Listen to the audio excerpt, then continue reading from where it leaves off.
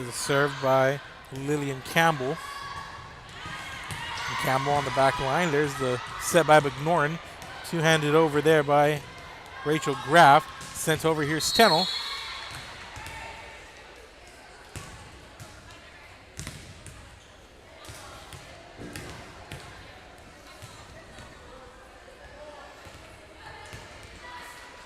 And Tennell on the outside with a strong play for the point.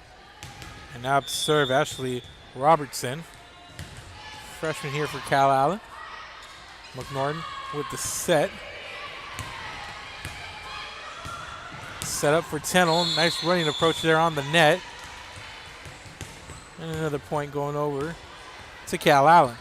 And they've doubled up on London here in the early going, 8-4.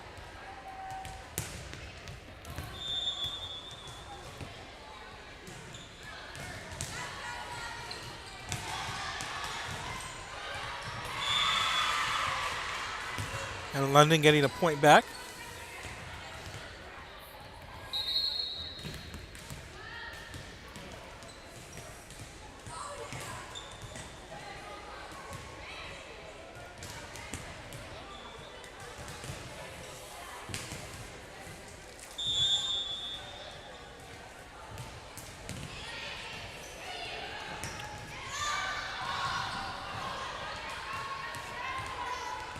Ball put in play, sent over to the back row of Calallen. Here's the set on the outside. That's Molly Appleby. Here's the setup again. Here's Tennell. A nice play there from the libero, Taylor Marshall. And there's McNorton. What a sequence there. I believe that was London's Araceli Garza coming in and hitting the floor, keeping that one alive, and Norton was there to make the play, but it's going to be point over to Calallen. But a nice effort there as we see Reagan Tennell going to the service line for Calallen. McNorton sets it up on the outside. There's a punch, and going off at Tennell, it's kill for Elise Gonzalez. Nicely done there. You get a point back. And it's 9-6.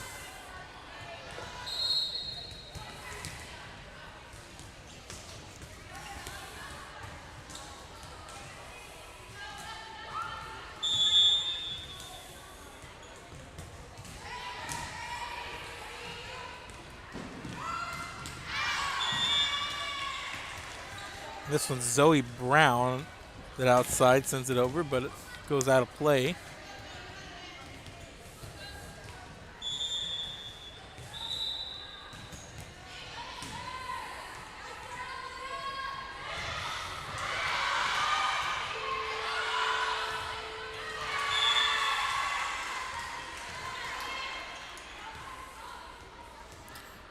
And it's 9-8.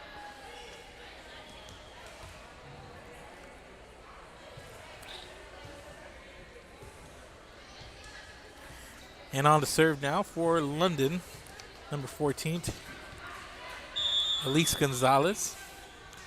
And Gonzalez sends it over. Tennell sets it up. A nice approach there by Amber Smart.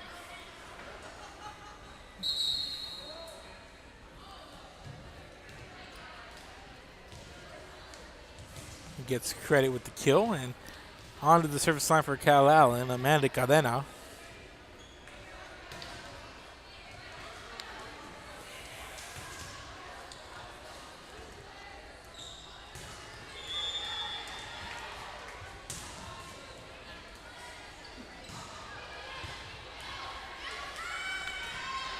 McNorton serves it up in the middle of the net. Nice play there for Rachel Graff. McNorton nicely done there with the assist. And Graff taking advantage there in the center net. Able to pick up the kill, and it's a 1-point game, 10-9, and on to serve for London is the libero, Taylor Marshall. And Marshall making a nice play on the back row, but the front row unable to track down the ball, make a play on it. And the point goes over to Calallen, and the Calallen libero, Monique Gonzalez, under the line to serve.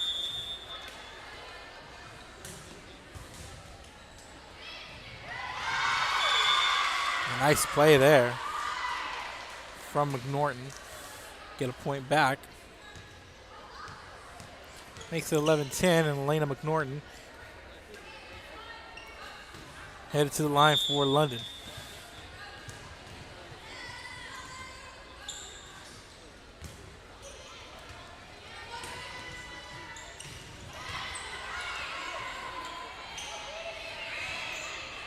Ajiti sends it over. Here's Teno with the setup. Nice defensive play there. I believe that was Delgado making her appearance felt there on the net. This from the Marshall. Delgado sets it up, and a running punch there by Araceli Garza, but it goes out of play. It's going to be Calallen serve.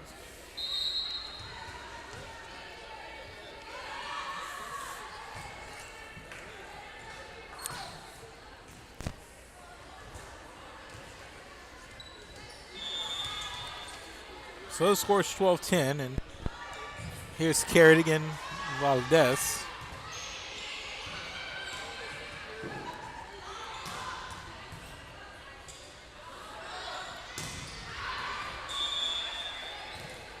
Outside hit there out of Araceli Garza, a little bit too much on it. Sends it to the back line and passed it ultimately for Calallen point.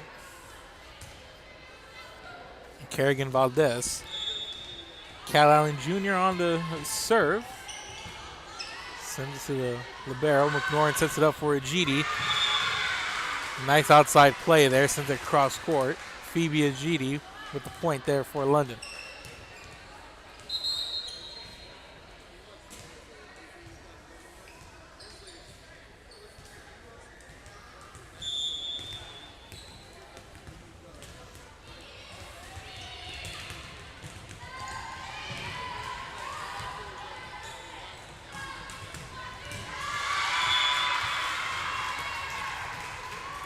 A nice play there from Elise Gonzalez. Sends it right to Amanda Cadena like a missile and off the hands of Cadena for a London point.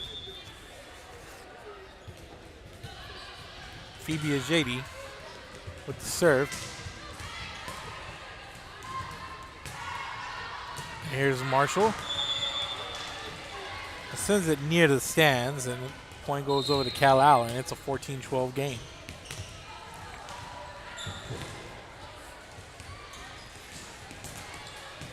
This is court 2. Court 1 right now, Moody getting ready to play Miller. That court is running pretty fast. This is the second game. We're at the start of the second game. And point over to London. And this is just the second game here. Third game started on the other court, court 1. We want to be going back and forth. But one of the courts running a little bit ahead. We are unable to get to the other court unless we send it in progress, and we do not want to do that. We want to put out complete games here, and we're going to try our best to focus and get to the other court, but if we cannot, we apologize with the scheduling.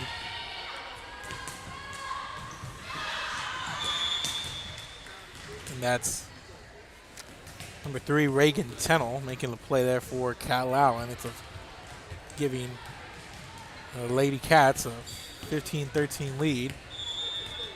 And on the serve, Ashley Robertson for Calallen.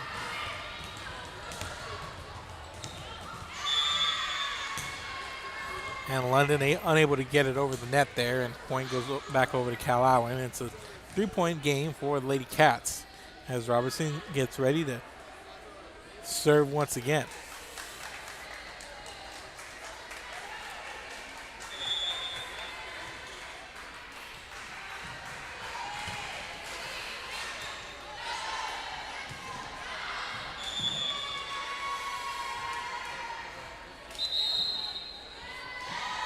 Calallen picks up another point. They now lead 17-13, and we're going to get a timeout on the floor. We'll be back. This is Real Sports Live. Keep it here. And you're watching Real Sports Live. Uniforms, etc., you're going to find the opportunity to purchase the best high-quality scrubs. Soon after I learned about how the EDC was helping out the community, and so I did meet with Ms. Castillo. She made it very easy, very friendly, and she walked me every step of the way. I couldn't have done it without their help.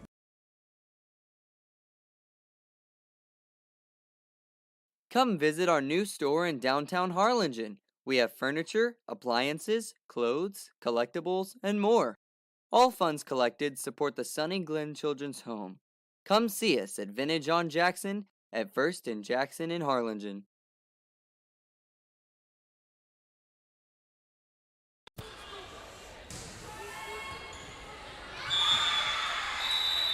And coming out of the timeout, it's going to be a Calallen ace. I believe it went off one of the London players. And this one goes out of play as Ashley Robertson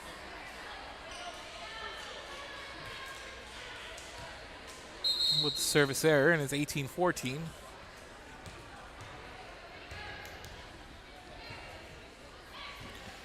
And back for London is going to be Giselle Delgado.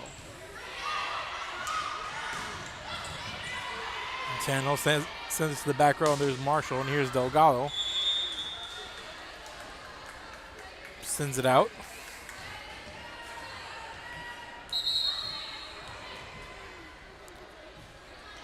And on serve is going to be Reagan Tennell for Calallen.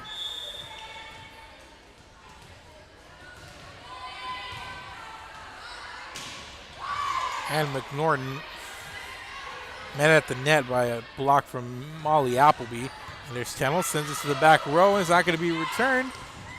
A nice effort there from Delgado and Marshall, but Tennell puts it over, and London unable to come up with a return, and it's now a 20-14 game. 6-point lead from Calallen. Here's Tennell. And McNorton over to Gonzalez. And McNorton sets it up for Rachel Graff, and Graff comes up with the play there.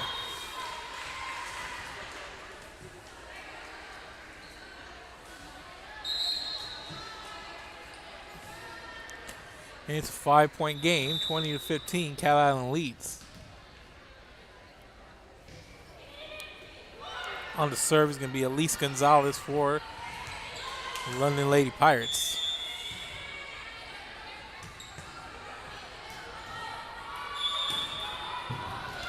That one goes out of bounds. And the lead is now 6. Calallen running away with it here at the end of this set.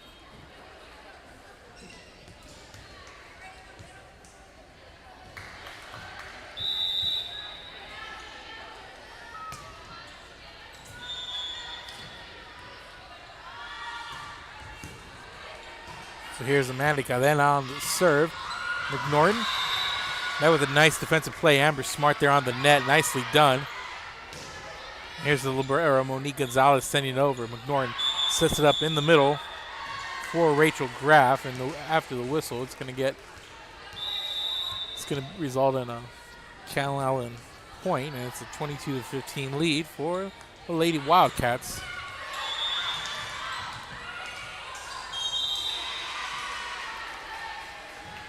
Here's Amanda Cadena.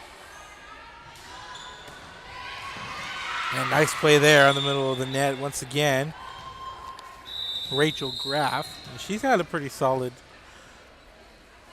match here so far. Able to make the most of some of the opportunities she's gotten. Relatively quiet so far, but makes a couple of nice plays there. She heads to the sideline. And Taylor Marshall with the serve. Put up. That one's sent over by Stratman. McNorton sets it up for a GD.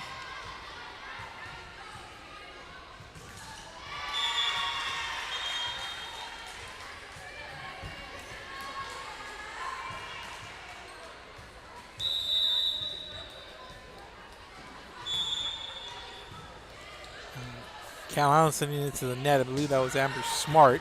It's a 5-point game now. It's 22-17. And the Jetty right into the next quarter play there. They're off camera, and as Calallen comes up with the point, and they now lead 23-17.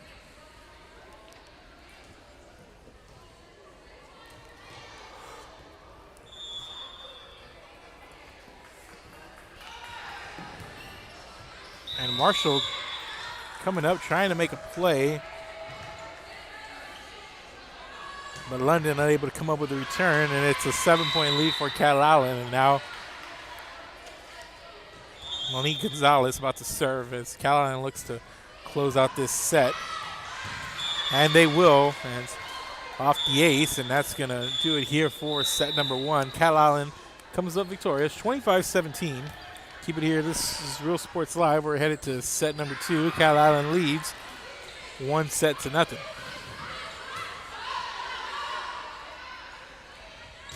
Independent School District continues to provide a safe environment for enriching education. From pre-K3 to early college high school, the award-winning district has advanced its legacy in curriculum, athletics, and fine arts. Teachers are driving the frontier of technology, bringing industry to the classroom. On and off the field, Brownsville ISD students engage in the experiences that make them college and career ready. Brownsville Independent School District, the best choice. And he throws it down. Oh! See you later, touchdown. Music lovers, you have to stop and see the assortment of records, tapes, and records memorabilia at Forever Memories today. Located at 237 North Sam Houston in San Benito, Texas, there's over 10,000 records on display and more coming every day. Looking for your favorite album from the past, first pressings, collectibles. How about a 45 with a single you just have to have? Freddie Fender, Johnny Cash, Hank Williams, Elvis, Beatles, blues, rock, classics, Tejano, it's all here. Organized and priced for you. Forever Memories, 237 North Sam Houston, San Benito. We are Rio Grande City and you're watching Real Sports Live.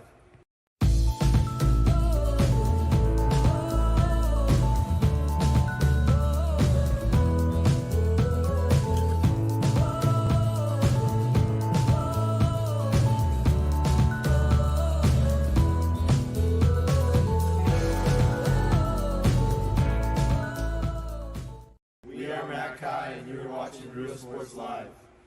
Hi, I'm Rodo Vegas and I'm a partner with New York Life Insurance Company. For 170 years, New York Life has built a reputation for building some of the finest agents in the industry. I help to manage that process from day one. If you're looking to challenge yourself and build an insurance and financial service business, then I would like to show you how I can help. And he throws it down. Oh! See you later, touchdown. And welcome back, ladies and gentlemen. Heading into set number 2. Calallen takes set 1, 25-17.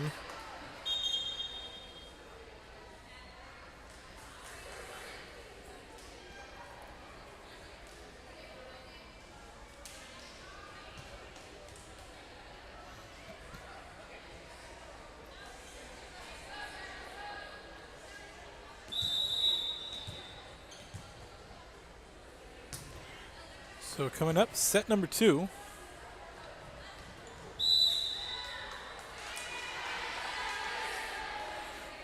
Three-set games, 3-set matches, rather, and I believe we go 3 either way. They're all the 25.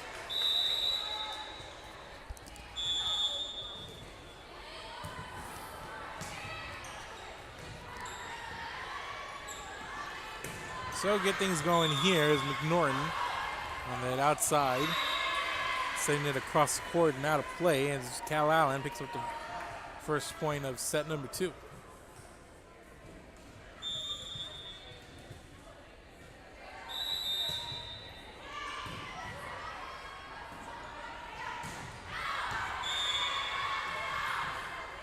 And a little bit too much on this one from Araceli Garza.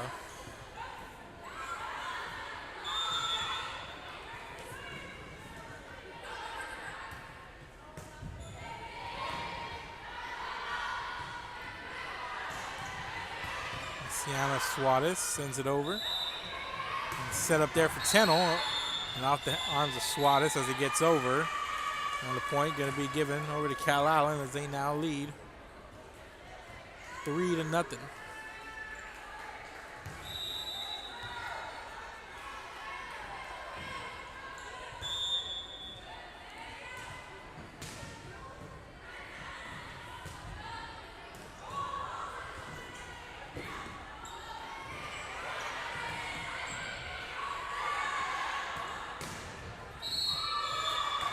That one from the outside. Nicely done there. I believe that was Kerrigan Valdez coming up with that outside hit for the point as it falls just inside of that back line. And it's a 4-0 lead for Calallen. And Valdez.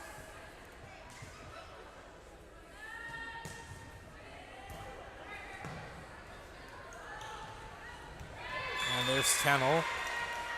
Forcing it down there at the net, 5-0 the lead now. And Calallen coming out strong here, and they've looked sharp.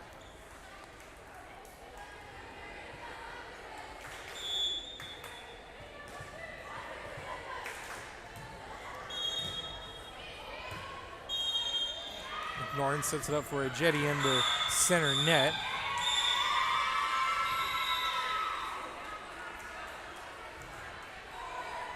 Going up there to contest Ashley Robertson, but it's going to result in London's first point.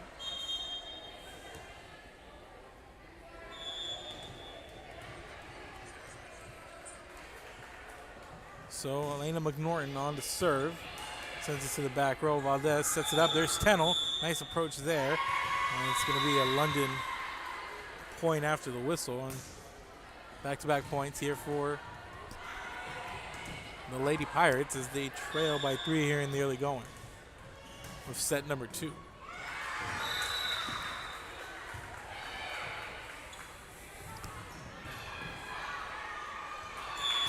And this one doesn't quite come back over the net for London as it falls on their end of on their side of the court. And point it back over to Calallen. And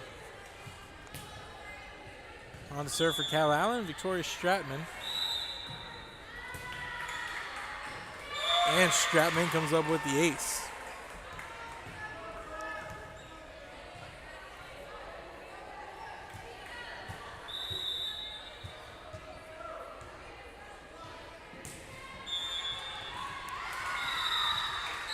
So here's Stratman.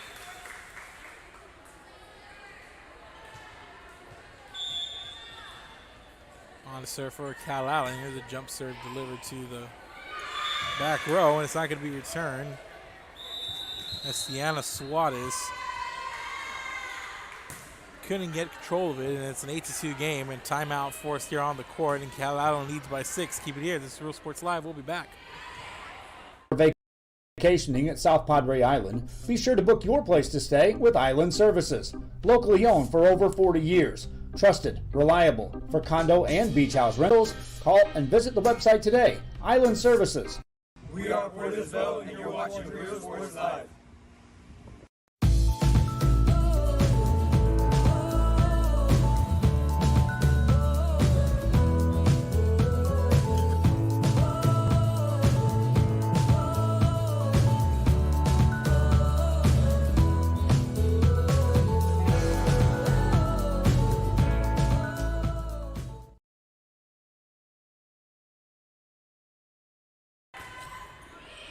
And welcome back, ladies and gentlemen.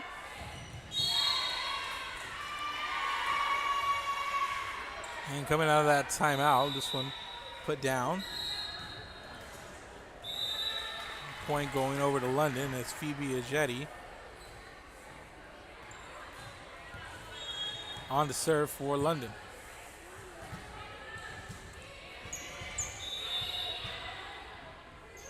There's Tennell on the outside. McNorton's there. There's Marshall. Sends it over, skipping on the net. Nice play there. It kind of took the Calallen defense a little off balance.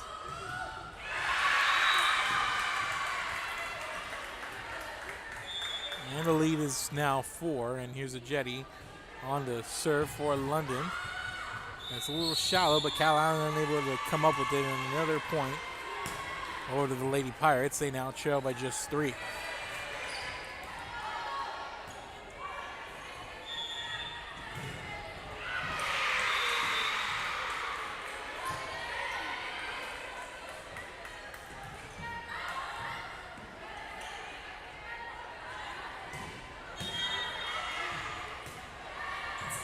Channel sends it over to Marshall, and there's McNorton.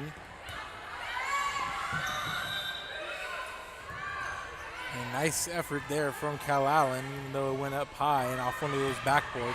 And this one falls right in front of a couple of London players on that front line. Just guesses weren't expecting the ball. It falls just in front of them.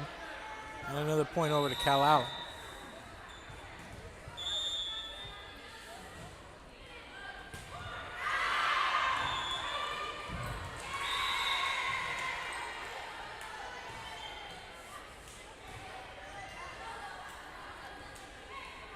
This one out of play. London with the point, and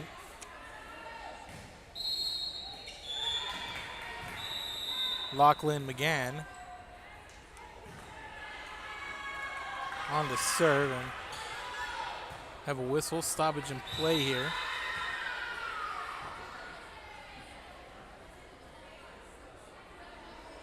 And London gonna serve again, and Lachlan McGann on to do the honors for the Lady Pirates. And she sends that one out past that back line. Calallen now leads by 4 as Reagan Tennell heads to the service line for Calallen. There's a jump serve by Tennell, a little bit too much on it. Out of play, and score is now 10-7. Here's Aliceli Garza.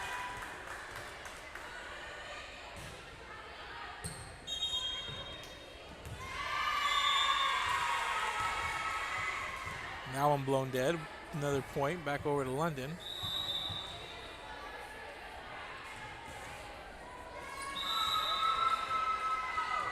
And it's 10-8, and here's Garza.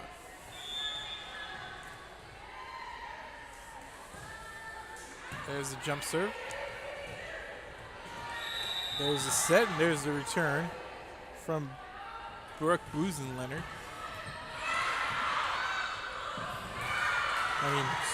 Rather Zoe Brown, and for Calallen. And another point for London. It's just a 1-point game now.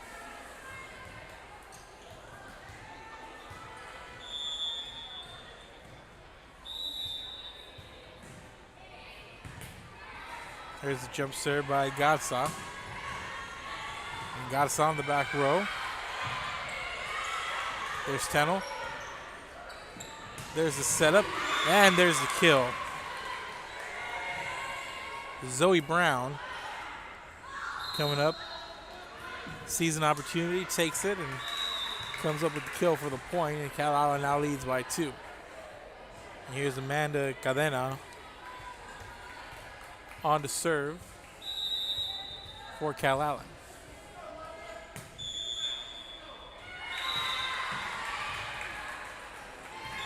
And this serve not going to be returned.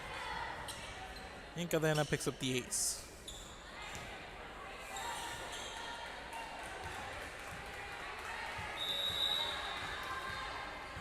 Calallen leads by 3, 12-9.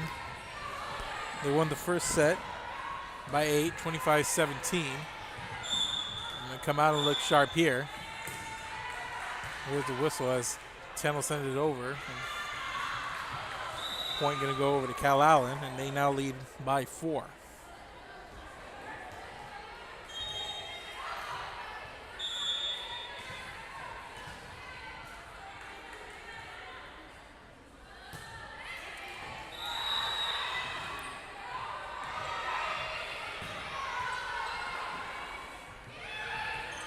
This set up in the corner, but missed time there by Victoria Stratman, and she sends it into the net.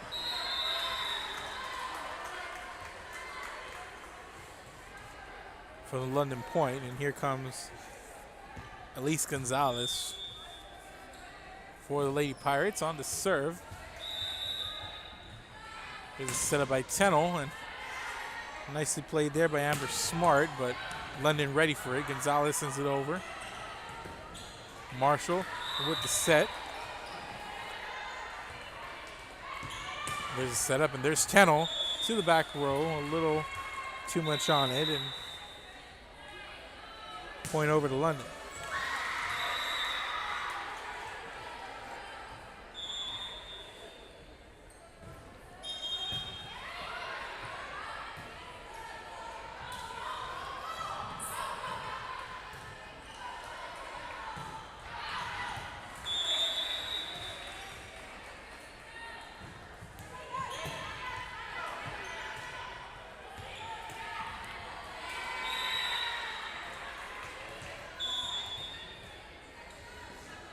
And the lead's 14-11. There's McNorton on the outside. Sends it right into Tennell and out of play. But not before a whistle gives Calallen a point, and now they are on the service line. Monique Gonzalez coming in to serve for Calallen.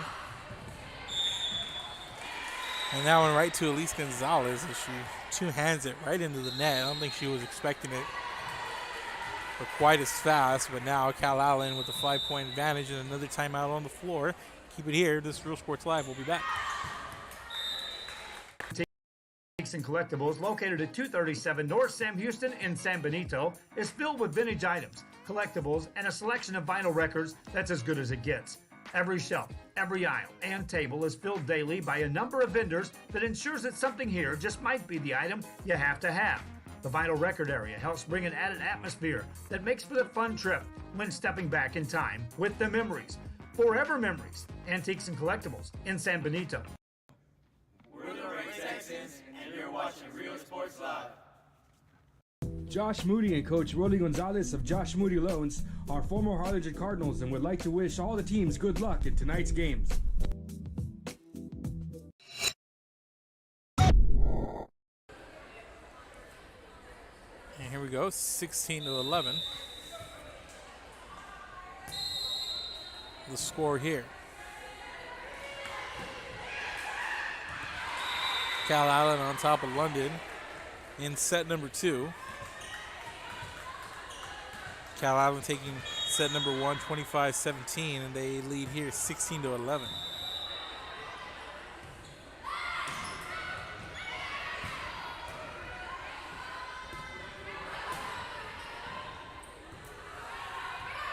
Here's a jetty. And this one over, and that was Lachlan McGann going low, trying to make a play on it.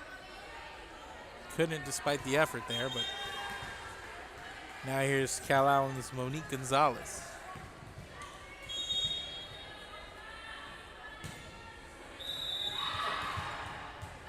And Marshall keeps it alive. McNorton sends it over. Gonzalez. Here's Tennell with the setup.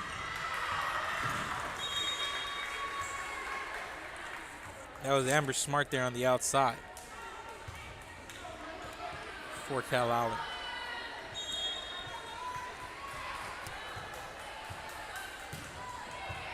Gonzalez to the back row, and there's Marshall keeping it in play, and McGann sends it over. Here's the set by Tennell. And that was Victoria Stratman making the most of that. She gets credit for the kill and the point. 19-11, 8-point game, and Calallen rolling.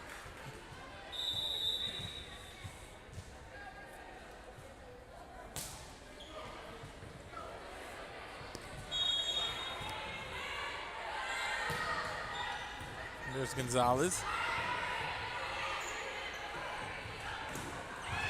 A nice play there from Marshall, and you gotta love the effort there, but goes out of play. But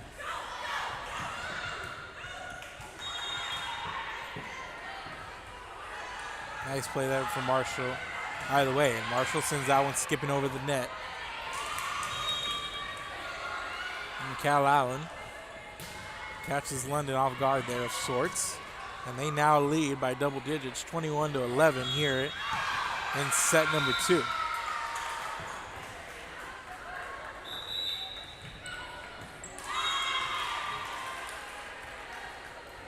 And that was Rachel Graff there making the play on the center net. And point over to London, and it's now 21-12 with the libero Taylor Marshall on the serve.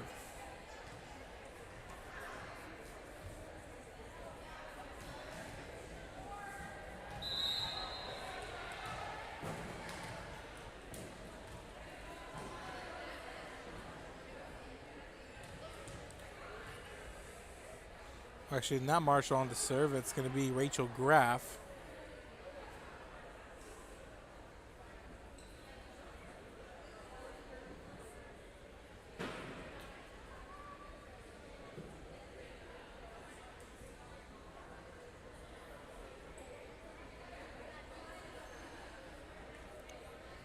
Now some discussion, I believe, on rotations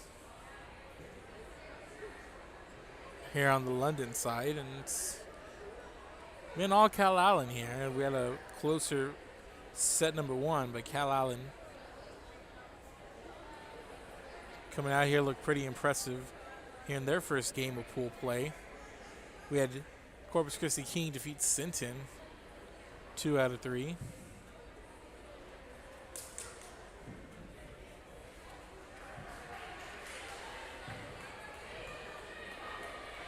I believe we're getting the rotations in order for the London side.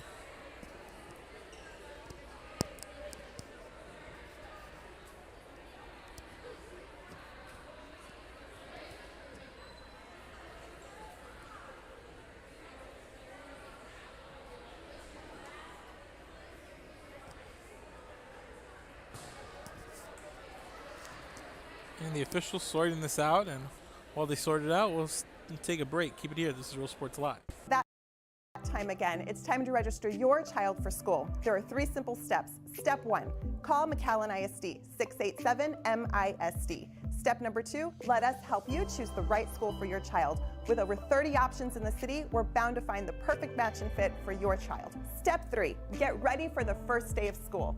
Classes begin August 26th. Remember, you can live anywhere and attend our schools. And even if you're already registered somewhere else, it's never too late to join the McAllen ISD family. We are Santa Rosa, and you're watching Real Sports Live. This game is brought to you in part by the Concession Stand in Santa Rosa, a locally owned business providing a terrific atmosphere before or after the games and supporting athletes of all ages. When you're in Santa Rosa, be sure to stop by the Concession Stand and choose from the wide assortment of goodies. An advertising partner with Real Sports Live is the Concession Stand. We are Edinburgh Villa, and you're watching Real Sports Live.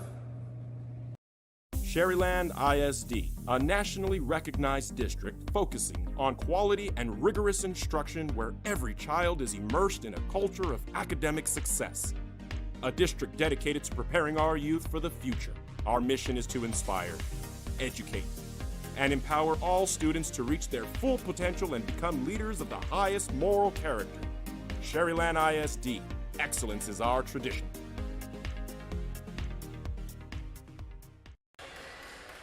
Now coming out of that brief timeout, we're trying to figure it all out. And it's a 22-13 Calallen lead. And here's London on the serve, and that's Elena McNorton at the service line for Lady Pirates. Norton sends it over to Tennell. Here's the set, and back to Tennell, and Tennell with the kill.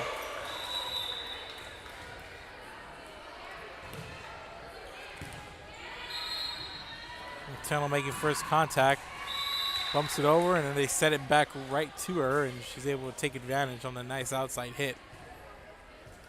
Makes it a 10-point game.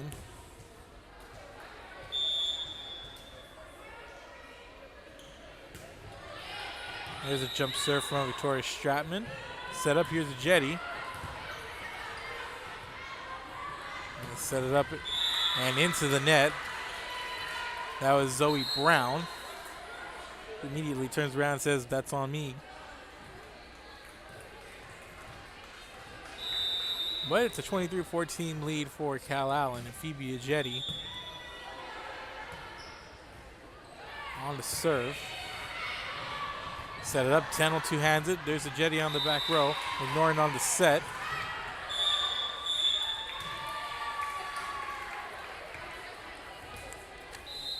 It looked like Elise Gonzalez sent it right into the net. Set point coming up for Calallen. Ashley Robertson. To the back row, there was Marshall. Tennell. And a nice play there to end the set.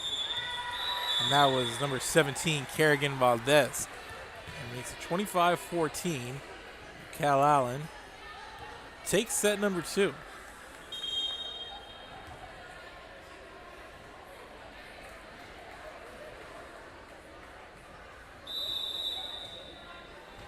From London, so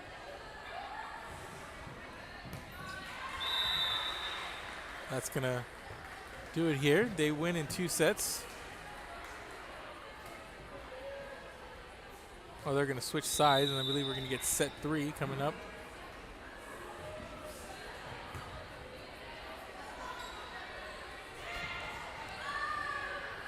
Actually, no, so it's gonna be a win in the straight sets for Calallen. I thought we were going to do 3 sets regardless, but it's going to be Calallen winning 25-17, 25-14 over London. So we're going to take an intermission, and while Miller and Moody are finishing up their game, I believe they're in 3 sets. They're early in the 3rd set. We'll take a break. We'll wait for that one to finish, and then we're going to take you to that side of the court. Coming up next, King is going to be playing. Calallen coming up next. So we already saw King and Calallen already. Both winners there. So we're going to wait out Miller and Moody, and we're going to send some coverage over to court 1, and we're going to come back with 2 teams that have already won. Gregory Portland, Sharyland Pioneer coming up next. So we'll go to that 4th game, and we're going to take a brief intermission, and we'll be back. This is Real Sports Live. Keep it here.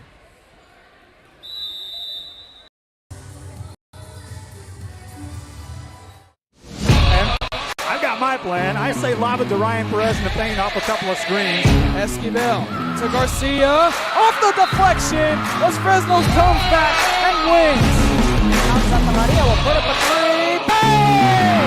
Santa Maria. There's Warner. Here comes a headed jam. Counted for 2.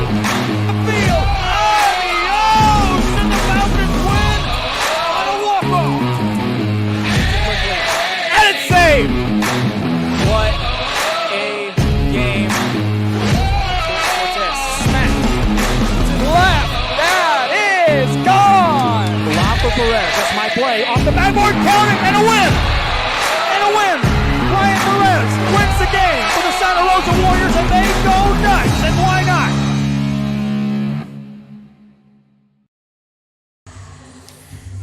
And welcome, ladies and gentlemen, to Real Sports Live. I'm Mark Molina.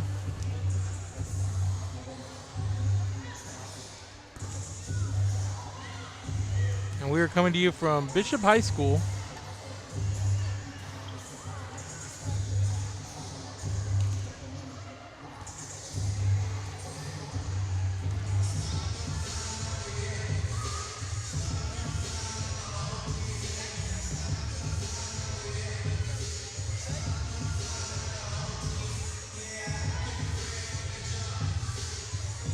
And we are going to be right back. Safe environment for enriching education. From pre-K3 to early college high school, the award-winning district has advanced its legacy in curriculum, athletics, and fine arts. Teachers are driving the frontier of technology, bringing industry to the classroom. On and off the field, Brownsville ISD students engage in the experiences that make them college and career ready. Brownsville Independent School District, the best choice. And he throws it down. Oh! See you later, touchdown.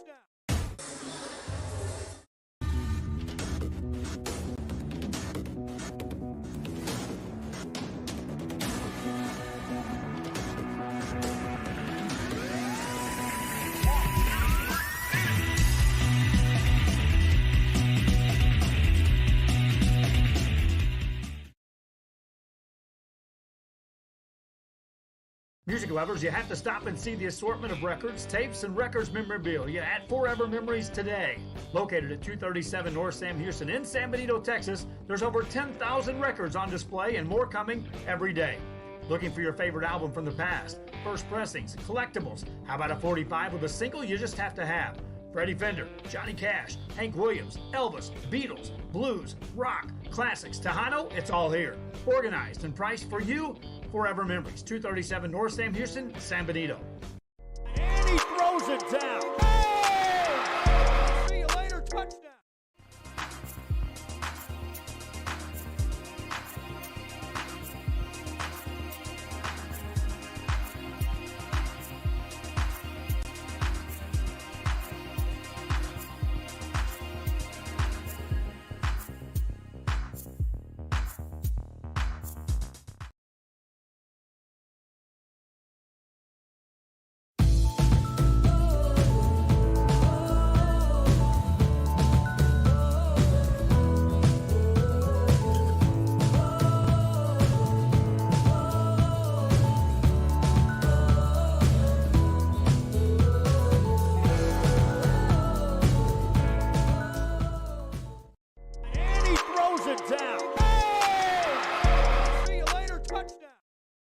Hi, I'm Joe with Valencia Heating and Air. Are you worried that your AC might not make it through another brutal summer? Well, I can offer you affordable air conditioning comfort with custom prices that won't break the bank. We service all units across the Coastal Bend, and there's no additional weekend or after-hour fees. We treat our customers the way we would want to be treated, especially when it comes to costly repairs. So if you need service, repairs, or replacement, call Joe to keep you cool. Valencia Heating and Air.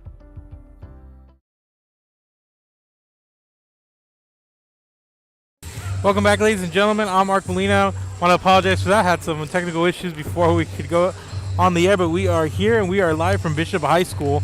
I'm Mark Molina, and we're calling the action here varsity volleyball action. Corpus Christi King taking on the hosting Bishop Lady Badgers.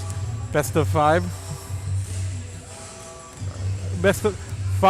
coming up here in about 30 seconds to a minute, and we're going to take one more break, and we're going to come back with the start of this. Make sure to follow, like, share, and let everybody know that you're watching here at Real Sports Live. We'll be back. Start first serve when we return. You're going to find the opportunity to purchase the best high-quality scrubs.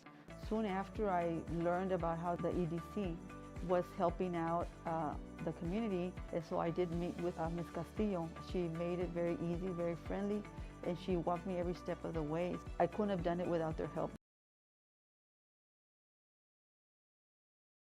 Forever Memories, Antiques and Collectibles, located at 237 North Sam Houston in San Benito, is filled with vintage items, collectibles, and a selection of vinyl records that's as good as it gets. Every shelf, every aisle, and table is filled daily by a number of vendors that ensures that something here just might be the item you have to have. The vinyl record area helps bring an added atmosphere that makes for the fun trip when stepping back in time with the memories. Forever Memories, Antiques and Collectibles in San Benito. And welcome back, ladies and gentlemen. We are moments away from the start of this matchup between Corpus Christi King and the Bishop Lady Badgers. Corpus Christi King coming off a long weekend of volleyball. They played in the McDonald's Spike Fest, made it to the gold bracket,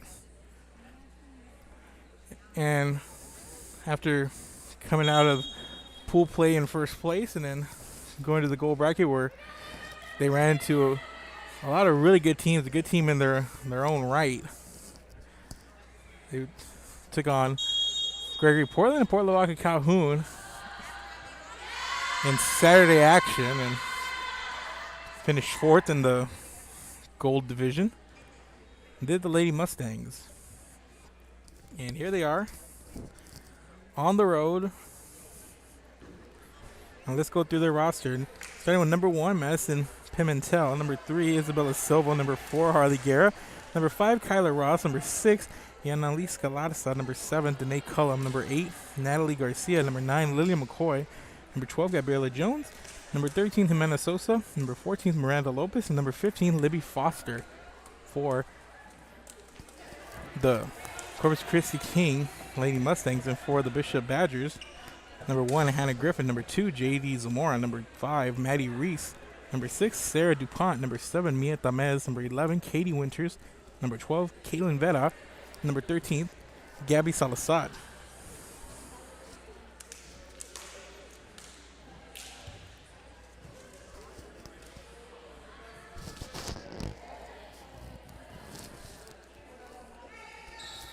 And again, I want to thank everybody for watching us, wherever you guys are watching at, whether it be on Facebook, on YouTube, Twitter. Make sure to share this link, especially if you're in the area. We got a lot of Corpus games in this weekend, and here we are in Bishop, trying to get around to majority of the Coastal Bend. Here's starting this good start in the middle of the net. Lillian McCoy got set up nicely, and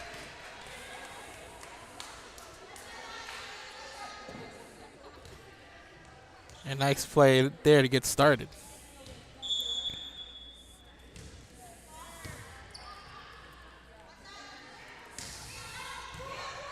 McCoy had a really nice tournament, played very well, and another point here to start as King gets out to a 2-0 lead, and Gabriela Jones back to serve for the Lady Mustangs.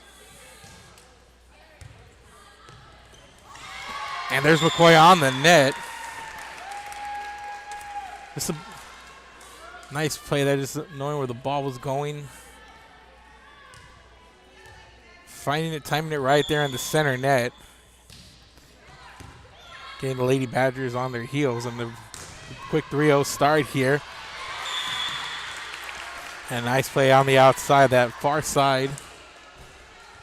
Outside hit for Bishop, yielding the first point there. And Gabriela Jones trying to come up with it but could not. Here's the libero, Hannah Griffith. And there's McCoy on the outside once again. Picking up the kill. And this time moving out to that far outside position. And nice attack and on that outside hit there. And it's a 4-1 lead for King. And then here on this near side, it's Miranda Lopez. Lopez herself having a really solid outing at this weekend's tournament, and nice approach there at the net. Good attack, but Bishop was ready, and they're gonna. Here's Bishop, center net, right back at him, and that's Katie Winters coming up with the kill on the center net there, calling for it, timed it really well, got the placement down, and it's a 4-2 lead here for King. And on the service line, it's Sarah DuPont for Lady Badgers. Here's a jump serve, and this one out past the end line. And it's going to be King's serve. Here's Miranda Lopez at the service line for the Lady Mustangs. And checking in is Libby Foster as Madison Pimentel heads to the bench. And here's a return by DuPont. Here's a setup on the outside for Foster. And Foster, there's J.D. Zamora getting with the save, getting it over. And they're going to set up Foster once again. A nice play in the center net. The block and the kill. Katie Winters. Just a nice heads-up play there. Seeing our split-screen replay on our right. There's a lot going on here. They try to get Foster going. He sees Zamora there, saves it. Just a nice play. Put it up, and Winters is ready for it.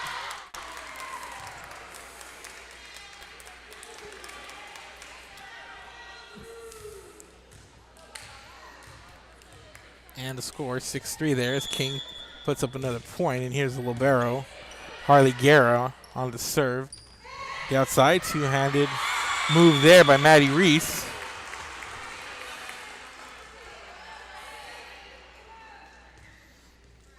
Has a 6-4 lead, and Bishop's Katie Winters in the serve for the Lady Badgers. Jump serve there by Winters to the back row. Lopez is there. Guerra with the return. Bishop ready for it. There's the setup and a running attack there by Caitlin Vetta. Nice play on the back row by Katie Winters, and on the net, Libby Foster unable to get a handle on it for the return. And the jump serve by Winters skips just over the net. Now this one returned by Guerra. Winters with the bump. Here's the return by Zamora. Here's a setup for Gabriella Jones, and she's going to send it out past that end line, and 6-all. We're tied up.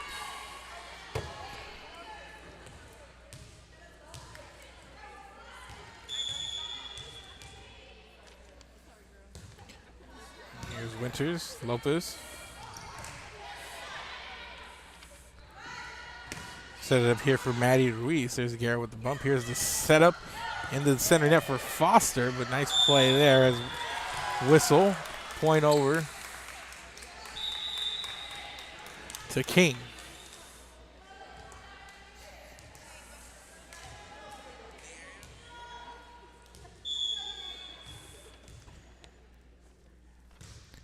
Here's Cullum with the serve, and it's going to fall fair, and an ace served up here by Danae Cullum, and King back up by 2. It's 8-6 here in set number 1.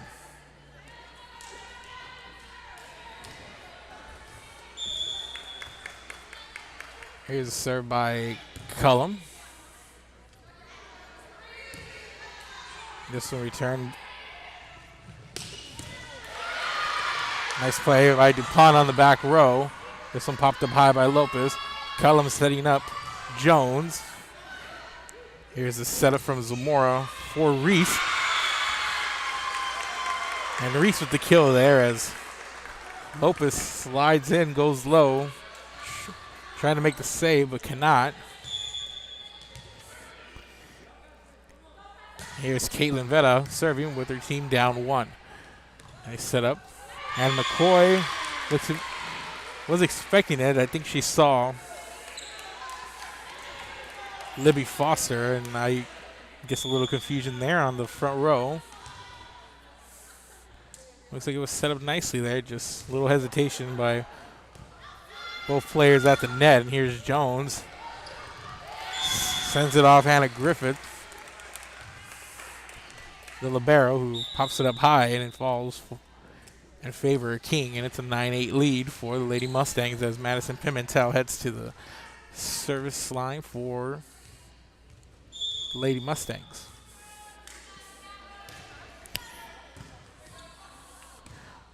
Zamora setting it up for Griffith. And here's Lopez on the outside. Zamora sets up DuPont for the outside hit, and out for Pimentel.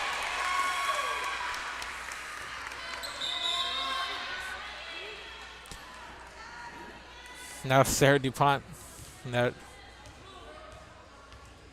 far outside part of the net, set up nicely there by Zamora. And here's McCoy with the answer, which just sends it right towards Mia Tamez.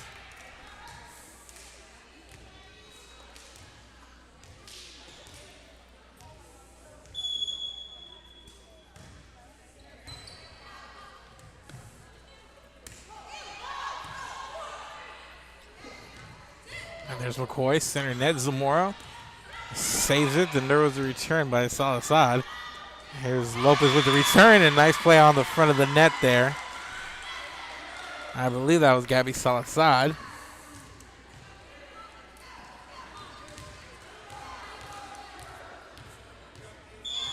Great timing from the front row of Bishop. And here's the Hannah Griffith serve. They try to set up Galatasaray there, but Galatasaray sends it to that far right corner and out of play, and it's going to be Griffith to serve again for Bishop.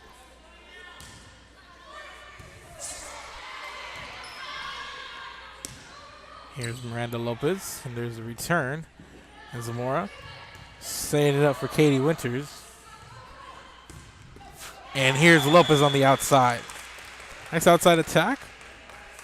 Caitlin Vetta was there, but unable to make a play on the ball as it bounces off of her and out of play. And now here is Lily McCoy on the serve, and McCoy on the service error sends it into the net, and Bishop now leads 12-11. Back and forth game here in set number 1.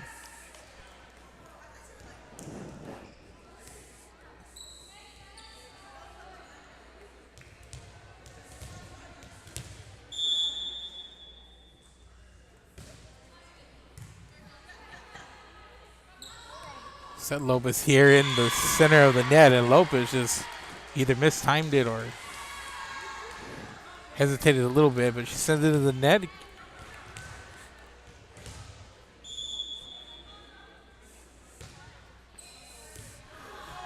And this one out of play and past the end line and back over to King, but here's Lopez a moment ago. Maybe perhaps the setup not quite what she wanted or expected as she approached the net. And here she is serving. There's Griffin. There's the setup for Vetta. We're going to send it into the net and tie things up here at 13-all. And Miranda Lopez serves it. There's Griffith. There's Zamora. Nicely done. There's Winters, set up by Zamora, who's been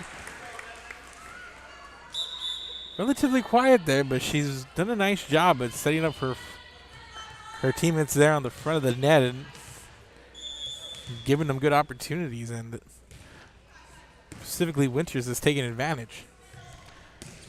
And here's Foster coming back with the answer. But Zamora has played well here up front.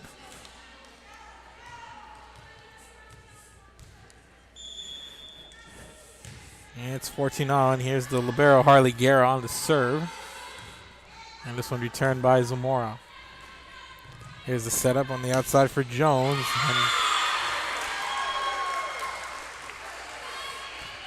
And that one sent back the other way, and Bishop back in the lead. It's 15-14. Lady Badgers on top. Katie Winters heads to the service line now for Bishop.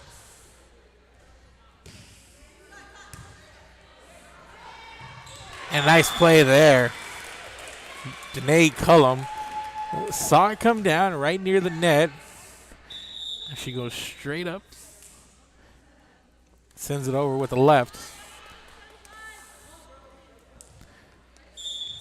Looks like the Bishop defense not expecting that one at all. But nice heads-up play there by Cullum as she sends the serve. Cullum setting up Foster, who kind of ran into Cullum there.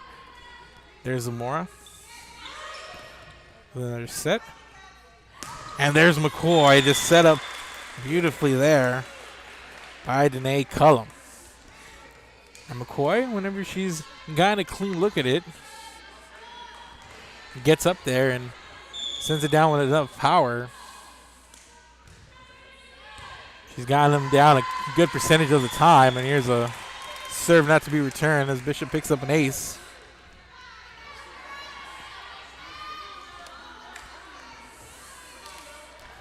And Corpus Christi King up 17-15. And then A. Cullum sends it over Griffith. There's Zamora. Setting up Vetta. And Vetta this time the beneficiary of a nice setup there by Zamora in the center net.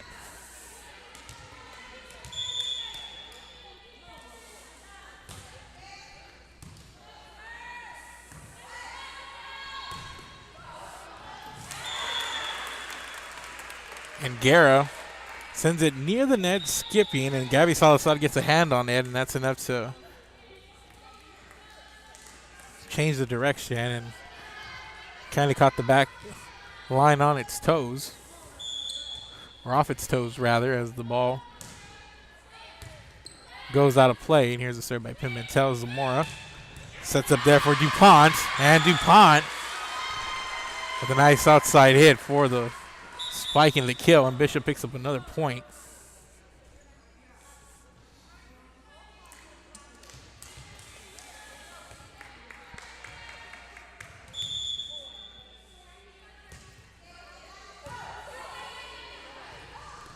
And there's McCoy set up by Cullum, and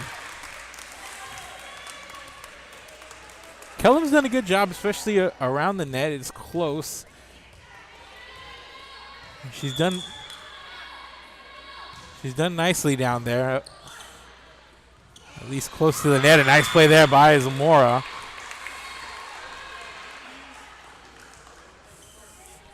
She set up a few of her teammates, and that one was her on the offensive, and she was able to cash in with a point. But she's done well near the net, as has Cullum, just able to set it straight up there, and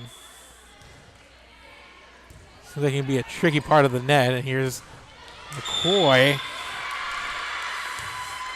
just met there by Sarah DuPont, and DuPont goes up for the block. And now we're all squared away at 19 all in here in set number 1. And here's Hannah Griffith. Lopez. And that one tapped over by Cullum. Set up there in the middle for Winters. Cullum sets up on the outside. Lopez two-hands it over, and there's Vetta with the save. There's McCoy. Winters pops it up. Zamora for DuPont. There's Guerra. And McCoy backhands it over to get the best of that rally. Lillian McCoy once again shows her prowess up front.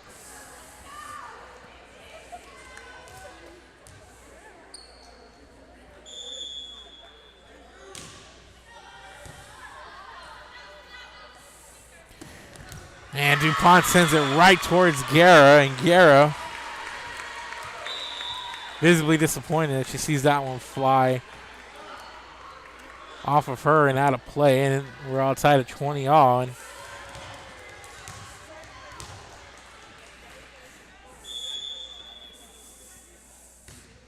here's DuPont.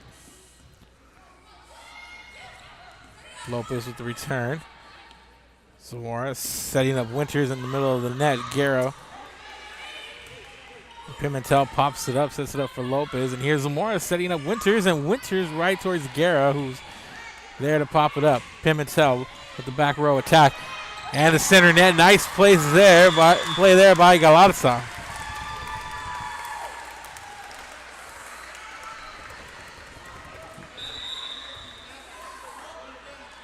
Nice awareness by Galarza on that front row, giving her team a 21-20 lead here. And Miranda Lopez back on the serve. Moore finds it. Winters one-hands it there, and there's Guerra ready for it. And there's a setup for Foster. Griffith bumps Zamora. Sets up for Vera.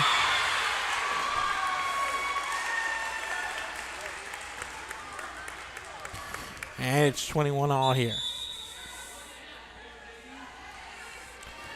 And JD Zamora back to serve for Bishop. She's played extremely well and just been all over that front row for Bishop. Has really made a difference, and she'll pick up an ace here. And we're going to get a timeout from Corpus Christi King.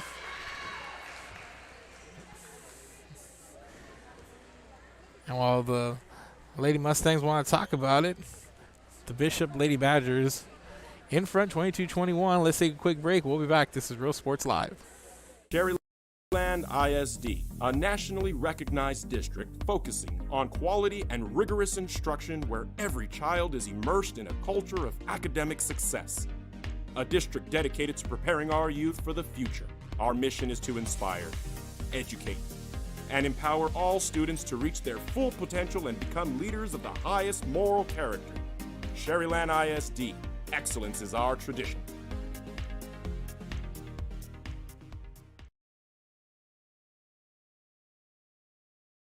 The Brownsville Independent School District continues to provide a safe environment for enriching education. From pre-K3 to early college high school, the award-winning district has advanced its legacy in curriculum, athletics, and fine arts. Teachers are driving the frontier of technology, bringing industry to the classroom. On and off the field, Brownsville ISD students engage in the experiences that make them college and career ready. Brownsville Independent School District, the best choice. And he throws it down. Oh! See you later, touchdown. And welcome back, and fresh off the timeout. And it's Libby Foster that comes up with the outside attack for the spike and the kill, and it's 22 all. And King on the serve, and it's Harley Guerra. And nice play there. Good heads up by Veta as it bounced off DuPont. And there's Jones on the outside. A little bit of a missed time there. And she goes up with it and sends it into the net. And it's a 23-22 lead for Bishop here in set number 1.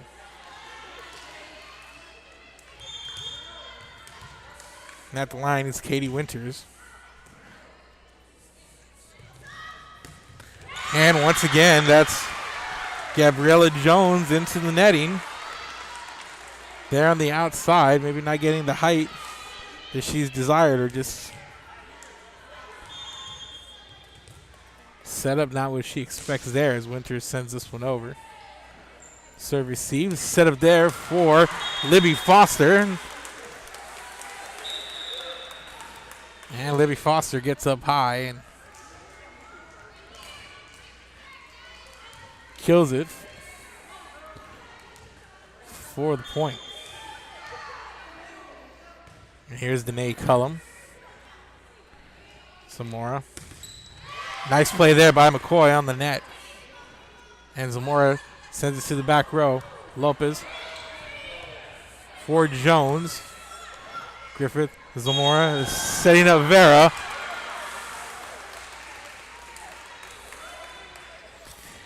And the whistle on the point over to Bishop. And it's 24-24. We're going to get a timeout on the floor. And this set number 1, a close one. Keep it here, ladies and gentlemen. Tied 24 all. This is Real Sports Live. We'll be back.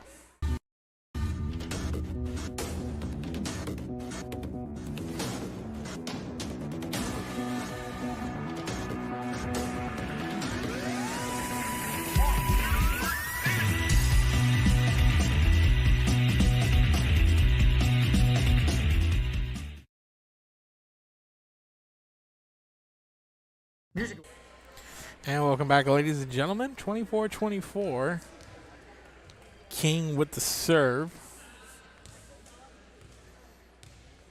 And Mia Tamez on the serve for Lady Mustangs.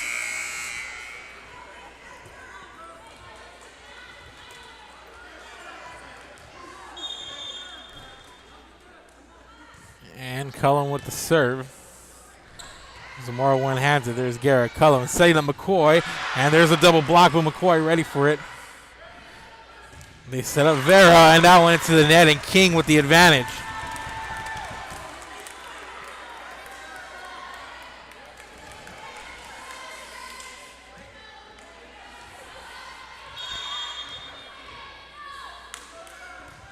And Cullum with the serve. Zamora pops it up.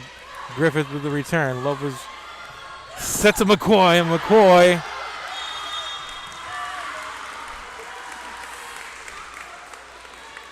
sends it out of play, and that one was close.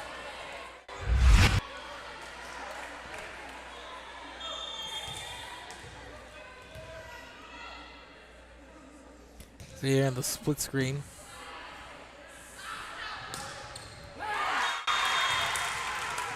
And King with the advantage once again. They lead 26-25.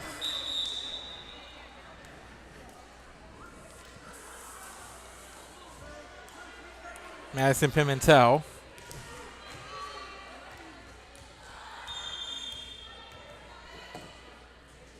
on the serve. And there's McCoy. Sends it right at Veta, but Veta's ready for it. Griffith to DuPont, who returns it. They're going to set up. And McCoy, with the finesse touch, sends it over a couple of defenders there.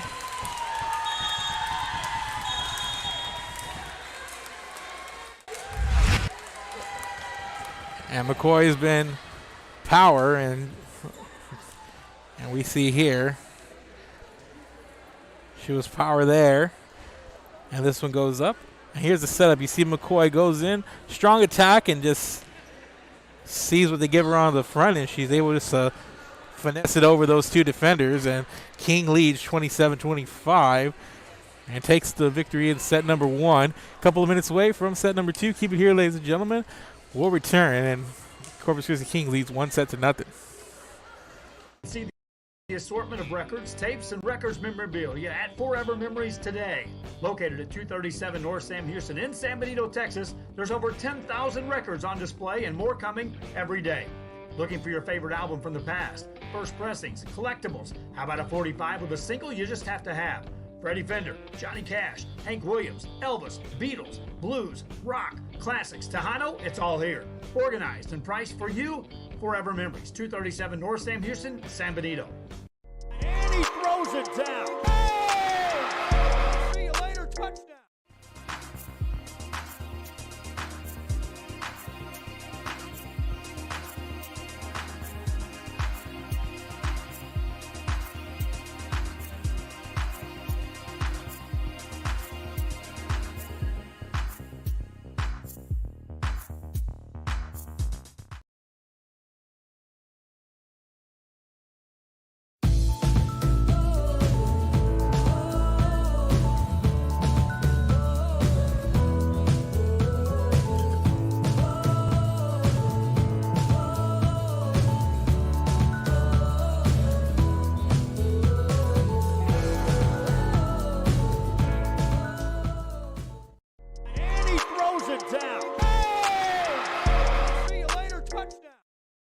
Hi, I'm Joe with Valencia Heating and Air. Are you worried that your AC might not make it through another brutal summer? Well, I can offer you affordable air conditioning comfort with custom prices that won't break the bank. We service all units across the Coastal Bend, and there's no additional weekend or after-hour fees. We treat our customers the way we would want to be treated, especially when it comes to costly repairs. So if you need service, repairs, or replacement, call Joe to keep you cool. Valencia Heating and Air.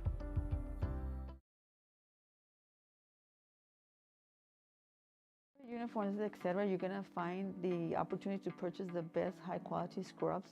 Soon after I learned about how the EDC was helping out the community, and so I did meet with Ms. Castillo. She made it very easy, very friendly, and she walked me every step of the way. I couldn't have done it without their help. Forever Memories, Antiques and Collectibles, located at 237 North Sam Houston in San Benito, is filled with vintage items, collectibles, and a selection of vinyl records that's as good as it gets. Every shelf, every aisle, and table is filled daily by a number of vendors that ensures that something here just might be the item you have to have. The vinyl record area helps bring an added atmosphere that makes for the fun trip when stepping back in time with the memories. Forever Memories, Antiques and Collectibles in San Benito. And welcome back, ladies and gentlemen. We are on our way. Set number 2 starting with the serve from Madison Pimentel. And here's Lopez on the outside. Setting that one, but Griffith ready for it. That's Winters sending it over. Cullum setting up for McCoy. And McCoy, another finesse play up on the net. And McCoy rolling here, having a really good start in set number 1. Finishing that set strong, and here's Pimentel with the jump serve. Zamora setting up DuPont, and DuPont right towards Guerra, and Guerra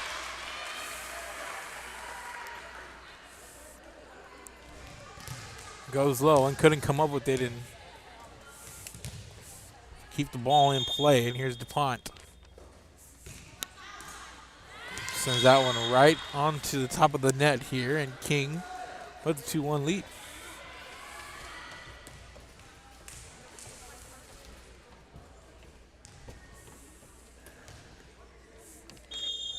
Natalie Garcia on the serve for King, and Garcia sends it into the net, and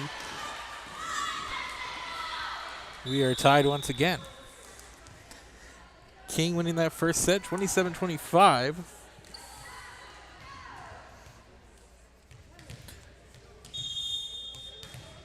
They lead 1-0, and here's JD Zamora with the serve. They set up, here's McCoy, and McCoy into a double block. Courtesy of Katie Winters and Caitlin Vetta.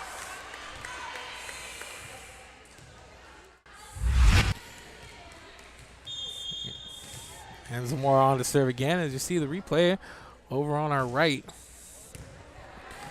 You see McCoy right into that wall of green. King enters back and ties the game up 3-3 now, with McCoy back to the service line for the Lady Mustangs.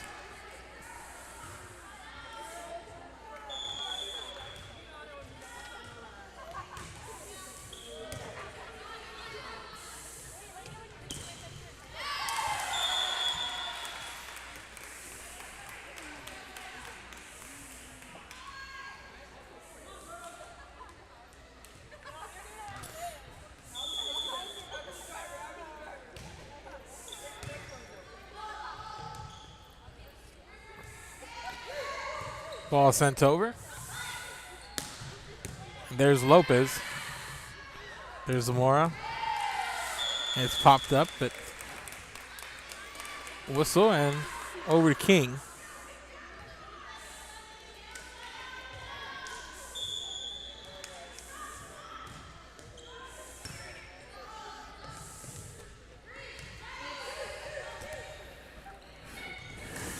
And nice play there. The net by Cullum.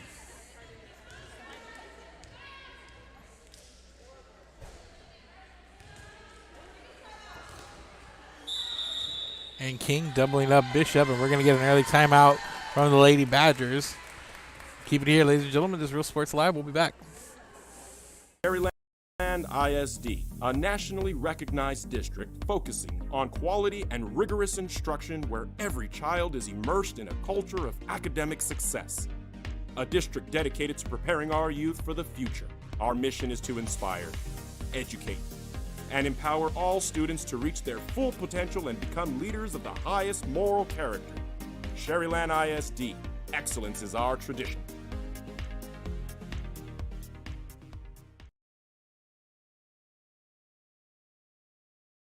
The Brownsville Independent School District continues to provide a safe environment for enriching education. From pre-K3 to early college high school, the award-winning district has advanced its legacy in curriculum, athletics, and fine arts. Teachers are driving the frontier of technology, bringing industry to the classroom. On and off the field, Brownsville ISD students engage in the experiences that make them college and career ready. Brownsville Independent School District, the best choice. And he throws it down. Oh! See you later, touchdown. And welcome back, ladies and gentlemen. 6-3. King in front of Bishop, and Lily McCoy over to serve for the Lady Mustangs. Here in set number 2, Lady Mustangs leading 1-0. They took set number 1, 27-25. A lot of power there on that outside. And it's Katie Winters coming out of the timeout strong for Bishop and sends it into a couple of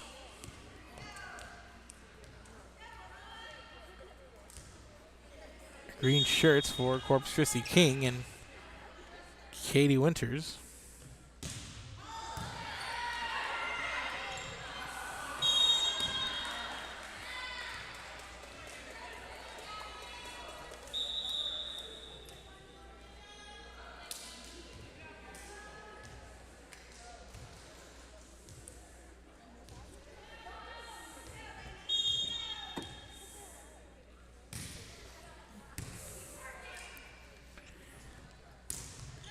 And there's DuPont.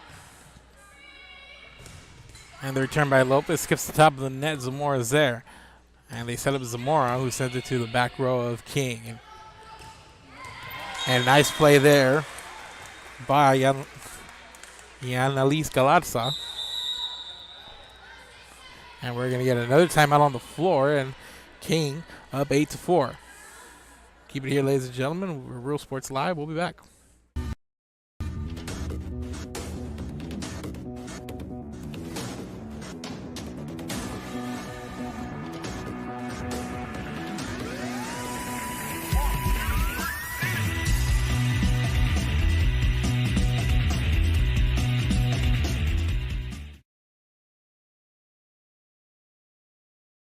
Music lovers, you have to stop and see the assortment of records, tapes, and records memorabilia at Forever Memories today.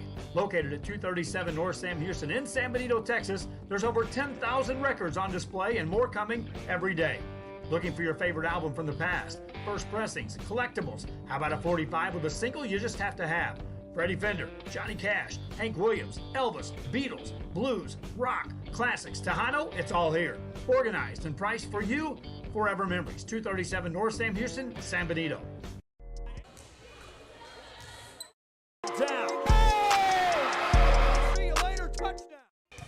And welcome back, ladies and gentlemen. Coming out of that timeout. And it's King here with making a nice play on the net defensively, and now they lead 9-4.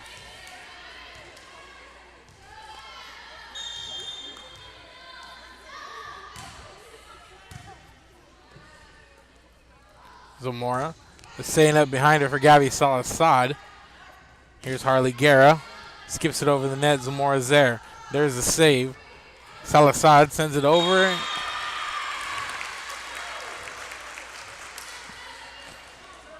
And picks up the point.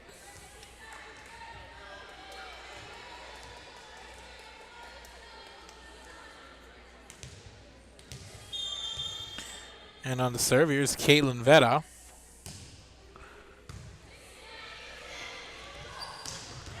And there's Galarza. Strong outside hit. For the point. And King double up again, and it's a 10-5 lead. And here's Guerra. And it's going to fall out of play. That one was rather close.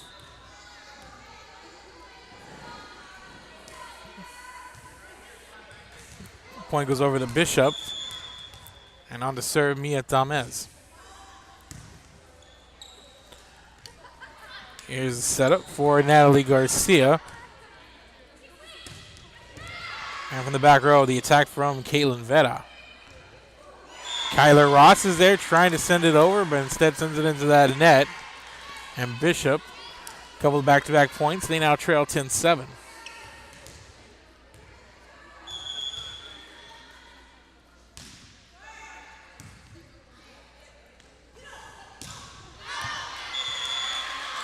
And Libby Foster, a little bit too much on it there.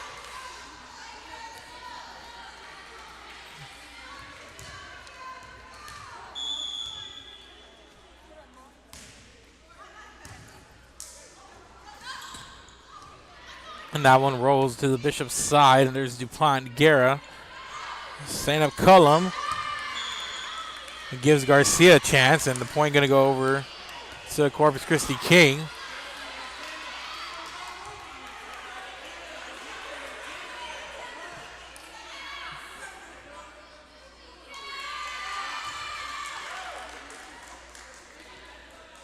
Or rather, the point's going to go over to Bishop as the officials figuring it out here.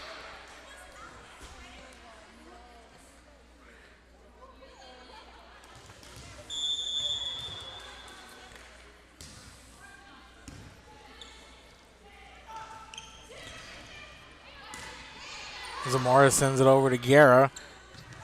Cullen with the set. And there's DuPont. Cullum setting up Foster. And a nice play by Tamez for the save. Guerra setting up Lopez for the back row attack. Nice play. Griffith getting down for that dig. And Caitlin Vetta sends it to the back row. And Cullum trying to set up Natalie Garcia.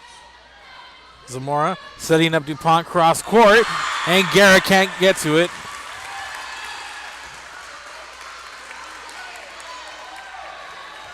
And nicely done as Bishop ties it up. It's 10-all. Here's Mia Tamez.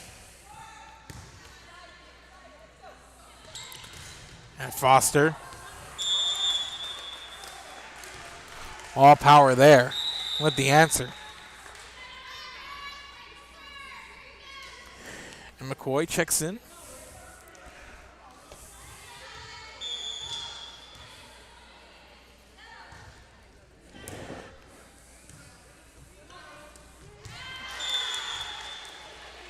And a miss hit there by Caitlin Vetta. Goes out of play. And Bishop back up by 2. Mia Tamez back on to serve for the Lady Mustangs. And that one sails out of play. And point over to Bishop. And the libero, Hannah Griffith.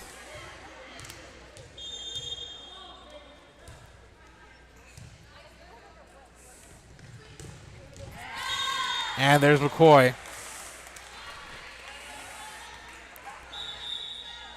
Just checking in a moment ago and comes out, makes a play.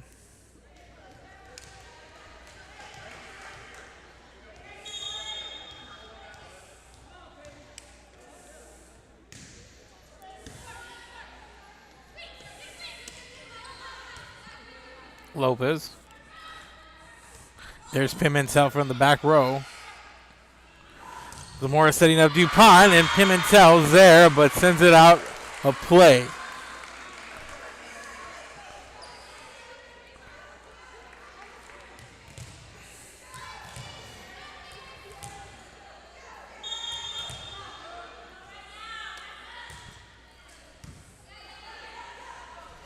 They set up McCoy there, but Zamora and Winters were ready for it. Nice defensive play by the Lady Badgers, and we're tied at 13.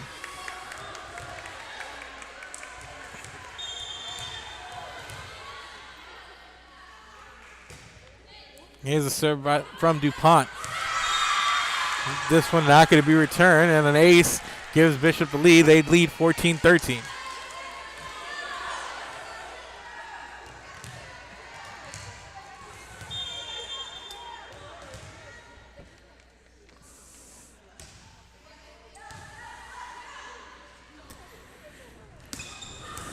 And Lopez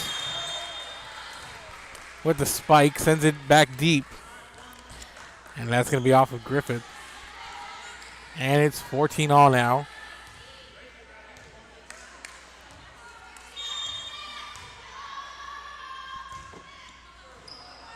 Natalie Garcia on the serve. Zamora sets up Vetta. There's Garcia. They set up McCoy again, and Zamora's ready for it, and DuPont returns. Set up Lopez on the outside, and that one out of play, and Bishop back in the lead.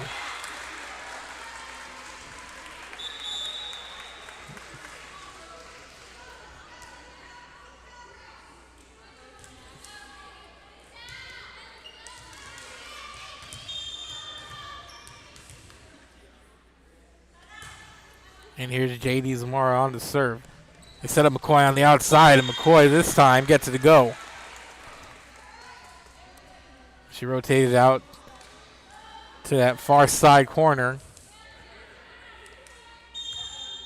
She gets a good look at it and able to spike it in for the kill. And here's Zamora for Winters, and Winters with the answer.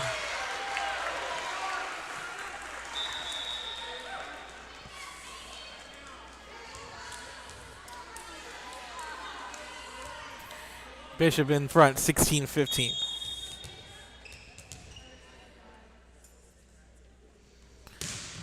Winters with the jump serve.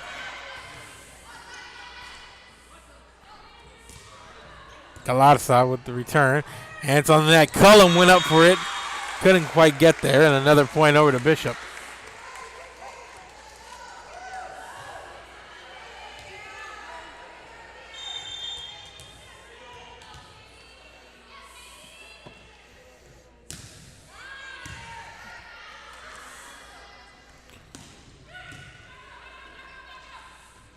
Morris sets up Back row attack for Winters. Falls, and it's a 3-point lead for Bishop.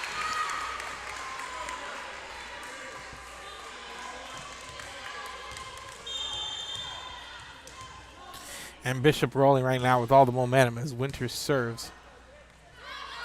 Set up for Galatasa. Galatasa over to Winters, way up high, but Zamora sets up Veta, and Veta sends it over and out.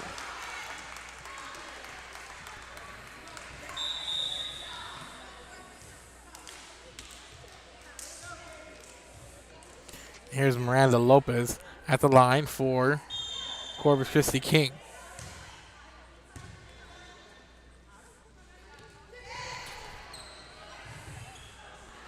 Lopez waits for it, sends it over. Zamora setting up Veta on the far side, but there's Lopez. Here's Libby Foster, and Foster with authority. Sends it right towards Hannah Griffith, who wasn't ready for it. Or rather, she was, but a lot of power. Put out there by Libby Foster.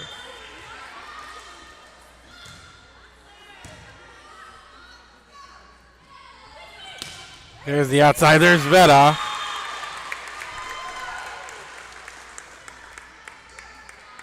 And her spike heads to the back row, and Kyla Ross tries to find it, goes low, can't get there in time, make a play.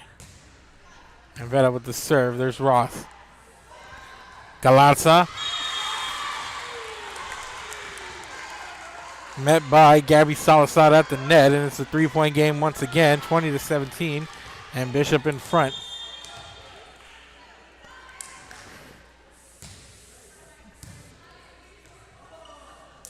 Here's the setup. There's Foster once again.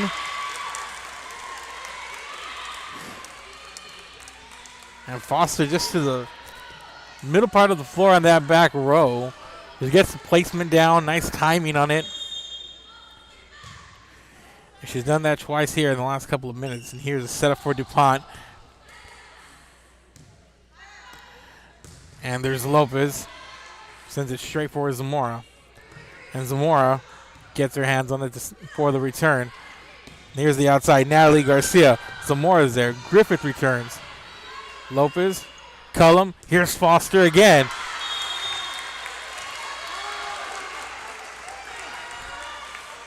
And they're going to say that one out of play. It looked like it might have went off one of the hands of a Bishop player, but no dice if you're cheering for King. And it's a 3-point game once again with Bishop in front. And here's Mia Tamez with the serve. And they set up Foster again. And there's Zamora getting low for it. They're going to set up Foster once more. Nice play there by Veta. Whistle. King point.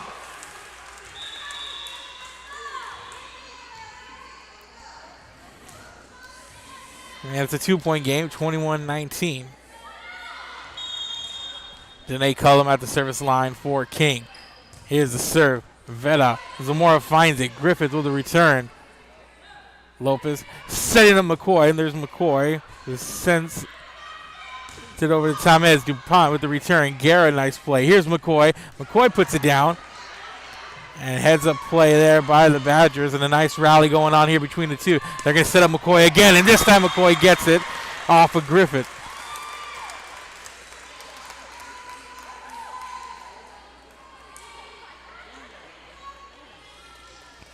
And Lillian McCoy makes it a 1-point game, and that size around the net for King, whether it be Foster or McCoy, a really big reason why King's been successful. And there's an ace there by Cullum, and we're all tied up at 21 all.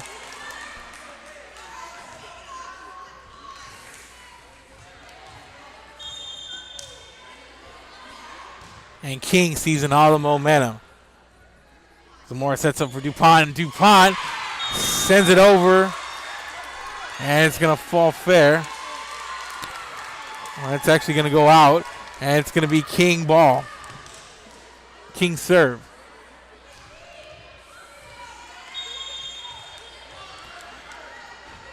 And here's Cullum on the serve.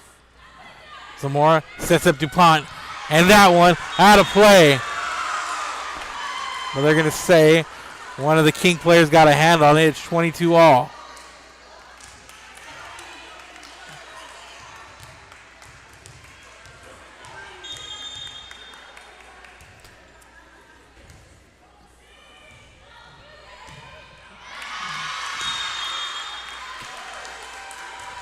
And King gives up the lead once again. Bishop on to serve. Here's Griffith. Cullum sets up Foster. It rolls. Zamora's there. Set up DuPont. And nice play there by Guerra. Guerra makes a save. And nice play. There's McCoy. Guerra once again. Cullum sets up McCoy.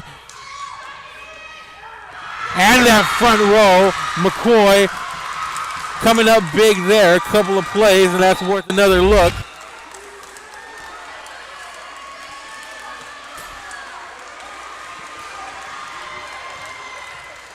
See, and then McCoy got a couple of shots at it and finally able to get it to go, and it's 23-23. Here's a setup. DuPont.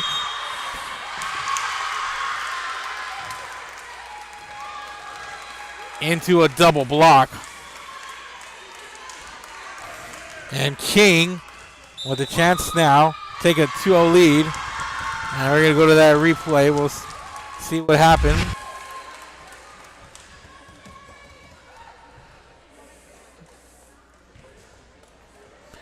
Here's the serve.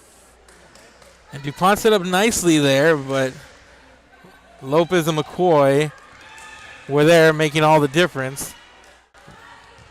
And it's a 24-23 lead for King. They lead by one set. They won the first 27-25. Another close set here. And things really picking up here late.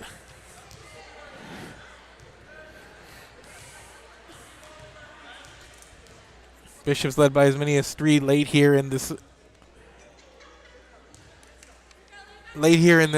set. So Madison Pimentel on the serve for Corpus Christi King. Her team a point away from taking a 2-0 lead.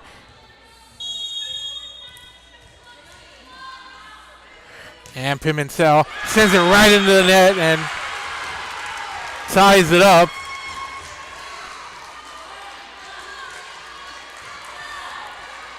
And now what you like to see, especially with the set on the line, it's 24 all now with DuPont back to serve for Bishop. You set up, here's McCoy once again, and McCoy sends it over and out. Now Bishop with a chance to tie it up. And we're going to get a timeout here from King as Bishop on the verge of trying to tie this match. Keep it here. This is Real Sports Live. We'll be back.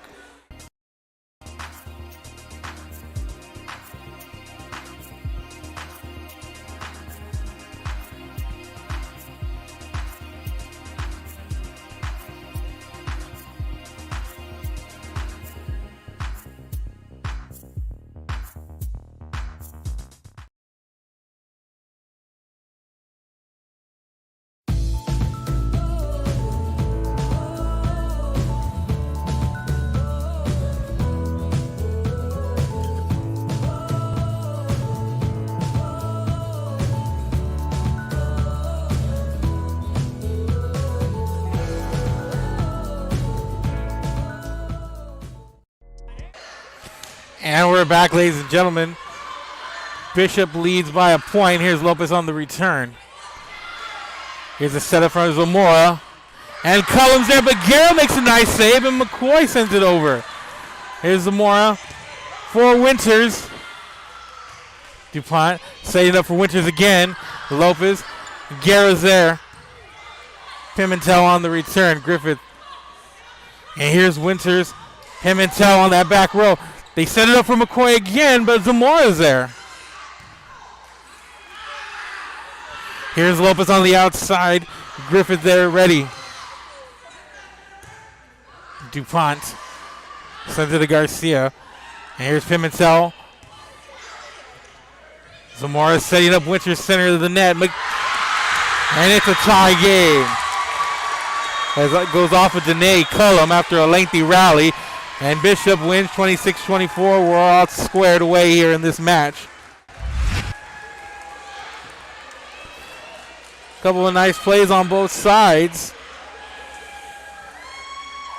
And there's Winters. Finally is getting it to go there as Danae Cullum sends it out of play. And Bishop wins set number 2, 26-24. To set 3 we go. We'll be back. This is Real Sports Live.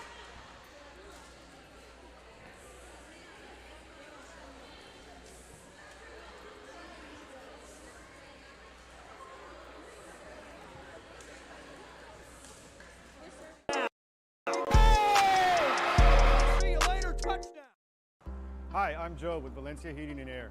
Are you worried that your AC might not make it through another brutal summer? Well, I can offer you affordable air conditioning comfort with custom prices that won't break the bank.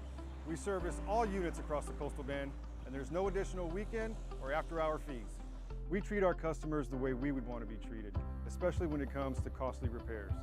So if you need service, repairs, or replacement, call Joe to keep you cool. Valencia Heating and Air.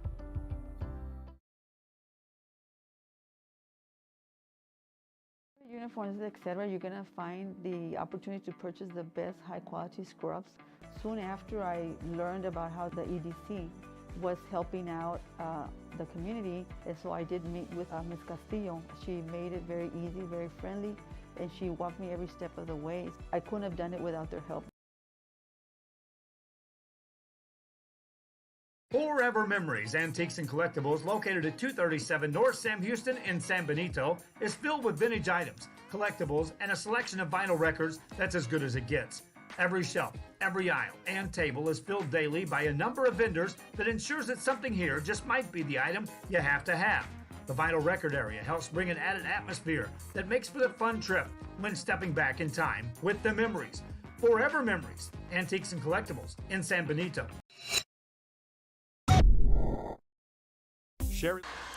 And welcome back, ladies and gentlemen. We're about to get going for set number 3.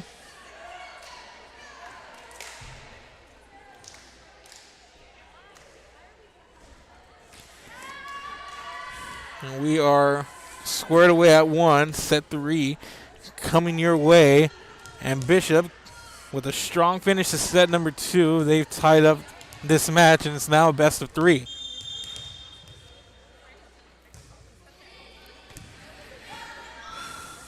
Here's King, quick start, and there's McCoy. Had a couple opportunities at the end of set number 2, and back row doing a good job, and Griffith sees that one go off of her and out of play as King gets on the board first.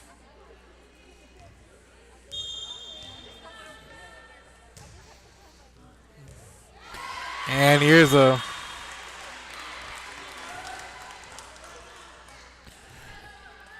ace for King, and it's 2-0.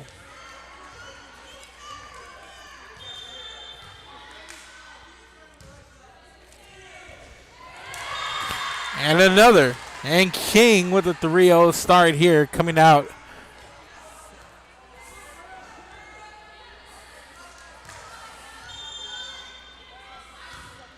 And Natalie Garcia sees it fall, and another ace. And Natalie Garcia can't believe it as she heads back to the service line.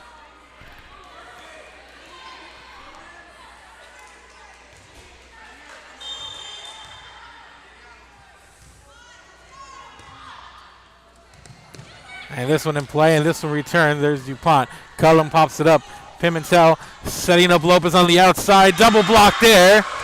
It's Zamora and Katie Winters.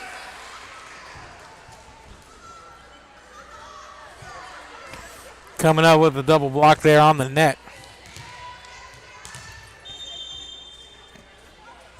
But it's King with a 4-1 lead after a nice start on the service line from Garcia. A nice return there. I believe that's Yaina Liz Galarza.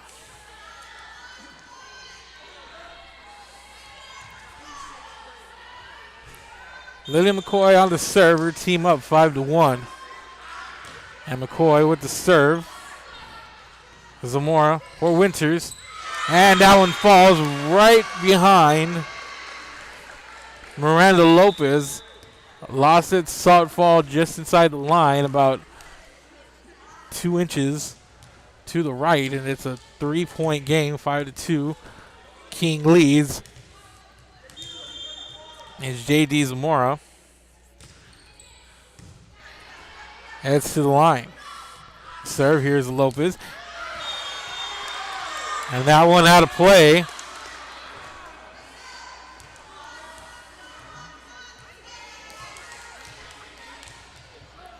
And it's 5-3. Zamora. Here's the setup. Galarza. And DuPont's waiting for it. Zamora setting up Vera. Cullum on the outside, and Lopez is ready for it. And Lopez with a nice attack on the outside. Picking up the kill.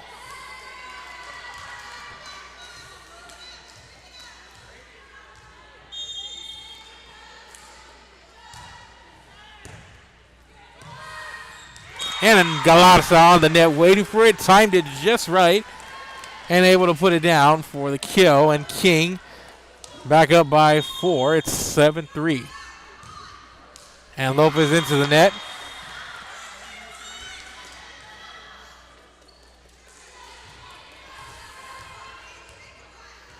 And here's Katie Winters.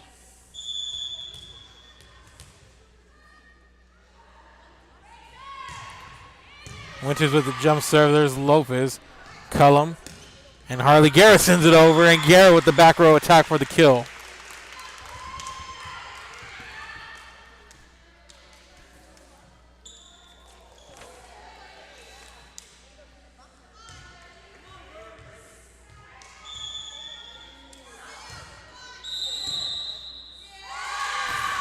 And the whistle going the way of King. And they now lead by 5. It's 9-4.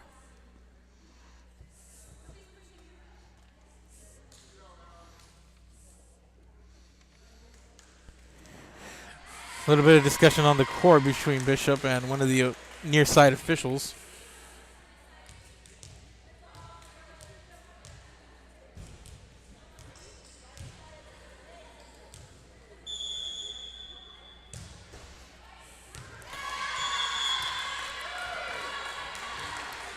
And this serve out of play. It's a 9-5 lead.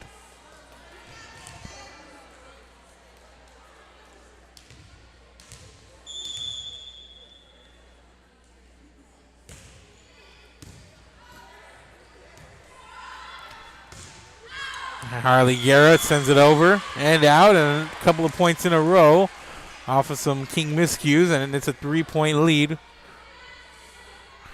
King leads 9-6, but the serve belongs to Bishop, and here's Caitlin Vetta.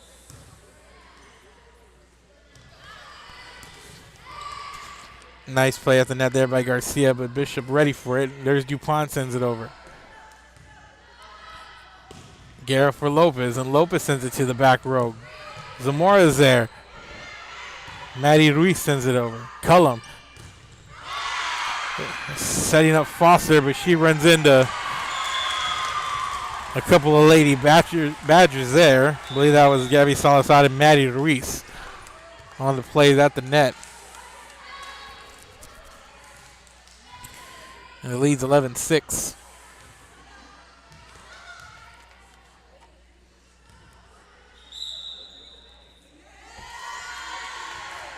And we're going to get a timeout on the floor. King leads Bishop 11-6 here in set number 3. Keep it here. This is Real Sports Live. A nationally recognized district focusing on quality and rigorous instruction where every child is immersed in a culture of academic success. A district dedicated to preparing our youth for the future. Our mission is to inspire, educate, and empower all students to reach their full potential and become leaders of the highest moral character. Sherryland ISD, excellence is our tradition.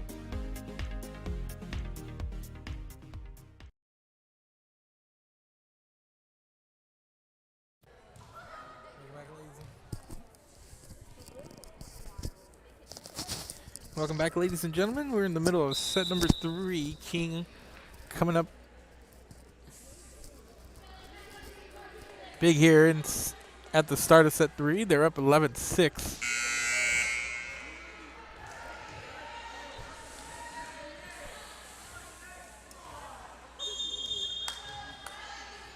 First 2 sets hotly contested by both teams, going down to the wire, and this one over and out of play, and it's going to be another point for King.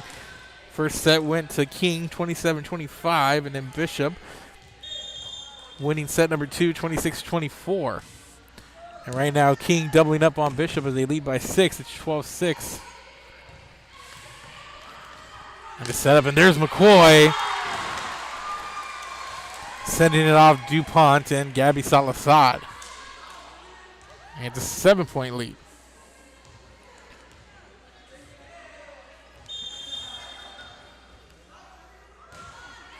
And Calallen with the serve. And there's McCoy waiting for the return. And Lillian McCoy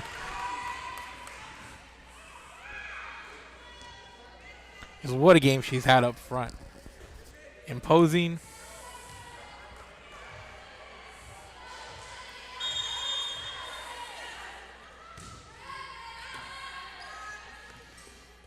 And athletic on the net here.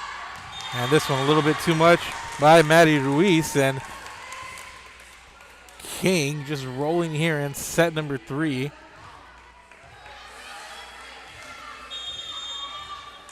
And they're just coming out. You can tell they had some disappointment after falling like that the way they did in set number 2. A late spurt by Bishop.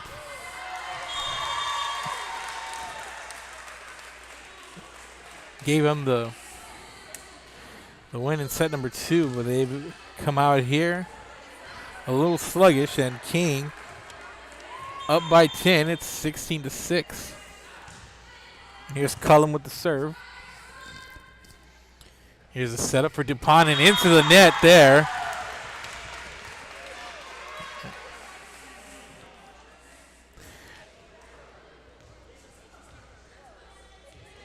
And those two imposing figures, Libby Foster and McCoy, were there, but don't know if it would have made a difference. I believe DuPont hit the top of that netting there. It looked like the ball was going to come up short either way, but in case it didn't, though, the wall was there. And it's a 17-6 lead for King.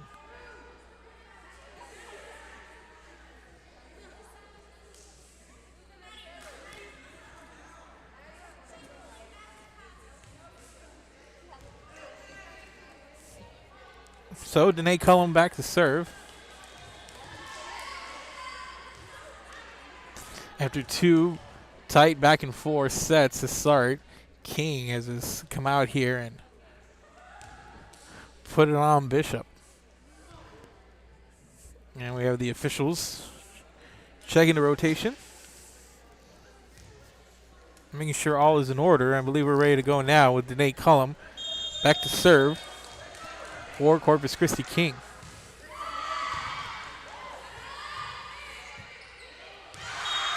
And this one out of play, and King up a dozen. 18-6. And this one out of play is Cullum. Sends it over the end line, and it's a 11-point hole here for the Badgers.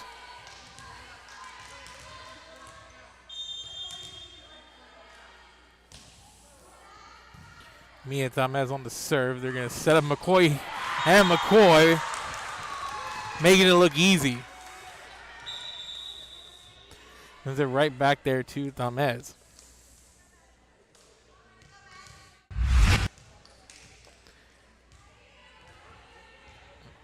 We're going to see the replay here as Madison Pimentel serves, but it's a nice setup right here by Cullum, and McCoy reading it the whole way. Another ball out of play, and it's a 20-7 King lead. They lead by a baker's dozen. It's Madison Pimentel sends it over. Zamora. Guerra on the outside for Lopez. Lopez to Tamez, who puts it up, and it hits that near side pole and out of play.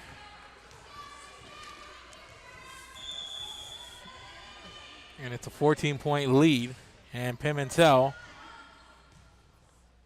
puts it in play. There's DuPont, and DuPont just sneaks it inside that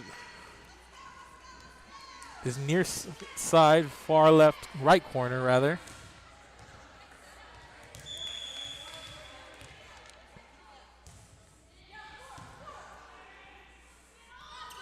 Set up on the outside for Lopez, and Veda's there for it. And Zamora runs into Griffith. McCoy setting up Cullum, and McCoy right back the other way.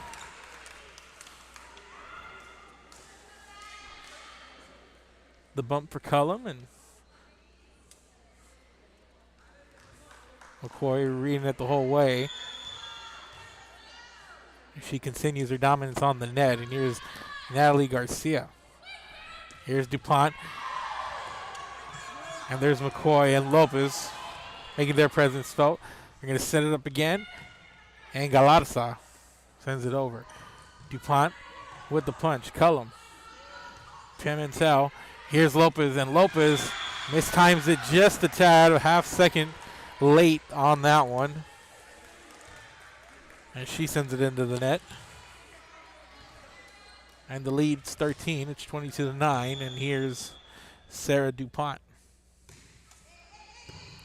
Nice play there by Lopez. Cullum for Galarza. Galarza sends it back, and it falls just fair.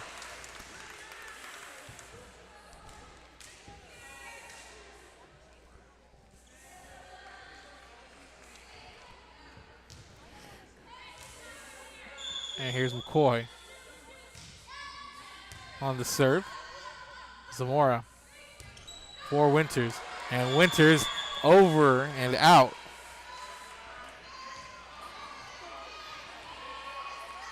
And King one away from taking a 2-1 lead. They lead by 15. Barring something drastic here.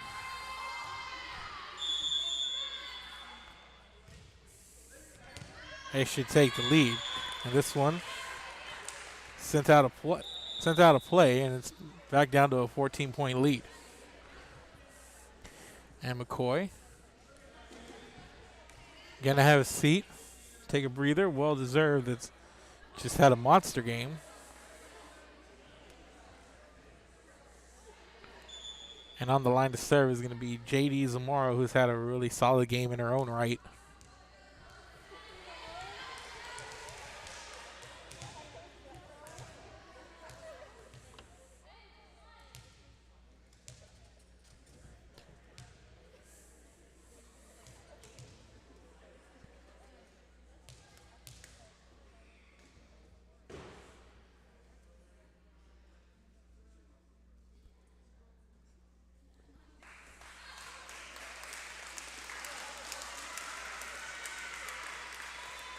I believe a sideline warning, perhaps, or a warning over there to the crowd. They're off camera over on the home side. Here's Cullum. Galarza with the runner.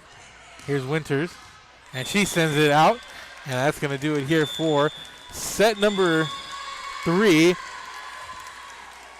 Corpus Christi King with an emphatic answer. They win 25-10 in set number 3. Headed to set 4. Can King wrap it up here, or can Bishop rebound and force a 5th set? Keep it here. This is Real Sports Live. We'll be back. District continues to provide a safe environment for enriching education. From pre-K3 to early college high school, the award-winning district has advanced its legacy in curriculum, athletics, and fine arts. teachers are driving the frontier of technology, bringing industry to the classroom. On and off the field, Brownsville ISD students engage in the experiences that make them college and career ready. Brownsville Independent School District, the best choice. And he throws it down. Oh! See you later, touchdown.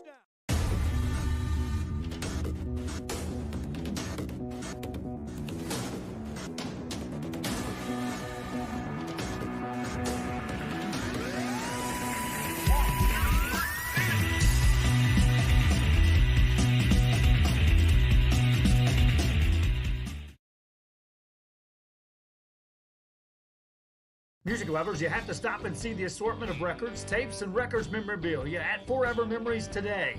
Located at 237 North Sam Houston in San Benito, Texas, there's over 10,000 records on display and more coming every day. Looking for your favorite album from the past, first pressings, collectibles? How about a 45 with a single you just have to have? Freddie Fender, Johnny Cash, Hank Williams, Elvis, Beatles, blues, rock, classics, Tejano, it's all here. Organized and priced for you. Forever Memories, 237 North Sam Houston, San Benito. And he throws it down. Oh! See you later, touchdown.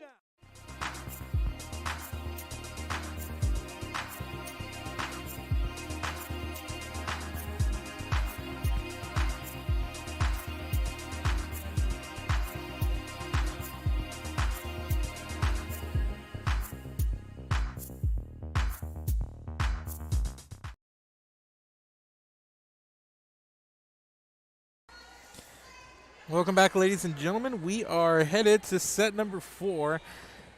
King won the first set 27-25, and Bishop answered with the 26-24 win in set number 2. But Corpus Christi King, after falling late in set 2, after seeing it slip from their hands, come out and just put it on Bishop and has roll to a 25-10 set 3 win. And they are here trying to close it out. And we'll see if the Lady Badgers can rebound.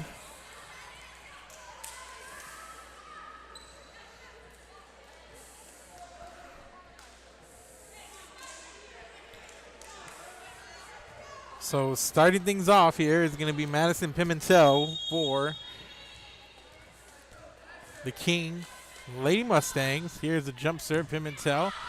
There's Griffith, Zamora for Winters, and a double block there from Garcia and McCoy. Cullum, Seda McCoy. McCoy right there on the net. Gets a return after a nice play by Veta, but McCoy is ready for it. And she has just had herself one heck of a night.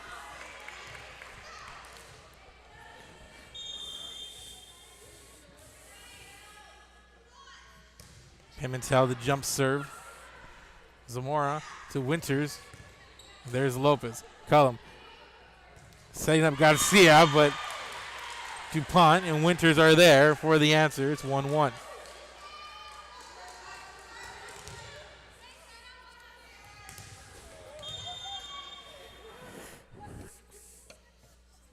DuPont with the serve. Set up. There's McCoy, and McCoy on that center net once again, almost automatic.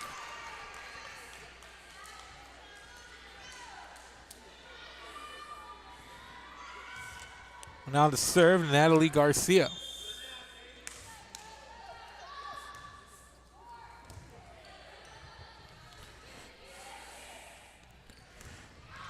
And McCoy at the net, and Winters is there, as is Veta. And 2-2, and we are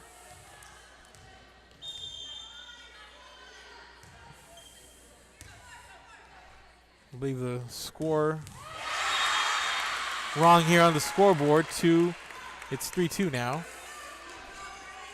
We correct on the home scoreboard here, and we correct it on our screen, and it's a 3-2 lead after Bishop comes up with that point. And here comes J.D. Zamora. Zamora has had one of those quiet, solid games as a setter, but she's been on point here, and she's played very well up front. And Galarza gets to send back her way from Winters and Ruiz. Guerra pops it up. They set it up And there's McCoy. Zamora ready for it. Ruiz setting up Veta. Veta over. Pimentel ready for it on the back row. And there's Lopez. And Ruiz and Winters there for the double block. Send it rolling back to the other side of the net, and we're tied at 3-all. J.D. Zamora on to serve now. Pimentel. Cullum. Lopez, center net. Griffith is there. Gets down low for that dig. And there's McCoy. Goes head-to-head with Winters and point McCoy.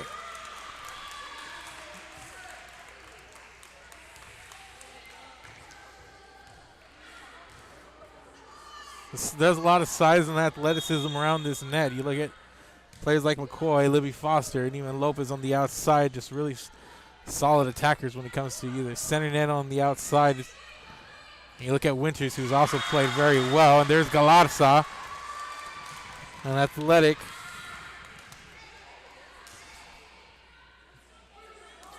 Tall presence on the net in her own right. And King with a 2-point lead. And here's Lydian McCoy. Zamora sets up Winters, and here's Galarza. Nice play there by Galarza on the net, and as Veta able to save it sort of and send it over, but out of play. And King doubles up on Bishop. It's 6-3. It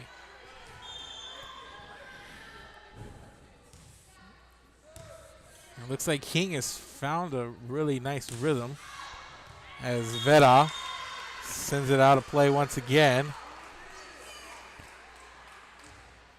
And the lead's 7-3, and another early timeout here for Bishop as King comes out swinging once again. They lead. And we'll be back. This is Real Sports Live. Keep it here.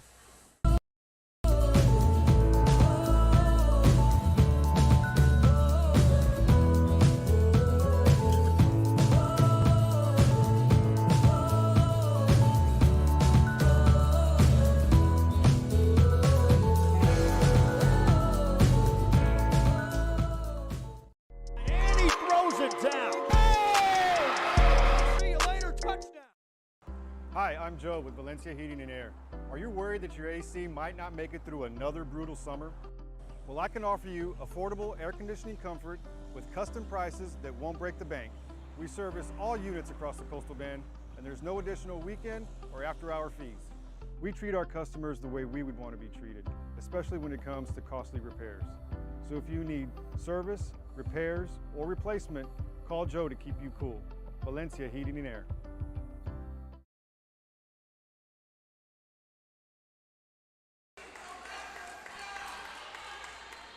And welcome back. Just a strong start here. A nice outside hit from Badgers. I believe that was Winters.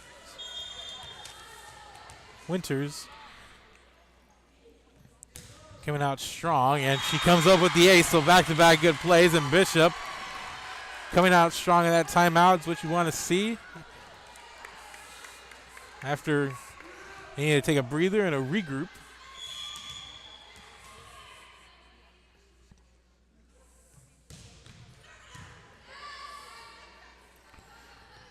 Galarza runs into a couple of Lady Badgers on the net. Gabby Salazar and Maddie Ruiz. And that's 3 straight points coming out of a timeout by Bishop. And the lead's 1. There's Lopez. Over to Zamora.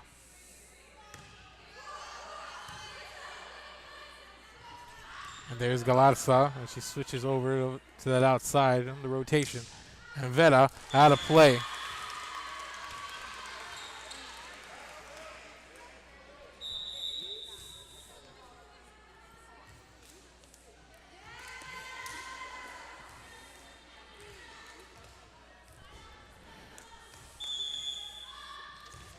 Miranda Lopez on the serve. Zamora sets it up for Reese. And Guerra for Foster on the outside. And then another nice defensive play. Salazar and Ruiz come up big on that net.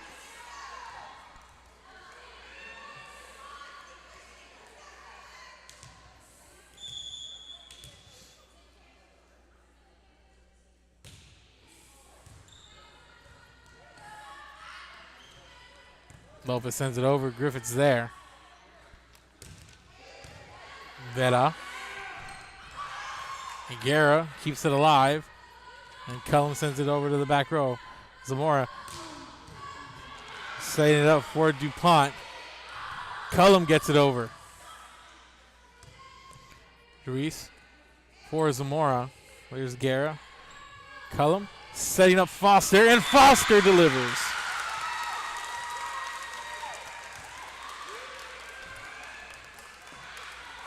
And King with back-to-back points.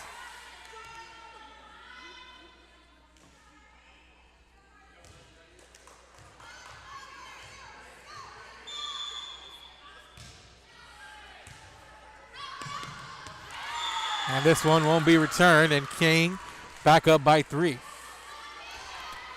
And it seems like they've established a rhythm heading into that third set, and a lot rolling their way now for the Lady Mustangs. There's DuPont.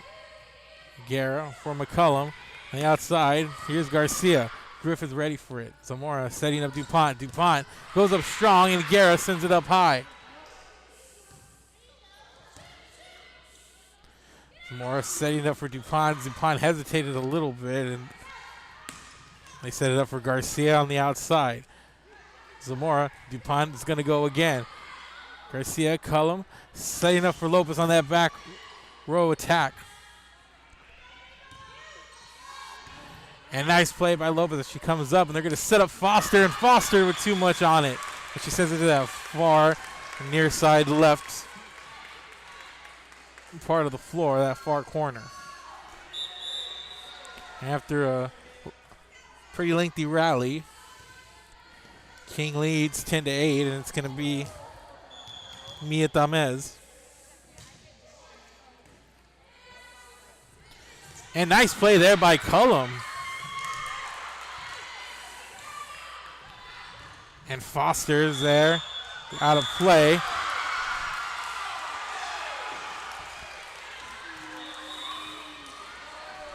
Point over to King, and it's an 11-8 lead.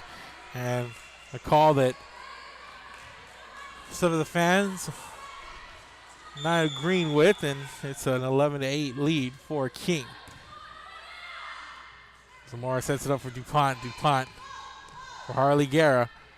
And there's McCoy, who just checked in a moment ago. DuPont. Guerra gets low once again. Nice play. And there's McCoy. DuPont for Cullum. Guerra. And Garcia one hands it over, and nobody's there. Griffith out of position as it fell not 2 feet in front of her. And the credit to Garcia on that one. And Cullum, the service error, sends it out of play, and it's a 3-point game. King leading Bishop 12-9. And here's Hannah Griffith, the libero for Bishop, on the serve. And Griffith into the net, and the lead back to 4. And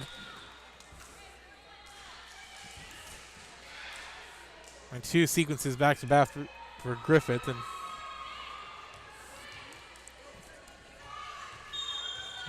visibly frustrated here off camera. She turns to the sideline for a little advice. Cullum, and here comes McCoy strong. And Vetta's there. DuPont sets it up, and Griffith returns. McCoy to Cullum, way high on the outside, and there's Lopez. It looks like they were reading McCoy on that one, but Cullum with their head on the swivel.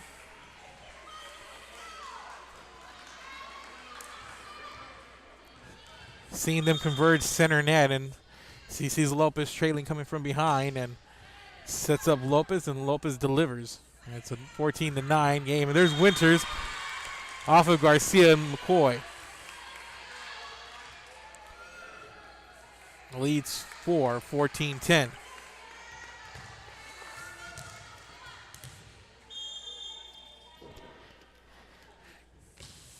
And DuPont Here's Guerra. Pimentel into the net.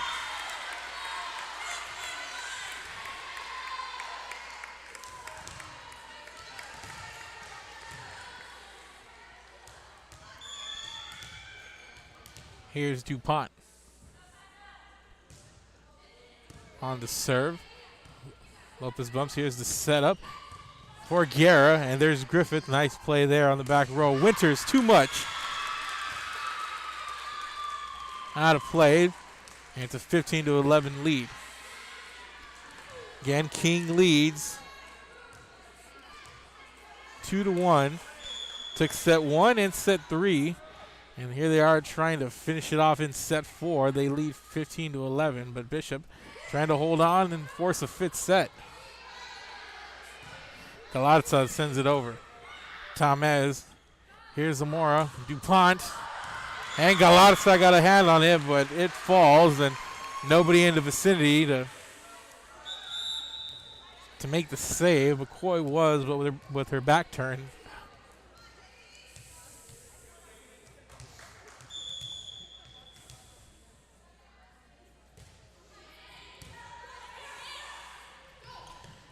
And there's McCoy. McCoy sends it over. Zamora goes low. Can't make the play. King up by 4 with the serve.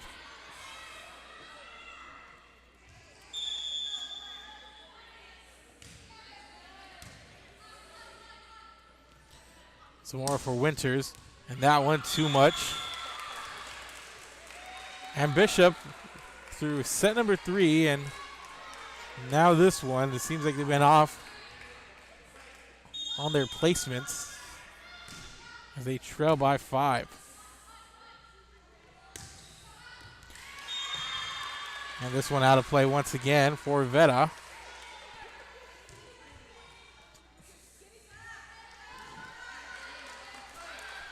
And King opening up a 6-point lead now.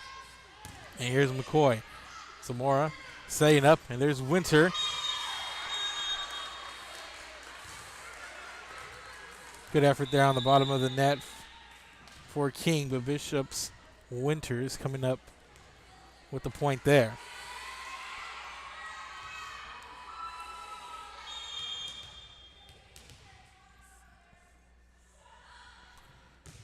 And Winters sends it into the net. And the lead is 6. Here comes Foster. Pimentel sits. Here's Lopez on the service line. Zamora setting up Veta. And it looks like Galarza and Foster were there. One of them made the contact, and the point going over to Bishop. And the lead's 5, and it's 19-14. Bishop trying to stage a comeback here. King trying to finish it off, and there's Cullum. Nice heads-up play on the net. Here's DuPont. And Cullum sends it over, but Zamora's there. And Salazar just, I don't want to say she wasn't ready. It seems like she saw it, might have lost it, or felt somebody coming behind her. Just sort of a play that went awry there. Here's DuPont. Zamora. Ruiz. And Ruiz on that outside attack. Picks up the kill. And leads 5, 20-15.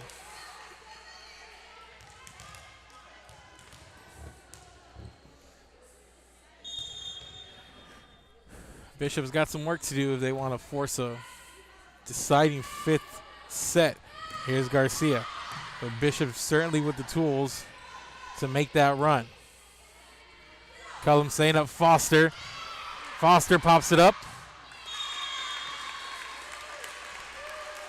And the lead down to 4.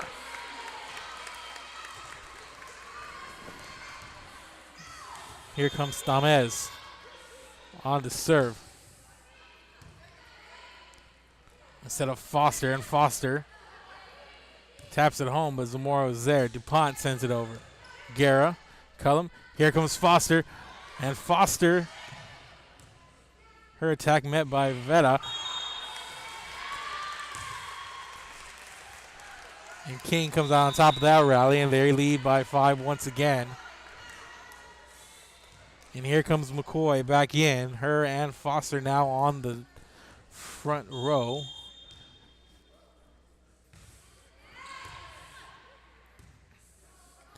Here's DuPont.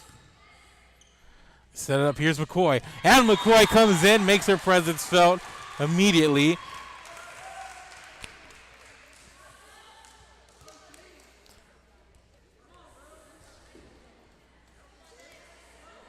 And here's Cullum on the serve. It's a 6-point game now. And we're going to get a timeout. King on the verge.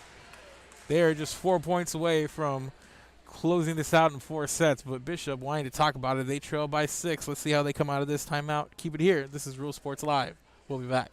You're going to find the opportunity to purchase the best high-quality scrubs. Soon after I learned about how the EDC was helping out the community, and so I did meet with Ms. Castillo. She made it very easy, very friendly, and she walked me every step of the way. I couldn't have done it without their help. Forever Memories, Antiques and Collectibles, located at 237 North Sam Houston in San Benito, is filled with vintage items, collectibles, and a selection of vinyl records that's as good as it gets. Every shelf, every aisle, and table is filled daily by a number of vendors that ensures that something here just might be the item you have to have. The vinyl record area helps bring an added atmosphere that makes for the fun trip when stepping back in time with the memories. Forever Memories, Antiques and Collectibles in San Benito. And welcome back, ladies and gentlemen. Coming out of the timeout, let's see if Bishop can get back into this. Here's McCoy. Zamora ready for it. Veta pops it up. DuPont sends it back over. There's Lopez. And there's Cullum. And McCoy sends it down and went out of play. Falls just out. They are that far into the court. And the lead back down to 5. Here's Hannah Griffith. Serves it up. Cullum setting up one of her bigs. And Griffith, what a play. They're going to set up another big, and there's Foster. No dice either. DuPont goes up. Lopez sends it over and out. And Bishop coming out of the timeout with 2 straight points, and it's a 4-point game.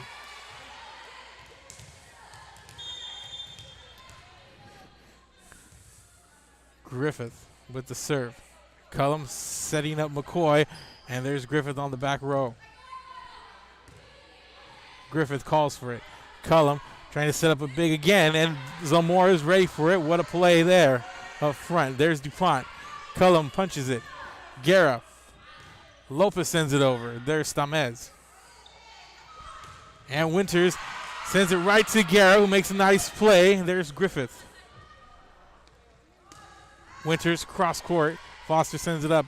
Cullum sets it up for Garcia. There's Griffith. Winters adjusts. And there's Lopez. Lengthy rally going on here. There's DuPont. And there's Guerra. Saved by that basketball net, but Garcia sends it into the net. The basketball hoop up there saved it on its way down, and it's a 3-point lead now.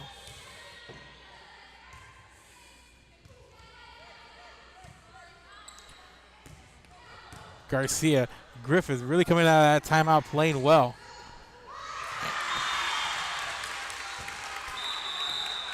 Make it 4 in a row, and Corpus Christi King calling a timeout now. And Bishop with all the momentum. And they trail by 2. Can King close it out, or can Bishop finish off the comeback? Keep it here. This is Real Sports Live. Maryland ISD, a nationally recognized district focusing on quality and rigorous instruction where every child is immersed in a culture of academic success. A district dedicated to preparing our youth for the future. Our mission is to inspire, educate, and empower all students to reach their full potential and become leaders of the highest moral character. Sherryland ISD, excellence is our tradition.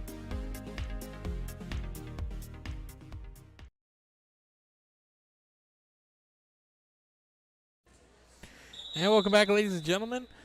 Bishop trailed 22-16 a moment ago. They come out of a timeout, 4 straight points. They're trying to stave off King and force a 5th set. King trying to get out of here in 4. And here's Griffith. Set up, here's McCoy. And Veta. That back row has really just been ready for whether it be Foster or McCoy.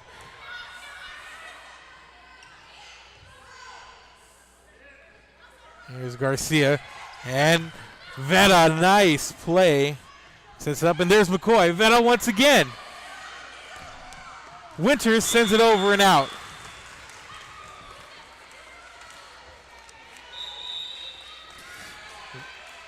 But can we talk about Caitlin Veta? Not going to let those bigs just push him around there, and she's been ready.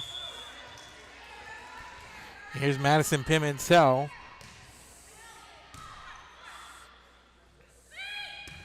And DuPont right towards Guerra. And Harley Guerra not ready for it. And the lead is 2.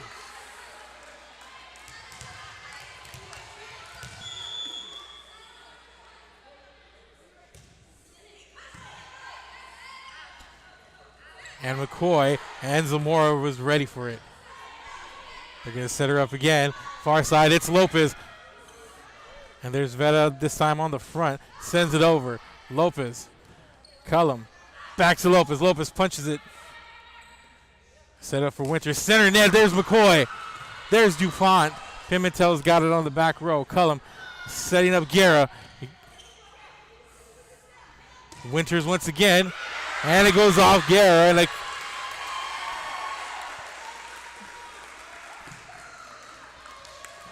And a couple of sequences for Guerra that just don't go her way. And it's a 1-point game. Bishop trailed by as many as 6. And here's Lopez and DuPont. And Guerra was ready for that one. Zamora setting up Winters. And Guerra once again sees it fly off her. And it's tied at 23. And it's anybody's game now. And Bishop, you're coming out of that last timeout, and back-to-back timeouts taken by King. We're going to stay right here at 23 all. And the King Mustangs with the 6-point lead a moment ago, just watching this one falling through their hands right now. Let's see how they come out and answer the bell here.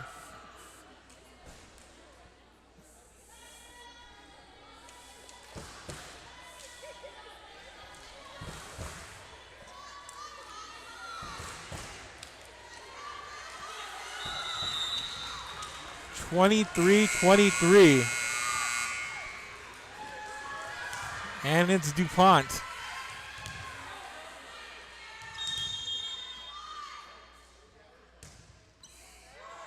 Pimentel sees it. Here's Garcia. Sends it over. Winters there. There's Guerra. They set it up. Griffith. Zamora. There's Veta. Cullum's got it. Guerra setting up on the outside. Here's Lopez. Right back at her. And here's McCoy. And DuPont makes the play.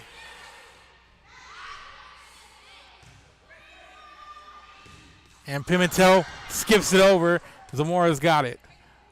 Winters. Griffith comes up to make the play. Here's Winters. Sends it cross court. And what a play there by Winters. And Bishop one away from forcing a 5th set.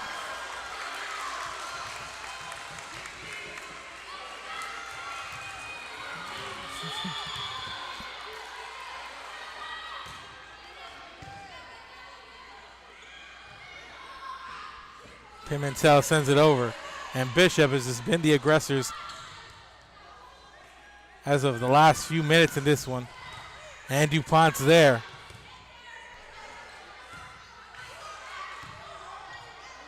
And sent over, and King ties it up.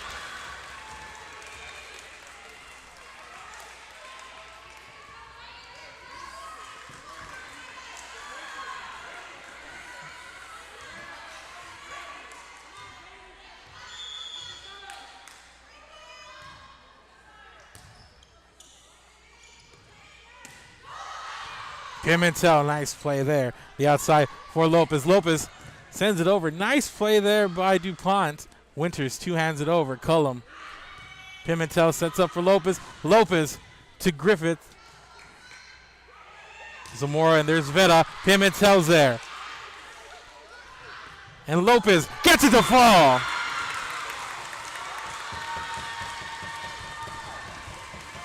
King, a point away.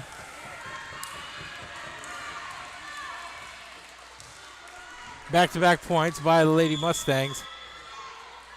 And Garcia.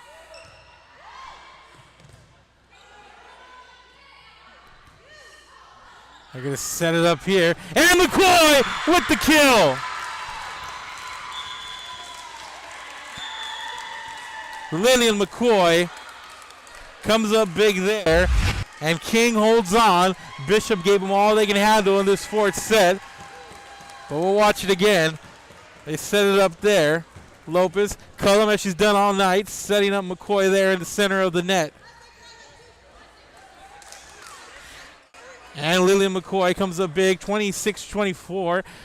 King wins in straight sets. Thank you for watching, ladies and gentlemen. Make sure to go follow us on all our social media accounts, Facebook, Twitter, YouTube. Make sure that everybody who's probably looking for this game, let them know it's here, share it, and go rewatch it. Thank you guys for watching, and have a great night.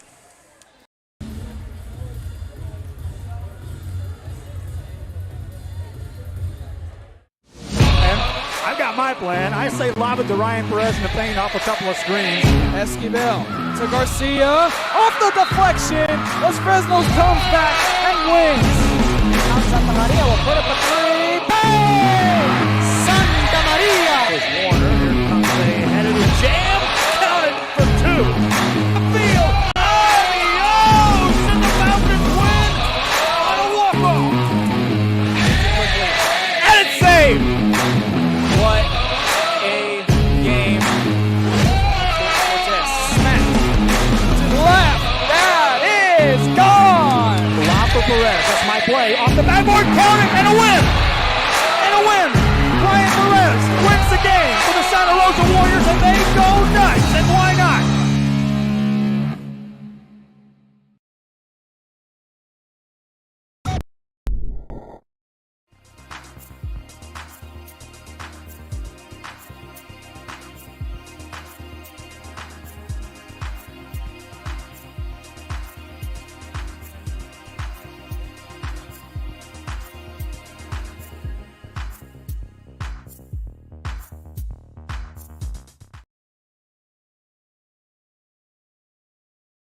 If you want to get in the game, come to Myra Sports and more.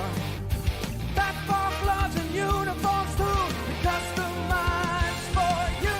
Your family tradition, from generation to generation. From Pee Wee to the MLBs, you can count on us. Your hometown sporting goods store since '76. Myra Sports and more, where kids get cool stuff.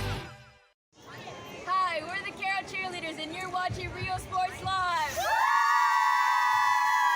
Come on down to Staple Street Meat Market with the best selection of quality meats, beef ribs, Angus beef fajitas, and Staple Street brand sausage, featuring our new authentic family recipe for pony spices. Check out our weekly specials. Your one-stop shop for everything you need for your next barbecue: ice, charcoal, wood, and adult beverages.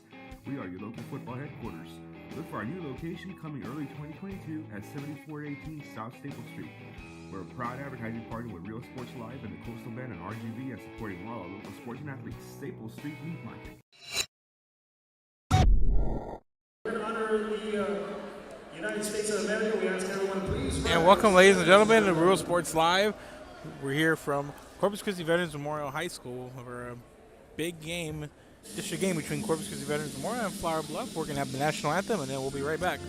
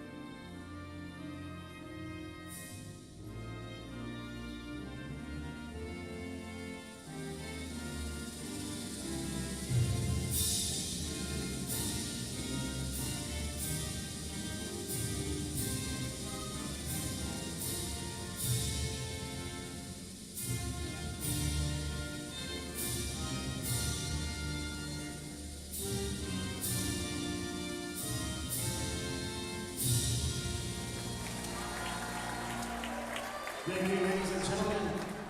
And as always, we tip our hats to all those veterans in the house and to all the veterans who lost their lives defending the greatest country in the world, the United States of America, from all 5 branches. Thank you all very much, and God bless for that. Before we introduce our starting line, our visiting team and our home team, we have some special guests in the house. Childhood Cancer Awareness Month is occurring now. Welcome back, ladies and gentlemen. We're Real Sports Live. That are going to represent the Childhood Cancer Awareness Month. As a volleyball program, Corpus Christi Veterans Memorial getting ready to take on Flower Bluff here in a big district game. It's a fight against cancer, and these young packed house here. Well, as packed as it can be, but big crowd in the house for Veterans Memorial as they have a red out night. Aiden, where are you, Aiden? Aiden, go ahead and go over there. Get your volleyball. The young man right here. Give it up for Aiden Martin. He's an honorary player here tonight. And we have an honorary player here today.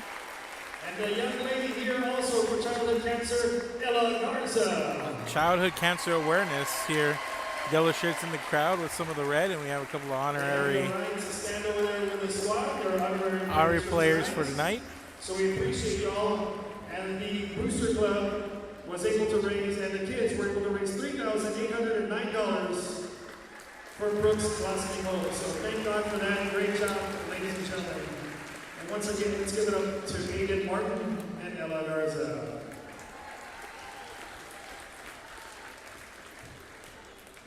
All right, ladies and gentlemen, it's now time to meet the visiting Flower Bluff Lady Hornets. Now we're going to have the introduction for the visiting Flower Bluff Lady Hornets. Number 1, Harley Gillespie. Number 2, Kiri Rodriguez. Number 3, Marina Rogers. Number 5, Lauren Fuller. Number 6, Michaela Palmer. Number 8, Natalie Hughes. Number 10, Allison Baker. Number 11, Megan White. Number 12, Emery Jeffers. Number 14, Callie Freeman. Number 15, Maggie Crofts. Number 17, Caitlin Frakes. And number 18, Katie Guerin. Those are the Flower Bluff Lady Hornets. And up next, we're going to have the Corpus Christi Veterans Memorial Lady Eagles, the hosting Lady Hornets.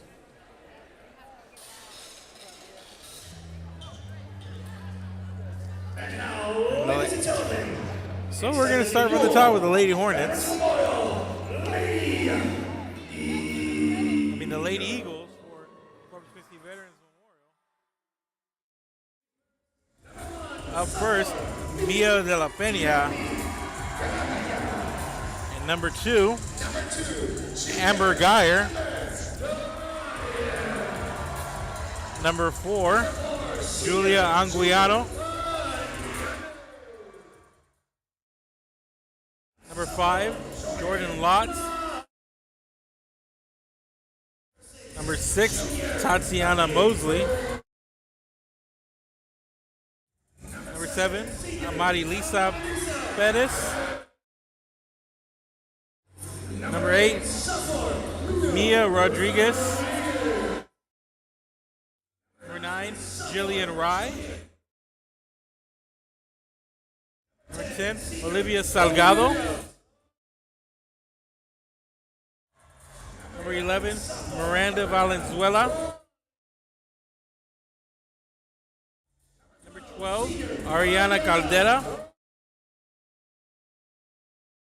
Number 13, Sophie Ortiz. And number 15, Faith Luna.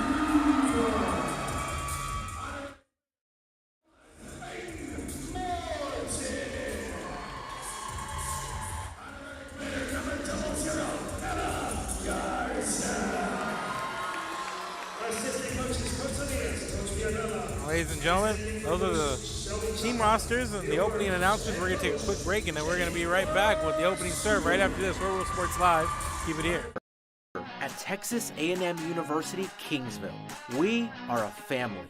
We support each other through thick and thin. We work together, grow together, excel together. We inspire each other to become the great minds of the future. We are here to ensure you succeed. Apply today to get started. This is your time.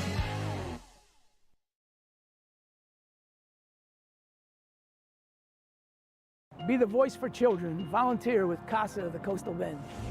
Help us break the cycle of child abuse and neglect. Attend one of 4 information sessions and learn how you can become a CASA volunteer, providing children in foster care strong voices, healing hearts, and the opportunity to thrive. After all, these children are our future. Visit coastalbendcasa.org and discover how you can make a positive change in a child's life. Every child has a chance. It's you.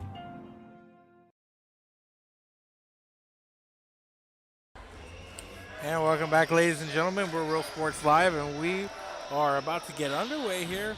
Corpus Christi Veterans Memorial hosting Flower Bluff in a big-time, high-stakes game here in the district.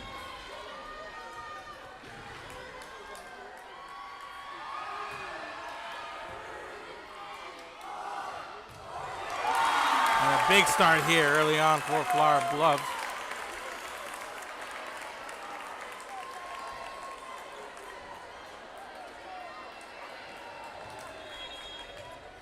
On the net there, the Lady Hornets start off aggressively, and here's a back the other way, and that on the outside. That's number 4, Julian Anguiano, picks up the kill, and it's 1-all.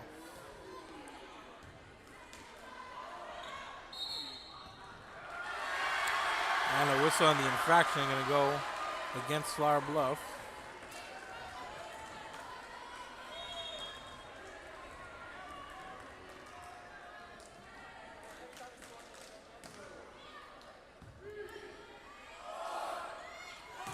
Here's the setup, and this one popped up high. Set up for Anguiano again, and that one played on the back row. And here's Gurin. Nice play there. Getting low for the pancake was Marilisa Perez. And this one over the net and falls fair. That's point for Flower Bluff, and we're now knotted up here at 2.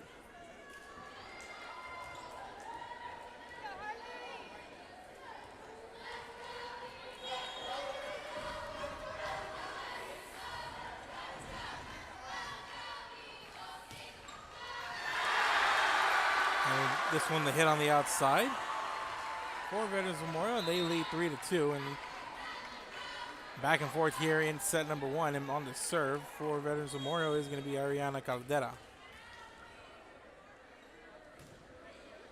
And Caldera on the serve. Hits it out of play, and we're all knotted up at 3-all.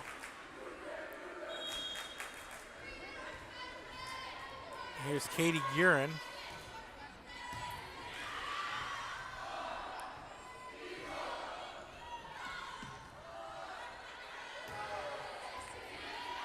There's a back row attack from the libero. That's number 6, Michaela Palmer. And this one goes out of play, and it's tipped, and it's going to go the way of Veterans Memorial, and it's 4-3 start here for Lady Eagles.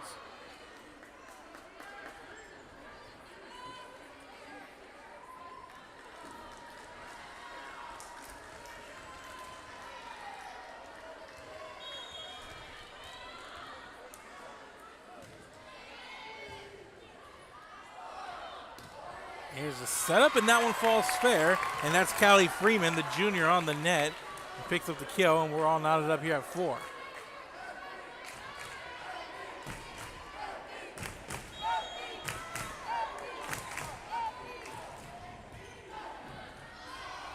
Here's a nice setup, and Tatiana Mosley sends it firing right towards Gillespie. And there's Mosley on the net, comes up big. That was Palmer trying to send it over the net, and Tatiana Mosley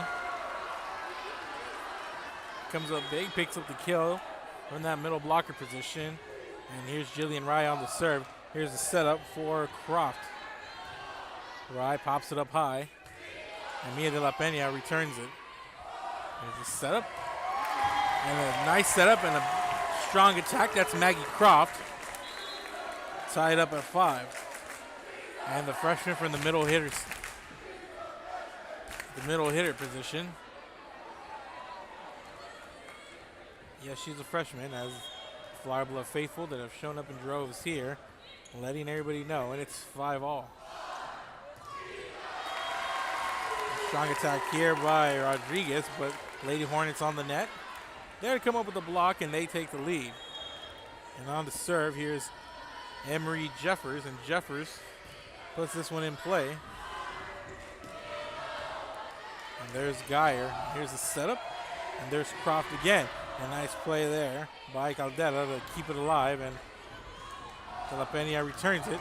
And there's a setup and a strong attack. Lauren Fuller takes that setup and picks up the kill. And let's go to that replay. And this is a nice setup there from Gillespie. There's the bump. Gillespie gonna set it up nicely, and Fuller comes up, takes advantage, picks up the kill. So quick timeout. We'll take a quick break. Keep it here at World Real Sports Live. Back after this. Hi, I'm Joe with Valencia Heating and Air. Are you worried that your AC might not make it through another brutal summer? Well, I can offer you affordable air conditioning comfort with custom prices that won't break the bank. We service all units across the Coastal Bend, and there's no additional weekend or after-hour fees. We treat our customers the way we would want to be treated, especially when it comes to costly repairs. So if you need service, repairs, or replacement, call Joe to keep you cool. Valencia Heating and Air.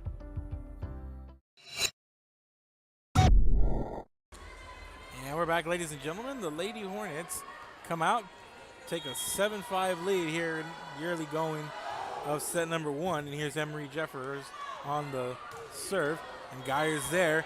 But so is Fuller, who backpedals and falls, and that's going to be a point over to Veterans Memorial.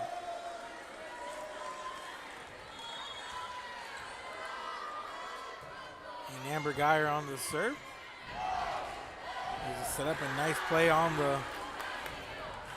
front of the net, and that's Mia Rodriguez. Makes her presence felt there as she rotates to the center of the net, play middle blocker right there. And here's Geyer on the setup. And a nice running attack there by Maggie Croft as she punches it over the net and picks up another kill. And Croft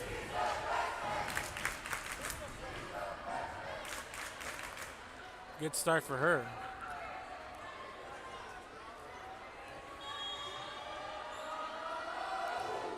And here's Lauren Fuller on the serve. Here's the setup, and there's Faith Luna, goes up hard on this near side corner and picks up the kill on the outside attack. Picks up the outside hit there. And while we're knotted up at 8, and here is Marilisa Perez. She puts the serve in play. It's set up nicely for Guerin, and Guerin sends it to the back row. Sends it off Jillian Rye.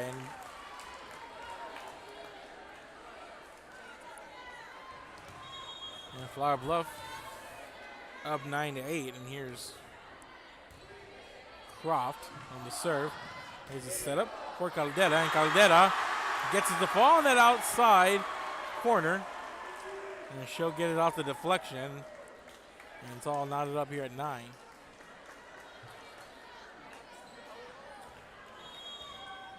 And Mia Rodriguez on the serve for the Lady Eagles, and she puts it in play and sends it to the back row. And that's Fuller. Here's the bump, and there's Guerin. And a couple of Veterans Memorial blockers. That's Mosley and Anguiano, who make contact and send it out of play, and it's a point over to Flower Bluff.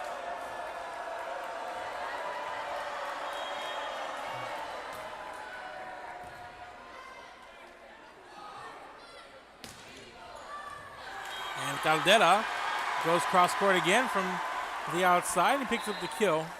A nice placement, gets it to fall and picks up the kill, tie things up at 2.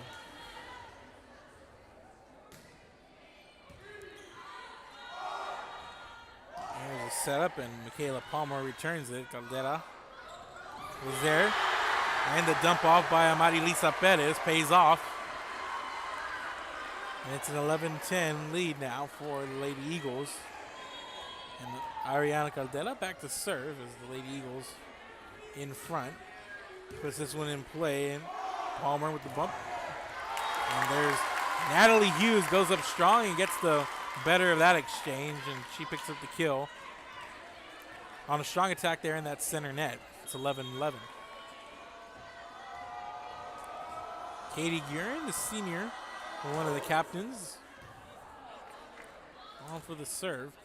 They set it up outside for Amber Geyer, and Geyer too much on it, sends it past the end line. And Flower Bluff regains the lead here in the early going of set number 1. Guerin. There's a setup. Mosley goes up against Natalie Hughes, gets the better of that joust.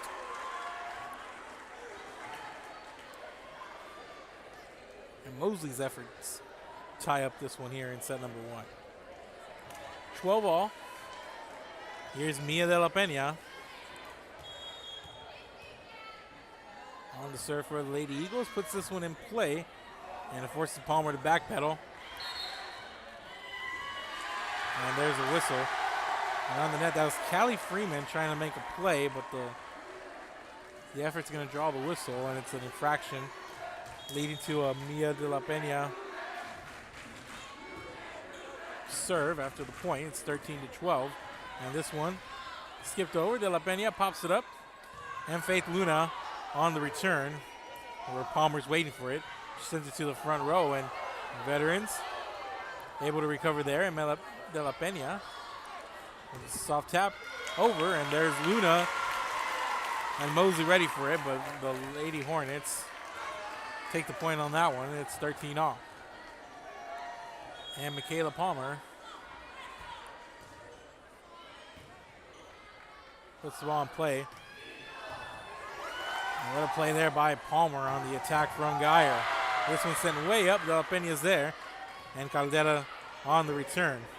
Palmer with the up. And what a play coming in. That's Maggie Croft, the freshman once again. And just a nice setup there. And Croft with a really, really strong approach to the net. Goes up. Timed nicely. And she just hammers it home for the kill. And it's a 14-13 lead for Flower Bluff. And here's the libero, Palmer on the serve. And there's Mosley. Gets it sent right back to her. And that was Fuller and Croft doing the honors there. And here's the outside attack, and Mosley and Geyer are there to send the block back, pick up the point in the process, and we're all knotted up at 14. Back and forth we go here in this first set, and Jillian Wright, the libero for Veterans Memorial, sends that one past the end line and out of play. And the service there going to give the Hornets a lead once again. And Emery Jeffers, junior, onto the service line for the Flower Bluff girls. La Pena sets it up, and Luna just mistimed it, goes up with it, and De La Pena set it up for her, but Luna just lost it there, and now it's a 16-14 Flower Bluff lead.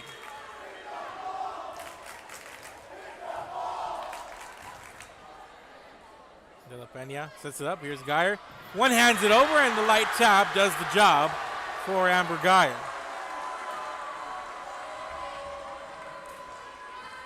And it's a 1-point game, and Amber Geyer on to serve for the Lady Eagles. And Fuller taps it over. De La Pena with the dump off there, and Marina Rogers, nice play. Sets it up for Palmer, who makes the return. And Caldera makes the return for Veterans Memorial. Here's the setup. Fuller goes up with it, and Caldera's there, but she can't get it over the net.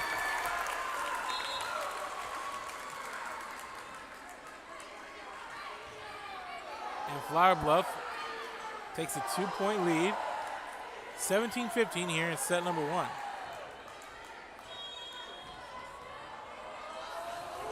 Fuller. Delphine is there.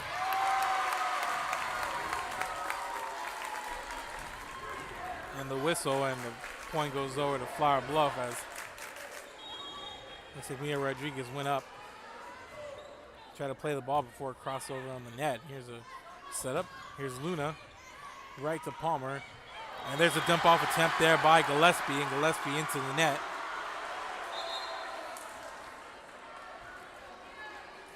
Makes it an 18-16 game.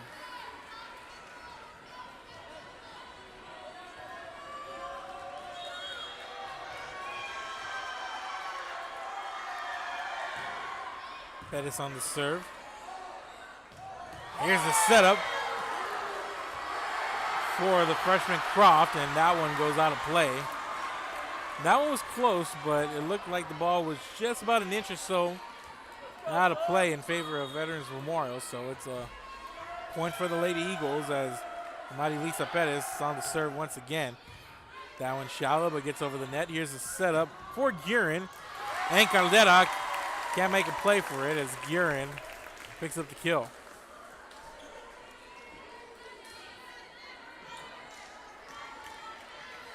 (19-17) Flower Bluff.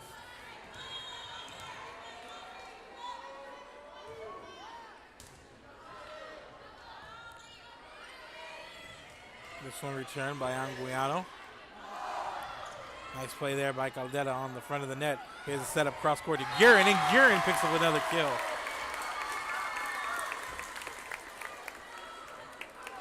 Three-point lead for Flower Bluff, and Veterans Memorial with the timeout. And Flower Bluff with a 3-point lead, and the Lady Eagles wanting to talk about it. Keep it here. We're Real Sports Live. We'll be back after this. Fisherman's Place in Corpus, located at the Arcadia Shopping Center, offer real diagnostics and cleaning, sell lures, tackle, bait, and clothing. Also new and reconditioned rods and reels featuring a limited warranty. Located at 3911 Ayer Street, call 361-687-6754, Fisherman's Place.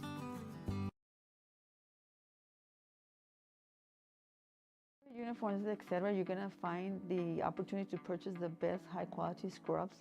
Soon after I learned about how the EDC was helping out the community, and so I did meet with Ms. Castillo. She made it very easy, very friendly, and she walked me every step of the way. I couldn't have done it without their help.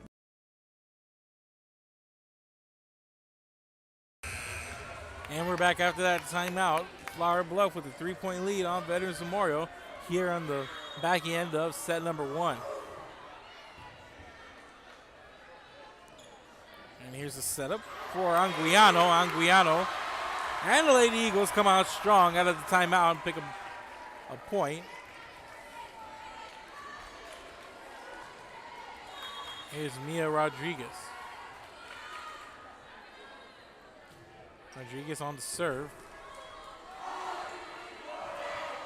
And there's a soft touch, taking it over is Hughes, but here's Caldera, one-hands it. Nice job by Palmer on the back row. And that's Katie Guerin. Once again, she's had a strong back end here of the first set.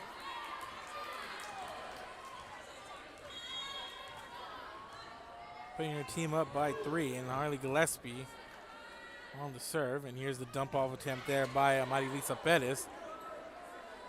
And Michaela Palmer in the back row attack sends it over. Here's the setup. Tatiana Mosley runs into the block, and that's Natalie Hughes. Hughes strong on the net there and sends it back, picks up the kill.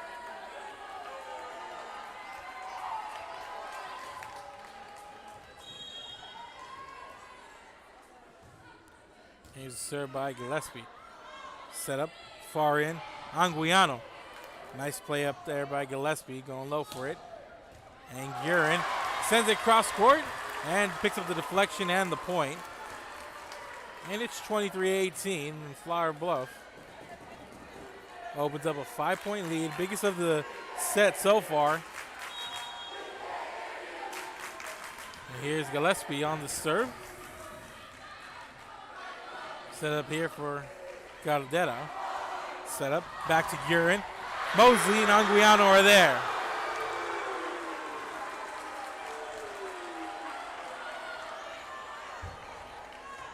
Mosley and Anguiano went up for the block, sent it right back at Flower Bluff, pick up the kill in the process, and it's a 4-point game, 23-19. And here's Mariana Caldera on the serve. Nice play there by Rye, making the play on the shot there by Guerin. Back row attack coming from Fuller. This one sent out of play. And set point coming up here for Veterans Memorial. For Flower Bluff. They lead 24-19. And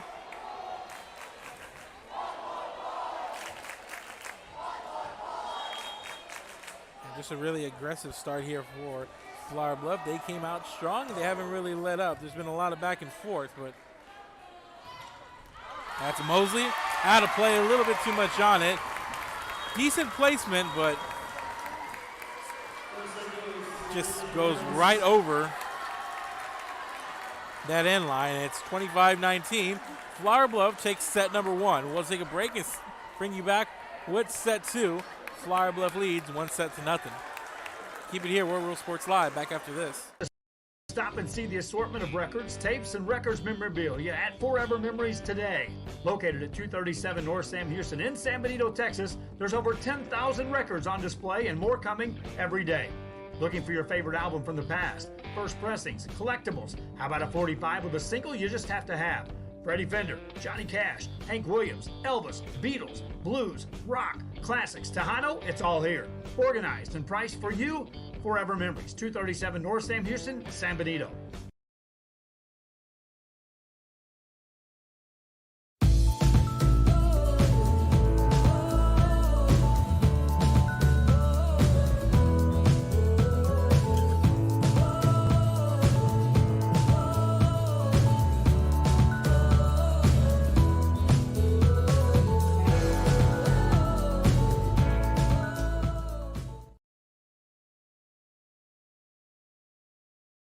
Hello, I'm Sandra Valencia, principal of Por Vida Academy at Corpus Christi. Our program is individualized to fit the college or career your student is interested in. We cover all fees for testing and tuition. Our campus is small, providing a family-like atmosphere where teachers provide engaging, hands-on instruction. If you're looking for a school where your child can prepare for the future, then look no further than Por Vida Academy at Corpus Christi. Por Vida Academy at Corpus Christi. Go Panthers!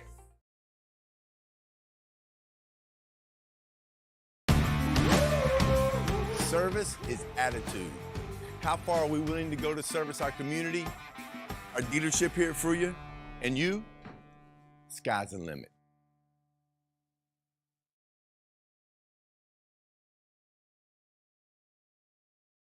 Forever Memories, Antiques and Collectibles, located at 237 North Sam Houston in San Benito, is filled with vintage items, collectibles, and a selection of vinyl records that's as good as it gets.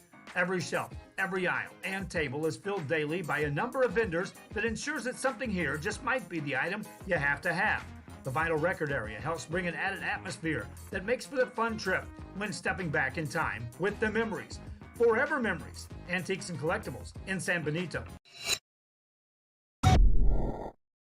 Hello, I'm Sandra Valencia, principal of Por Vida Academy at Corpus Christi. Our program is individualized to fit the college or career your student is interested in. We cover all fees for testing and tuition. Our campus is small, providing a family-like atmosphere where teachers provide engaging, hands-on instruction. If you're looking for a school where your child can prepare for the future, then look no further than Por Vida Academy at Corpus Christi. Por Vida Academy at Corpus Christi. Go Panthers! And welcome back, ladies and gentlemen. Flower Bluff winning set number 1, 25-19. Really strong, aggressive start for Flower Bluff.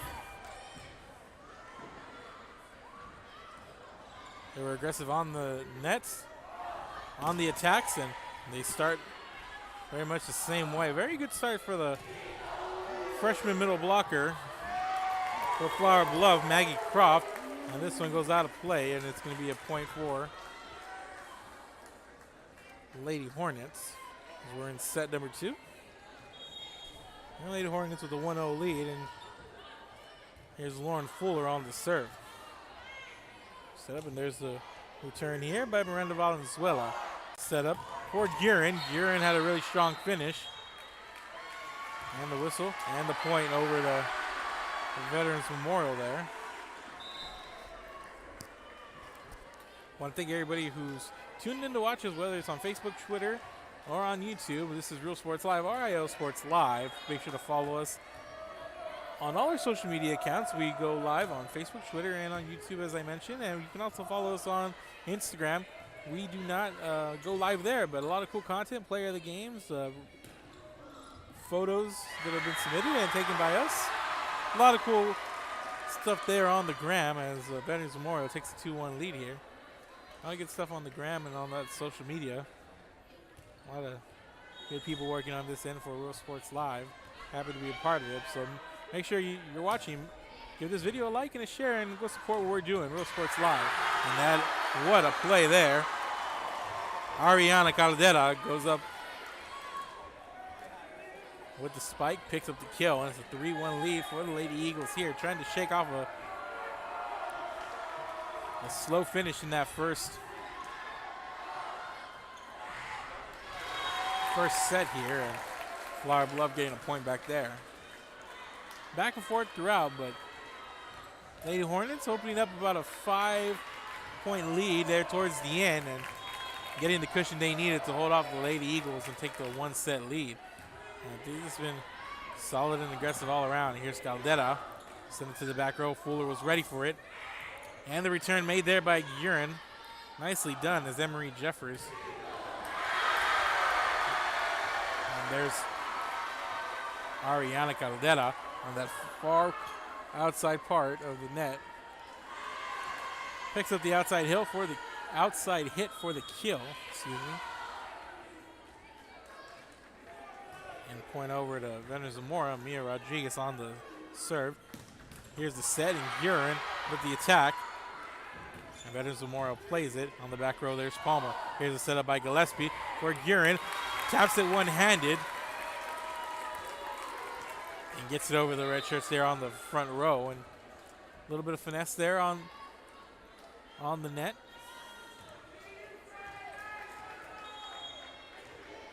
And went up and just kind of dumped it over that front row and was able to get a nice placing on the attack. And here's Guerin again, goes up strong, gets the contact, deflected out of play, and that's a point over to Flower Bluff, and we're all knotted up here at 4.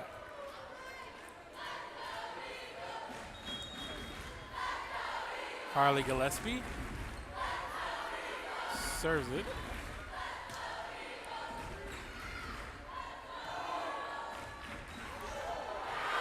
And that was just Some miscommunication there as Gillespie tried to come over the back there of Natalie Hughes, it looked like.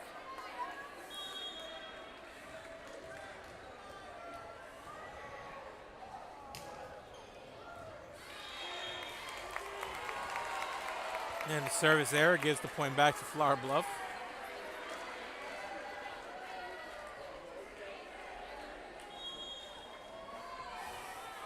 So now Guerin on the serve.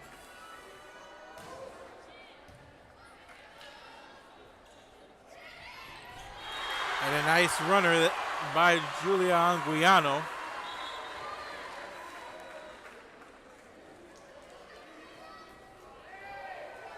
It's easy to want to go up high and attack the net aggressively, but there's also a bit of an art to go up, soft tap it over, and just trying to concentrate more on the placement than the power of the shot as Mia de la Peña serves it over. Here on the outside, that's Fuller. And Fuller gets the point out the deflection out of play. And we're all knotted up at 6, and back and forth we go again here in set number 2. And they're going to change the call there and give the point over to Veterans Memorial, so call it 7-5.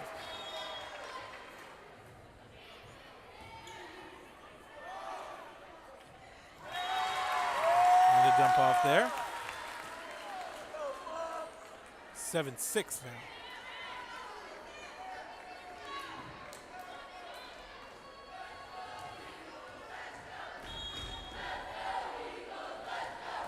Flower Bluff's Michaela Palmer. A nice setup there for Geyer, but Flower Bluff ready for it. And the return there by Veterans Memorial. And the rally continues as Callie Freeman with a strong attack, but there's Amber Geyer. Picks up the kill on the far end. And it's 8-6. Lady Eagles on top here.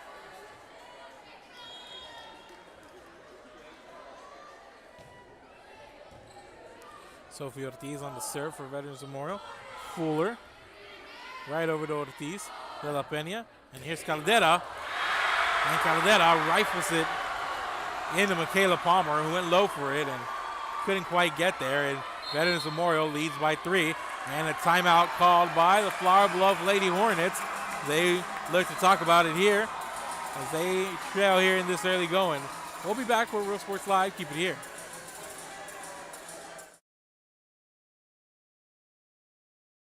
Fisherman's Place in Corpus, located at the Arcadia Shopping Center, offer reel diagnostics and cleaning, sell lures, tackle, bait, and clothing.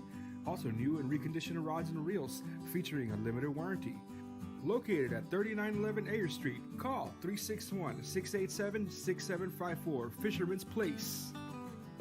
We are LaVega and you're watching Real Sports Live.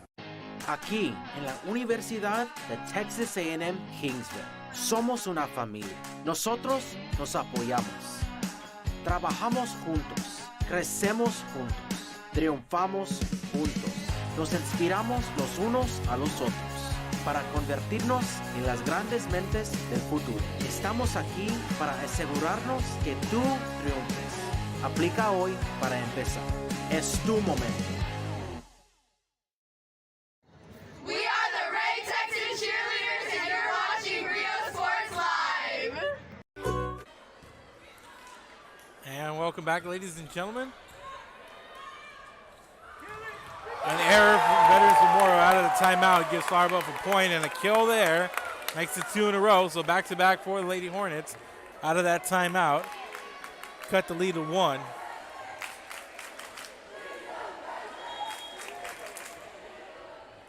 Emery Jeffers for Flower Bluff. Serves it. De La Peña. And there's Geyer. Over to Palmer. And there's Fuller. There's a setup, and there's De La Peña. Back over to Palmer. She's had a pretty solid game on the back row at the libero position for the Lady Hornets. And Caldera skips it over. And Palmer Tries to keep it in play, but Marina Rogers not ready for it as it goes off her fist and and hits the ground, and that's going to be a Lady Eagle point as they now lead 10-8. Here's a setup for Fuller, and it's sent right back to her. Mia Rodriguez and Faith Luna in on the block. And it's 11-8. And the lead's 3 again for Veterans Memorial. Set it up for Fuller. And Caldera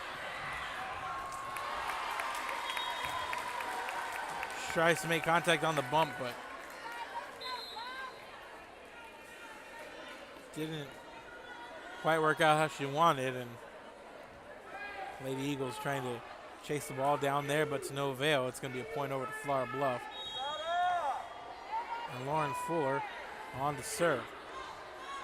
The setup for Rodriguez.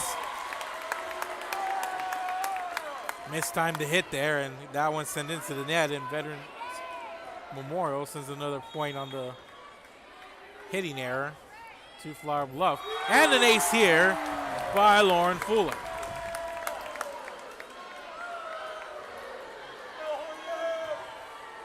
And we're all knotted up here at 11. Biggest lead of this set, 3 by Veterans Memorial on a couple of occasions. Here's Caldera. Nice play there on the net. And the freshman Maggie Croft, what a game she's had up front. There's Croft, goes up strong, and she picks up another kill. My, oh my. And we have a timeout on the floor, and the Lady Eagles want to talk about it as they see a 3-point lead after the timeout dissolved. Keep it here, ladies and gentlemen. We'll be back. We're a world-class Cadillac, Buick, and GMC dealership, and we're in your neighborhood. Come by and check us out. We're waiting for you.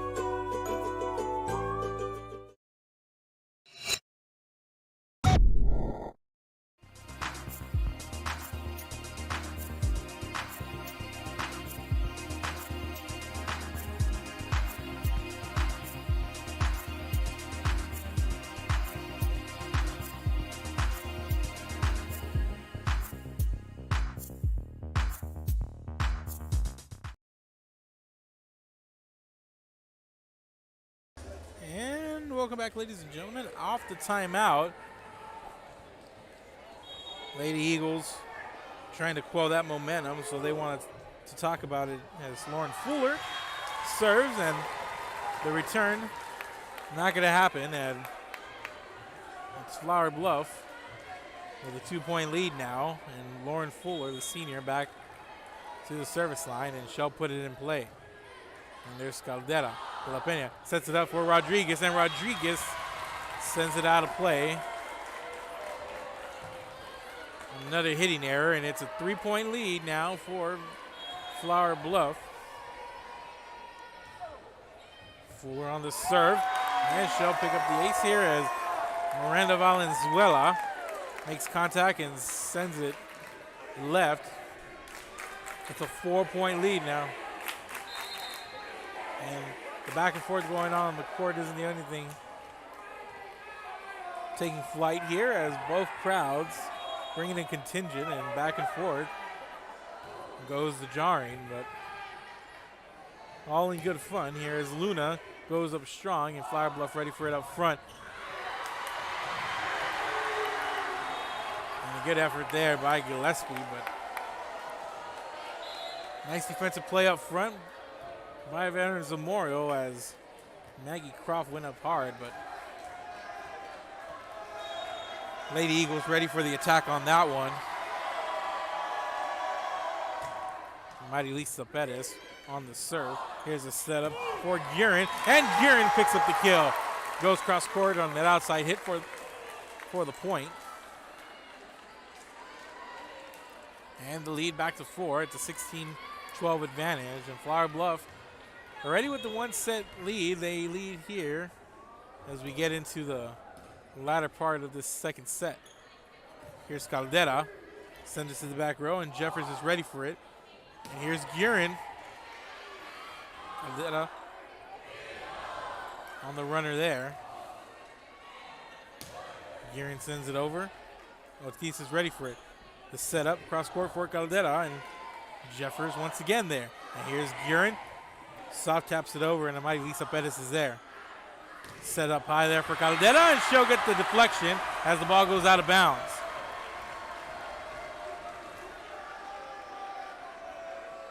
A little bit of patience there, nice timing. And Caldera on that outside hit, able to pick up the kill, and the lead down to 3. And here's Mia Rodriguez on the serve. He set up Guerin once again, and there's Tatiana Mosley and Julia Anguiano on the net once again making a play.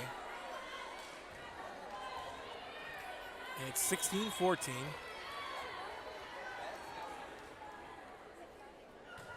And Mia Rodriguez on the serve. There's a setup, and Palmer on the return. There's Pettis, Anguiano, and Palmer once again, and there's a nice play there by Gillespie. But Veterans Memorial ready for it. Here's a setup. Guerin goes up strong, and she gets the better of that exchange. Mosley and Anguiano were there, but Katie Guerin comes up big and she's trying to get going here late in this set. Much like she did in set number 1. And a little bit of a momentum queller there as Harley Gillespie records the service error.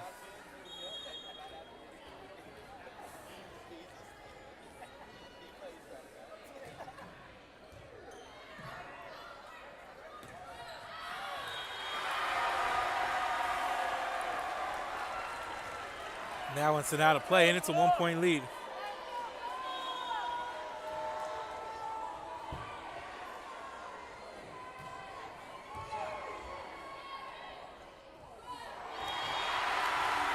And we're all tied up at 17 all. And the Lady Eagles now with the momentum swing.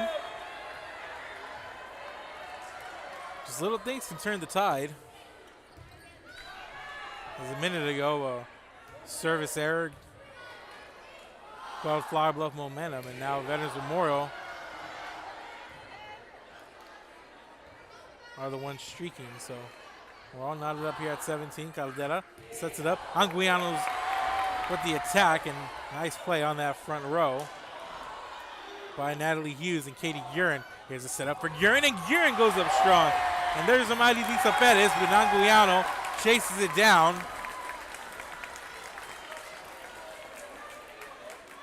Good effort there by Perez, but Guerin just missiles that one into her. And Perez was ready for it, but it's hard to get control there. There's a setup for Geyer. Here's a set, back row attack, there's Palmer. And going to set up Geyer once again on the outside. That one skips over, Palmer's there, sends it to the front row. Here's Freeman into the net. Gives it right back on the miss hit, and we're all knotted up at 18.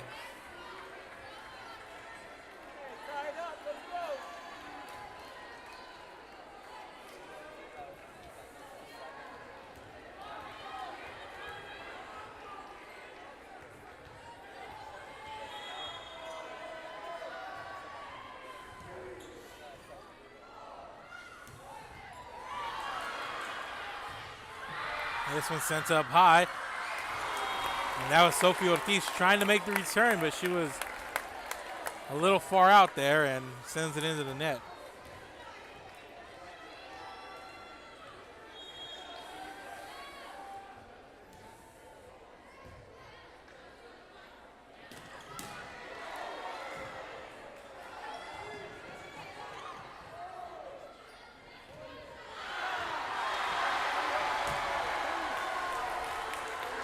Back and forth we go. This one out of play. We're all knotted up at 18.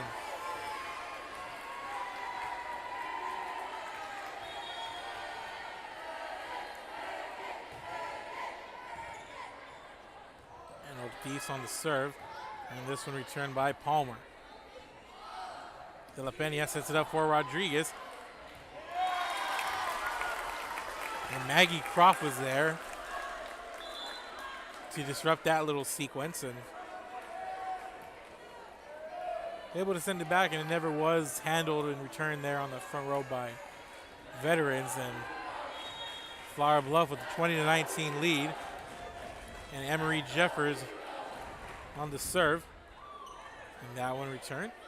De La Pena with the dump off there, and Fuller's ready for it. They set up here. Geyer into a block. And that's Maggie Croft, the freshman, once again. And the lead's 2, and Maggie Croft forces a timeout. Will go to the instant replay here. And just a nice back and forth here. Here's Geyer, and there's the block from Croft and Gillespie. So 21-19. We'll take a quick break. We'll be back. This is Real Sports Live. Keep it here. In the game, come to Myra Sports and more. Basketball gloves and uniforms too, customized for you. Your family tradition, from generation to generation. From Pee Wee to the MLBs, you can count on us. Your hometown sporting goods store since '76. Myra Sports and more, where kids get cool stuff. And we're back, ladies and gentlemen, coming out of the timeout. Flower Bluff in control by 2 here. And that one just a little bit of a mistime by Emery Jeffers. Palmer had a chance today coming from behind, but couldn't quite get it there, and it's 21-20.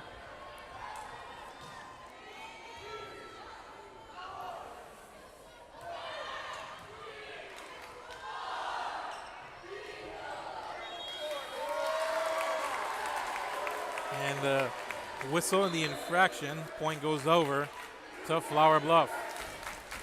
It's 22-20. And the Flower Bluff side on its feet here, and Lauren Fuller at the service line for the Lady Hornets. De La Pena for Caldera, and the infraction on the double tap there. And it's 23-20, and Flower Bluff opening up a late lead here once again at the back end of set number 2. Here's the setup. Here's Caldera. Palmer's there. Here's the setup for Caldera. Goes across her body. And that was a freshman. Croft ready for it again. Croft and Urin on the net there. And this one set up. And there's Urin. Kind of sky hooks that ball over. Palmer's there. The rally continues. Here's the setup for the freshman. And there's De La Pena ready for it. And the rally continues. And nobody home on that front row.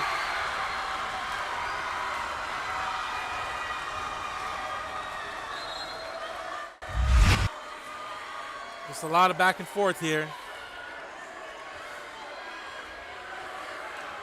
And just nobody home waiting for it there on that setup attempt. So it's 23-21. Here's Amari Lisa Pettis on the serve. Here's the setup. And a little bit too much on it there for Maggie Croft as she sends it out of play. And it's a 1-point lead, and Flower Bluff takes a timeout here as they want to take a timeout, talk about it a little bit, and settle themselves down. They're 2 points away, but Veterans Memorial on their heels. Keep it here. We'll be right back. Cheerleaders, and you're watching Real Sports Live.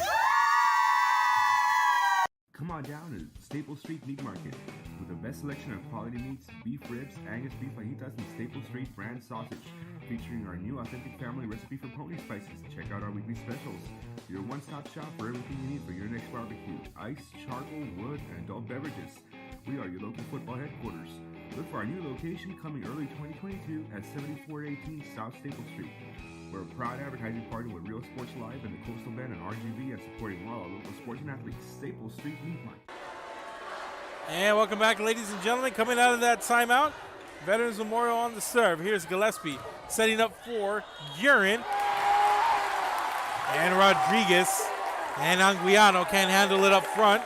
And set point coming up for Flower Bluff.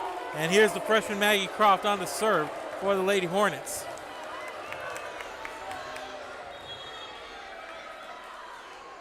And Croft with the serve. Anguiano's ready for it. Here's the setup. Caldera sent it to the back row. Nobody home. And Caldera picks up the point. And just good awareness there. The back rows moved up just a little bit. Just enough in case the ball floats right over their heads. Won't be able to get to it. And Caldera saw it here as Rodriguez on for the serve. Here's Guerin. And Guerin gets it over the front row again. Katie Guerin puts a bow on set number 2.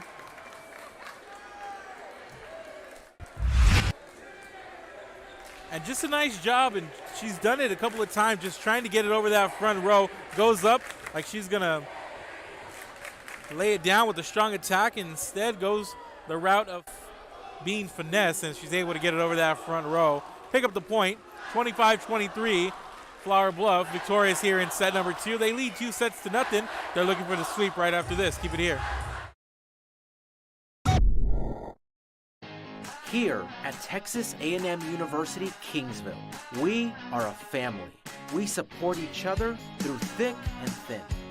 We work together, grow together, excel together. We inspire each other to become the great minds of the future. We are here to ensure you succeed. Apply today to get started. This is your time.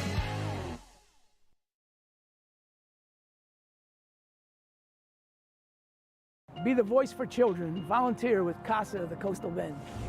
Help us break the cycle of child abuse and neglect. Attend one of 4 information sessions and learn how you can become a CASA volunteer, providing children in foster care strong voices, healing hearts, and the opportunity to thrive. After all, these children are our future. Visit coastalbendcasa.org and discover how you can make a positive change in a child's life. Every child has a chance. It's you.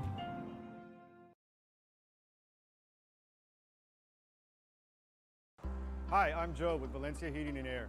Are you worried that your AC might not make it through another brutal summer?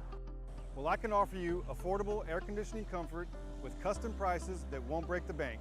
We service all units across the Coastal Bend, and there's no additional weekend or after-hour fees. We treat our customers the way we would want to be treated, especially when it comes to costly repairs.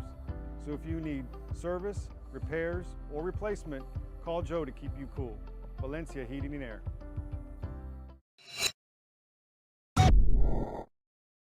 Fisherman's Place in Corpus, located at the Arcadia Shopping Center, offer reel diagnostics and cleaning, sell lures, tackle, bait, and clothing. Also new and reconditioned rods and reels featuring a limited warranty. Located at 3911 Ayer Street, call 361-687-6754, Fisherman's Place.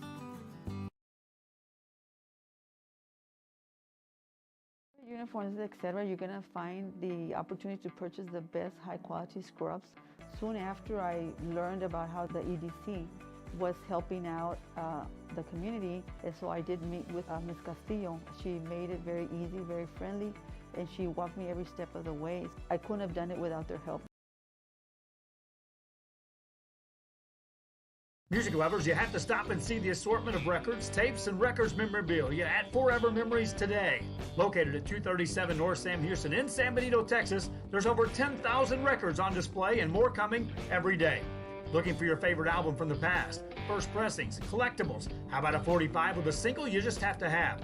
Freddie Fender, Johnny Cash, Hank Williams, Elvis, Beatles, blues, rock, classics, Tejano, it's all here. Organized and priced for you. Forever Memories, 237 North Sam Houston, San Benito.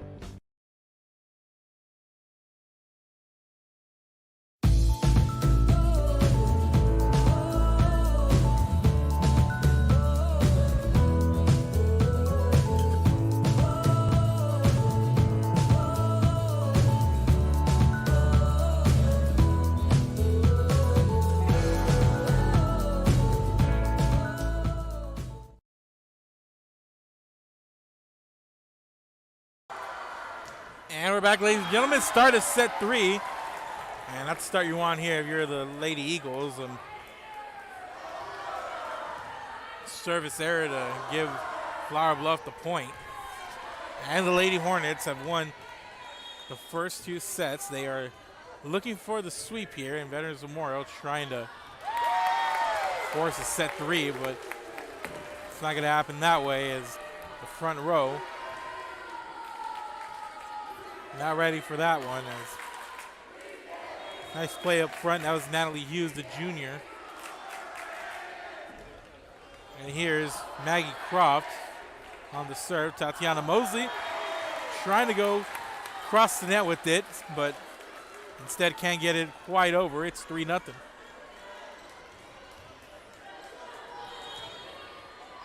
Maggie Croft on the serve.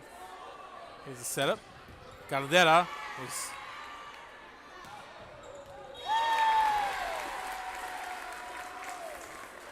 that's a nice return there and nobody home in between the front and back row for Veterans Memorial. And it's a 4-0 start here for the Lady Hornets. I believe the biggest lead of the night they've had has been 5. They're up by 4 here. And Caldera, and the freshman Croft was ready for the one-hander sent over by Caldera. And here's Anguiano. Nice play on the net. That was Hughes. Rally continues. Here's the setup for Hughes. And Pettis is there. Set it up for Caldera. And Caldera into the net on the miss hit. And another one. And a rough start here for Veterans Memorial. A couple of miss hits and a lot of momentum for the Lady Hornets. They lead 5-0. Timeout on the floor. We'll be back. We're Real Sports Live. Keep it here. I'm Sandra Valencia, principal of Por Vida Academy at Corpus Christi. Our program is individualized to fit the college or career your student is interested in. We cover all fees for testing and tuition. Our campus is small, providing a family-like atmosphere where teachers provide engaging, hands-on instruction. If you're looking for a school where your child can prepare for the future, then look no further than Por Vida Academy at Corpus Christi. Por Vida Academy at Corpus Christi. Go Panthers!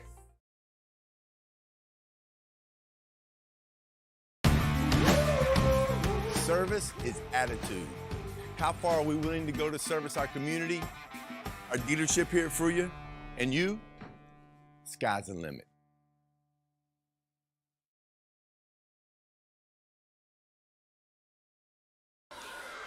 And welcome back. Coming out of that timeout, 5-0 start here for Flower Bluff. Here's Mosley. Guerin was ready for it. And a dump off attempt by Gillespie. It's sent back her way, but Flower Bluff ready for it. And Caldera sends it out of play, and that's going to be close. She was saying she got it inside that far right corner, but instead it's a 6-0 lead for the Lady Hornets. And this one served up. And Caldera, strong and nice play, and good attempt there, but Gillespie made the effort. It just wasn't meant to be on that one, and the ball goes out of play. And Veterans Memorial gets on the board here in set number 3. It's a 6-1 start here for the Lady Hornets. And here's Guerin. Goes cross court, and that one sent up straight. And a whistle and another point over to the Lady Hornets, and they are rolling here. Start of set number 3 as Hardy Gillespie was on the serve, sends it out of play. And the service error gives Veterans Memorial their second point of the set. Ariana Caldera on service line.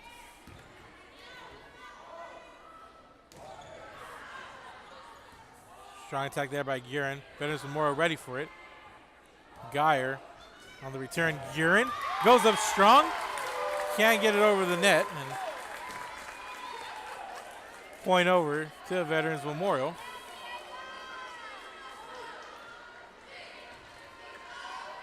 Oh, to Flower Bluff, excuse me. So it's 8-2.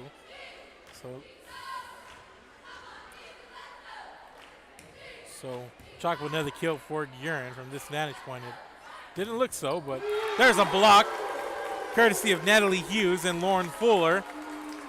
And it is a 7-point lead in the Hornets with all the momentum, and it seems like a deflated Lady Eagles team here as Anguiano going to come out, and rotating in is going to be Jordan Lotz. Lotz played well on some of the broadcasts we've had. Let's see what she can do as she hits the floor. And here's Katie Guerin, and Lotz with the bump, and here's the setup for Rodriguez. Fuller. They set it up cross court. There's Geyer. Guerin pops it up. Gillespie for Fuller. And it's alive, and Palmer's able to send it over, and nice job there from the Lady Hornets libero. Natalie Hughes on the return. Set it up. Back row attack by Caldera. Fuller's there. Gillespie for Hughes. And Hughes goes up high.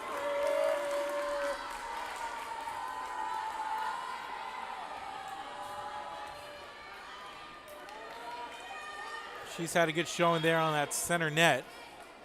And it's a 10-2 lead, Lady Hornets. Again, looking for the clean sweep here.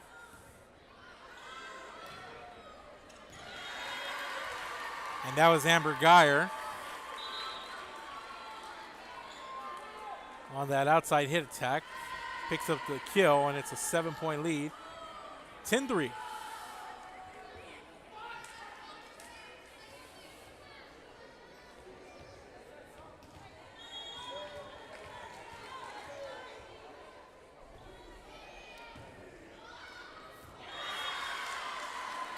And this one not going to be played at return, and back-to-back points here for Lady Eagles.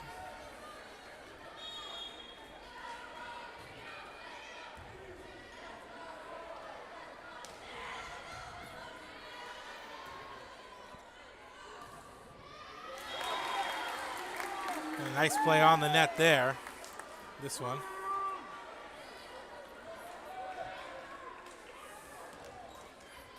Goes the way of Flower Bluff.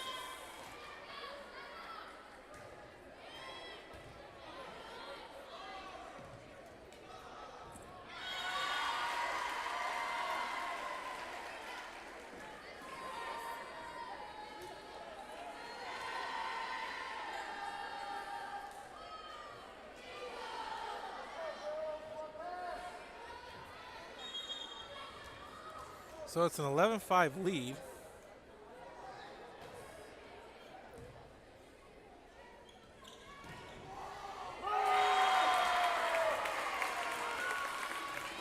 Flower Bluff picks up another point. It's a 7-point advantage, 12-5.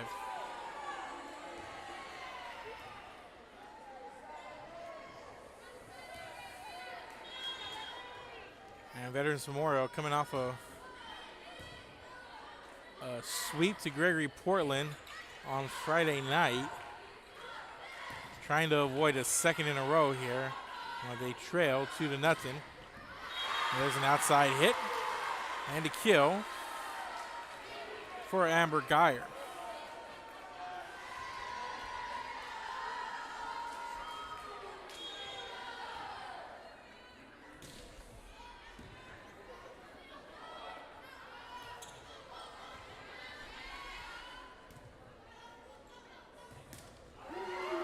And what a play there from the freshman, Maggie Croft. And she's really just owned that middle hitter position and just really got some good looks at the ball coming at her.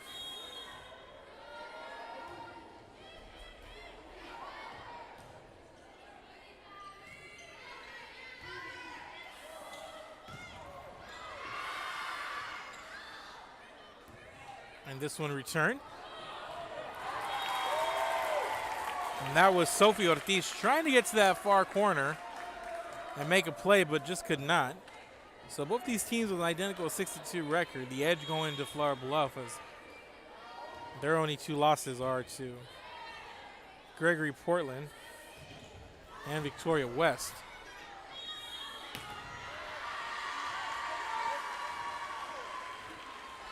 And the lead is 7. It's 14-7. Flower Bluff in front of Veterans Memorial.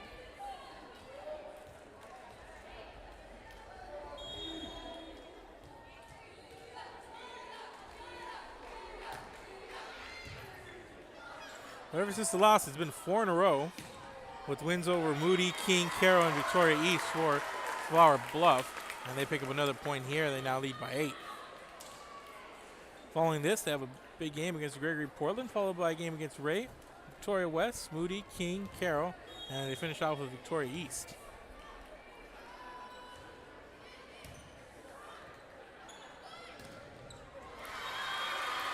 And there's Caldera picking up a point.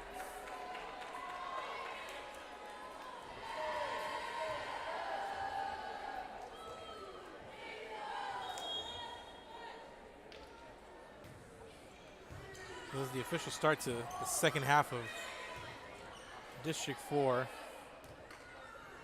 Both these teams, and big block there.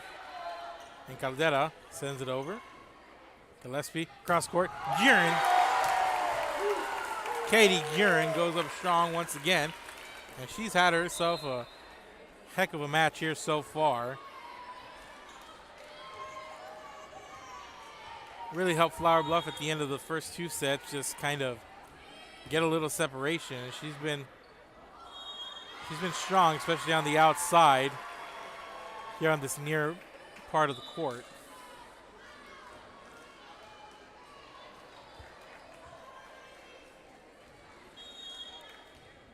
Here's Caldera on the serve for Lady Eagles. And there's Guerin from the other side. And Ortiz is there.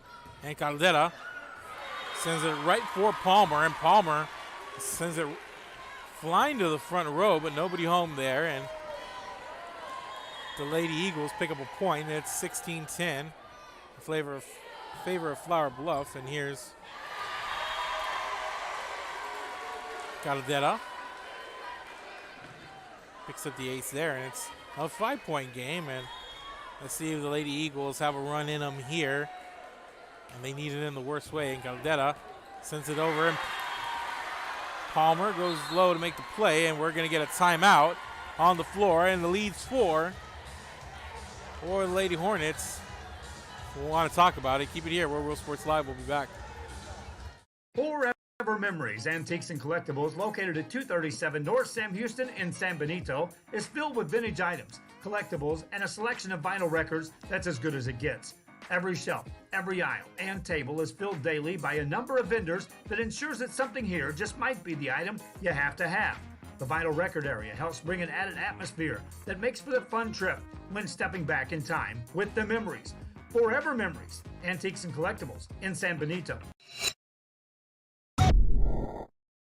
Hello, I'm Sandra Valencia, principal of Por Vida Academy at Corpus Christi. Our program is individualized to fit the college or career your student is interested in. We cover all fees for testing and tuition. Our campus is small, providing a family-like atmosphere where teachers provide engaging, hands-on instruction. If you're looking for a school where your child can prepare for the future, then look no further than Por Vida Academy at Corpus Christi.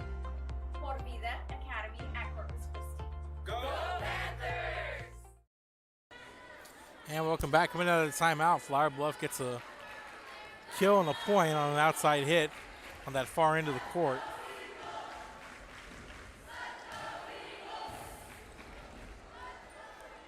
And here's a serve from Guerin. And Megan White reaches down trying to pop that ball up. Instead, it goes off her hands and out of play. And it's 17-13 now. And Veterans Memorial back on the serve, Mia de la Peña. To the service line for Lady Eagles.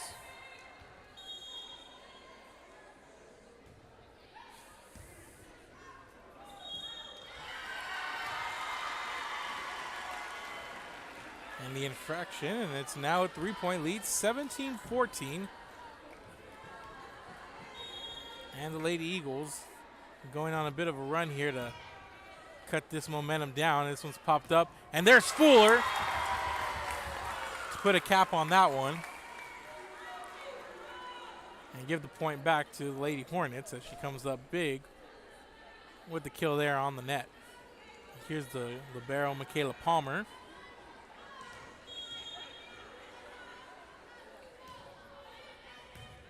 She sends the serve over. It's popped up in return. Here's the setup. There's the dump over there by Gillespie. De La Pena on the return. Gillespie sets it up. Fuller two-hands it over, and De La Pena's there. Caldera on the back row attack. It's played, and here's Fuller again. Going cross court. De La Pena on the return. Gillespie sets it up for the freshman Croft, and the rally continues, and Caldera sends it right to Palmer. Gillespie for Fuller. And Ortiz is there. They set it up for Geyer. And Gillespie with the dump off. And nice play there. Harley Gillespie.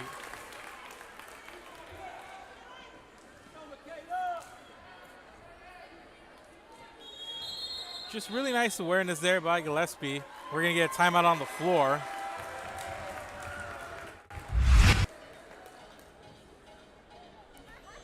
It's a nice back and forth here.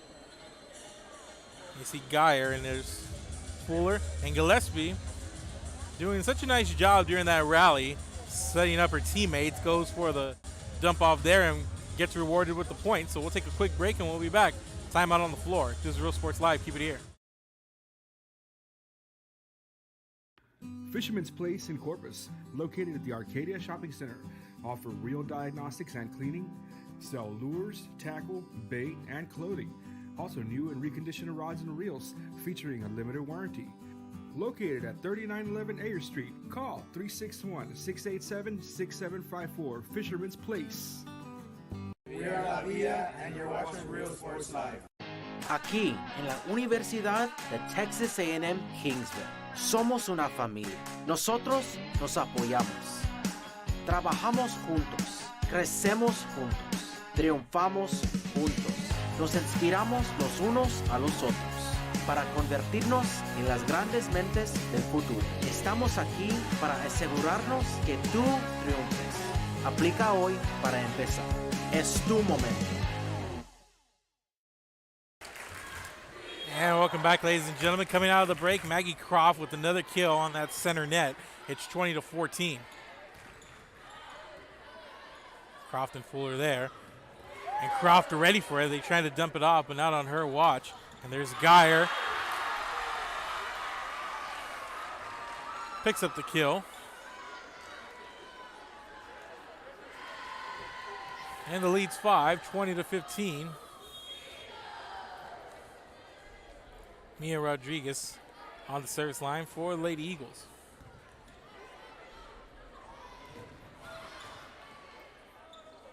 Gillespie sets it up. Fuller off of De La Pena, and that one sent out of play. Really strong attack there, but Lauren Fuller, the senior, got set up nicely, took advantage, and a lot of force behind that one. It's a 21-15 lead. The lead back up to 6 as Emery Jeffers puts this one into play. And there's Geyer, and there's the freshman again. That's Maggie Croft sending it back. What a game for her here. 22-15. That one popped up high, and that one's returned by Caldera. Set up. And off the deflection, it's Maggie Croft. And the freshman goes to work again, and it's 23-15. She gives her team an 8-point lead. Emery Jeffers on the serve now. And Mosley's there, and Geyer trying to get to it. And this is not going to be returned. Match point coming up. Emery Jeffers. And Lady Hornets trying to finish it off here. De La Pena sets it up. Geyer. And that one's returned. And the point over to Veterans Memorial. And they get the point, and they're on to serve now. Gillespie sets it up.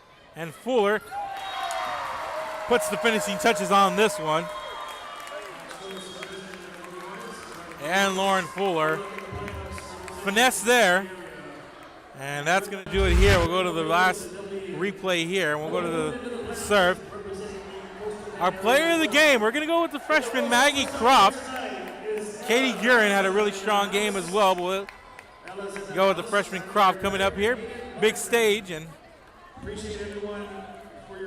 that's going to do it here, ladies and gentlemen. Make sure to go follow us on Facebook, Twitter, and on YouTube. That's going to do it here.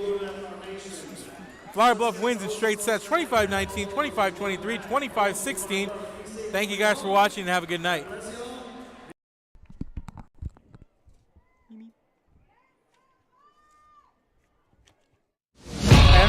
I've got my plan. I say lob it to Ryan Perez in the paint off a couple of screens. Esquivel to Garcia. Off the deflection. Los Fresnos comes back and wins. Santa Maria will put up a three. Bang! Santa Maria! There's Warner. Here comes a headed jam. Counted for two. Field. Adios! And the Falcons win on a walk-off. And it's saved. What a game. Smack to the left. That is gone. Lob for Perez. That's my play. Off the backboard. Counting and a win. And a win. Ryan Perez wins the game for the Santa Rosa Warriors, and they go nuts. And why not?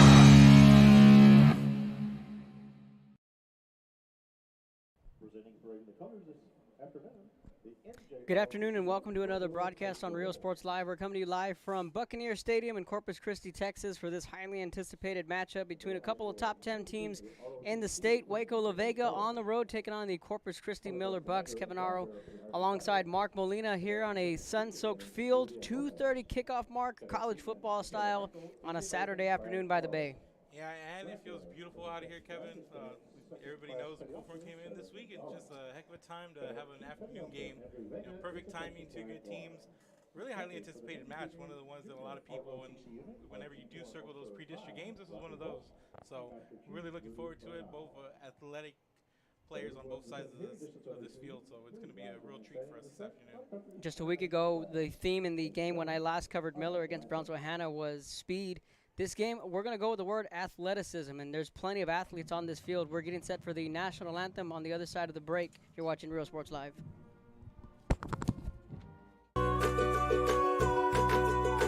We're a world-class Cadillac, Buick, and GMC dealership, and we're in your neighborhood. Come by and check us out. We're waiting for you.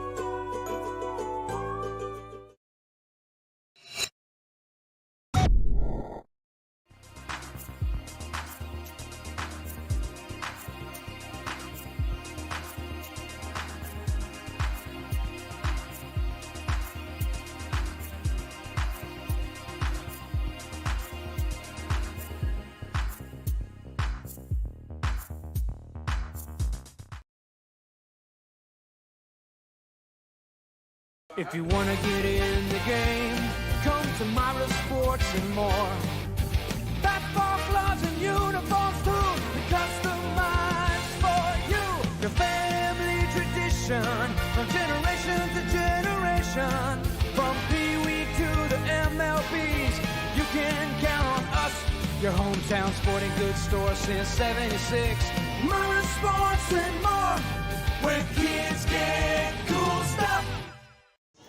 Hi, we're the Carroll Cheerleaders, and you're watching Real Sports Live. Come on down to Staple Street Meat Market with the best selection of quality meats, beef ribs, Angus beef fajitas, and Staple Street brand sausage, featuring our new authentic family recipe for pony spices. Check out our weekly specials. Your one-stop shop for everything you need for your next barbecue: ice, charcoal, wood, and adult beverages.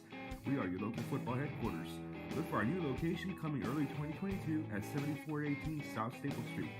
We're a proud advertising partner with Real Sports Live and the Coastal Bend and RGV and supporting all our local sports and athletes. Staples Street Meat Market. Here at Texas A&M University, Kingsville, we are a family. We support each other through thick and thin. We work together, grow together, excel together. We inspire each other to become the great minds of the future. We are here to ensure you succeed. Apply today to get started. This is your time.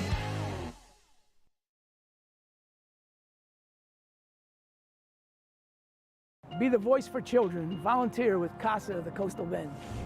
Help us break the cycle of child abuse and neglect. Attend one of 4 information sessions and learn how you can become a CASA volunteer, providing children in foster care strong voices, healing hearts, and the opportunity to thrive. After all, these children are our future. Visit coastalbendcasa.org and discover how you can make a positive change in a child's life. Every child has a chance. It's you.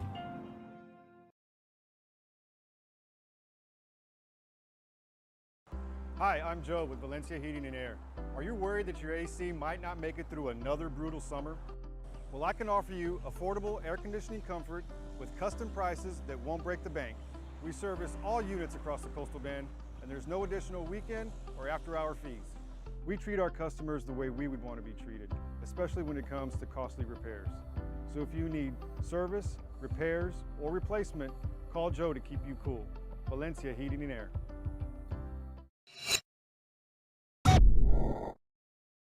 Fisherman's Place in Corpus, located at the Arcadia Shopping Center, offer real diagnostics and cleaning, sell lures, tackle, bait, and clothing. Also new and reconditioned rods and reels featuring a limited warranty. Located at 3911 Ayer Street, call 361-687-6754, Fisherman's Place.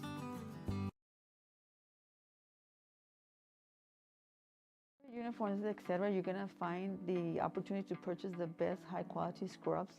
Soon after I learned about how the EDC was helping out the community, and so I did meet with Ms. Castillo. She made it very easy, very friendly, and she walked me every step of the way. I couldn't have done it without their help.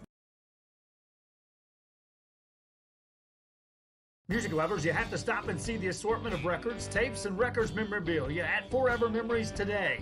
Located at 237 North Sam Houston in San Benito, Texas, there's over 10,000 records on display and more coming every day.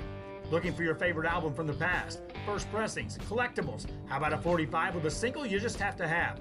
Freddie Fender, Johnny Cash, Hank Williams, Elvis, Beatles, blues, rock, classics, Tejano, it's all here. Organized and priced for you. Forever Memories, 237 North Sam Houston, San Benito.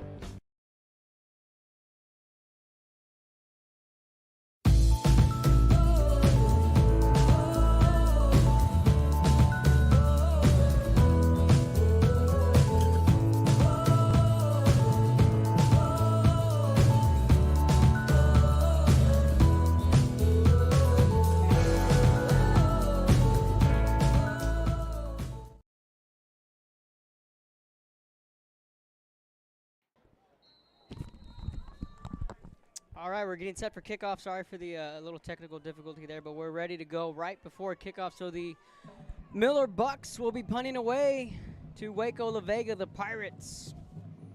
Getting set for kickoff. Non-district matchup in 4A. Week 5 wrapping up throughout the Coastal Bend, and they're going to look like an onside kick. It's going to go out of bounds. Yeah, it looks like they try to squib look or maybe try to catch somebody off guard, maybe try to get them on a bounce or something.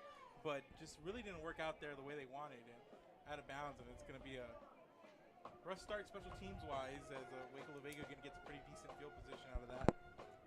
So out comes this Waco LaVega offense. Coming off a 3-point loss against Argyle, 17-14. This offense primarily likes to run the football, that big offensive line. Robert Prescott, the junior starting quarterback, out of the shotgun. He's going to hand this one off. Right hash, lots of running room, 45-40. First down and more right out of the gate, Jesse Majors Sterling. Yeah, just a lot of room there to that far side of that line. Just finds it up the seam, has a lot of room, and just blasts right through it. And LaVega just a quick start out of the gate. That was Xavier Rice. Correction, Rice again will take the carry. So Rice, first play of the game, picked up a first down and much more on the ground. 2 straight runs for the Pirates. Yeah, just the tempo at the beginning. They were able just to run down the field there and go to the split screen replay here to take that first run out here, and just good push up front you saw for them as they come out here. Prescott hands it off to Rice. Zone read to the outside, looking to pick up a block, and does. Rice with speed, and on the 3rd play of the game, it's a 33-yard touchdown, Waco LaVega. Yeah, he pushes it to the outside, and once he gets clear there, he's able to cut it back in, and nobody there in that lane in front of him, and it's Pager. Too easy for Waco LaVega here to get things going, and primarily on the ground, well, all on the ground actually, just 3 quick plays you see make their way down the field. So Miller went with that squib kick, went out of bounds, and an easy play for LaVega to just watch it go out of bounds, and they take advantage of the short field in 3 plays, all of them going to Rice. Snaps there, the extra point is good. It's 7-0 Pirates.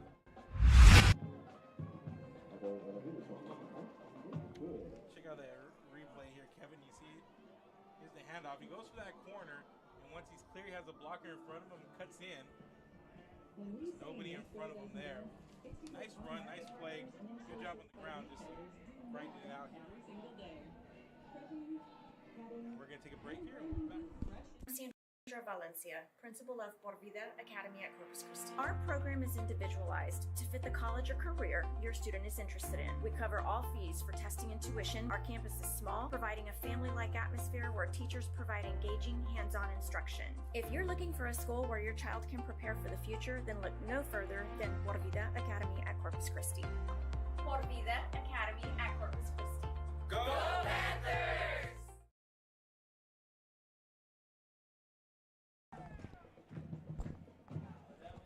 Welcome back to Real Sports Live. In 3 quick plays, the Pirates take the early 7-0 lead, 10:48 in the opening quarter.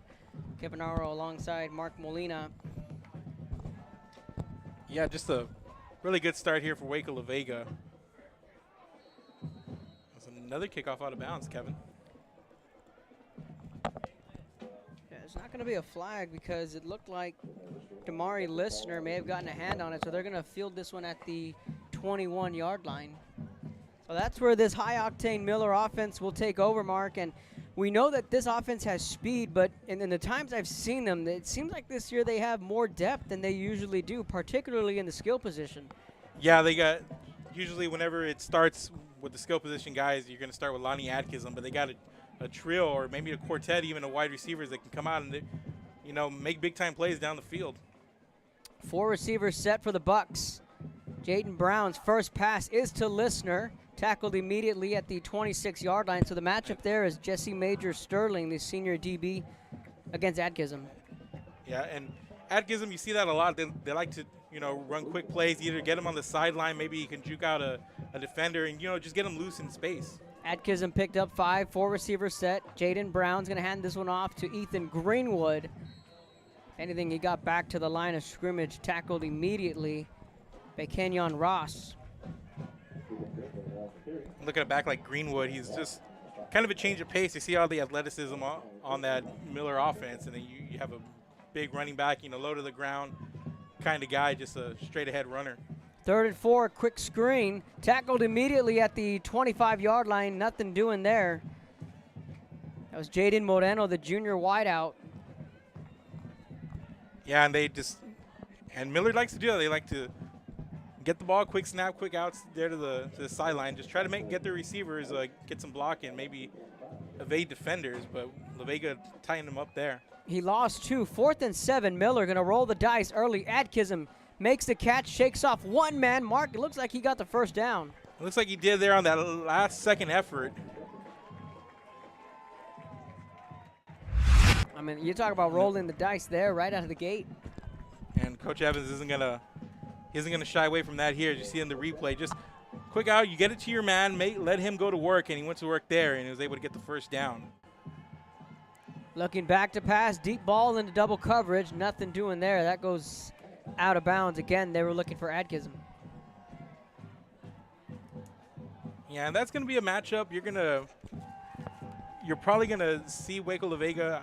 If I were them, just kind of see what your man can do one-on-one. But once you get him out there, you'd have that safety help, especially with a guy like Adkism, because he's going to make you miss, especially if he gets you on that sideline. Jaden Brown hands this one off to the 30, out to the 35-40. Picks up a block, throws the stiff arm. McCulley and Williams, both he and Ethan Greenwood, it's been a running back by committee for Coach Evans' offense. Yeah, both different kinds of a runner. Greenwood, more of a bruiser. Williams, he can get to the edge a little bit. You know, he's going to try to get you to the edge, and he's going to cut back where he can, find it appropriate. LaVega making some subs on defense, going with 3 down linemen on the tackle there. Jason Brown, the junior.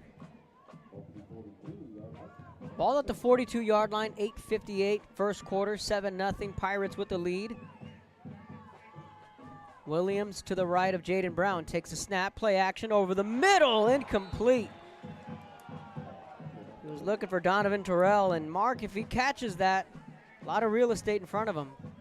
Yeah, just trying to get him up in the middle of the field and just up those seams. We're trying to make that catch in traffic. It's not easy, and took a shot there. But these receivers more than capable of making those plays. 3rd and 8. Here comes the blitz. Greenwood picks it up. Pass out to Lonnie Adkism, makes a catch, shakes off one man, still on his feet at the 45, and Adkism, Mark, had to reach back, bring that football in, and pick up a first down. Yeah, and just put it where you can get it, wherever he can get to it, and just as long as the defender can't get to it, you know, just give Adkism a chance, and you saw him do that there, and Adkism was able to go to work and make that catch. Has plenty of time over the top, looking for Adkism. Nothing doing there, so right out of the gate, we're seeing the youngster, Jaden Brown. He's going to take his shots deep, and Mark, that was the question coming into this season, is just how quickly can Jaden Brown grow up, and I thought we saw him grow up with the win at Sinton on the road, and then here against Brownsville Hannah last week. Yeah, those were 2 huge games for him. I saw him earlier in the year against a really, really tough veteran squad. And he, you know, there's a lot of pressure on him, and veterans brings that pressure, especially off the edges. But, you know, you see him in those later games, he got comfortable, he settled in a little bit more and started getting the ball out to his receivers. And, you know, you just got to be able to come in and do that with this Miller squad. Just a lot of talent around you, you know, just be serviceable, get the ball out to these guys and let them go to work. 4 receiver set after that low snap, 3rd and 10. Greenwood, the running back. Miller got them to jump, should be a free play. They're going to sling this one for Adkism, but this should be an easy offsides going against Waco LaVega.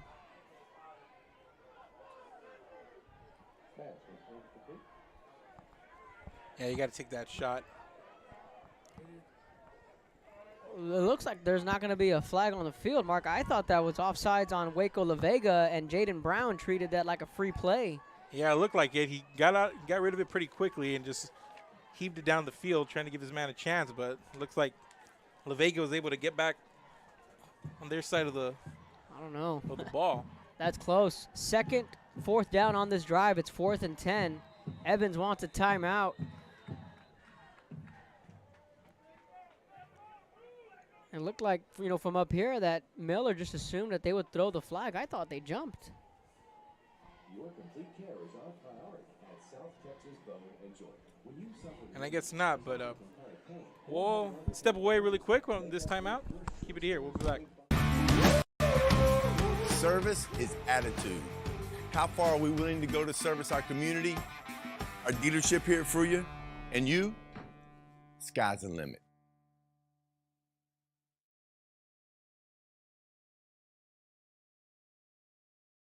Forever Memories, Antiques and Collectibles, located at 237 North Sam Houston in San Benito, is filled with vintage items, collectibles, and a selection of vinyl records that's as good as it gets.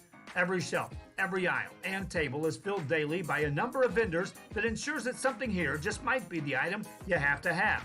The vinyl record area helps bring an added atmosphere that makes for a fun trip when stepping back in time with the memories. Forever Memories, Antiques and Collectibles in San Benito. Hello, I'm Sandra Valencia, principal of Por Vida Academy at Corpus Christi. Our program is individualized to fit the college or career your student is interested in. We cover all fees for testing and tuition. Our campus is small, providing a family-like atmosphere where teachers provide engaging, hands-on instruction. If you're looking for a school where your child can prepare for the future, then look no further than Por Vida Academy at Corpus Christi. Por Vida Academy. And I'll bring it back.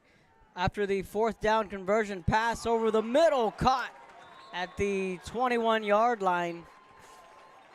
That was Ethan Vela on the reception.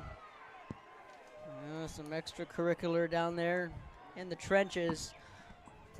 On that 4th and 10, Miller converted. So that's twice on this drive they've converted on 4th down, and multiple times they've converted on 3rd and long.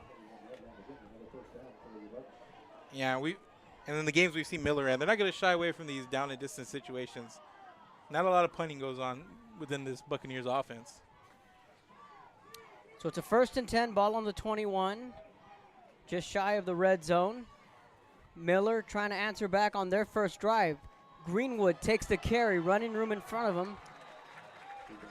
Picked up about 5. This is a nice first down run, just some power football there. Just hand it off, let your big man go to work, puts his shoulder down straight ahead, and good push back the other way from Miller, and just a nice drive for them to come out and answer. 2nd and 3 after the pickup of 7. That's going to be a false start. An easy call there for the officials. McCullen Williams, the senior. Yeah, a little anxious. It looked like he was going to either kind of get in motion there, or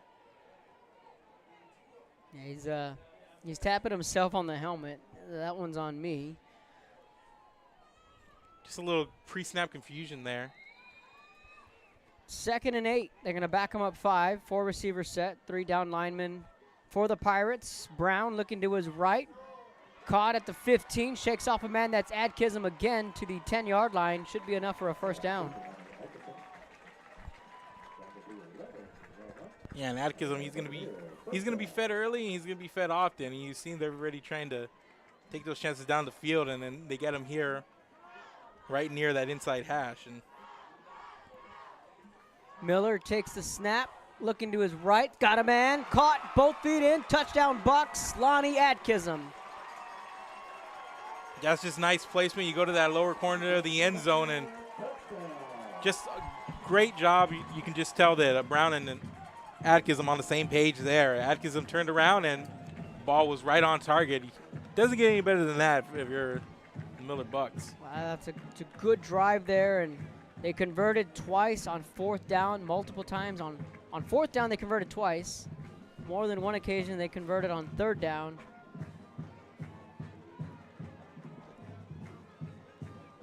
Extra point coming up. Snaps there, it's up. Gets it through, we're tied up at 7, 6:19 left in the first quarter. Yeah, let's go check out that replay. You're gonna see Adkism here to the right of your screen. And just a good route. And just knows where to be there on that lower corner near the pylon, just as close to that corner as you can get. So we'll take a break.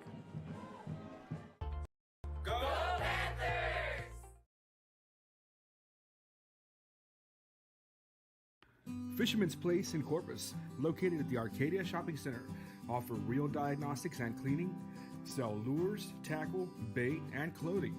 Also new and reconditioned rods and reels featuring a limited warranty. Located at 3911 Ayer Street, call 361-687-6754, Fisherman's Place. We are LaVega and you're watching Real Sports Live. Aquí, en la Universidad de Texas A&M Kingsville, somos una familia. Nosotros nos apoyamos. Trabajamos juntos. Crecemos juntos. Triunfamos juntos. Nos inspiramos los unos a los otros para convertirnos en las grandes mentes del futuro. Estamos aquí para asegurarnos que tú triunfes. Aplica hoy para empezar. Es tu momento. We are the Ray Texas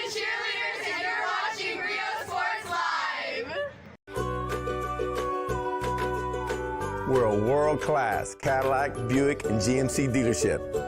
And we're in your neighborhood. Come by and check us out. We're waiting for you.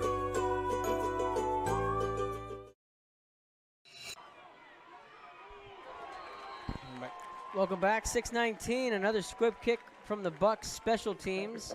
Waco LaVega is going to take over at the 35-yard line. So a quick three-play scoring drive from Waco LaVega that started the scoring. Miller answered back with a good long sustaining drive. They tie it up at 7. So back comes the Pirate offense. Xavier Rice took the ball all 3 times on that opening drive. Prescott, play action. He's going to stretch it over the top. That one's knocked away. Lonnie Adkism, they were looking for Rice, the intended wide receiver. And you see Adkism come in, just takes this big old swipe over the head of the receiver and is going for that ball. And little in front of the receiver there. Makai Rice, the intended receiver there. 2-back set for LaVega. They're going to motion a man. Rice will take the handoff, shakes off one tackle and another.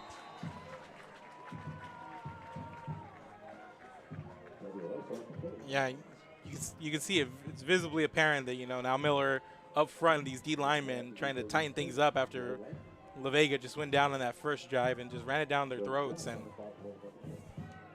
Dejon Bidsby, big man in the middle, anchoring that defense.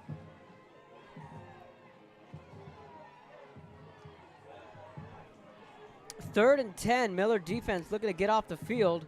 Prescott play action, slings that one, comeback route, caught at the 50. He's going to pick up a first down, that's Rice. And he scurries out of bounds. But a fresh set of downs for the Waco LaVega offense.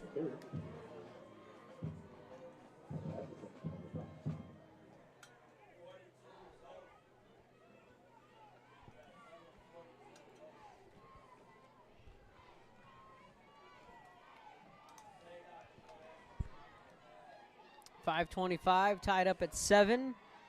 Prescott hands it off. Jet sweep. Not much running room there. The Miller defense sniffs it out.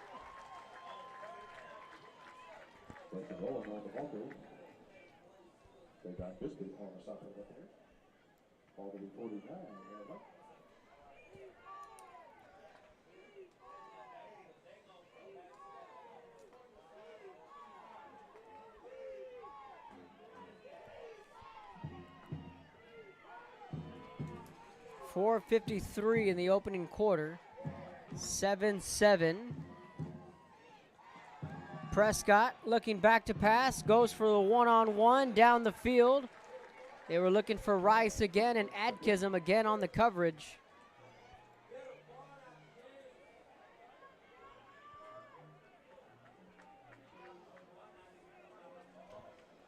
They're going to keep going that way. That's a matchup we've seen early in this first quarter. They're going to put Adkism and Rice on an island alone. Let them hash it out. It's been a fun matchup so far. 4:42, clock stops. Ball at midfield.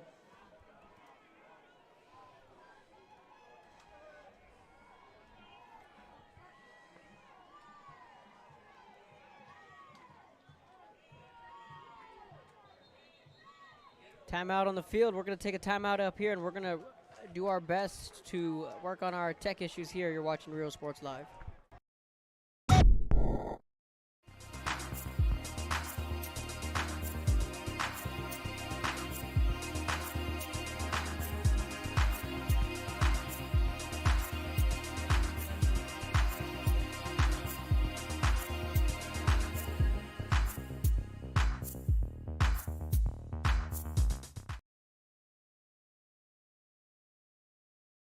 If you want to get in the game, come to Myra Sports and more.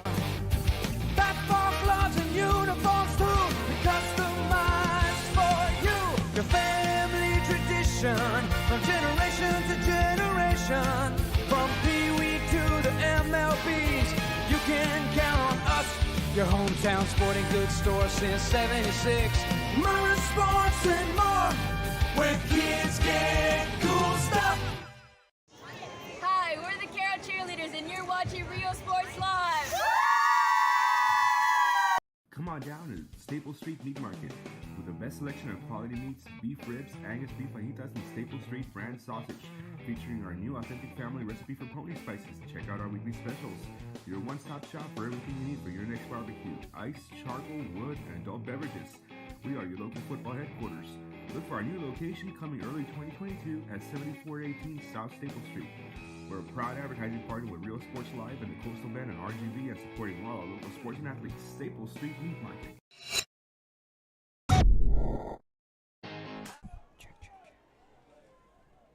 Texas A&M University, Kingsville. We are a family. We support each other through thick and thin. We work together, grow together, excel together.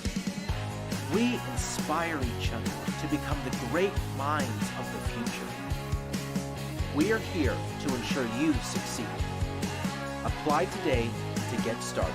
This is your time. Back. Welcome back, and the Miller defense comes up with a stop. Thank you for being patient with us. We're good to go. So the Miller offense back on the field, looking to take their first lead of the afternoon. 4 receivers set for the Bucks. Brown, pump fake. He's going to go over the top. Got a man. Off the shoulder pads and incomplete. They were looking for Jaden Moreno. Just a nice pass. He dropped it in there pretty accurately, just right where he needed to be, but looked like Ronald Kendricks, I believe, number 3 for LaVega, was there and just might have been in the disruption in his eye line. Enough. Yeah, he got just enough. Now it's a 2nd and 10. Brown back to pass, leaping, making the catch. Making up for it there is Moreno.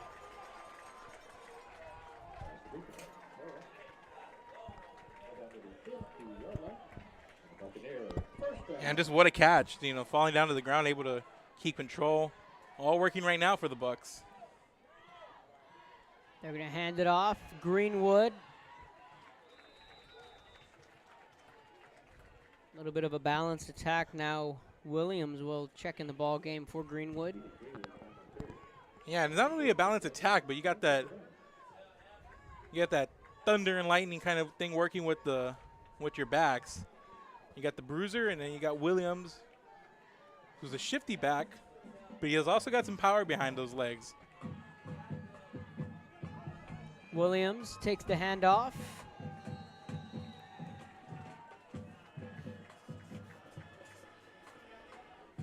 Kind of see him there put his head down right in the heart of that line right there. Just didn't shy away and, you know, kept training his feet.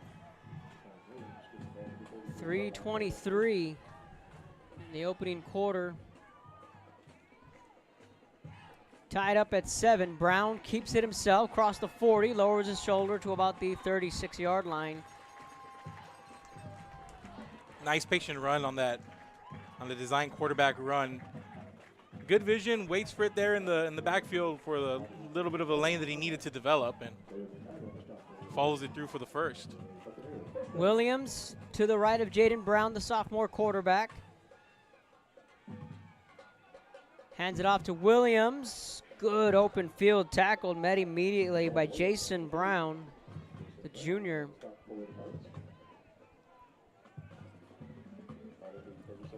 So now the big man, Ethan Greenwood, checks back into this game. 2:40 clock ticking away in the opening quarter, tied up at 7. Miller with the football, their second drive. They scored on their opening possession.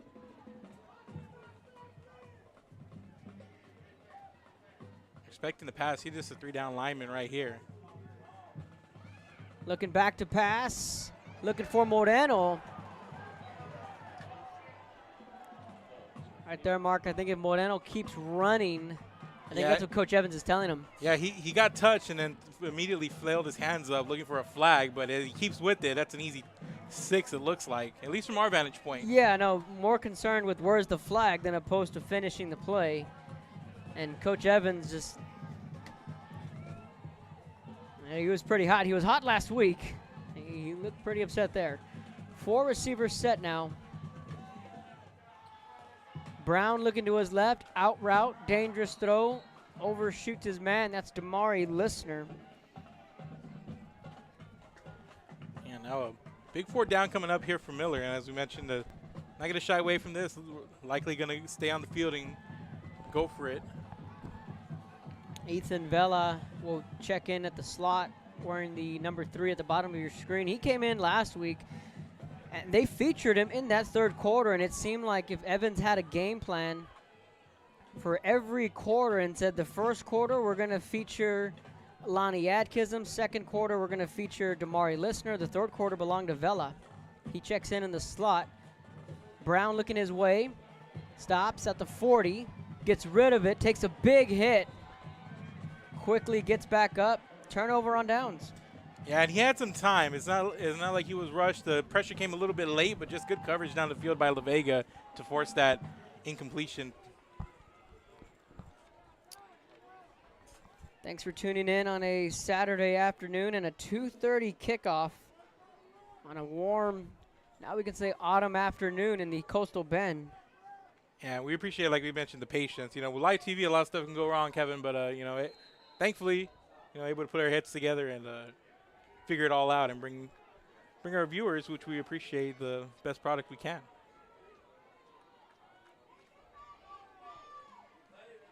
Gonna hand this one off, and the defense there to stuff it. That's the man, Dejon Bidsby. So what do you think the defensive coordinator went and told him after that first drive? And you see the way Miller's come up, they forced the turnover on downs, and then they come out here and they draw a tackle for loss, so it looks like the defense is kind of settling into themselves right now. Well, I think it's just some quick adjustments. It's just about gap containment. In that opening drive, you saw Rice really just pick and choose where he wanted to go. So this defensive line starting to settle in for Miller. Quick swing pass complete at the 30. Rough tackle there over on the far sideline. And Miller just flying to the ball there on that far end. They saw the play and they were ready for it. You saw 2-3 purple jerseys just convene and put up a wall there. Not a lot on that play.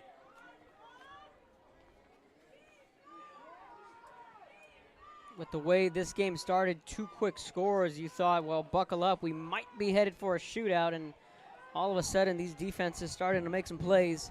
3rd and 13, LaVega behind the sticks. Prescott's going to sling this one's got a man wide open, 40, 35, 30. It's a foot race down to the 20. He's 10, got that angle. 5, pylon, touchdown, Waco LaVega. McKee Rice on the touchdown reception. And just how we're talking about these defenses are settled in, the offense for Waco LaVega comes out with a big strike down the field. 13-7, right when we mentioned, or I mentioned, that the defenses were stepping up and making plays on 3rd and 13. Prescott hits Rice. And that was just good placement on the football. I mean, I know he had his man beat by a little bit there, but he kind of threw it a little bit inside, made him having to come back and reach for it. No chance there of maybe a late jump by the defender, and we'll check out the replay here.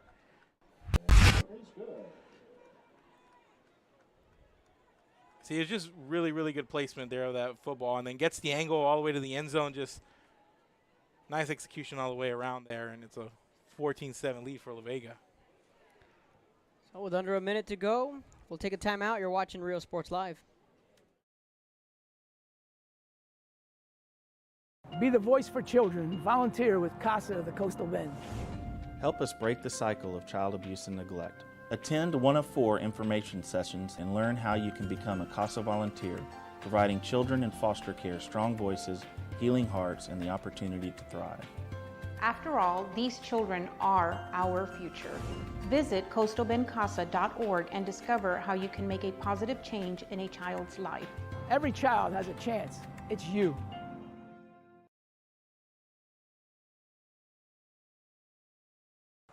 Hi. In air. Are you worried might not make it through another brutal summer? Well, I can offer you 14-7 Pirates.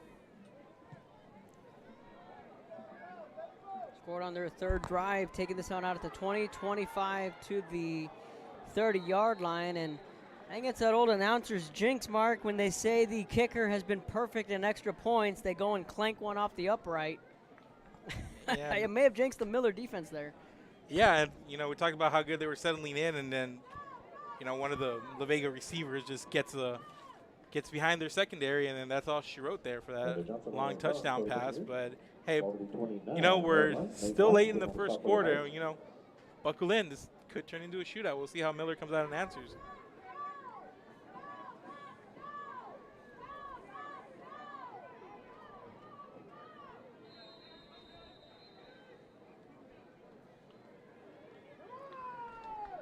So a timeout on the field. Miller is going to take a timeout, talk it over on the other side of the break. You're watching Real Sports Live.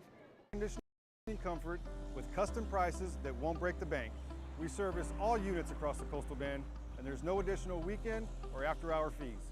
We treat our customers the way we would want to be treated, especially when it comes to costly repairs. So if you need service, repairs, or replacement, call Joe to keep you cool. Valencia Heating and Air.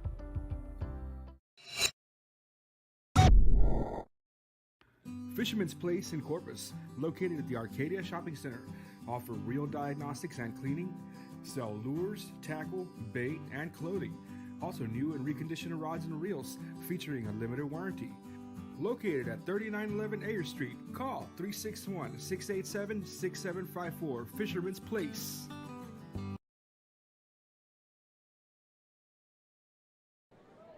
After the timeout, 1st and 10, ball on the 29. Greenwood's going to take it to the 30, lunging forward, picks up a couple.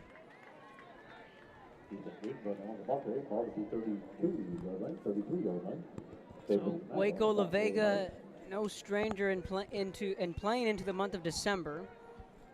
Class 4A state champions in 2015, 2018. Went to the state championship as recent as 2019. And eventually lost to Carthage in the state championship. Yeah, just a good measuring stick kind of game for if you're Miller. I mean, they've done it the last couple of years. They've faced some stiff competition and even into the postseason, so no different here as they continue to develop before they hit district. That's going to take us to the second quarter. We've played 1, Pirates 14, Bucks 7. You're watching Real Sports Live. You're going to find the opportunity to purchase the best high-quality scrubs. Soon after I learned about how the EDC was helping out the community, and so I did meet with Ms. Castillo. She made it very easy, very friendly, and she walked me every step of the way. I couldn't have done it without their help. Music lovers, you have to stop and see the assortment of records, tapes, and records memorabilia at Forever Memories today. Located at 237 North Sam Houston in San Benito, Texas, there's over 10,000 records on display and more coming every day. Looking for your favorite album from the past, first pressings, collectibles. How about a 45 with a single you just have to have? Freddie Fender, Johnny Cash, Hank Williams, Elvis, Beatles, blues, rock, classics, Tejano, it's all here. Organized and priced for you. Forever Memories, 237 North Sam Houston, San Benito. Donovan Terrell on the reception. First play of the second quarter. Kevin Arrow, Mark Molina. On a Saturday afternoon, Buck Stadium. That's going to be a false start. Yeah, the second time for Miller. They've had a false start here in this first half. Xavier Rivas, the senior right guard. Little jumpy. Jaden Brown kind of clapped his hands together. It's the second false start we've seen from this Miller offense. Going to push them back to a 1st and 15. Ball on their own 43. Let's see when they wanted to feature Damari Listener. Jaden Brown fires that one. Completes it again. That's Terrell on the reception. Yeah, it's just as you mentioned, all the wide receivers, you know, go to different game plans, different quarters, feature different guys. I mean, you got your main quartet, but then you got a lot of guys under, just like you mentioned, a lot of depth for this Miller team, and it just got to be like wonderland of your quarterback. They picked up 8. Brown looking to his left, comeback route, looking for Listener. Incomplete at the 40-yard line. Breaking up that pass was Xavier Carpenter. And that comeback, Carpenter stayed right with and able to get his hand there and break that up. Just a really good, solid play there by the DB.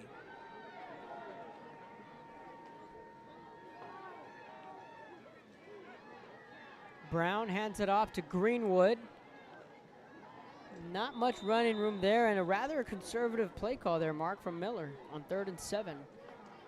Yeah, I mean, you look at that play call, and then it's just kind of a chess game, trying to wonder maybe LaVega, maybe they were going to repass on that one, just try to give it to your bruiser. Maybe he finds a little bit of daylight, turns those legs, and able to break free for a few yards, but he gets a couple there. 4th and 7, ball on the 49. 4 receivers set.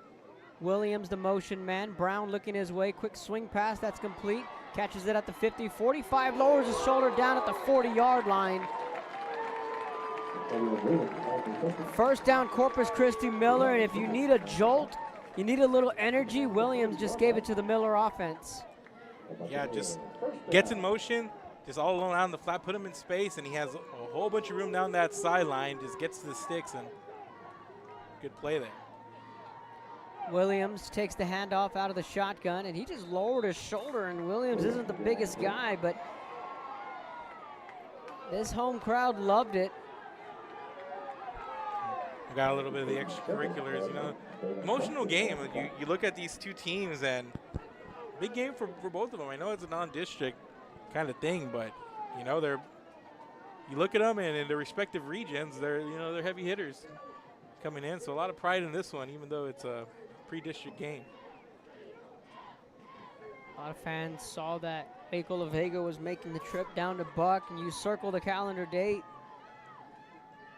Design quarterback run, Brown. Good open field tackle there. David McKnight, the senior. He had a little bit of daylight there to the left, but that closed up really quickly. You could, as LaVega just kind of flying to the ball here, and it's good stuff defensively. Quick pass again, complete, 35. This is a sound Pirate team. The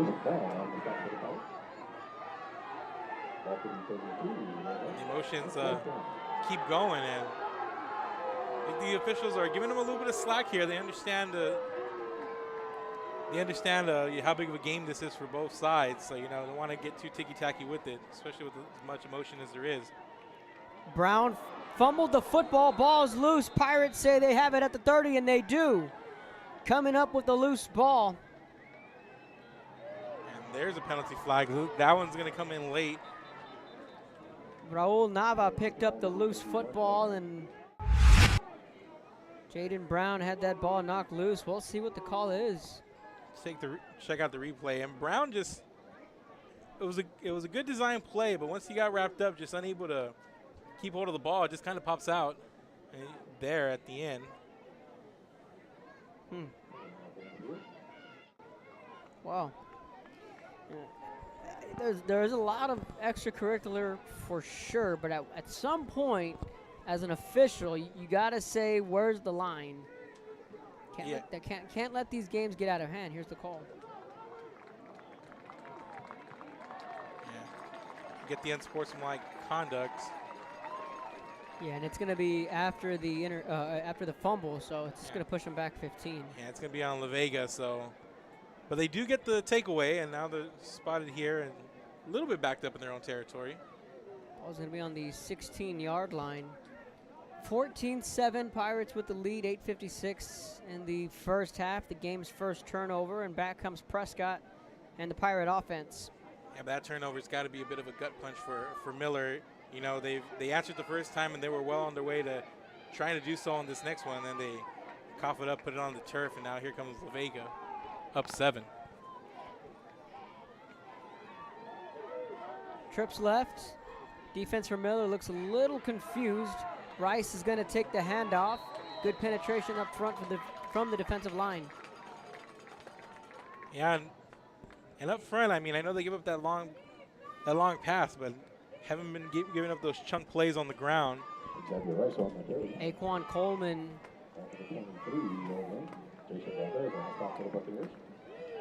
only allowed 2, 2nd and 8, 8:31.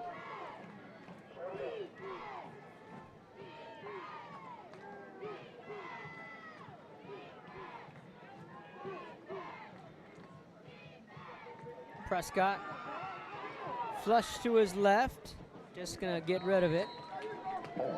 3rd and 8 coming up. Yeah, you just gotta get rid of that. You had a man running up the sideline, but it's one of those things where trying to move on the run, but at some point you gotta get set. It looked like there was enough pressure for him to just know that, hey, you gotta have the wherewithal to throw it away and live to go another play.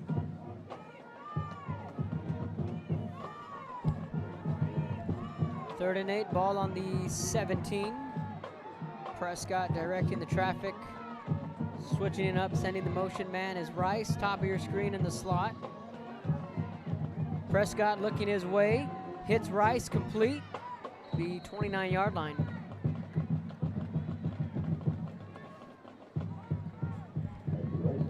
That's enough for a Pirate first down.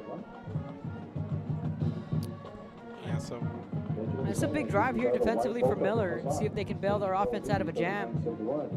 And then almost you feel that the way this game is trending, you don't want to fall behind 2 scores. That'd be a slippery slope. Then you'd have to play catch up. But then again, on the flip side, there's a team more equipped to answer back quickly. It's Miller.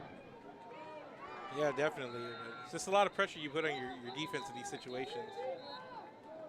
Miller is going to take a timeout. Be sure to follow us on our social media sites at Real Sports Live on Instagram, Twitter, Facebook. Subscribe to our YouTube channel. 14-7, Pirates with the lead midway through the second quarter. You're watching Real Sports Live.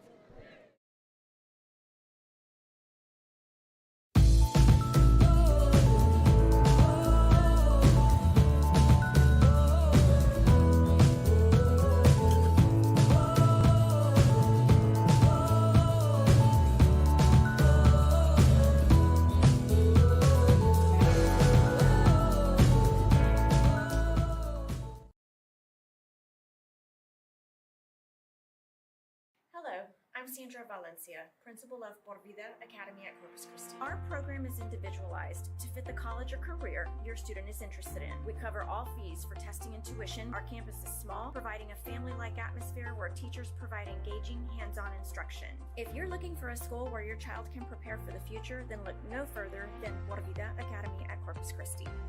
Por Vida Academy at Corpus Christi. Go Panthers!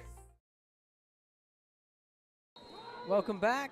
Ball on their own 29. Pirates looking to capitalize on the fumble. Rice, not much running room there. Coming into this game, we see that we thought, hey, Waco LaVega, their team likes to come out, run the ball, grind it out, and we saw a lot of that in that first possession. But ever since then, we really haven't seen much of it. Miller's taking it away, and you see LaVega go to the air a lot more. And they've struck there. They've had some good plays, but they haven't been able to get back to that running game. Well, that was the point I was about to bring up, that it took 3 quick plays for Waco LaVega. Since that opening drive, albeit it was a small sample size, this Miller defense has done a good job on stopping the run. And has got a player down, so we'll step away for a bit real quick, and we'll be back. Service is attitude. How far are we willing to go to service our community, our dealership here for you, and you? Sky's the limit.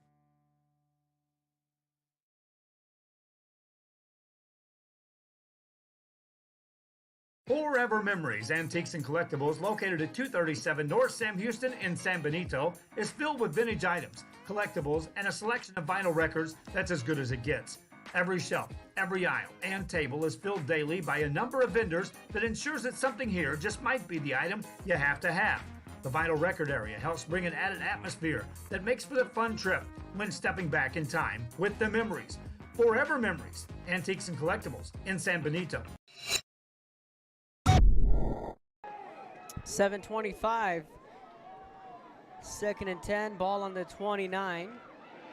Handoff, sheds off one man and another. Another broken tackle down to the 40. A flag comes in. This could be coming back, but no one's going to catch him. This is going to be a Pirate touchdown. That was an impressive run from Bryson Rowland, but flags in the area of holding.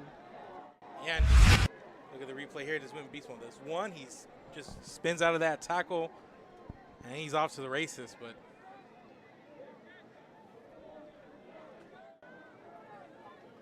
we'll check the call. And, oh, they moved down the field, so. I think that touchdown's going to stand.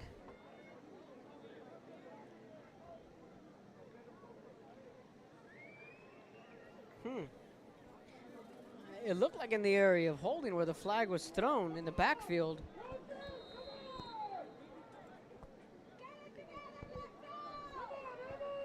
And it's gonna hold up. I mean, that's an impressive run. The extra point is good. It's 21-7. Waco LaVega and Bryson Rowland. Yeah, just you see here, just breaks away, spins out of a couple of tackles, a couple of stiff arms here and there, and that flag came in whenever all that was going down, but just wasn't addressed. We have a Waco LaVega touchdown, and then you said it was a big drive, and LaVega is able to come out and put another touchdown on the board. So now this is they must have picked up the penalty.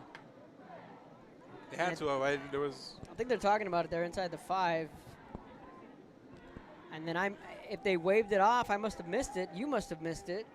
Yeah, it just looked in the midst of everything that was going on. We didn't have an official come out and explain, so I guess they must have picked it up. And they had to have, because Justin Evans, there's no pleading his case. He's not questioning anything. So if that were the case, he'd be on the hashes wanting to know what's going on. But nonetheless, that's a huge touchdown because now Miller again falls behind by 14. Always be aware of your surroundings. Thanks to Farmers Agent, You got 7:06 in the second quarter. safe decisions. So obviously plenty of time in this first half. But yeah, just quickly how things can swing. I mean, it was a 14-7 game. Miller in LaVega territory, going right down the field, and all of a sudden we get a fumble, and LaVega comes out and they strike big. They're kicking off from the 45, so the penalty had to have been against Miller. Had to have been against Miller, and they're gonna.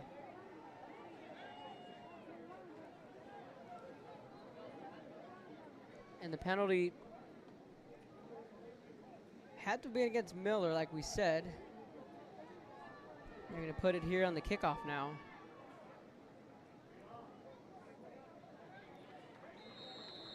And then the onside kick, good job, hands team. There, if you're Miller, I mean, take a penalty like that, and if you're Waco LaVega, why not take a shot? I mean, your defense has played pretty well. They've been able to stop Miller. They've held him to 7 points, and they got a takeaway. So you get the penalty, you get moved up a little bit on that kickoff. Why not go for that onside?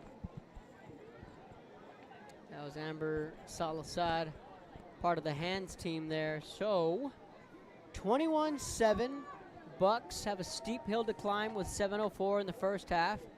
The sophomore right-hander, Jaden Brown, trips left.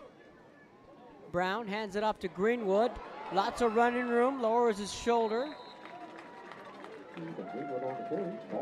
Picks up 10, maybe 11, but it's good enough for a Buck first down. You give him just the slightest bit of room, and he's just going to break through it.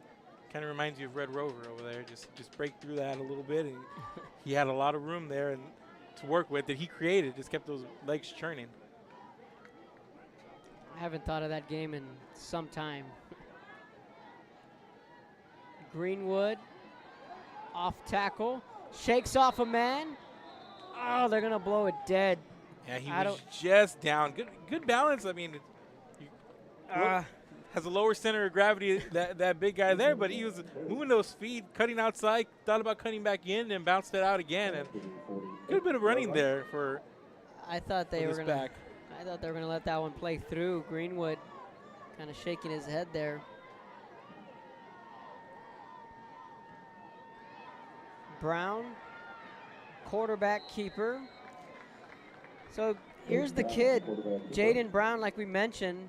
You know, just how quickly will he grow up? Check mark that box with a road win at Sinton, and Mark, as the weeks go on, that Sinton win looks prettier and prettier. Yeah, and that just, you know, going into that game, I saw it on the schedule, and I thought, okay, they're going to have real trouble with Sinton. I thought, you know, Sinton might come in and run away with it. And the way that Miller looked against that veterans team, and it just goes to show you how good that veterans team is.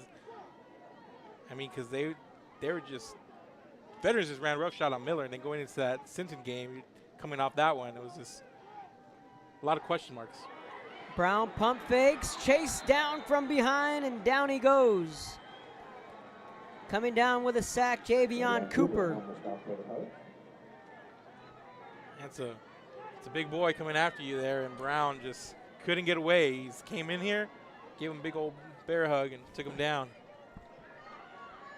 Cooper, one of the team captains at the coin toss. That's a big sack because now it pushes them back to a 4th and 12 at their own 42.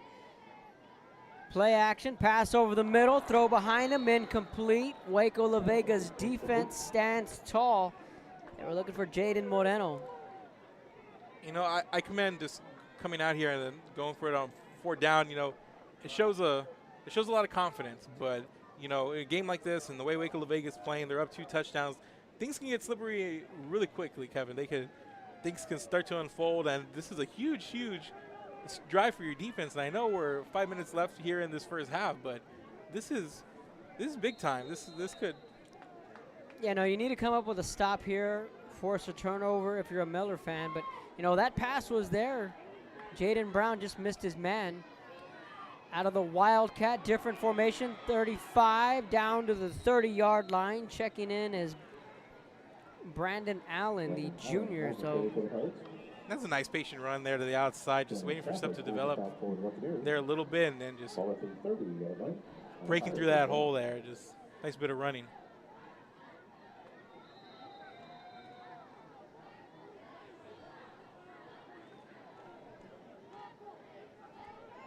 Staying in the game is Allen. He's a junior.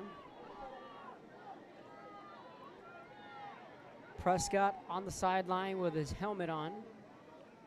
The officials here discussing something with the Miller coaching staff. I believe it might be an injury. They're walking. It's 32. Jonas Stafford. They're kind of walking him to the sideline. The official.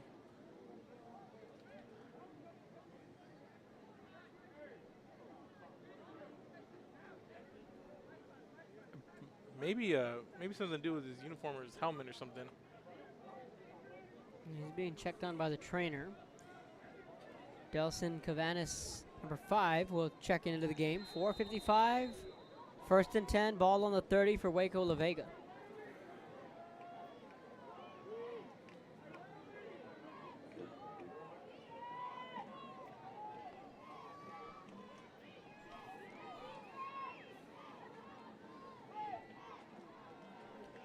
Allen out of the shotgun again. Will take the snap. Gets it to the 25, picked up 5 on the run. A little bit of a change of pace here from the Waco LaVega offense.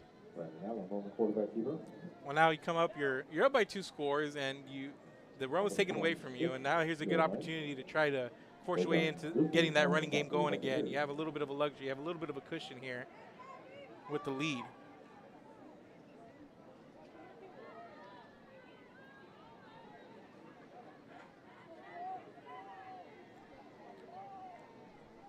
Right now the Pirates patiently letting that clock milk down, 3:55 and counting. 2nd and 6 on the 26. Jet sweep to the outside, shakes off a man. Refusing to go down is Rowland, who had that big touchdown run earlier in the quarter. And just so much power. behind the back like that, I mean, he looked like he was about to get swung to the ground. He was able to keep his center of balance, stay up there, and churn out another yard or two out of that.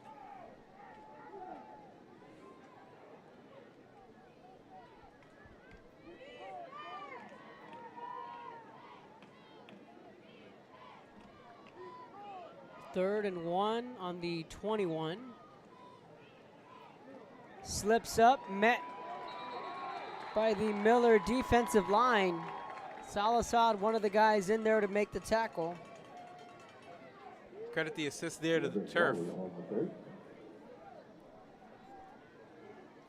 Slip might have had a chance there, but instead the slip was able to derail him, and he's dropped for a loss of about 2, it looks like. Diedrich Brawley on the carry there, so we're seeing multiple backs here in this quarter. Huge 4th down coming up here, Kevin. 4th and 3, and it's a big one here, because if you're Miller and you can come up with a stop, you can generate your 2-minute offense. But on the flip side, Waco LaVega could potentially look for a kill shot here, and they're going to call a timeout and talk it over. Yeah, just a lot going on here, and then I believe Miller kicked off, so they would receive. So maybe, just like you said, huge for their defense right now. Under 3 to go. Pirates take a timeout. You're watching Real Sports Live.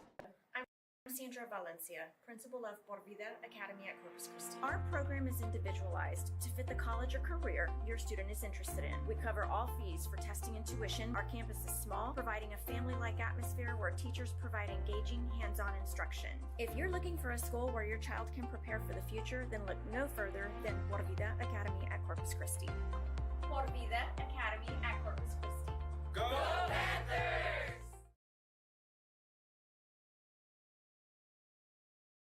Fisherman's Place in Corpus, located at the Arcadia Shopping Center, offer real diagnostics and cleaning, sell lures, tackle, bait, and clothing.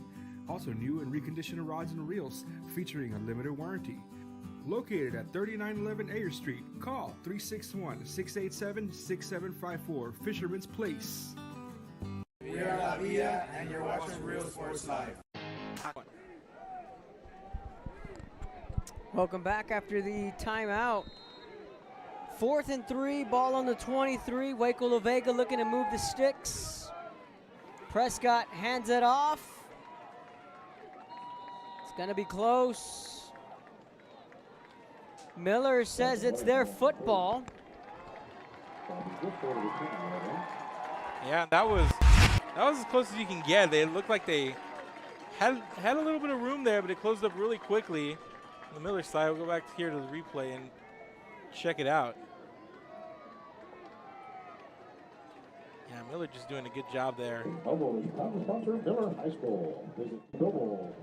of wrapping up. So that is huge, and considering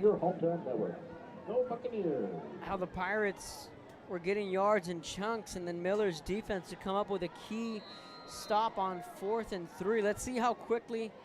Another false start on the right guard. Rivas again. 3rd false start penalty for Miller here.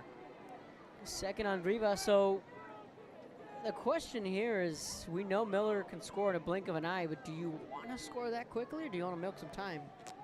Well, I mean, you got, what do you got here? Now you got 85 yards to go. I mean, just run your offense. What a catch. Wow. Oh, boy. Get used to seeing that if you haven't already. Lonnie Atkinson. But Miller, I mean, plenty of time, I mean, to have good tempo, but, I think it's going to be a false start. I think so. That was Atkinson on that last catch. So many weapons for Miller. We'll wait and see. But I don't think Miller has to worry about scoring too quick. They got to make their way down the field, and they can do it in a hurry. But just run your offense. Come out here, run your 2-minute drill. Come out here, play your game, do what you do, and that's going to be encroachment on LaVega.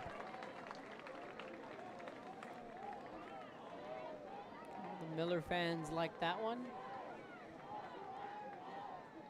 2:35. Ball on the 33. Brown takes the snap, hands it off to Greenwood, spins to the 40-yard line, and Nathan Greenwood feels like he almost had a big one there. That boy's running like he's lightning. Just really light on his feet, you know, with the bruising body. Brown looking at Kism's way. He's going to fire this one up into double coverage. Good coverage there from Major Sterling, and they did not bite on that pump fake. Went to that hitch and go, and yeah, just read it the whole way. Good coverage by the corner, and then you get the help up top, and had to take the shot there if you were Miller, I suppose.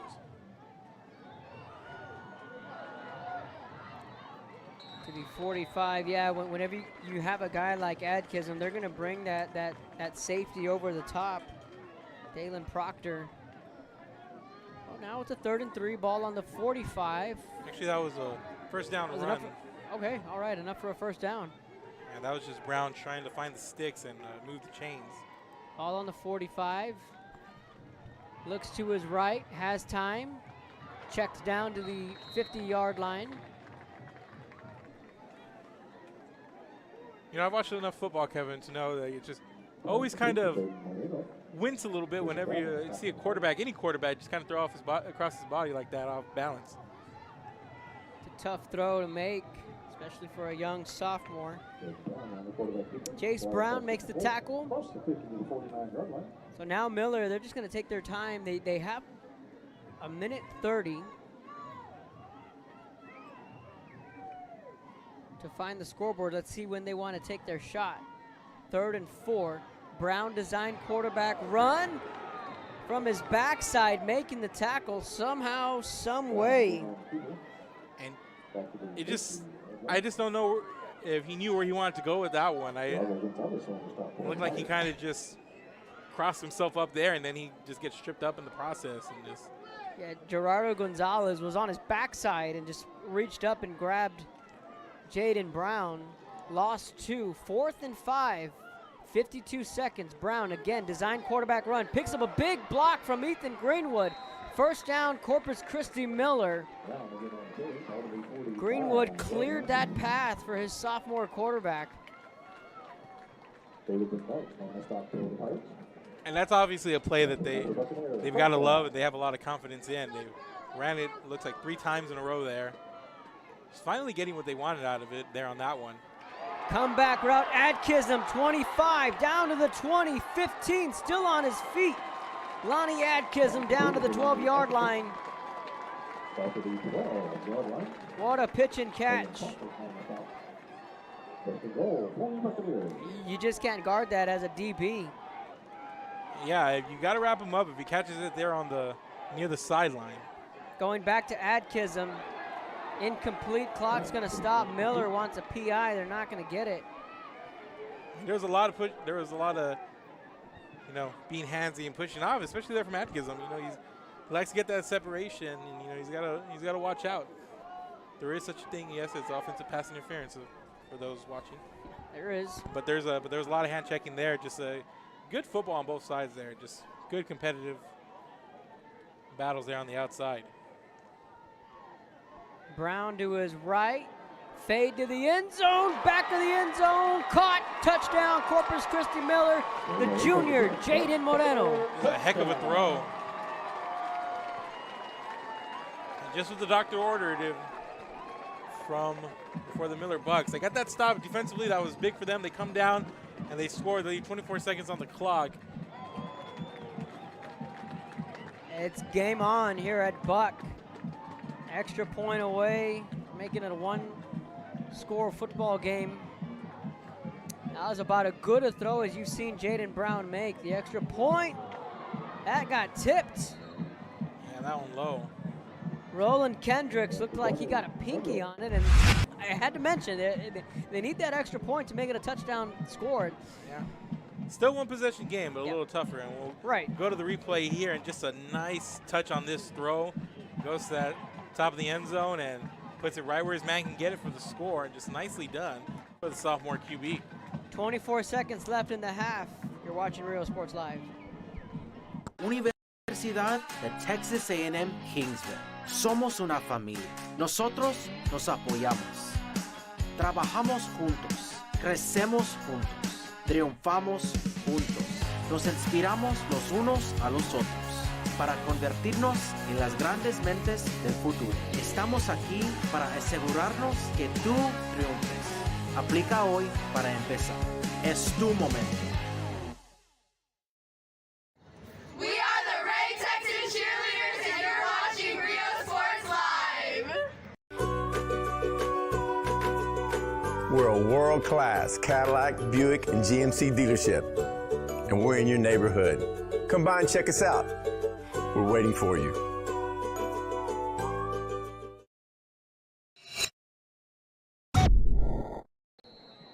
Welcome back. We're just mentioning right before we came back on air, that is a huge drive for Miller, albeit they're down by 8, but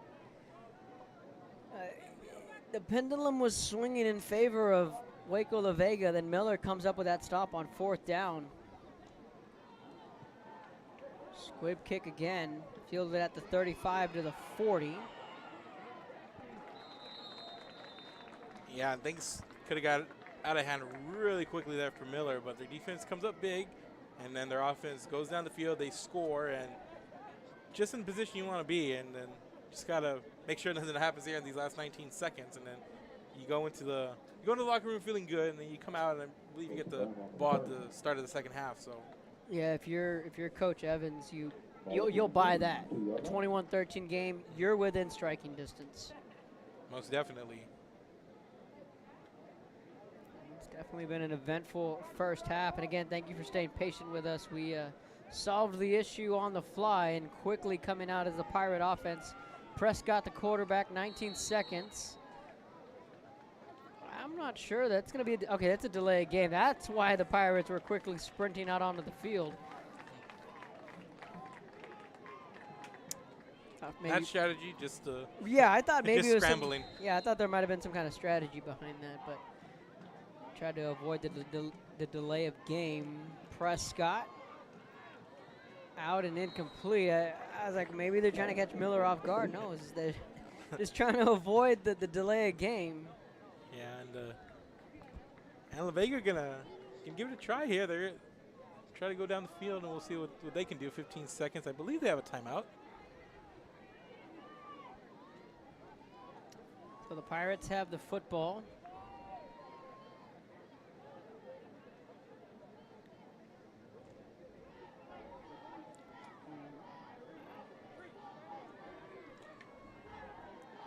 They're going to hand this off. That should take us to halftime mark, unless LaVega has got one timeout left. So, all right, maybe having enough to take a shot. Just depends on what the arm strength is like here. But a pretty good position to maybe get something going down the field. Maybe get a guy in space, something. We talked about this Waco LaVega team that they've had a couple of heavyweight fights. They lost to Laredo LBJ 28-7, and in Mark, in most opinion, they feel in that classification, LBJ is the #1 team in the state. And they lose to Argyle 17-14. They pick up 2 wins easily in weeks 1 and week 2, putting up 51 and 65. And then came that, what you can call a gauntlet stretch for Waco LaVega as they wrap up non-district against Laredo LBJ, against Argyle, and then against Miller. Yeah, just trio of just heavy hitters, you know. And these kind of games, yes, the win's important. I mean, you want to come out, you want to get a win, but you kind of want to come out and see how your team comes up and faces adversity. And good example here. 3rd and 6, 8 seconds to go. Prescott again with the handoff to the 50. And that will take us to halftime. An eventful first half. Here on a warm Saturday afternoon in Corpus Christi, Texas, Buccaneer Stadium. Waco LaVega 21, Corpus Christi Miller 13. We've reached halftime. Stay tuned. We're going to show you some first half highlights, break down the first half, and possibly show you are there any bands? They got one band. We'll come back. We'll get the band. Not going to take up a lot of time. I believe it's just the one band. I don't believe LaVega brought a band or a team. So we'll dance team, that is. They brought a football team. We'll step aside. We'll be back in just a moment. You're watching Real Sports Live.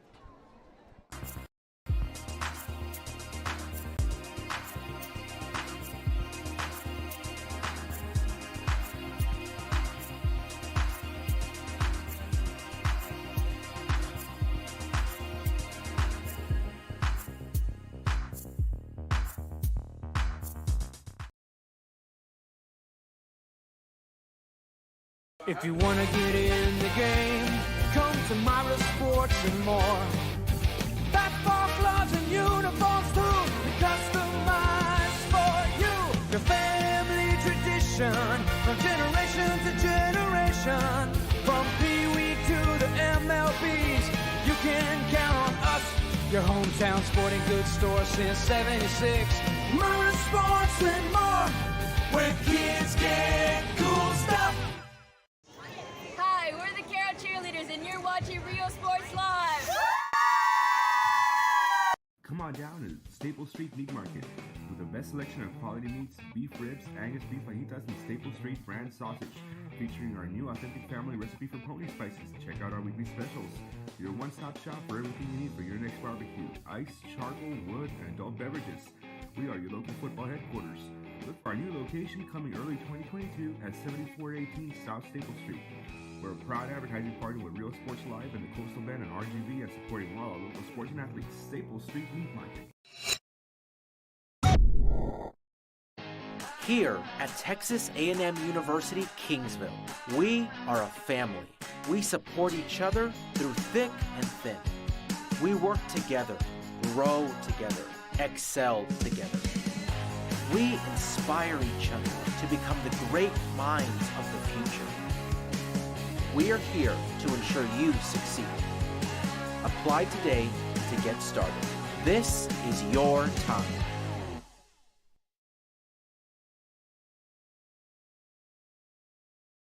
Be the voice for children. Volunteer with CASA of the Coastal Bend. Help us break the cycle of child abuse and neglect. Attend one of 4 information sessions and learn how you can become a CASA volunteer, providing children in foster care strong voices, healing hearts, and the opportunity to thrive. After all, these children are our future. Visit coastalbendcasa.org and discover how you can make a positive change in a child's life. Every child has a chance. It's you.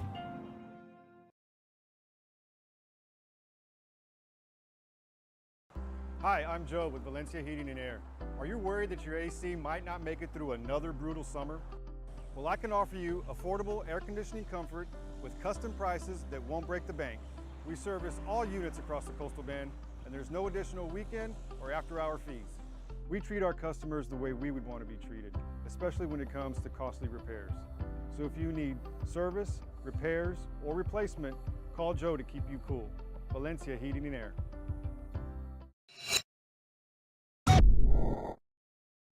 Fisherman's Place in Corpus, located at the Arcadia Shopping Center, offer real diagnostics and cleaning, sell lures, tackle, bait, and clothing. Also new and reconditioned rods and reels featuring a limited warranty.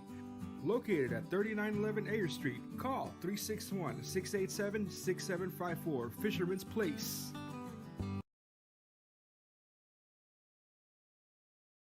Uniforms, etc., you're going to find the opportunity to purchase the best high quality scrubs.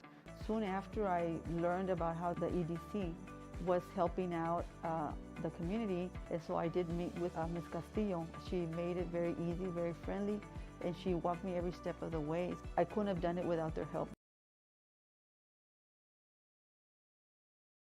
Music lovers, you have to stop and see the assortment of records, tapes, and records memorabilia at Forever Memories today. Located at 237 North Sam Houston in San Benito, Texas, there's over 10,000 records on display and more coming every day. Looking for your favorite album from the past, first pressings, collectibles. How about a 45 with a single you just have to have? Freddie Fender, Johnny Cash, Hank Williams, Elvis, Beatles, blues, rock, classics, Tejano, it's all here. Organized and priced for you, Forever Memories, 237 North Sam Houston, San Benito.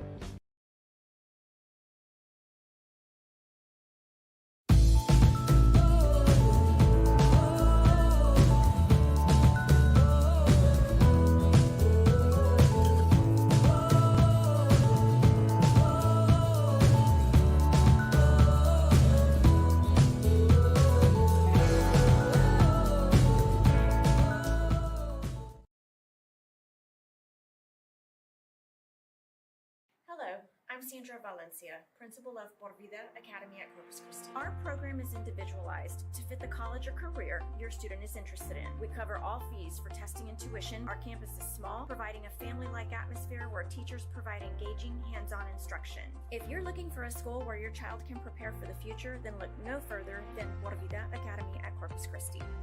Por Vida Academy at Corpus Christi. Go Panthers!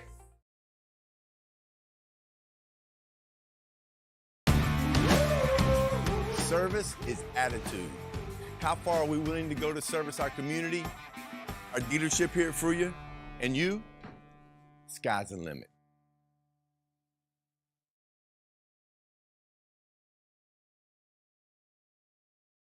Forever Memories, Antiques and Collectibles, located at 237 North Sam Houston in San Benito, is filled with vintage items, collectibles, and a selection of vinyl records that's as good as it gets. Every shelf, every aisle, and table is filled daily by a number of vendors that ensures that something here just might be the item you have to have. The vinyl record area helps bring an added atmosphere that makes for the fun trip when stepping back in time with the memories. Forever Memories, Antiques and Collectibles in San Benito.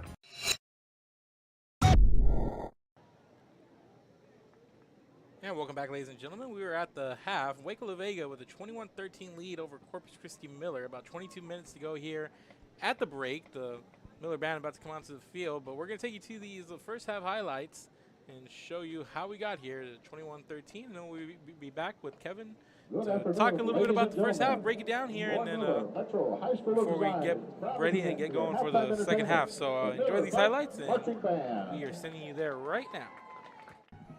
That big offensive line. Robert Prescott, the junior starting quarterback, out of the shotgun. He's going to hand this one off. Right hash, lots of running room, 45-40. First down and more right out of the gate, Jesse Majors Sterling.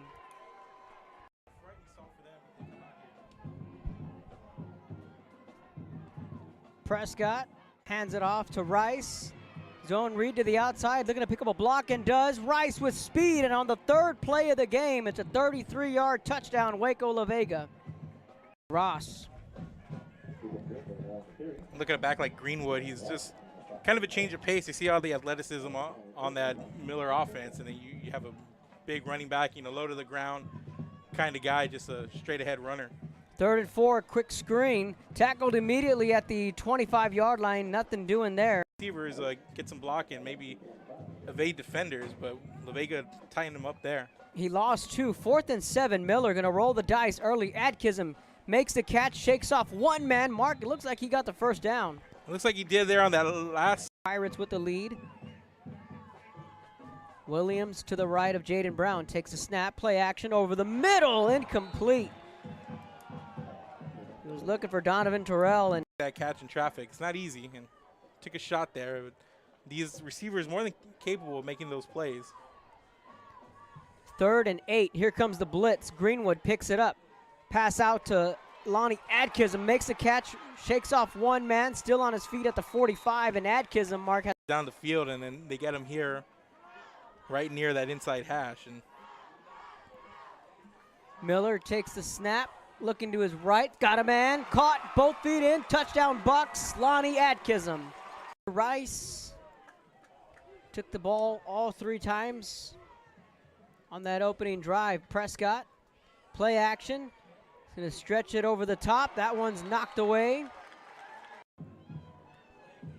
Makai Rice, the intended receiver there. 2-back set for LaVega. They're going to motion a man. Rice will take the handoff, shakes off one tackle and another.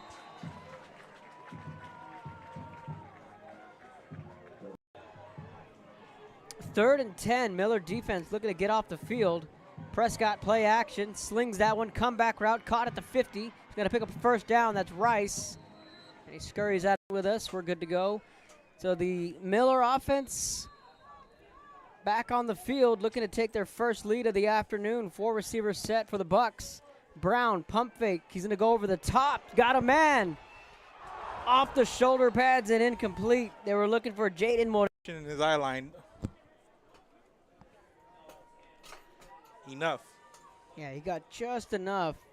Now it's a 2nd and 10. Brown back to pass. Leaping, making the catch. Making up for it there is Moreno. 3:23 in the opening quarter. Tied up at 7. Brown keeps it himself, across the 40, lowers his shoulder to about the 36-yard line. That he needed to develop and follows it through for the first. Williams to the right of Jaden Brown, the sophomore quarterback. Hands it off to Williams. Good open field tackle, met immediately by Jason Brown. Miller with the football, their second drive. They scored on their opening possession.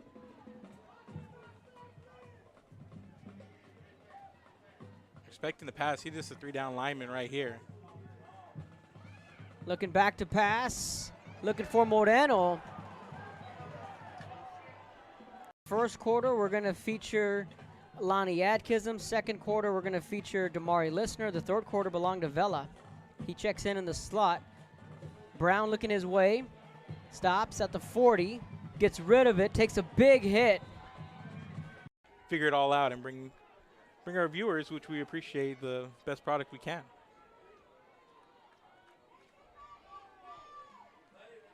Gonna hand this one off, and the defense there to stuff it.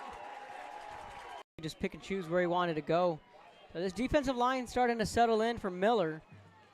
Quick swing pass complete at the 30. Rough tackle there over on the far sideline. Prescott's going to sling this one's got a man wide open. 40, 35, 30. It's a foot race down to the 20. He's 10, got that angle. 5, pylon, touchdown, Waco LaVega.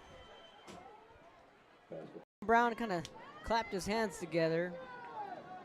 It's the second false start we've seen from this Miller offense. Going to push them back to a 1st and 15. Ball on their own 43. Let's see when they wanted to feature Damari Listener. Jaden Brown fires that one. Completes it again. That's Terrell on the quartet, but then you got a lot of guys under, just like you mentioned, a lot of depth for this Miller team, and it just got to be like wonderland of your quarterback. They picked up 8. Brown looking to his left, comeback route, looking for Listener.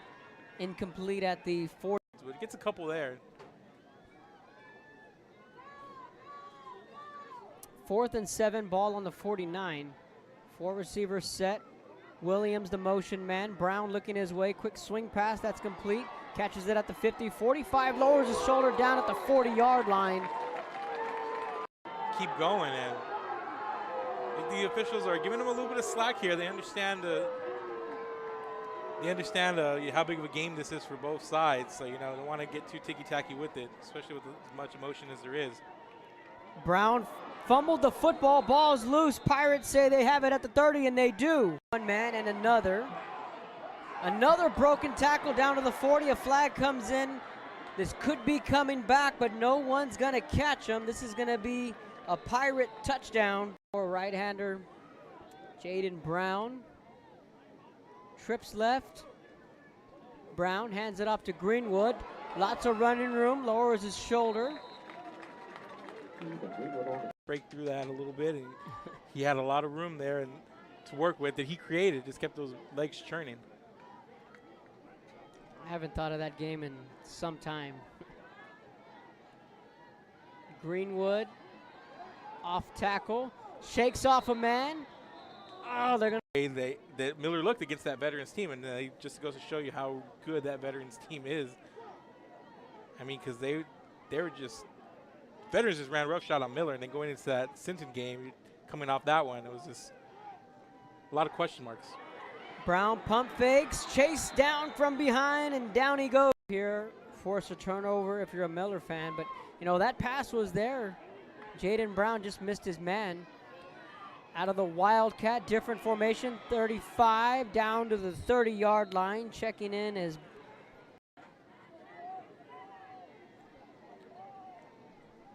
right now the Pirates patiently letting that clock milk down, 3:55 and counting. 2nd and 6 on the 26.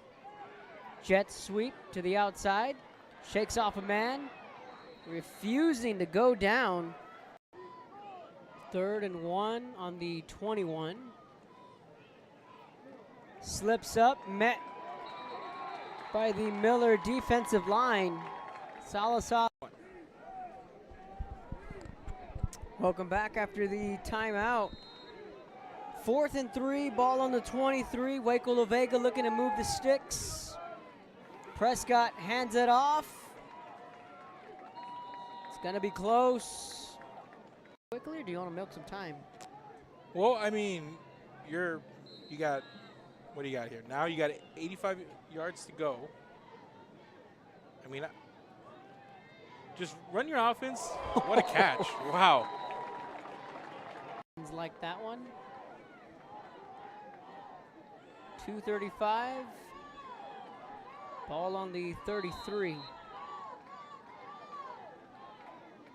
Brown takes the snap, hands it off to Greenwood, spins to the 40-yard line, and Nathan Greenwood feels like he almost had a big one there. To find the scoreboard, let's see when they want to take their shot. 3rd and 4. Brown design quarterback run from his backside, making the tackle somehow, some way. Up in the process and just. Yeah, Gerardo Gonzalez was on his backside and just reached up and grabbed Jaden Brown. Lost 2. 4th and 5. 52 seconds. Brown again, design quarterback run. Picks up a big block from Ethan Greenwood. 1st down, Corpus Christi. A lot of confidence in. They ran it, looks like 3 times in a row there. Just finally getting what they wanted out of it there on that one. Comeback route, Adkism, 25, down to the 20, 15, still on his feet. Lonnie Adkism. But there was a lot of hand checking there. Just a good football on both sides there. Just good competitive battles there on the outside. Brown to his right, fade to the end zone, back of the end zone, caught, touchdown, Corpus Christi. That big offensive line.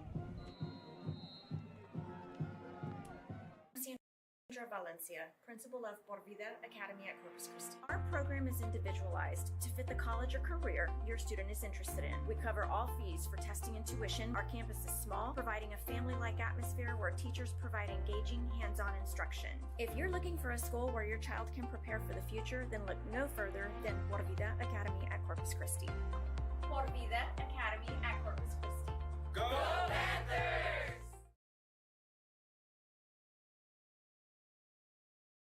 Fisherman's Place in Corpus, located at the Arcadia Shopping Center, offer real diagnostics and cleaning, sell lures, tackle, bait, and clothing. Also new and reconditioned rods and reels featuring a limited warranty. Located at 3911 Ayer Street, call 361-687-6754, Fisherman's Place. We are LaVega and you're watching Real Sports Live. Aquí, en la Universidad de Texas A&M Kingsville. Somos una familia. Nosotros nos apoyamos. Trabajamos juntos. Crecemos juntos. Triunfamos juntos. Nos inspiramos los unos a los otros para convertirnos en las grandes mentes del futuro. Estamos aquí para asegurarnos que tú triunfes. Aplica hoy para empezar. Es tu momento.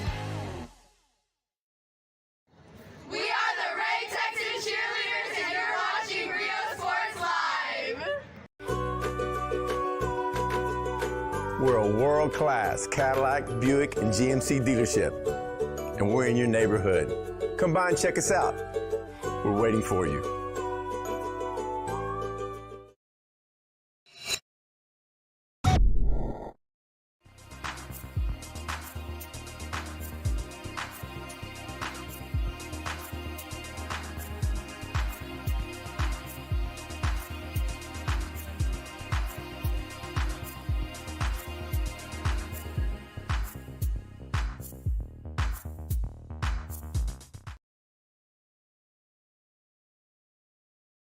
If you want to get in the game, come to Myra Sports and more. Basketball gloves and uniforms too, customized for you. Your family tradition, from generation to generation. From Pee Wee to the MLBs, you can count on us. Your hometown sporting goods store since '76. Myra Sports and more, where kids get cool stuff. Hi, we're the Carol Cheerleaders, and you're watching Real Sports Live. Come on down to Staple Street Meat Market with the best selection of quality meats, beef ribs, Angus beef fajitas, and Staple Street brand sausage, featuring our new authentic family recipe for pony spices. Check out our weekly specials. Your one-stop shop for everything you need for your next barbecue: ice, charcoal, wood, and adult beverages. We are your local football headquarters. Look for our new location coming early 2022 at 7418 South Staple Street.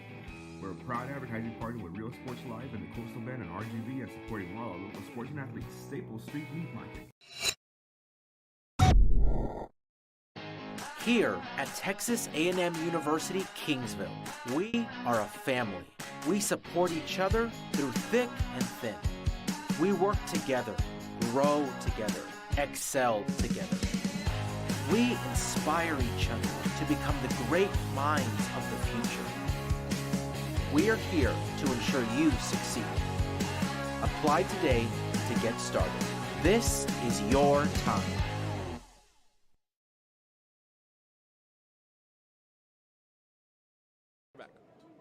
Welcome back to our halftime show. Hopefully you enjoyed the halftime festivities along with the first half highlights. 7:15 left in the half. Pirates lead 21-13. Kevin Arrow alongside Mark Molina, and that's about an eventful first half as you can get. And we had mentioned that you look at the score, and if you're a Bucks fan, you'd buy that. Yeah, and especially the way it could have shaped up to go. I mean, you saw just the way it started. It seemed like it was going to be a back-and-forth game. You can ill afford to come out and not answer a score if you were Miller. LaVega came out, and they went right down the field in 3 plays, and then Miller was able to come back, and they mounted the drive, and then they matched it. And then same thing happened again. LaVega went up 14-7, and then Miller driving. It looked like we were going to have a little bit of a back-and-forth going, but then they cough it up, and then all of a sudden they find themselves down 14.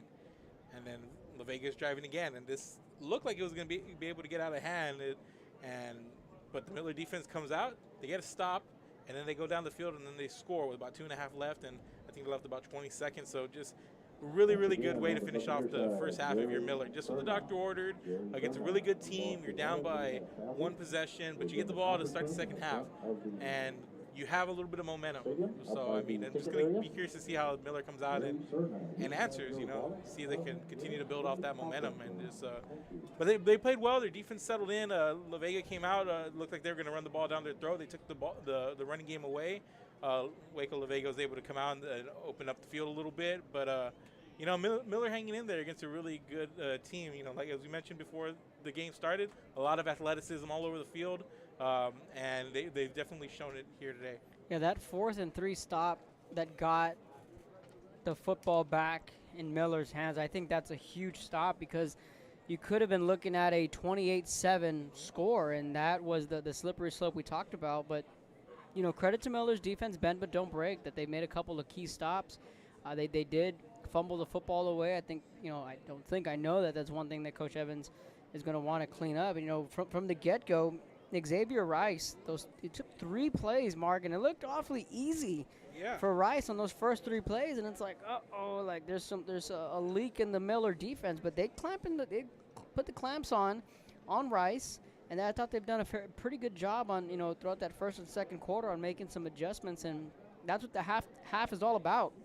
We saw a little bit of chess play from both these coaches, and this second half should be a lot of fun.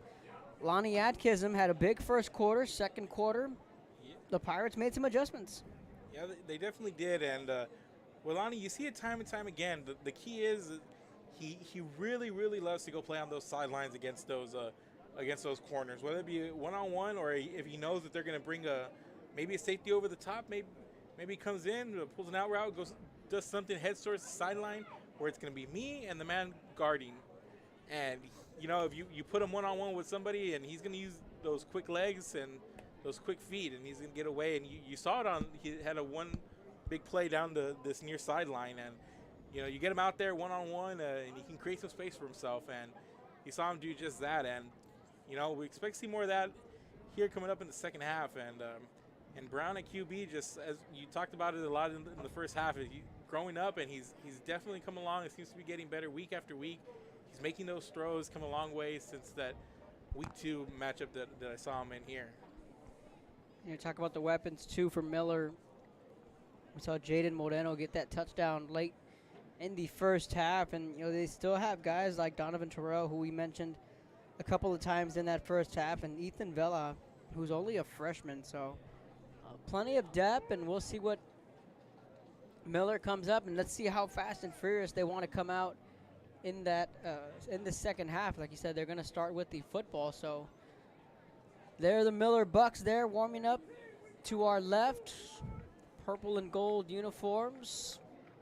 Hopefully you're enjoying the broadcast. 3 minutes left before the second half. Mark, where were you last night? The Alice? Yeah, speaking of this district play fast coming up, one of the first, I believe the district opener for Miller's district is going to be against Alice, and that's a team they come out and they've played some tough opponents. They started 0-3, but they won 2 in a row. They played the likes of Harlingen South and CC Veterans and Victoria East, I believe. They lost those 3 games, but they gave Vets a game. They only lost by, I believe it was 1 or 2 points. And then Harlingen South, a really good team down the valley within the 6As there. That's a really surprising team, a really, really solid program that came into Alice and was able to get the victory and a really good defensive battle. But no, that Alice team looked pretty sharp. They won 2 in a row. Really young team.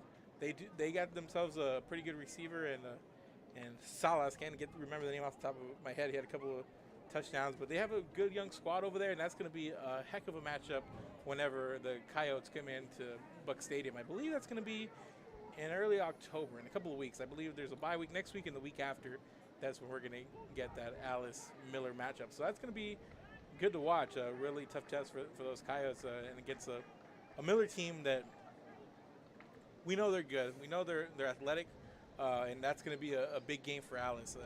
With the way that the district's shaping up, there's going to be some fights for the playoff spots down at the bottom, and that first game for Miller and Alice is going to be huge, because I believe Alice is going to, if they're going to contend for a playoff spot, that Miller game is going to be really important for them. Yeah, no, they're definitely a very young football team, are the Alice Coyotes, and I was impressed with what they had a couple of weeks ago, in that it was 14-7 against South. It was 7-7 for 80% of that game, and until a long drive there in that fourth quarter that South put together,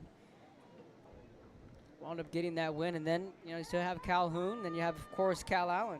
It's always that's always a tough one.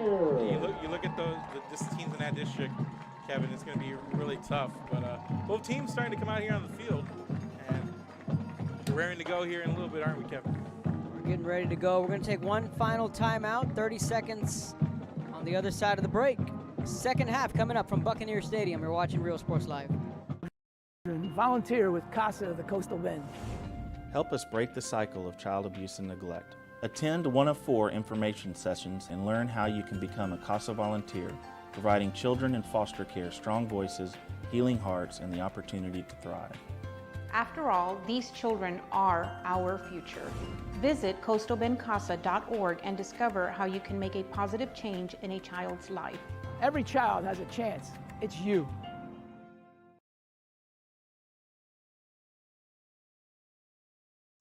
Hi, I'm Joe with Valencia Heating and Air. Are you worried that your AC might not make it through another brutal summer? Well, I can offer you affordable air conditioning comfort with custom prices that won't break the bank. We service all units across the Coastal Bend, and there's no additional weekend or after-hour fees. We treat our customers the way we would want to be treated, especially when it comes to costly repairs. So if you need service, repairs, or replacement, call Joe to keep you cool. Valencia Heating and Air.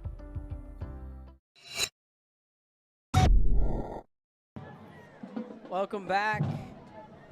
That sun starting to get warmer and warmer as the day goes on.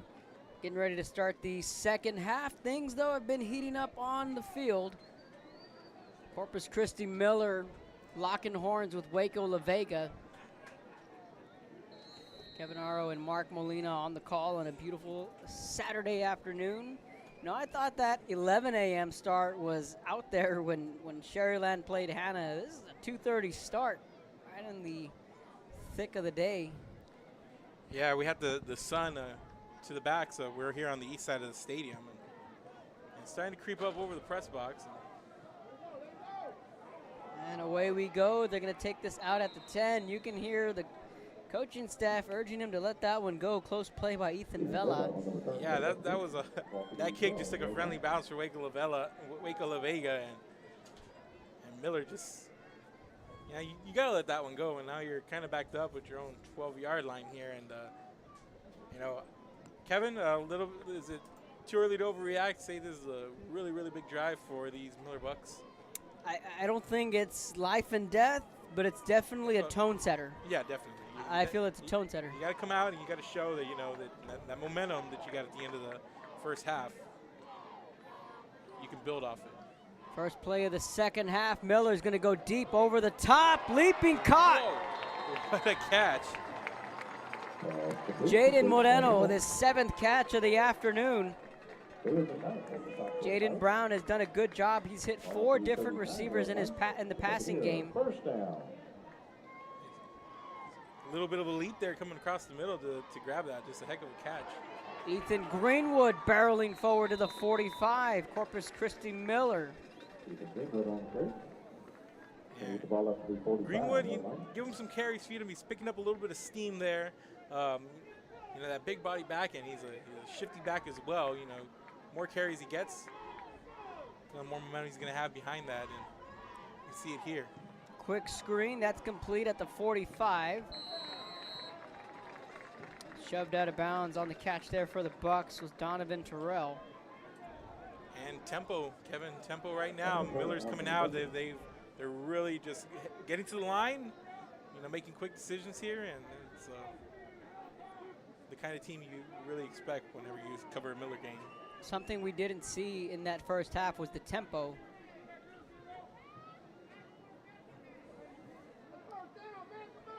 Trying to work with the chain gang down here on the near side of the field.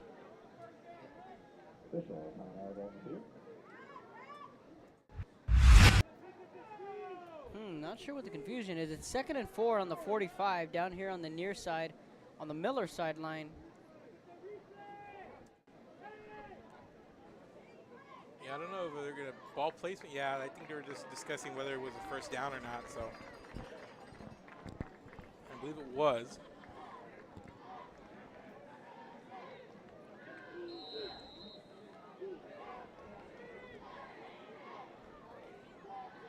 They're going to give him a 3rd and 1.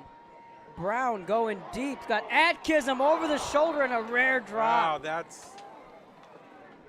that was a good pass. He had him there. Actually, this first down, they're a little late changing it on the scoreboard. Okay, but that I was apologize. the first down. That was the first down there. But yeah, no, it just Brown's putting him on there. Brown's giving his receivers a chance, and he dropped that one in. Just Atkinson couldn't get his head turned around quick enough, I believe. A rare drop from the sure-handed Atkinson. Met immediately Ethan Greenwood. Javion Cooper again came up with a big sack early in the first half, and he stuffs that run for a loss of 2. It's 3rd and 12. That brief play stoppage when they were talking about the first down there looks like kind of threw Miller for a loop.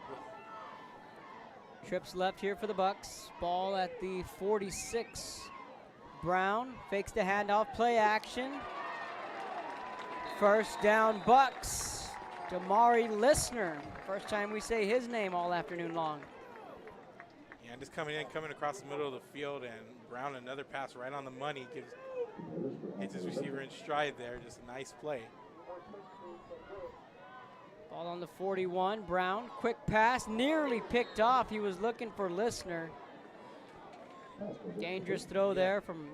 Yeah, and Carpenter looked like he tried to jump that route there. Nearly got there. Trying to force it into Lister there, but good job there by Carpenter on the outside defending. Dangerous throw there from Jaden Brown. So now it's a 2nd and 10, ball on the 41.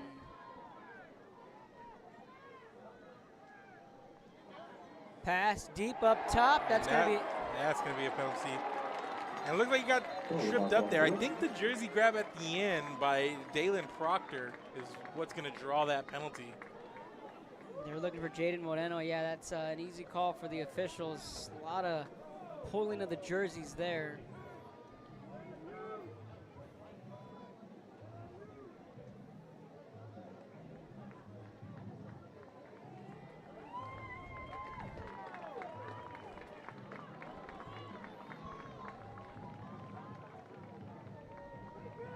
So a big penalty here. Another first down for these Bucks, Kevin.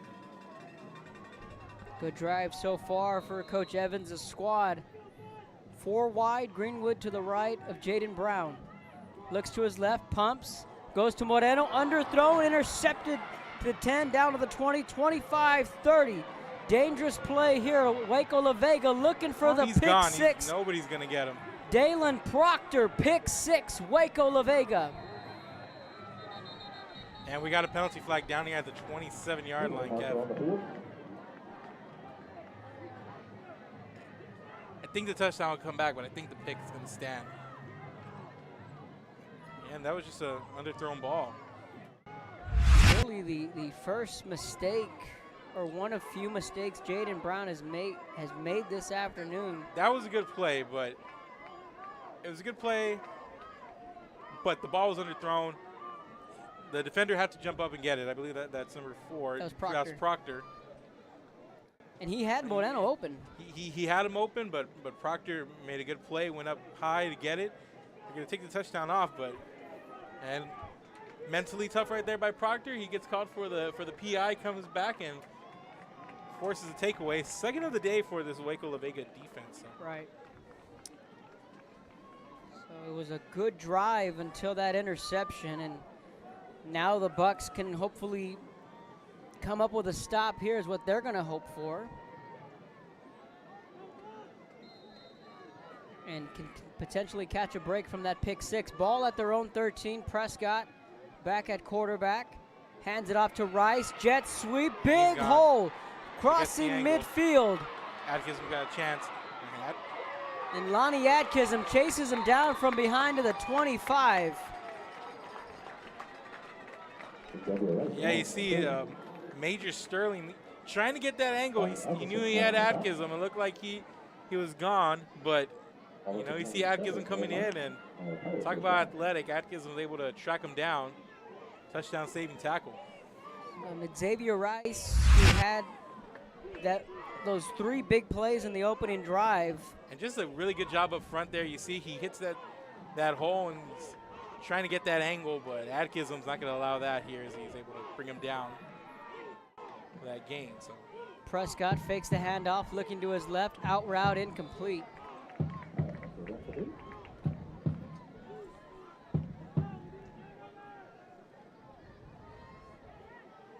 just showing flashes of what that running game can do, and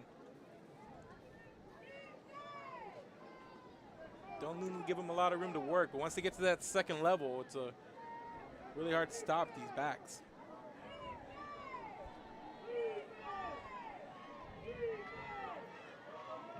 Prescott hands it off to the 25, bounces out to the 20, down to the 17-yard line. Good carry there from Brawley.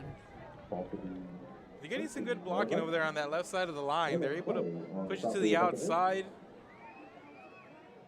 Those outside receivers and those tackles doing their job there and opening up holes.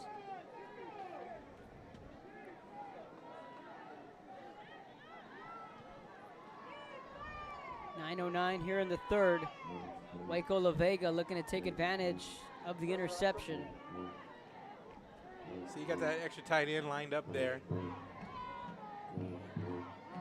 Handoff again. Down to the 11-yard line. Brawley again on the carry. They start that way and then they cut back inside. You see you get that extra tight end down in a stance, and the play starts that way, and you see at the very last second you see Brawley just kind of cut it back inside, and he heads up that that hash for a pretty good gain and another first down for LaVega. Prescott hands it off, trying to get that corner and does. 5 end zone, touchdown Pirates. Diedric Brawley for 6. And that left side of the line again. They have Don Troy Sterling there on that outside, the extra blocker lined up on near the left tackle. And it's good enough to help break him to the outside. A lot of room there for them to run, and saw on that drive a lot going to the left side.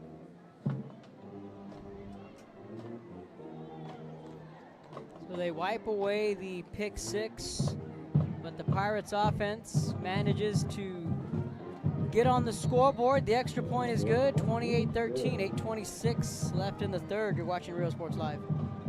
Fisherman's Place in Corpus, located at the Arcadia Shopping Center, offer real diagnostics and cleaning, sell lures, tackle, bait, and clothing. Also new and reconditioned rods and reels featuring a limited warranty. Located at 3911 Ayer Street, call 361-687-6754, Fisherman's Place.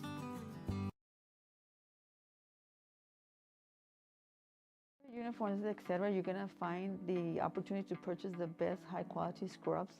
Soon after I learned about how the EDC was helping out the community, and so I did meet with Ms. Castillo. She made it very easy, very friendly, and she walked me every step of the way. I couldn't have done it without their help. Music lovers, you have to stop and see the assortment of records, tapes, and records memorabilia at Forever Memories today. Located at 237 North Sam Houston in San Benito, Texas, there's over 10,000 records on display and more coming every day. Looking for your favorite album from the past, first pressings, collectibles. How about a 45 with a single you just have to have? Freddie Fender, Johnny Cash, Hank Williams, Elvis, Beatles, blues, rock, classics, Tejano, it's all here. Organized and priced for you. Forever Memories, 237 North Sam Houston, San Benito.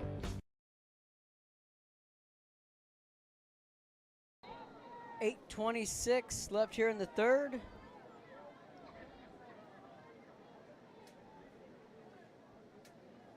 And Waco LaVega showing the run game again there on that drive.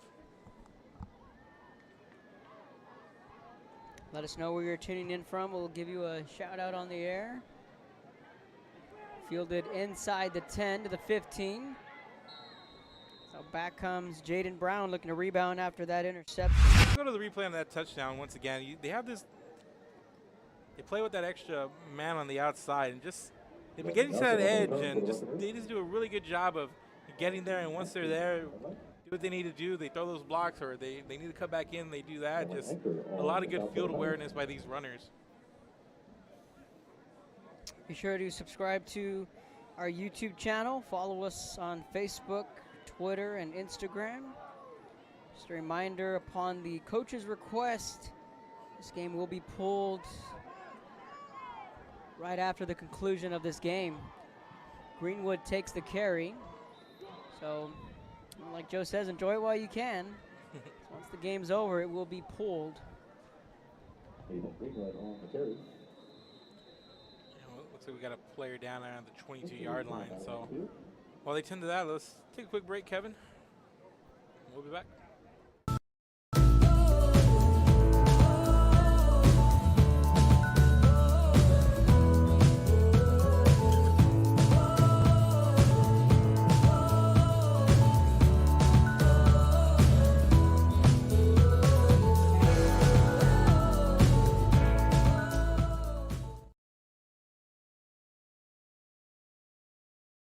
Hello, I'm Sandra Valencia, principal of Por Vida Academy at Corpus Christi. Our program is individualized to fit the college or career your student is interested in. We cover all fees for testing and tuition. Our campus is small, providing a family-like atmosphere where teachers provide engaging, hands-on instruction. If you're looking for a school where your child can prepare for the future, then look no further than Por Vida Academy at Corpus Christi. Por Vida Academy at Corpus Christi. Go Panthers!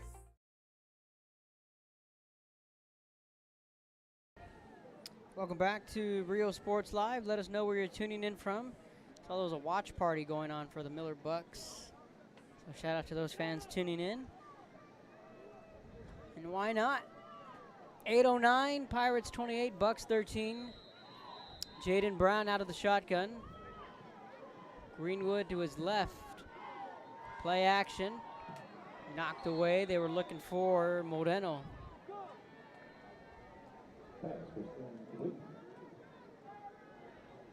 Yeah, trying to hit him on the slant there, and just imposing figure is Ronald Kendricks right there.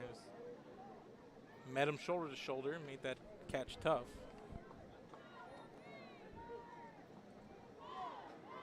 Trips left for the Bucks. Trying to rebound after that interception. Looking to his left. Hits Donovan Terrell, the junior. Donovan Terrell on the reception.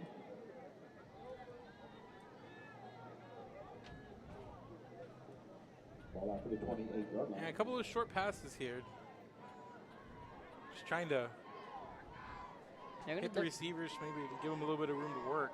I think they might be wanting to set something up. Design quarterback run. Again, you see the speed from this defense. That hole was there, but in a split second, it closes. Here's get the ball to the 30-yard line. And now for a first down. Well, that was another 4th down run, Kevin, by the Bucks, and they get it. I mean, they got a fair amount of conversions. They go for it a lot. Deep ball, well out of bounds. Well, Damari Lister was out of bounds and was looking for a flag. Wasn't going to get it anyway. 7:08 here in the third. Yeah, we've had a couple of white helmets wrap around, whip around and look for a flag here.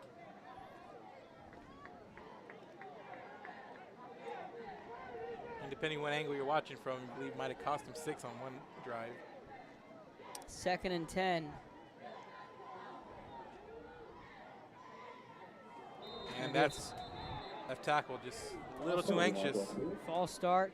Mark, a lot of photographers out here on the field, and it seems like the theme is bucket hats. All these photographers. Yeah, I mean, right? It's fresh, but like it's still the sun, and now it's right over the field right now, and just it's the heat of the day. And bucket hats is the dress code for all these photographers down there. Yeah, and why not? You know, why not? It's a big game Saturday afternoon, and shout out to our photographer Arturo Leal Productions out here helping us out. So I'm sure to post some of his work a little bit later. But yeah, there's a lot of photographers out here enjoying themselves. I would assume they're fine. They're good. I'm sure they're enjoying their time on a Saturday afternoon. 2nd and 10, ball on their own 30 after the false start.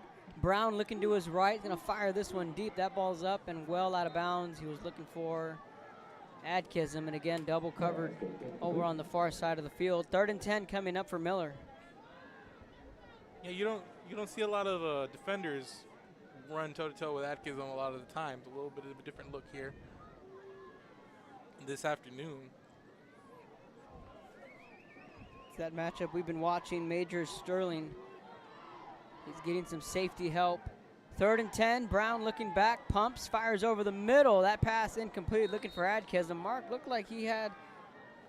Yeah, he had a man coming up here. Yeah, right across the middle. Nobody near. I mean, he might have gotten lit up after if he would have made the catch, but he did have a man wide open. So Adkism was double covered and had Terrell open. And now, Mark, it looks like the Bucks are going to punt this one away. Yeah, 4th and 10, and wrong side of the field. I mean, maybe if they're around the 40-yard line, they might give it a go. But no, as gutsy as you are, you know, going for it as often as Miller does, there's a time and a place for it, and this is definitely not it. Makai Rice back to receive the punt. Pirates should get good field position. Low snap. He's going to tuck in and run at the 20 to the 25. And a disastrous play there for the Miller Bucks. You just gotta try to get rid of it on the run. Anything's better than that. We'll check the replay. I don't think it was a design. It was a really, really low snap, and he just picks it up and doesn't give it a second thought. But I don't know. It looks like he would have had a little bit of time here when you're looking on the replay to try to get rid of it. I don't want to rule out that might have been a design, might have been a design run. He did have a little bit of pressure coming around from his left side there, but could have tried to get rid of it on the run, but nevertheless, it's going to be good field position for Waco. To the outside. Not a lot of running room there.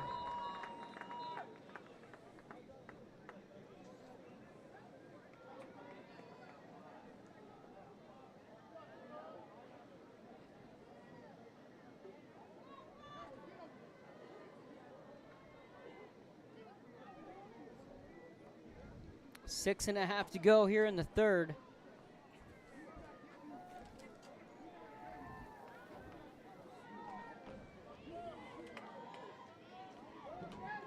Handoff right side, 25-20. Picks up a block. Yeah, there's a flag coming in. Could be coming back. Bryson Rowland strolled in for 6. Looked like there was a lot of pulling of the jersey on Lonnie Actism on the outside. Yeah, it's coming back.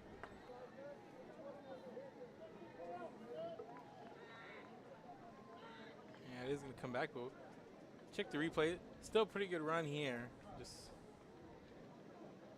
yeah, and I don't know if you need it at that point. I mean, they threw it right there, right around the 5, and you just I don't think you needed the hole. You stay on your man there. I think that would have been enough to break him. I don't think Atkins even at that point, you still got a good gain out of it, and you're still going to get an in-goal situation. Just Prescott takes the snap.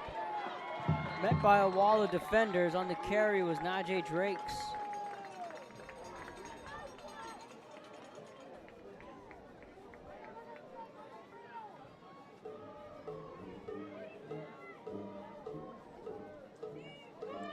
.538.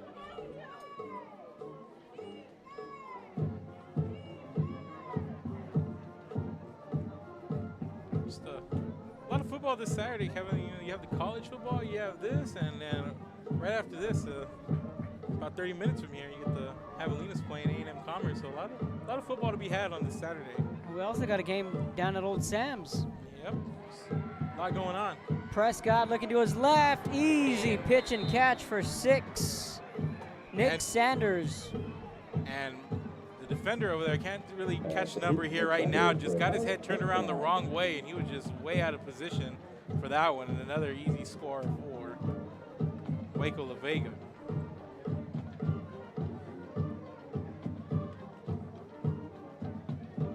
I believe that was Moreno on the coverage. Just swung his head around, but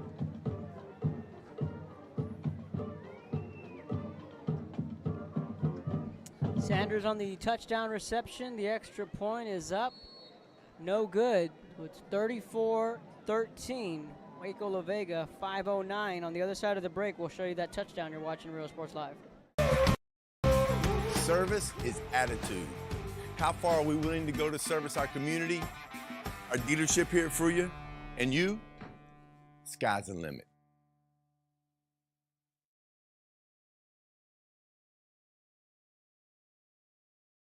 Forever Memories, Antiques and Collectibles, located at 237 North Sam Houston in San Benito, is filled with vintage items, collectibles, and a selection of vinyl records that's as good as it gets. Every shelf, every aisle, and table is filled daily by a number of vendors that ensures that something here just might be the item you have to have. The vinyl record area helps bring an added atmosphere that makes for a fun trip when stepping back in time with the memories. Forever Memories, Antiques and Collectibles in San Benito.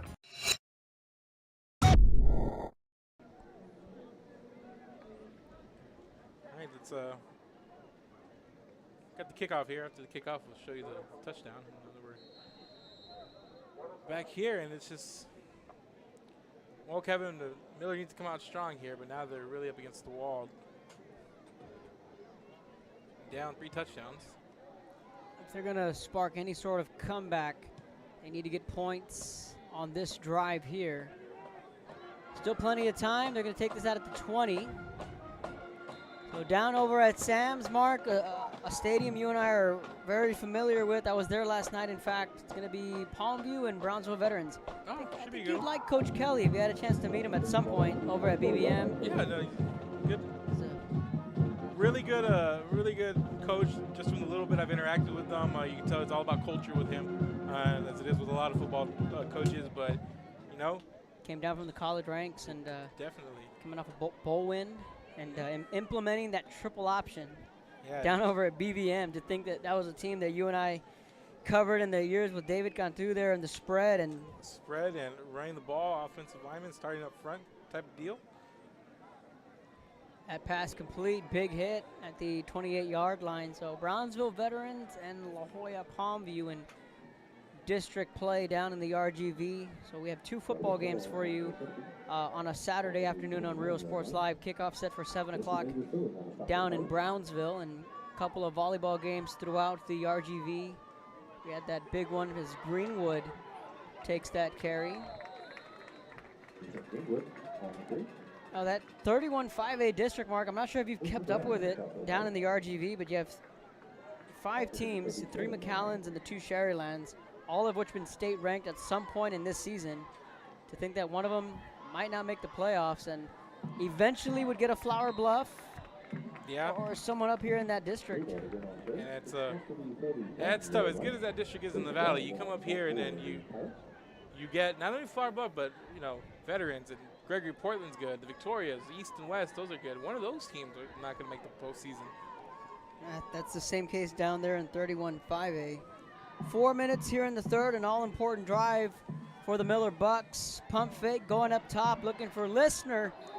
That one broken away at the last possible second. Good coverage from Dalen Proctor, who came down with an interception earlier in this quarter. And it was a good throw by Brown, but just the coverage, he dropped it in where it needed to be, gave his receiver a chance just on the placement alone there. But Waco LaVega just too good on that defense. Going up top, overshoots his band. Now we're seeing Jaden Moreno, who is kind of sputtering just a bit here in the third quarter. Yeah, they take a couple of shots here, and now they're facing a 4th and 6. And I get wanting to take your shots here, but you gotta move the chains. I know time is of the essence. Down 3 scores, but a lot of football to be played here still. Right now, this Miller offense just out of sync. And just some frustrations here coming out the field for the Bucks, and they're going to turn it over. And again, Waco LaVega with the short field, ball spotted at the 41-yard line, Kevin. Just a rough drive here from Miller. Got a couple of runs, nice runs there from their back, Greenwood, but took 3 straight shots down the field.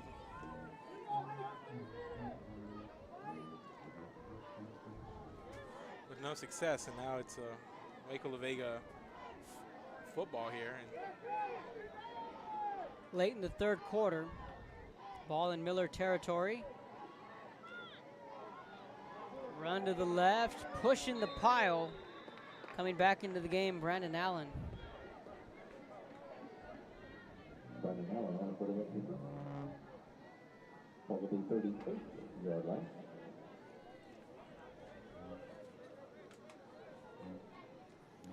.319.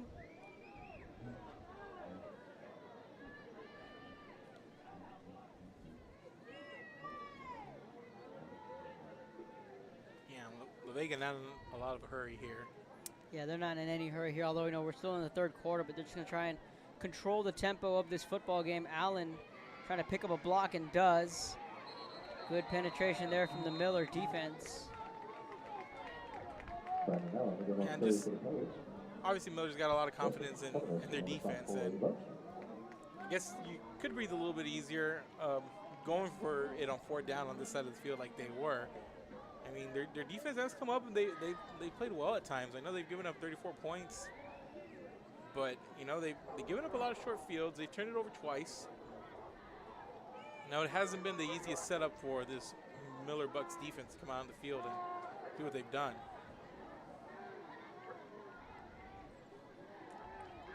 And in the motion man is Drakes. Screen pass picked off at the 50, 45, 30. He tries to throw a stiff arm there at the end. And gift from a big man, for the big man there. Just right in him, and he's just like, Christmas came early for him, Kevin. Braden Dennis, the sophomore, the big fella says, hey, hey, hey, look what I found. And the ball just thrown right to him. The pressure coming off that edge there, you see, and just rumbling, bumbling, stumbling inside the 30. And there you go. That's a little bit of momentum there for Miller. And shades of what Vince Wilfork years ago with the New England. Greenwood takes the handoff. That's a jolt that Miller needed. Yeah. Now they got to come out. They got to put the points on the board. They got to finish this drive here, and then you got to go out. You got to do it again. You got to pick up a stop. You got to try to get a takeaway. And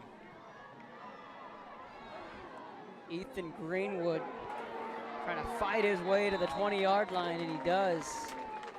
You talked about the Miller conservative play call here early in some of these downs, and you're right. They probably want to open up something down the field. They've been taking their shots, but they got to get this running game going to try to open those up a little bit more, especially now that they're going to have to try to throw the ball. They're down 3 touchdowns. There's a minute left in this third quarter. 4 wide for the Bucks. Design quarterback run. That's Jaden Brown. On 3rd and 1. Looks like he got the first down. He did by about a yard or 2. Yeah, that play was all about moving the chains.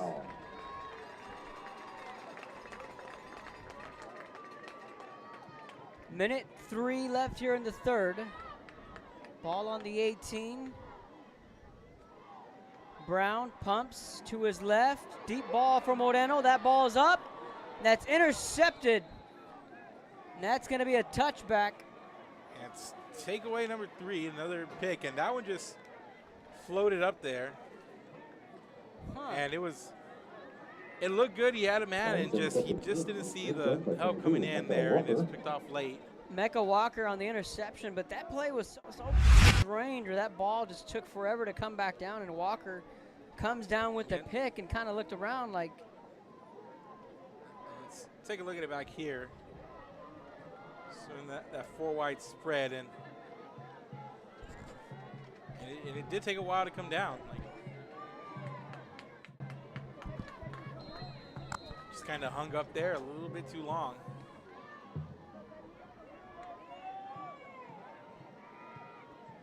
Back to the 20-yard line, 48 seconds. Whatever momentum Miller had, just the door shut down on them right there once again. Just costly turnovers and timely ones if you're LaVega. I mean, another up 3 touchdowns, and they're just cutting off the momentum at the pass. And yeah, 2 interceptions in this second half from Jaden Brown, who played for the most part a clean first half. A couple of ill-advised throws. Quick screen complete at the 22 to the 30. That's enough for a first down. Clock's going to stop at 11 seconds. Should get one more play off before we head to the fourth quarter. So the Pirates are going to let this one milk down. That's going to take us to the fourth quarter from Corpus Christi, Texas, Buccaneer Stadium, Waco LaVega 34, Corpus Christi Miller 13. Fourth quarter coming up on Real Sports Live. I'm Sandra Valencia, principal of Por Vida Academy at Corpus Christi. Our program is individualized to fit the college or career your student is interested in. We cover all fees for testing and tuition. Our campus is small, providing a family-like atmosphere where teachers provide engaging, hands-on instruction. If you're looking for a school where your child can prepare for the future, then look no further than Por Vida Academy at Corpus Christi. Por Vida Academy at Corpus Christi. Go Panthers!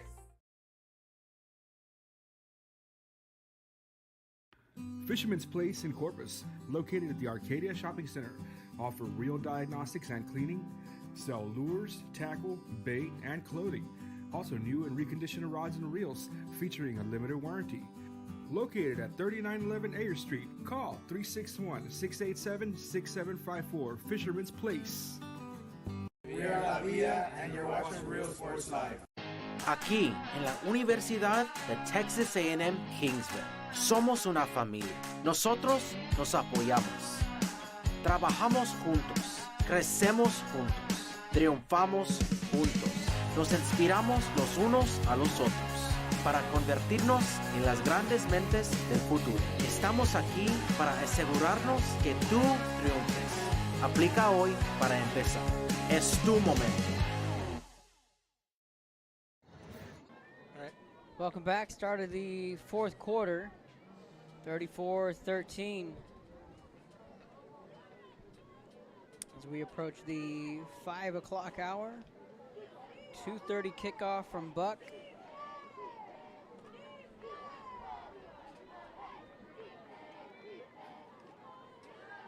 Prescott back to pass, deep ball, got a man, closing in, leaping, caught, 35, down to the 20, no one's gonna catch him. And he Touchdown. loses his man. He just lost him there.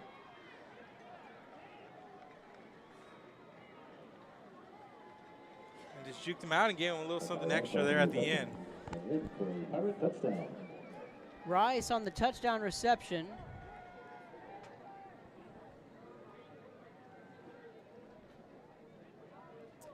And that was an odd way to end that play because the official here on the near side didn't signal touchdown, and he was looking over at the other official. And Rice was kind of just looking around like, and the official talked to him for a bit at the goal line. And yeah, there's a little bit of taunting going on, and put a Miller defender on it just in a rough spot there in the one-on-one open field, and it's hard to make that play, and obviously he didn't there. But another score for Waco LaVega and Kevin, and now they are up big. 41-13 on the other side of the break. You're watching Real Sports Live. Texas cheerleaders, and you're watching Real Sports Live. We're a world-class Cadillac, Buick, and GMC dealership, and we're in your neighborhood. Come by and check us out. We're waiting for you.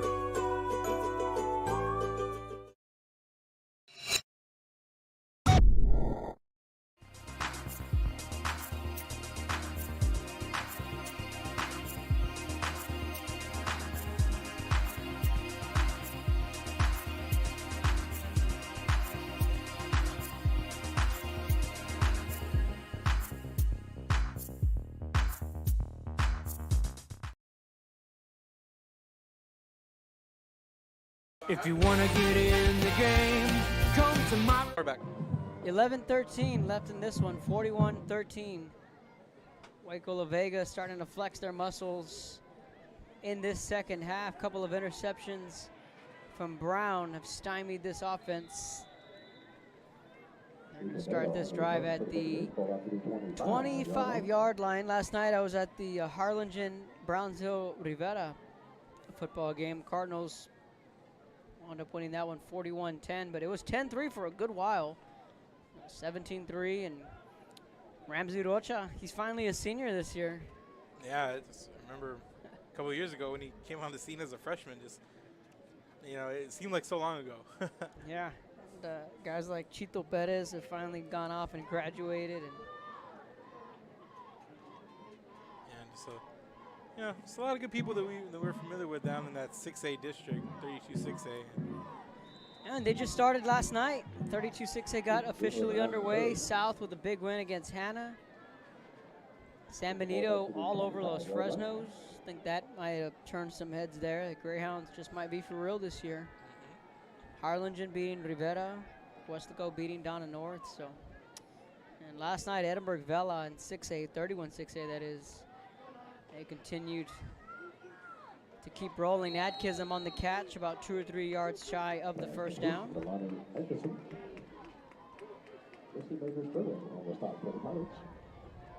Takes the ball up to the 33-yard line.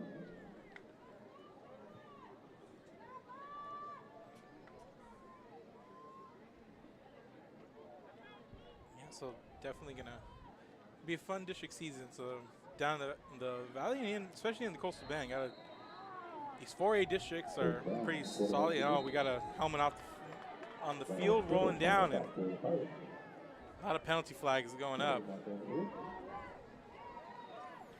And that's those emotions just spilling over, Kevin.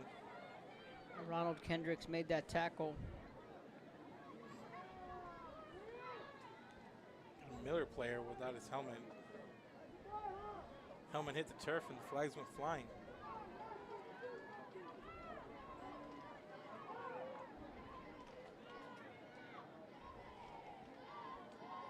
Flag still at the 41. The officials trying to sort this out. 10:05 here in the fourth.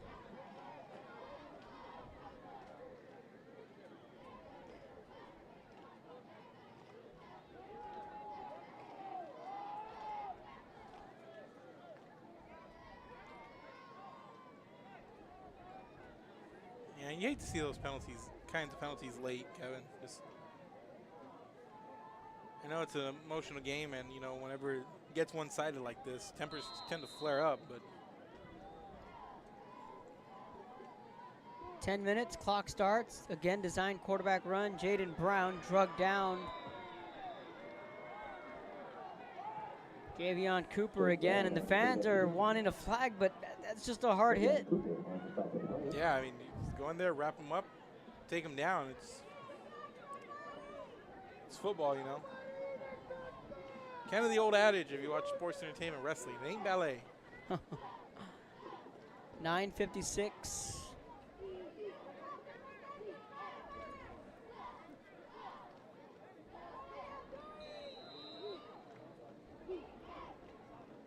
Now if you're Miller, whenever you do have the ball, you want to come out and move it and just try to kill as much clock. I mean, now LaVega with another short field.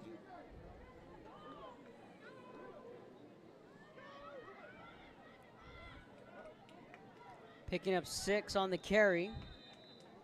Najee Drakes, the junior.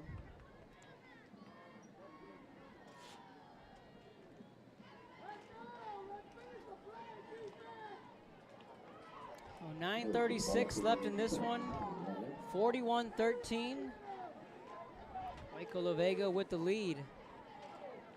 Yeah, but coming out of this one, I feel Miller Bucks are going to be a better team. I mean, like we said, they got a district coming up in a couple of weeks. And that's Rice being drugged down from behind down to the 2-yard line. Big carry there for Rice. Yeah, it's a touchdown saving tackle. Just good shifty run there. Set up with an in-goal situation. First and goal for Waco LaVega, and Xavier Rice set that one up beautifully. He's had himself a ball game here this afternoon. 9 minutes to go in the fourth. Waco LaVega looking to tack it on here. Allen hands it off. Fighting to get in the end zone. Not going to get there. There to make the tackle was Braden Dennis, who had that interception earlier in this second half.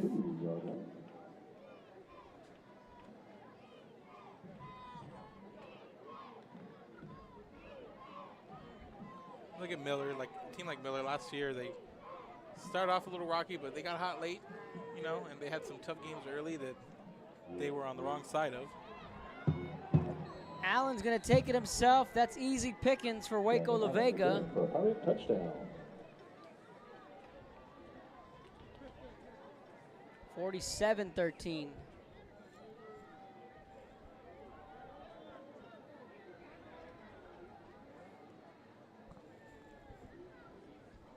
But we got a Miller team with a young quarterback that needs to, you know, these games, good for him. Comes out, grows up, learns a thing or two, and this is a Miller team that's going to compete.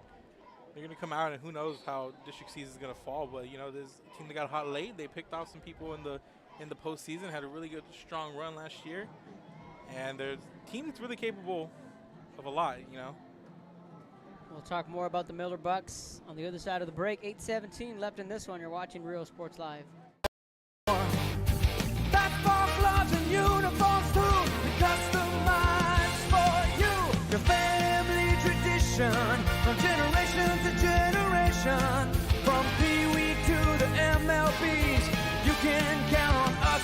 Your hometown sporting goods store since 76. Myra Sports and more, where kids get cool stuff. Hi, we're the Carroll Cheerleaders, and you're watching Rio Sports Live. Come on down to Staple Street Meat Market with the best selection of quality meats, beef ribs, Angus beef fajitas, and Staple Street brand sausage, featuring our new authentic family recipe for pony spices. Check out our weekly specials. Your one-stop shop for everything you need for your next barbecue: ice, charcoal, wood, and adult beverages. We are your local football headquarters.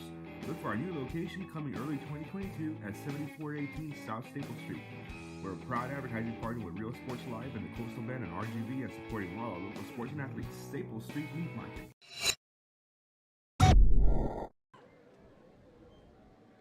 Welcome back, 8-17. It's all Waco LaVega here, 48-13. Now let's give some credit to this Waco LaVega defense. This is an offense in Corpus Christi Miller that they can put up some points. Yeah, definitely. You can see that there's a lot of speed on that defense. And just from their secondary, you know, I haven't seen a lot of pressure on Brown, but, you know, their secondary has really done a solid job, especially in the outside and staying with these receivers of Miller. Short kick, fielded at the 20. Going east to west, not a lot of running room there. Finally chased out of bounds. Ethan Vela on the return.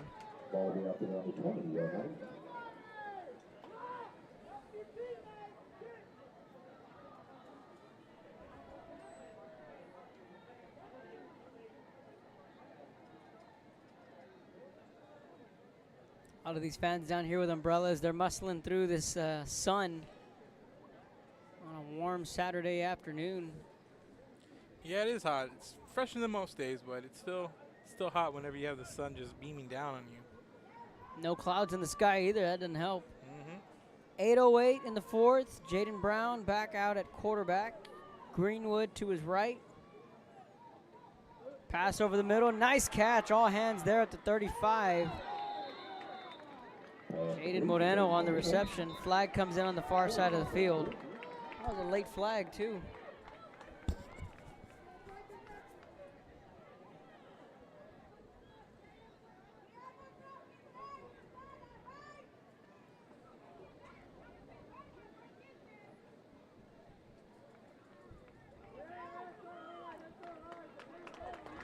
Tack on a little bit after play there. Well, more or less. Do we have an idea what's on tap for week 6? Well, I do know on Thursday we got Mission Veterans and Sherryland. That's a Thursday night. That one's going to be a good one. Incomplete at the 35, and then, of course, the Bird Bowl. That one's fixing to be huge down in Harlingen. Got the teacher versus the student. With Manny Gomez and Israel Gonzalez. Should be fun. We got a couple of Corpus teams going at it here in the next week. Looking at that Thursday game, Moody taking on Carroll. Friday, Veterans taking on Ray. And probably have some other surrounding games.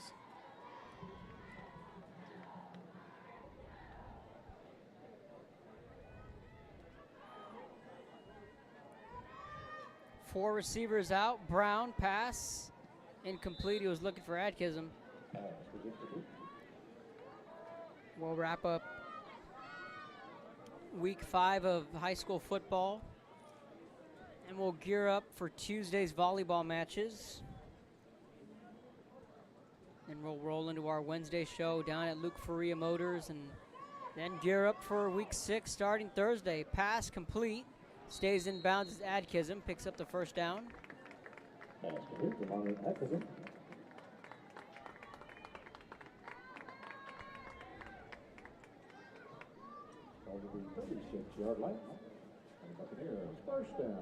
so some of the bigger districts are already in play. Some of the smaller districts be seeing some bye weeks, time off here.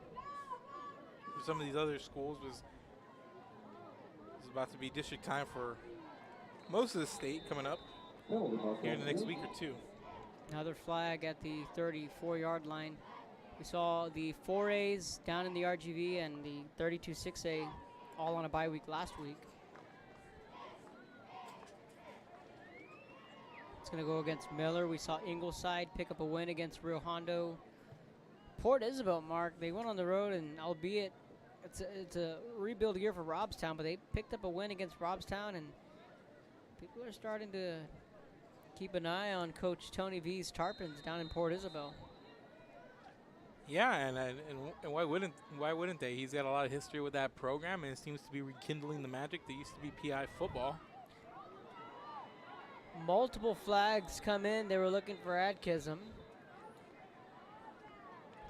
Now, the big question with Port Isabel was they played in one game last year against PSJ Southwest and then elected not to play the rest of the season because of COVID.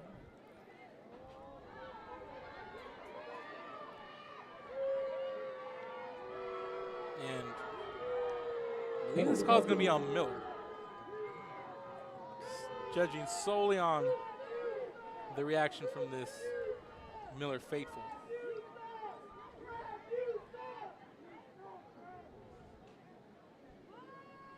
They're going to get they're going to call this on the sideline.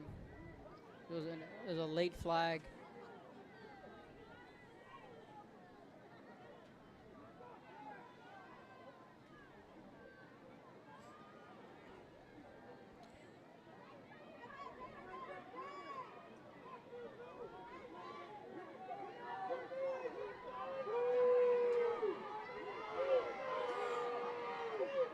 Come the Boo Birds, and a little jawing from the officials and the Miller sideline a little bit, so wasn't a lot of fans of that call in this area, Kevin. So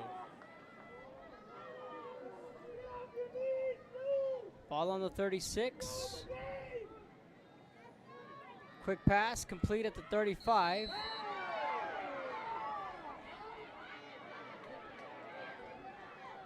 Jaden Moreno on the reception. Just a real lively crowd. They're starting to go after. Just a good hit. Yeah, I mean, it's a violent hit, but it's a good one. They're going after every hit, and it's understandable. You expect a really big game, and it becomes one-sided. And there's a big hit. Now that you talk about it, lowering the shoulder down. That was 28, Xavier Carpenter.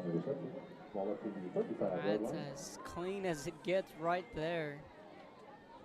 Right now, Waco LaVega just making a statement and flexing their muscles with 6:20 left in this one.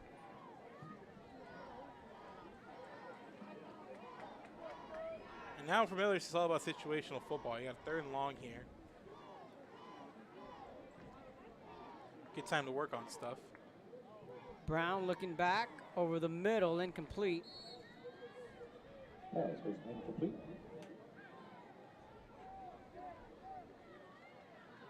I mentioned, there hasn't been, correct me if I'm wrong, Kevin, there hasn't been too much pressure put on Brown by LaVega, but it just seems like playing from behind, get a little sense of a little bit of urgency with Brown whenever he steps back to throw the ball. Yeah, it's been a turbulent second half for the sophomore.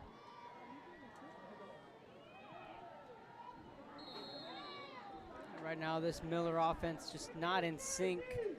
They were looking for Jaden Moreno again. Yeah, it's going to turn over on downs. Just simple pitch and catch to the outside. It just throws it way outside of him there. Just not on the same page. And we've seen him make some good throws in this game. Down the field, putting it right on the money, right in the breadbasket, hitting guys in the numbers. Like, he's made some good throws in this game. But there's been some throws here, especially in the second half, playing from behind as much as they've been. They've kind of been off a little bit rushed.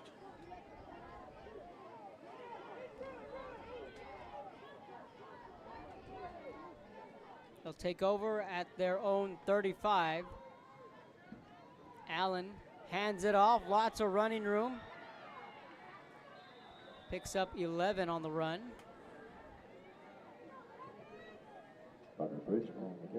Roderick Ridge, the junior. First time we say his name this afternoon. We'll see the twos chew up some clock here in the fourth, get some playing time. The Pirates will warm up the bus, walk out of here winners. And both teams, I believe, are going to be able to take a lot from this game. I know. You know, Miller's a team, I feel they're emotional. They do good with adversity. You know, they've been here before, but last year, as mentioned, the slow start. And they're playing good teams. I mean, even if you're on the wrong side of a blowout, you do get better playing good teams. You know, and Miller's just going to benefit from this going forward. And Waco LaVega, they got to see some really quick receivers on the outside, so it's done good for them defensively. And, you know, and offensively, they come out, they look pretty strong. So, you know, it's a beneficial game for both teams. A nice open field tackle there. It was Jaden Moreno, slow to get up. These Miller fans some of them starting to make their way towards the exit.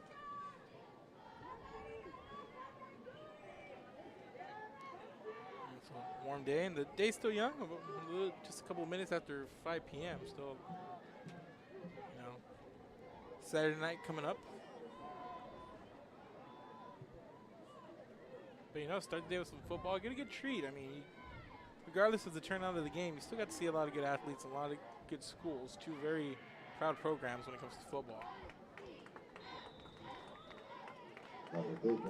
Yeah, the potential of this football game was we were thinking shootout, lots of points, a back and forth, NASCAR style, but you know, Waco LaVega did what they needed to do late in that second quarter, and then at halftime they made their adjustments, and their defense has come up with a shutout in the second half, along with 2 interceptions. Yeah, they definitely stymied this Buck offense, and you don't see that too often. And, you know, they early on a little bit of back and forth, but ever since that early second quarter, I believe it was, well, late in the second quarter, I believe that's when Miller scored again. Just haven't been able to put points back. We saw them finish the first half on a lot of momentum, but started promising in the early third quarter, but Waco LaVega just took over and just things began to snowball. Bucks are going to get the football back.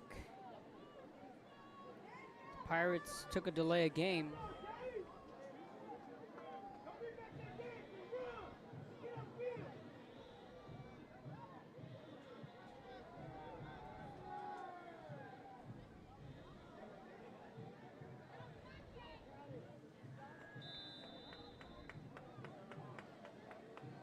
So that's where Miller will take over. 2:51 left in this one.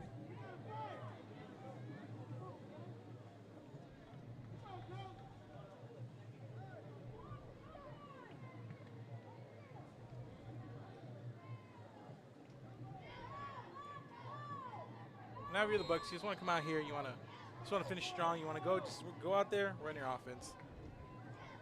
Try to get a good drive in, something to sink your teeth in here on this second half. Greenwood takes the carry. Yeah. Want to put something positive on film here offensively, something you can build off of, you know, just. Waco LaVega will snap their 2-game skid with the win here at Buck.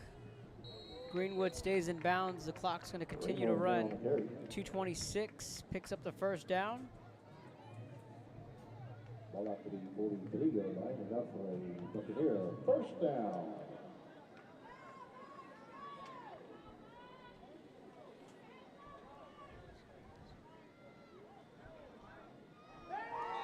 Looking for Adkism. Incomplete, but a flag.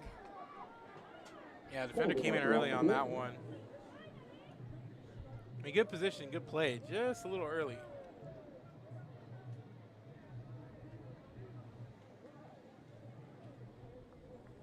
And the official's going to call that one a bulk of the time, so.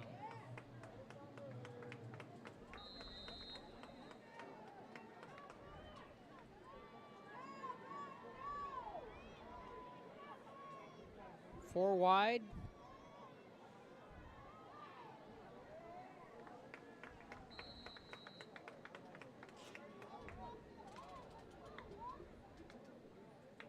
On the carry was Delson Cavanis, the freshman. A couple of freshmen too offensively for this Miller Bucks. More freshmen than usual you see on a varsity roster. A lot of sophomores as well. Of course, Jaden Brown, one key sophomore. Those are your program building blocks right now. I mean, say what you want about quote unquote time at the end. It doesn't mean much in blowouts, but these are quality reps for some of these kids to get in there, especially against a team like Waco LaVega. It's incomplete. A minute and a half left. Jesse Major Sterling, he had a tall order against Lonnie Adkism, and this is about as good as coverage I've seen against Adkism. Yeah, definitely, because Waco LaVega, their secondary can match speed with Miller. Not a lot of people can.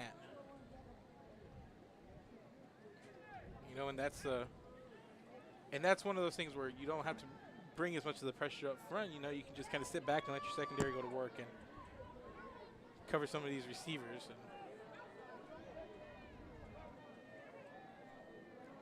Brown looking back to pass, looking for Adkism, and that's incomplete. And you got Lonnie Adkism. He's a junior. Yeah, it's just... He's easily their biggest playmaker. Yeah, just all talent there. Just good hands, quickness, size. You name it, he's got it. And to think last year this offense had Andrew Body and Adrian Lloyd.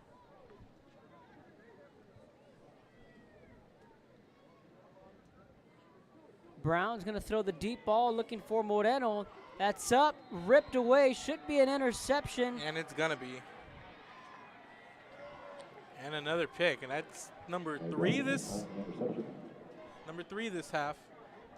And that's 4 takeaways for Waco LaVega. Nate Washington, the junior, went up and picked that one off.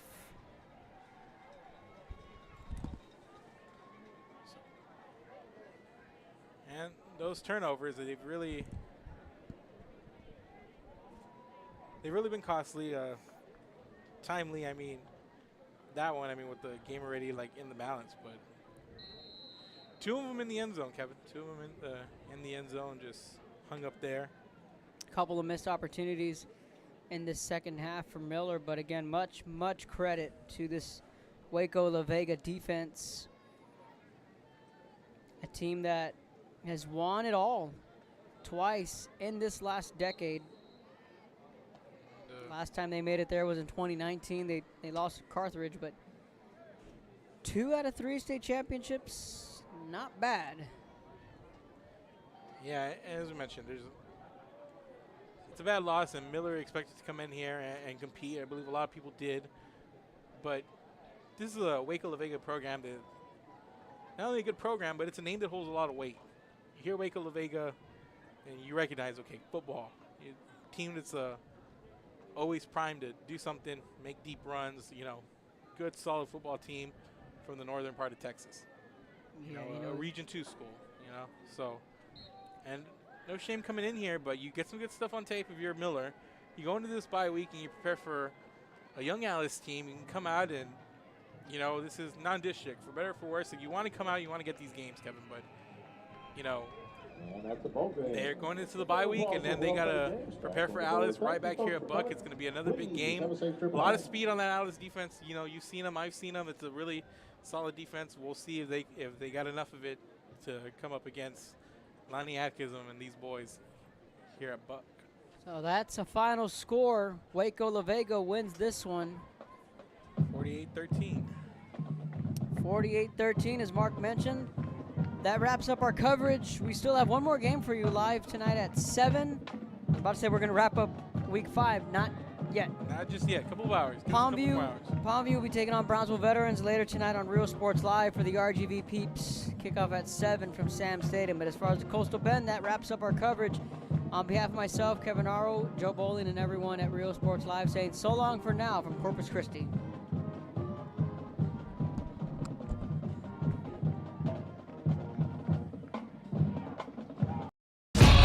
I've got my plan. I say lob it to Ryan Perez and the paint off a couple of screens. Esquivel to Garcia. Off the deflection. Los Fresnos comes back and wins. Now Santa Maria will put up a three. Bang! Santa Maria! Here's Warner. Here comes a headed with jam. Counted for two. Field. Adios! And the Falcons win on a walk-off. And it's saved. What a game. Cortez smacked to the left. That is gone! Lob for Perez. That's my play. Off the backboard. Count it. And a win. And a win. Brian Perez wins the game for the Santa Rosa Warriors, and they go nuts. And why not?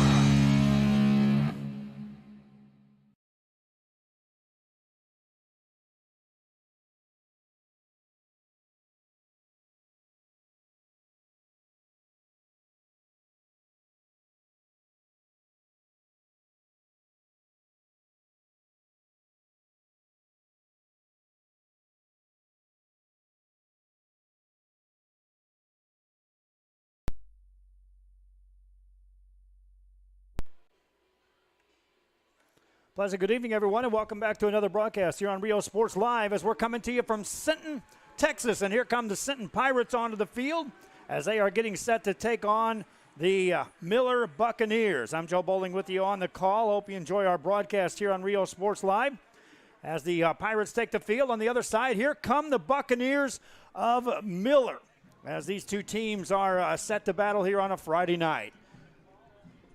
Cat Cipriano on the camera tonight. I'm Joe Bowling with you again, enjoying the coverage here of this big matchup. Sinton comes in with a record of 2-0. Miller Bucks come in with a record of 1-1, and it should be a good broadcast here tonight for these two teams. A good crowd on hand here in Sinton. They were piling in here starting at 6 o'clock for this 7:30 start. We're on the pregame show. We'll be right back from Sinton as we get closer to the kickoff. This is Rio Sports Live. Buick and GMC dealership, and we're in your neighborhood. Come by and check us out. We're waiting for you.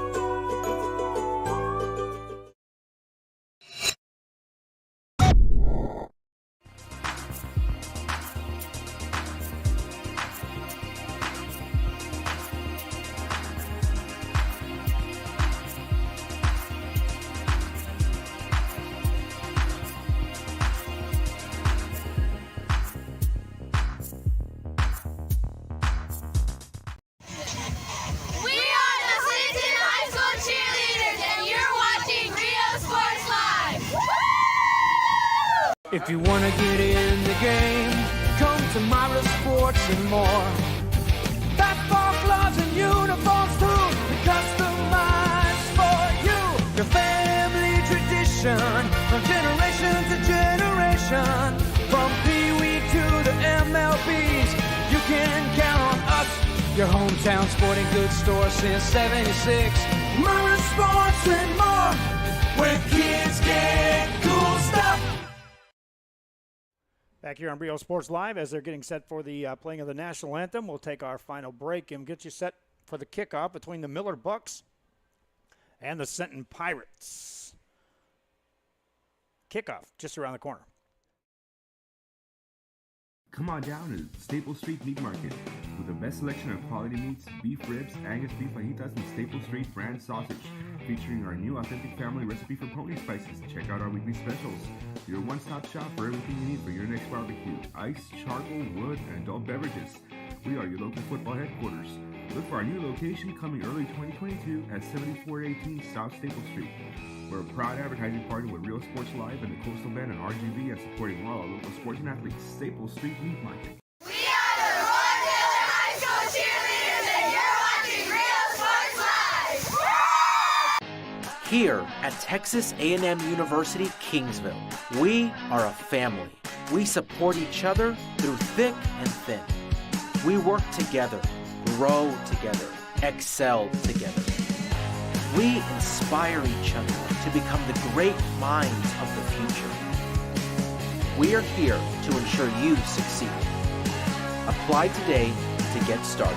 This is your time.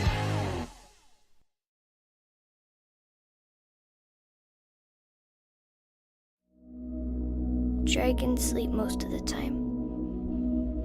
but you never know when they'll wake up.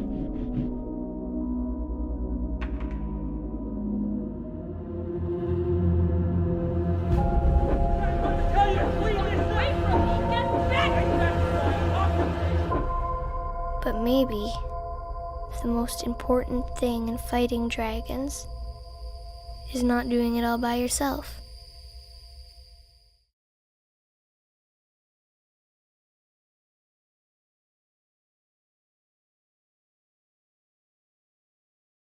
Hi, I'm Joe with Valencia Heating and Air.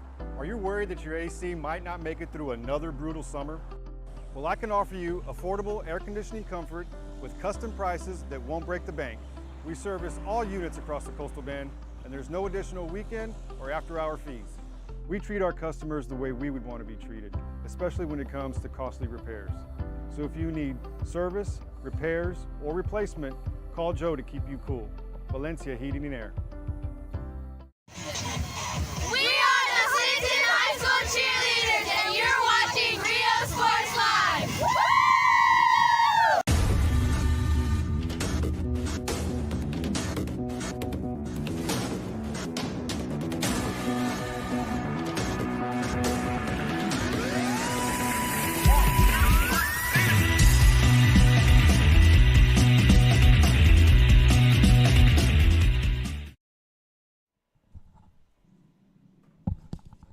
Back here on the pregame show, the Sinton Marching Band with the National Anthem.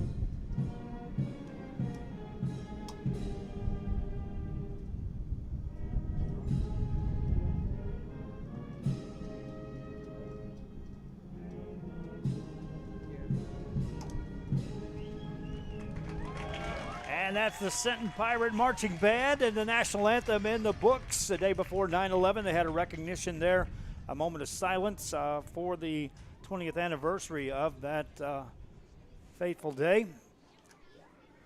And now the fans are all settled in for some football action here this evening between the Sinton Pirates and the Miller Buccaneers.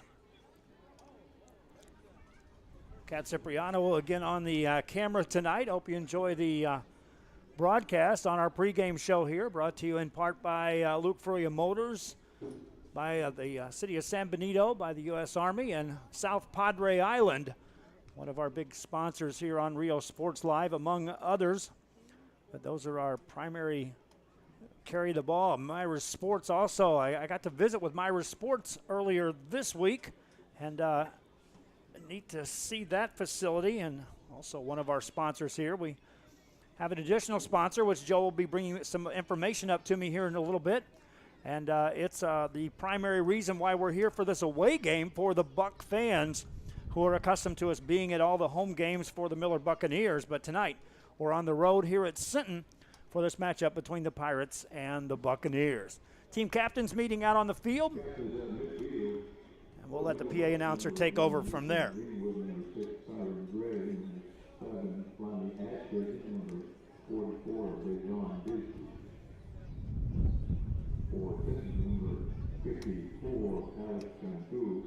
Number 16, Tristan Moreno. Number 6, God Pollock. Number 4, Renee Lamont.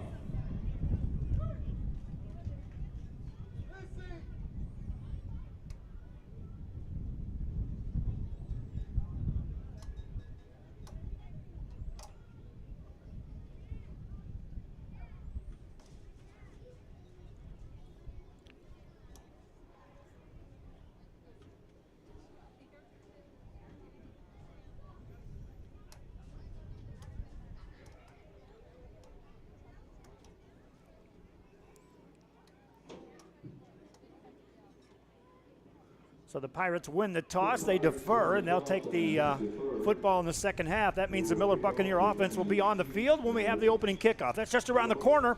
This is Rio Sports Live. Uniforms, etc., you're going to find the opportunity to purchase the best high-quality scrubs. Soon after I learned about how the EDC was helping out the community, and so I did meet with Ms. Castillo. She made it very easy, very friendly, and she walked me every step of the way. I couldn't have done it without their help. Music lovers, you have to stop and see the assortment of records, tapes, and records memorabilia at Forever Memories today.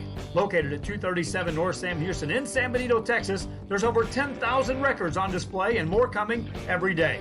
Looking for your favorite album from the past, first pressings, collectibles. How about a 45 with a single you just have to have? Freddie Fender, Johnny Cash, Hank Williams, Elvis, Beatles, blues, rock, classics, Tejano, it's all here. Organized and priced for you.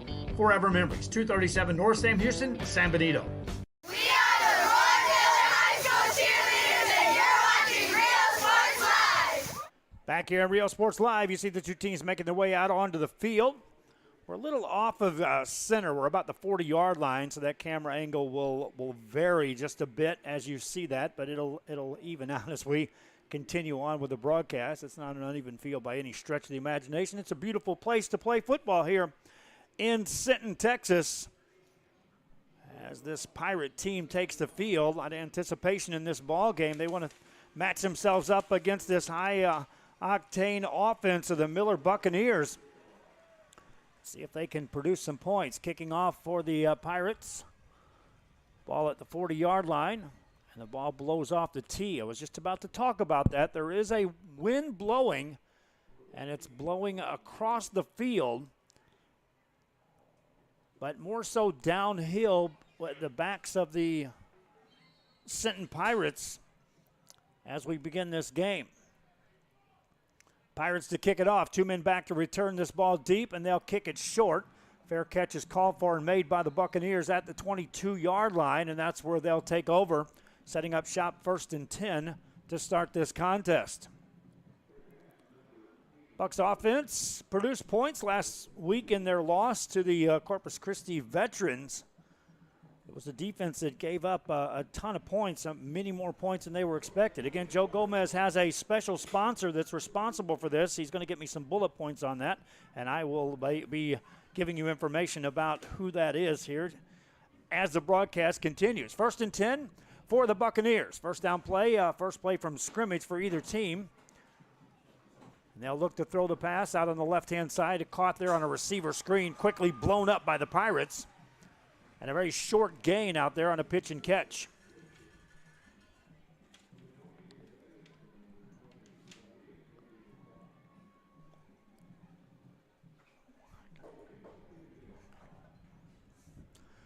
Another handoff. Well, Carrier hit in the backfield, hit again, and two more men come in to shut that down as Ethan Greenwood had nowhere to go. Turns it into a second down play. Now a third down. And after two plays from scrimmage, the Buccaneers have gained 2 yards.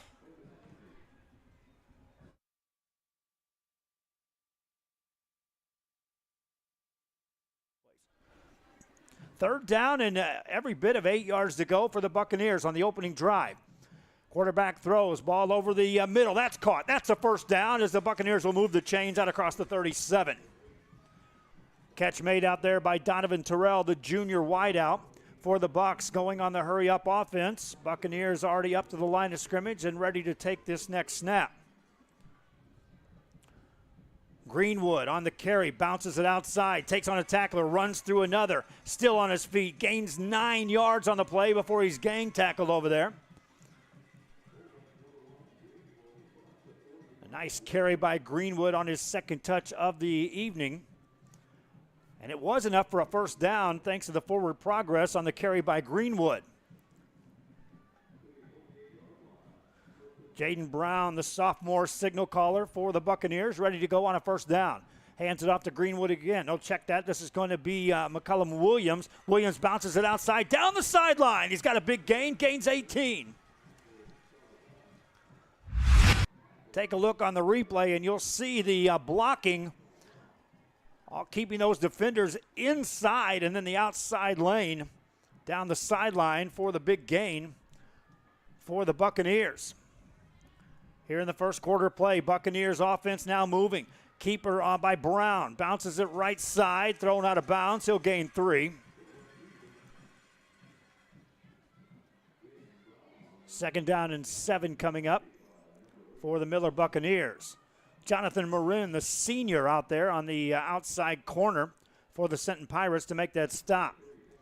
Brown ready to go. Williams in the backfield. There's the snap. It's Williams. He'll take it off the right side. Takes it to the 30-yard line of the Sinton Pirates. Thrown backwards. That's a short gain of 2. And third down and 5 now coming up for this Miller Buccaneer team. Our magazines are here. They were giving them out left and right to the fans here. We were distributing them throughout the area. And when I say the area, I mean from Three Rivers down to Port Isabel on the last couple of days. No penalty, there is a penalty on the play, a free play, and Brown takes it right side. Got enough for a first down. Initial indication is that's going to be a penalty against the Sinton Pirates. Brown ended up gaining 6, maybe 7 yards on the play, so if they take the run, they'll net 2 more yards than the penalty itself. And there's your call. We're in the first quarter. If you're just joining us, this is Miller taking on Sinton. I'm Joe Bowling with you. Share the link if you're watching on our social media, those watching on our Facebook. Let other fans know these games are going on. Primarily, I'm trying to get everyone to switch over to our YouTube account. YouTube is much more consistent with our broadcasting here on Real Sports Live with the streaming service we're using. And so if you haven't done so already, subscribe to our YouTube channel. Driving ball carried across the 25-yard line down to about the 23 as Williams on another carry. Williams, a senior, in that backfield with Ethan Greenwood. Greenwood brings a lot of experience from last year, was part of that offense that just tallied up video game-like numbers. 2 backs in the backfield on this second down play. Pass play to the right-hand side. First catch of the night for Lonnie Adkism, and that's close to first down yardage. They'll stop the clock with 8:22 to go, and that is enough for a first down on the catch by Adkism. Drive continues for the Buccaneers. This started on their 22. They converted on 1 third down, and Sinton have been moving against this Pirate team. First down play. Here's Greenwood up the middle. Gets to the 10-yard line, falls near the 9. And so the Buccaneers will have it second down and 5. You can still get a first down without getting a touchdown if you're on the Miller Bucs side. Pirates started off strong on this game with 2 strong defensive plays. But since then, Jaden Brown has moved the ball downfield with his offense. Second and 5. Brown on a read, hands it off. On the left side, that's shut down quickly as the Pirates are able to stuff that at the line of scrimmage. Williams on another carry, and now third down and 4 to go for the Miller Buccaneers. Second time that the Buccaneers have faced a third down on the series. Brown is ready, wide outs to the left and the right-hand side. And it's a handoff to Williams, goes to the outside right, hit, drug out of bounds. He won't get a first down as the Pirates shut that down. Watch the pursuit by the Sinton Pirates. Nobody bid on that misdirection, and then he was just thrown out of bounds. Gained a yard, so it's fourth down and right at 4 yards to go, and it appears as though the Buccaneers may go for it. Plenty of time on the play clock as it's at 34 as they're looking to the sideline as to whether indeed they will go for it on fourth down. Brown has them set. Greenwood in the backfield to his left-hand side. 2 receivers left, single receiver right. They'll go for it on fourth down. Looking to run. Brown hit, gets rid of the ball in the end zone, and it is caught. Touchdown, Adkism. Lonnie Adkism reels it in. Watch on this replay as you'll see Jaden Brown was nearly tripped up. Flushed out here, nearly tripped up there, and then rifled that to a diving Adkism for the touchdown, and the Buccaneers strike first and go up 6-0.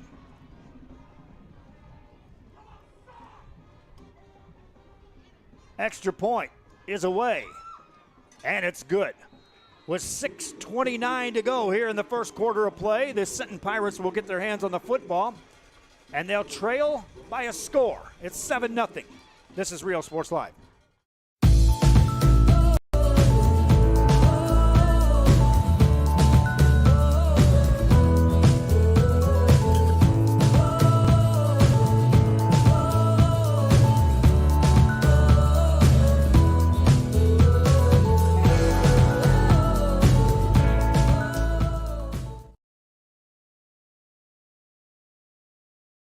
The Brownsville Independent School District continues to provide a safe environment for enriching education.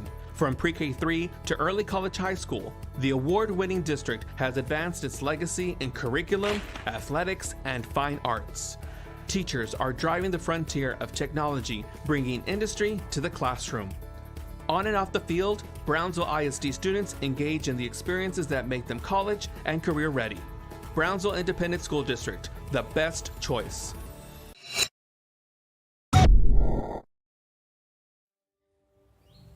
There is a feeling you get when you walk onto a campus. Back here, the Miller Buccaneers leading 7-0 will kick off now to the Sinton Pirates. Line drive kick fielded at the 13, out across the 15 to the 20, middle of the field 25, 30, 35 and more, 40-yard line on a nice return for the Sinton Pirates as Jonathan Marin sets him up nicely. And the Pirate offense will take the field.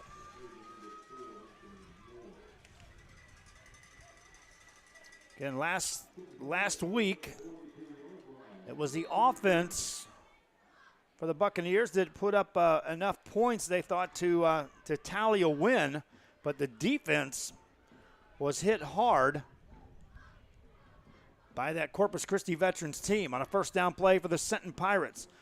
They'll run it to the left-hand side as Rene Galvan manages to gain a couple of yards.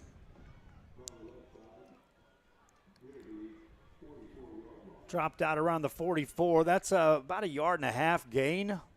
So second down and 9 coming up for the Sinton Pirates. This is the first time the Pirates have touched the ball. We're already halfway through the first quarter of play after an impressive 76-yard drive by the Miller Buccaneers to start this one off.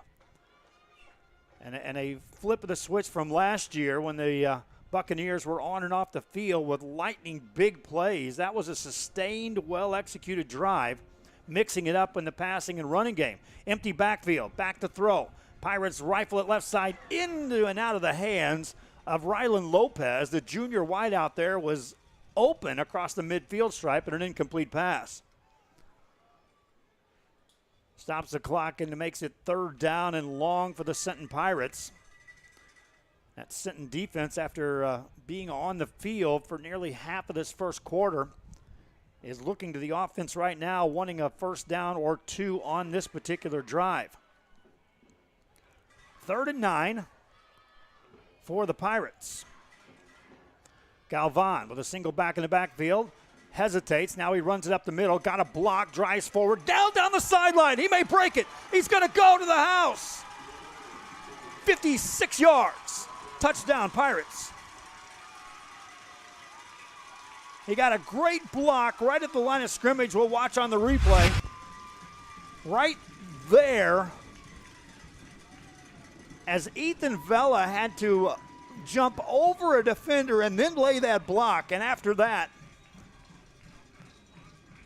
Rene Galvan all the way. That was Nick Flores, by the way, that delivered that block. Extra point coming up for the Pirates. Out of the hold of Braden Brown. Kick is away. And no good. So the Buccaneers maintain a 1-point lead. They'll get their hands on the football. Each team has scored once. It's 7-6. Buccaneers on the road taking on the Pirates. I'm Joe Bowling, and this is Real Sports Live. Love, compassion, and dedication. An environment that inspires each of our HCISD family members to do their best and to be their best. We ground our education on strong character, and together, we will always persist towards the future. We are a district of choice. A district of innovation. And a district of excellence. We are HCISD.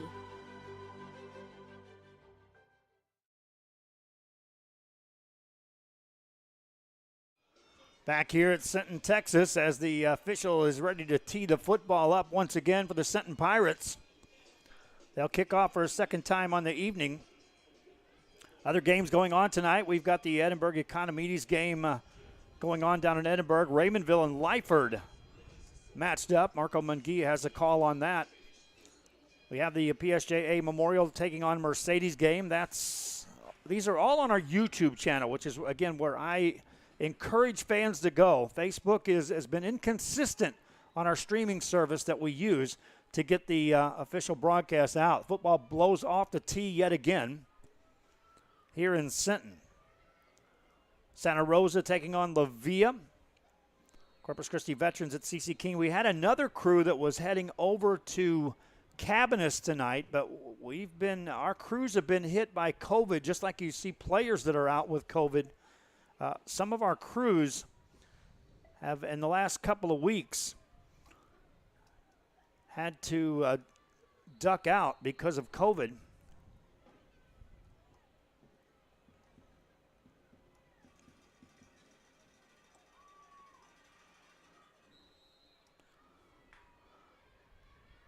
And the Buccaneers will call another fair catch and have the ball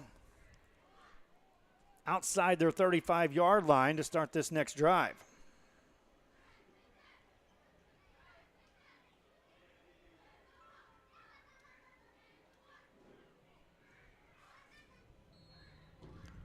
Buccaneers make their way back out on the field. They had an impressive drive to open this game up.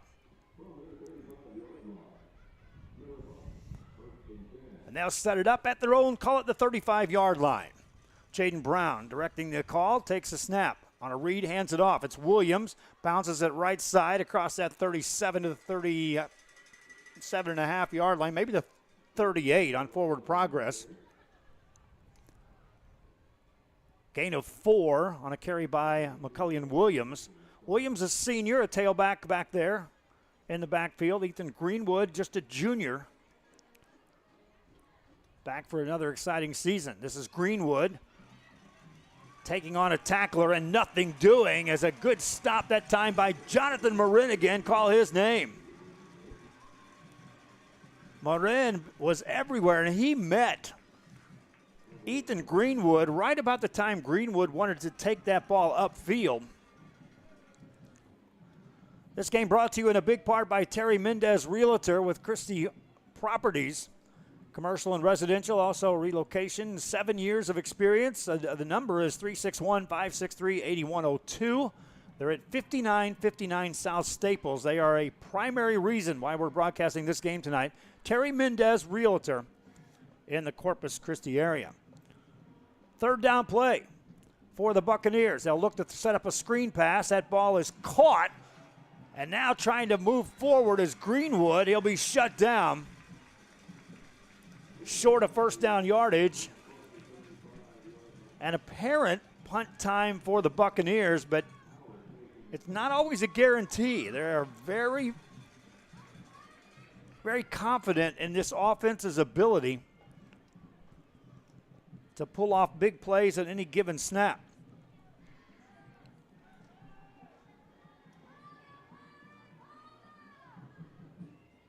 They'll go for it on fourth down. Looking to throw. Right side, it's incomplete. And the Buccaneers will hand the ball over to the Sinton Pirates at the Buccaneer 37-yard line after missing on a fourth down attempt.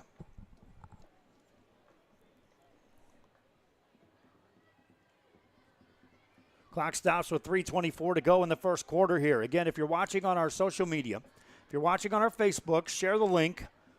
It is broadcasting there on the Facebook side.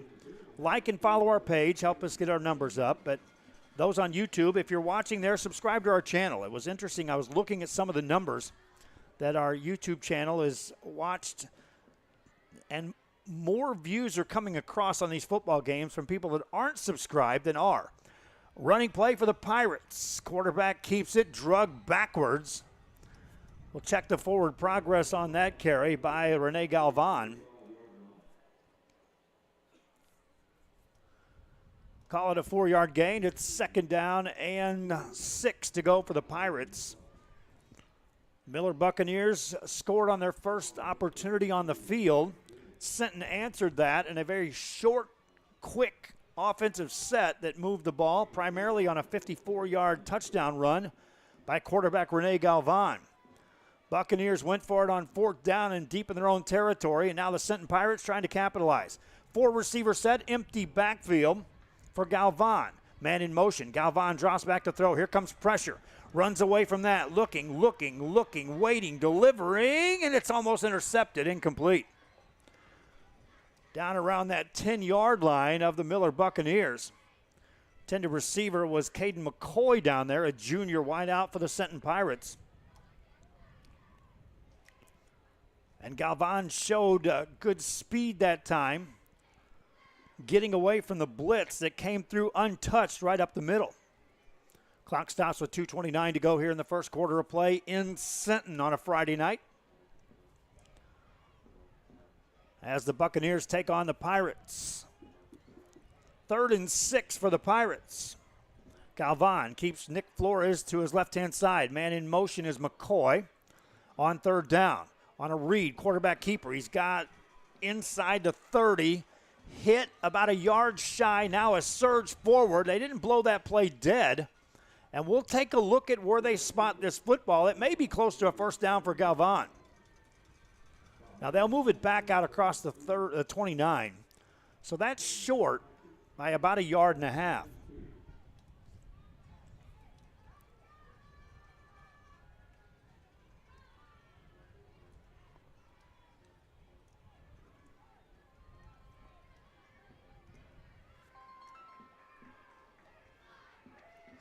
Fourth down play for the Sinton Pirates. They appear to be going for it. Rene Galvan sets him down.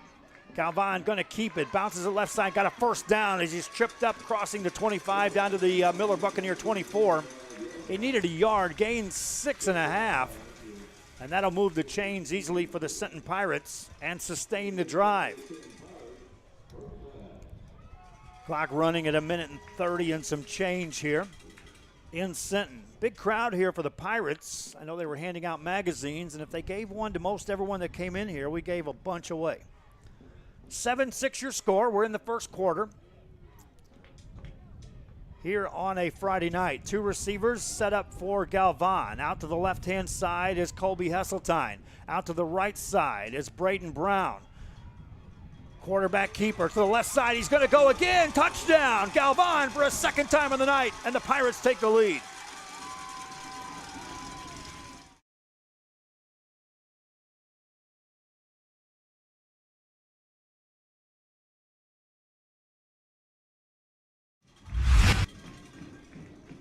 Go back to the replay here and show you that Rene Galvan, look who's out in front delivering that final block. Nick Flores once again. And a touchdown for the Pirates. They missed on an extra point, traditional style. They'll keep the offense in right now on an apparent 2-point conversion attempt. Galvan, before the snap, looks at the sideline. His team has to take a timeout. They'll burn their first. They have 2 remaining here in the first half. We'll have an extra point attempt. 1 or 2 points, that's the decision for the Pirates. They lead, and this is Real Sports Live. A nationally recognized district focusing on quality and rigorous instruction where every child is immersed in a culture of academic success. A district dedicated to preparing our youth for the future. Our mission is to inspire, educate, and empower all students to reach their full potential and become leaders of the highest moral character. Sherryland ISD, excellence is our tradition.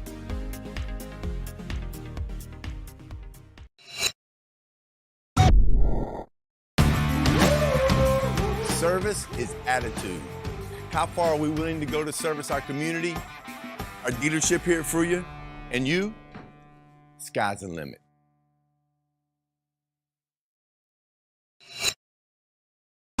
Back here on Rio Sports Live at Sinton, Texas, as the Pirates had to call a timeout after scoring the touchdown. They'll leave the offense on the field looking for a two-point conversion. Rene Galvan sets him in motion, sends a man in motion. That's Lopez. Galvan going to keep it up the middle, gets near the goal line, and he is not in. The Buccaneers hold him out. So twice the Pirates have attempted an extra point, once with a kick, once with a run. 0 for 2. They lead 12-7. They'll kick off to the Buccaneers right after this. Forever Memories, Antiques and Collectibles, located at 237 North Sam Houston in San Benito, is filled with vintage items, collectibles, and a selection of vinyl records that's as good as it gets. Every shelf, every aisle, and table is filled daily by a number of vendors that ensures that something here just might be the item you have to have. The vinyl record area helps bring an added atmosphere that makes for the fun trip when stepping back in time with the memories. Forever Memories, Antiques and Collectibles in San Benito. We're a world-class Cadillac, Buick, and GMC dealership, and we're in your neighborhood. Come by and check us out. We're waiting for you.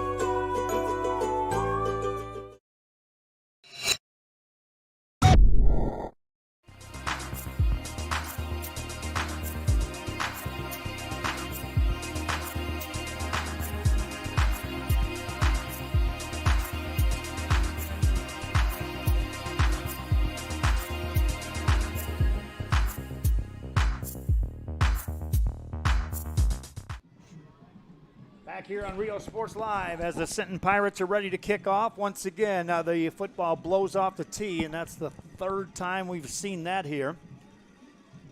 Out of 3 kickoff attempts for the Sinton Pirates.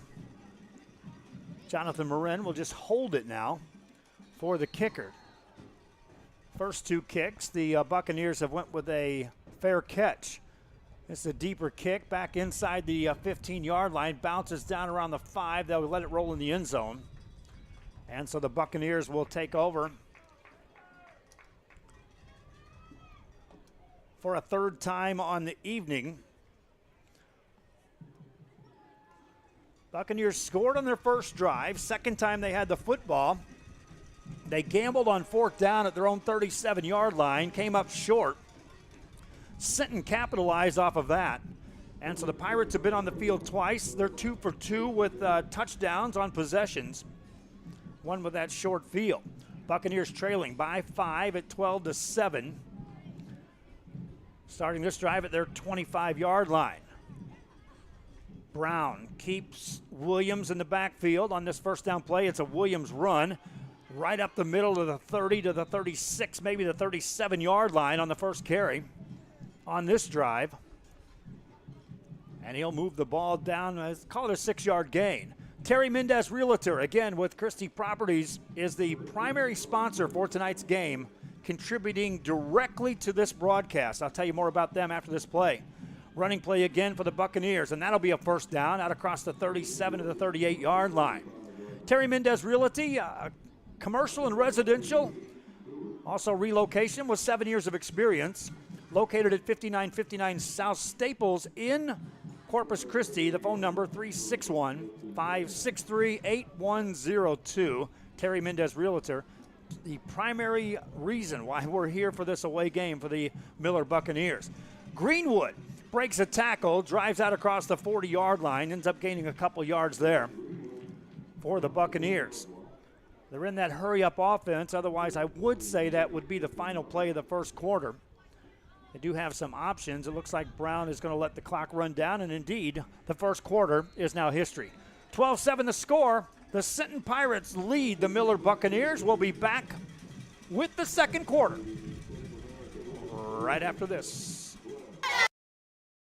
Sinton High School cheerleaders, and you're watching Rio Sports Live. If you want to get in the game, come to Myra Sports and more. Basketball gloves and uniforms too, customized for you. Your family tradition, from generation to generation. From Pee Wee to the MLBs, you can count on us. Your hometown sporting goods store since '76. Myra Sports and more, where kids get cool stuff. We are back here on Rio Sports Live as the Miller Buccaneers offense on the field as we start the second 12-minute frame. Jaden Brown and company facing a second and 8 yards to go. Trailing 12-7 here in the first half. Brown wants to throw, wants a bundle down the left-hand side, and he overshoots his man, incomplete.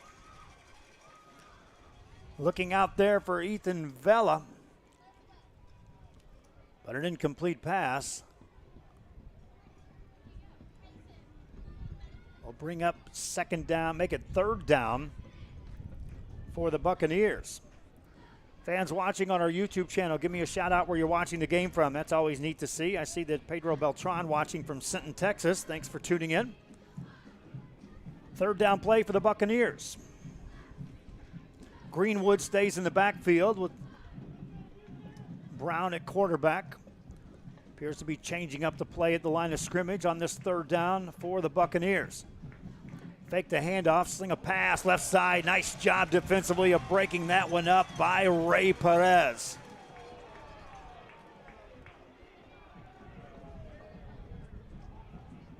Let's see a flag on the play, or do we? Take a look on the replay. You'll see for yourself. They did call interference on this, and man, that was close. Contact occurred right before the ball delivered. And so a first down awarded to the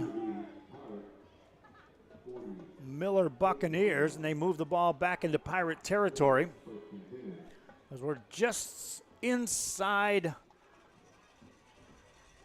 the start of this second quarter of play. Here comes a blitz by the Pirates. Brown reads that, runs it up the middle. Hit hard between two defenders, gains 7 on the play. That's a good read by Jaden Brown. Saw 2 different defenders coming in, stepped up through that, and with that first step, he had made the decision he was running the football, so it was a step and a glide at the same time. They'll drag him down after a 6-yard gain, so make it 2nd and 4 for the Buccaneers. Brown has Greenwood back there, 2 receivers right, 2 out to the left-hand side for the Buccaneers. Wants to throw right side. That's going to be incomplete. Bring up another third down for the Buccaneers. That one intended for Donovan Terrell. They've got Terrell and Atkinson out here to the right-hand side. Out to the left-hand side, 2 other receivers for Jaden Brown. On third down and 4. He's going to run right side. Got a block of 40-yard line, steps out of bounds. That's short of a first down by about 1.5 yards.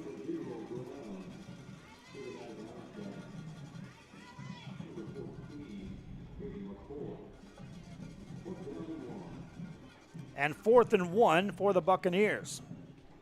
Paula Gray watching in San Antonio. Thanks for tuning in. Rooting for the Miller Buccaneers here on a Friday night in Sinton. 4th down play. The Buccaneers have tried a 4th down conversion here in this first half. That came up short. It was about at this part of the field, but it was flipped. It was on their 37. From the Sinton 37, they'll hand it off to Williams. He's got a first down, and he takes on a tackler at the 30-yard line and moves the chains for the Buccaneers.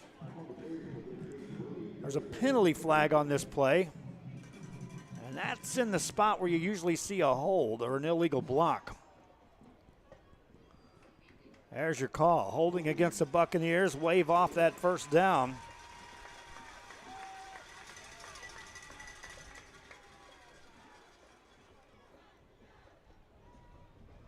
Still 4th down, but now for the Buccaneers, they move the ball back outside the 46 of the Pirates. So it's 4th down and call it 7 yards to go for the Buccaneers. They'll overload the left side with receivers as they look to the sideline for the play. Play clock down to 13 already. Now down to 10 as they turn to look at the defense. Down to 5. Brown's going to have to hurry to get this snap off. He takes it just in time. Looks to throw, slings it left side, nearly picked off, incomplete. Jaden Howard made a move on that football The receiver had not turned around. He was looking further downfield as Brown was trying to lead him. And so a turnover on downs gives the ball back to the Sinton Pirates. They lead 12-7, and now they start a drive at their own 46. Pirates 2 for 2 in possessions and scores. Rene Galvan has 2 rushing touchdowns here in the contest. On this first down play, he'll keep Nick Flores back there in the backfield. Flores is a sophomore. 2 receivers short side of the field here on the left. Single receiver out to the right. They'll hand it off. And not much room out across the 46-yard line.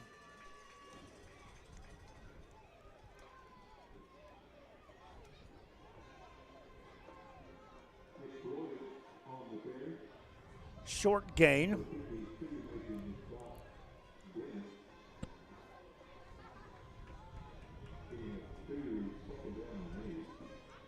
Making it 2nd and 8 for the Sinton Pirates. From the Miller Buccaneer 48-yard line. Galvan taking his time. Play clock down to 3. Now 2-1. Takes a snap. Going to read, going to throw. Looking left, and it's going to be caught for a first down. Caden McCoy on the catch. And if McCoy is able to keep his feet there, he has a chance to turn that upfield. It's still a first down for the Pirates, but that could have been a bigger play than what it was. Clock stops momentarily while they move the chains. We're at 9:34 to go in the first half. Sinton on the move in Buccaneer territory at the Miller 43. Twin receivers left, twin receivers right. From the right hash mark for Rene Galvan on this first down play. Empty backfield, he's going to run, hesitates. Here comes a penalty flag as he gains a couple, and we'll sort out that call. Galvan gets up real slow after taking that hit. He was hit low.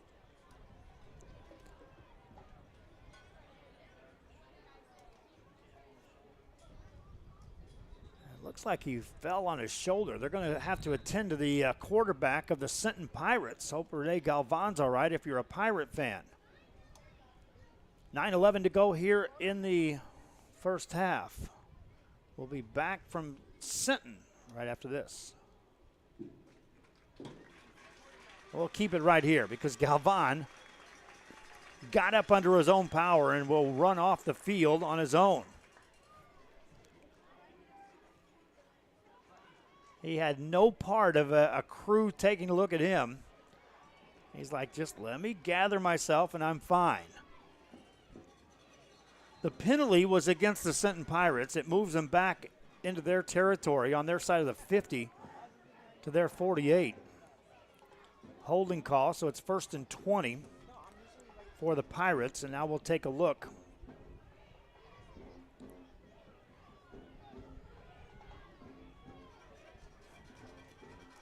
On this first down play, looking to throw, dropping back. Here's pressure, and down he goes as the Buccaneers make the sack. Another flag on the play as well. We'll sort that out. I see some fans commenting, we had a crew ready to go to Cabinus Stadium tonight. We already have one at Buccaneers Stadium. We were going to cover the 2 games at the CCISD stadiums. After I had set up here at Sinton, I got the call that we still have crews dealing with COVID situations, and there's no way I'm sending a crew anywhere near a school or a stadium if they tell me there's anything to do with COVID around their family or family members or any exposure. So apologize to any of the fans that were hoping to see some of the other CCISD schools. Staying in the game, looking to throw is Braden Brown. Another penalty thrown on this one.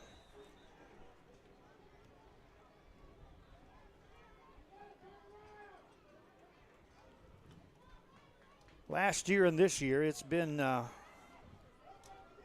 quite the adventure of trying to get to as many games as there are, trying to train personnel to broadcast games and to operate cameras.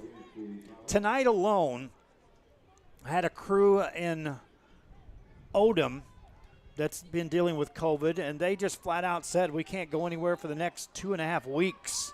So the Odom crew's off the table. The Refugio crew couldn't get an internet feed at the stadium there at Refugio, so we're down that crew until they get that sorted out.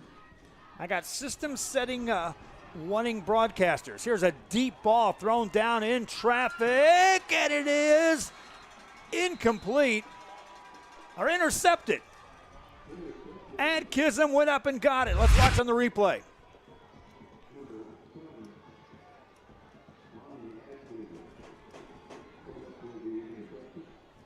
Interception for the Buccaneers. They'll take over at their own 16-yard line.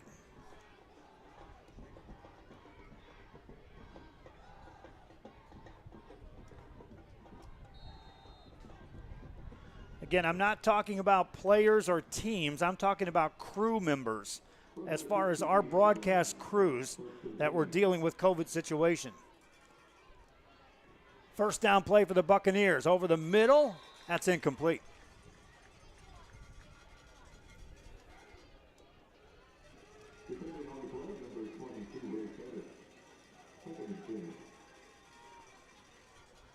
.7:43 and counting here in the first half of play. The Buccaneers of Miller taking on the Sinton Pirates.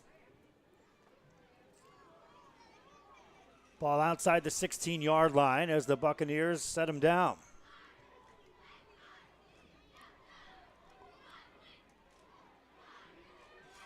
That'll gain 6 on the play. Jaden Marino takes it out. Third down, though, for the Buccaneers, trying to operate on this fast-paced offense.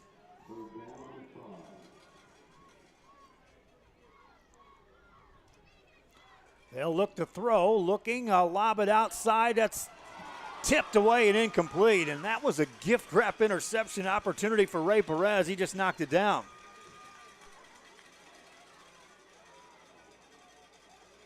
Had they got that ball over Perez's head, there was nobody back there, and that receiver would have been able to jog into the end zone for the score. Buccaneers send in the punting team. Jamie Jackson, a junior, stands back in punt formation inside his own 10. Sinton Pirates should get good field position out of this. Buccaneers trailing 12-7. The snap comes, but there's a penalty thrown. And a false start against the Miller Buccaneers will tax them 5 more yards backwards.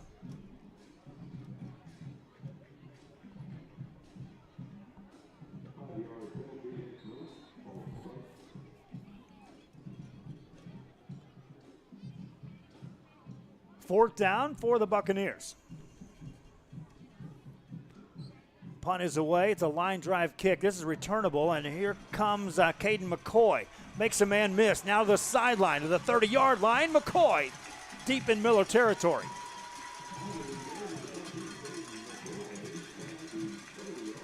Pirates set up in good shop. This is a state-ranked Sinton Pirate team in Class 4 Division II, matching their skills against the Miller Buccaneers. First down for the Pirates as they start this drive at the 30 of the Buccaneers. So they've had some great field position in which to work with. The drive started at the 37, ended up in a touchdown. This one starting at the Buccaneer 30. Galvan back in the ball game. Takes a snap, looks to run up the middle. Stopped after he gains 4.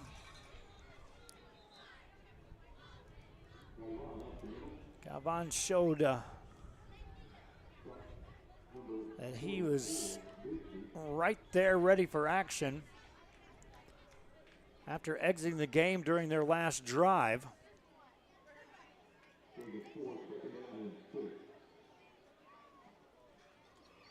Second down, and call it 7 yards to go for the Pirates. Pirates going with 2 receivers left-hand side. Wide to the right-hand side goes Rylan Lopez.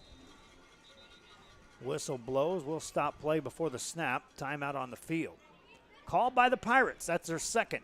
We're in the second quarter. Pirates leading 12-7 from Sinton. I'm Joe Bowling. This is Real Sports Live. Come on down to Staple Street Meat Market with the best selection of quality meats, beef ribs, Angus beef fajitas, and Staple Street brand sausage, featuring our new authentic family recipe for pony spices. Check out our weekly specials. Your one-stop shop for everything you need for your next barbecue: ice, charcoal, wood, and adult beverages. We are your local football headquarters. Look for our new location coming early 2022 at 7418 South Staple Street. We're a proud advertising partner with Real Sports Live and the Coastal Band and RGV, and supporting all our local sports and athletes. Staple Street Meat Market. We are the Roy Miller High School cheerleaders, and you're watching Real Sports Live. Here at Tech.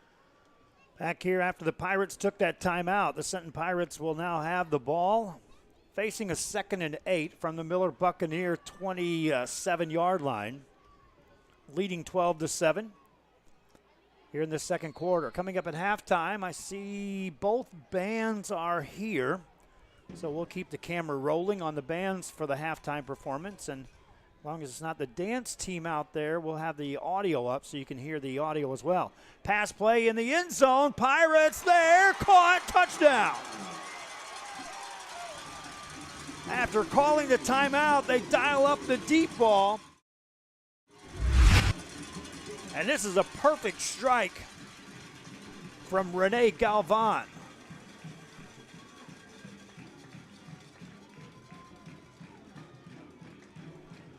Receiver did a good job of going to get that.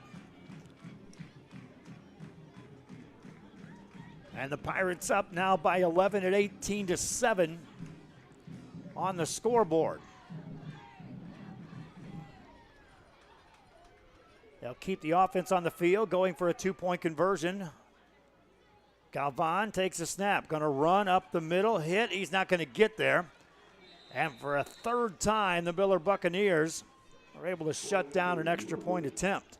Kickoff coming up. Pirates lead the Buccaneers 18-7 from Sinton. This is Real Sports Live. Kingsville. We are a family. We support each other through thick and thin. We work together, grow together, excel together. We inspire each other to become the great minds of the future. We are here to ensure you succeed. Apply today to get started. This is your time.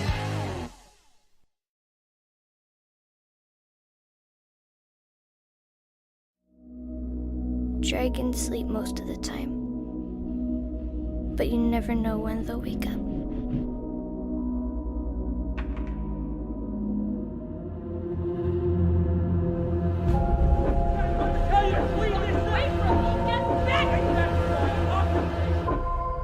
But maybe the most important thing in fighting dragons is not doing it all by yourself.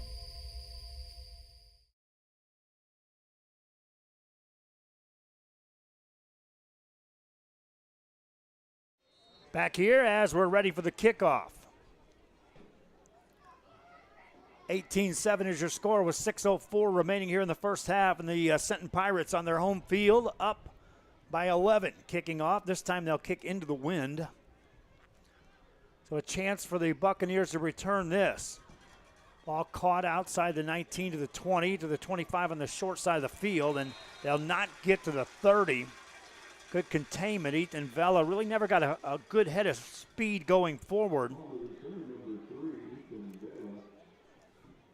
And so here come the Miller Buccaneer offense back on the field. Pirates have done a good job so far. After giving up that first score of the evening,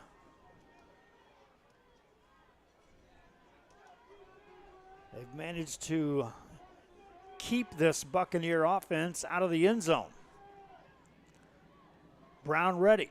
Hands it off on a read. Up the middle. They'll surge forward to the 36-yard line.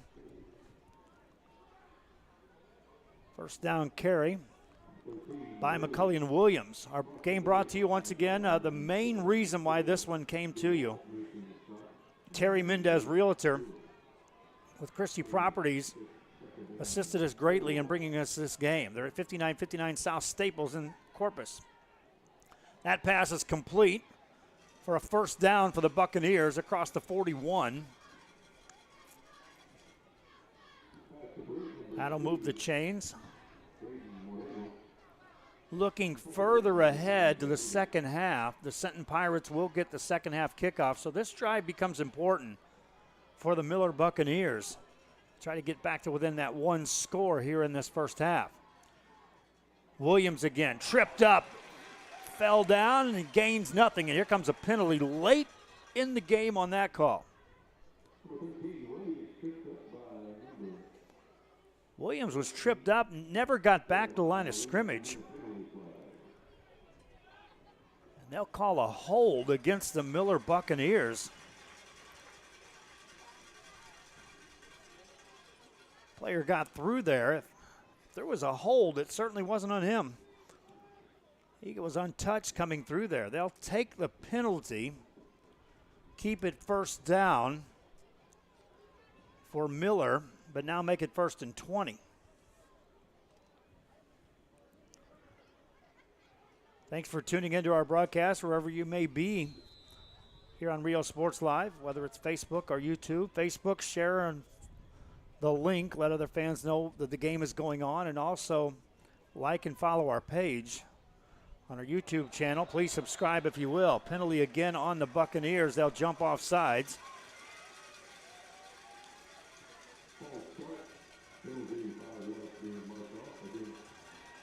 Five yards in the wrong direction if you're a Miller Buccaneer. I'll state it again. I know we've got fans that are tuning in trying to check out the games. We had crews scheduled to go to Buccaneer and to Cabinets tonight, and I had myself coming up here thanks to Terry Mendez, Realtor. Big play by the Pirates, and that's shut down. The Buccaneer crew was able to arrive, and they're broadcasting that game. The Cabinets crew is dealing with family members who were not cleared of COVID, and so they could not make the trip late in the game this week. But here we are at this one. Pass play down the left sideline. That's tipped away incomplete. The intended receiver, Randy Rodriguez, had to become the defender on that play.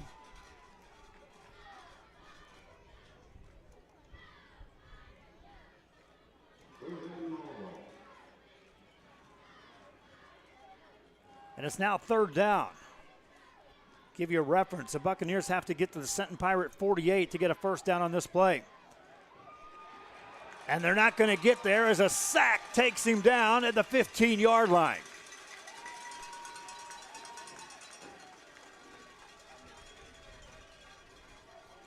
Other fans asking about the Refugio game. I'm going to tell you what happens there. The reason why we're able to broadcast any game anywhere is because we have internet. Now, in some cases, a hotspot will work, and Refugio, I'm telling you, it won't. We tried 3 different hotspots. Verizon, nope. T-Mobile, nope. They just don't work.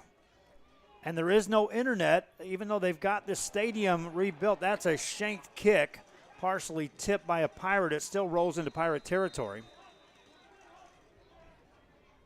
So without internet at the Bobcats Stadium, there is literally no way to stream a game. So fans looking for that game, and it's always funny how fans will complain about a free service, but they do, and that's okay.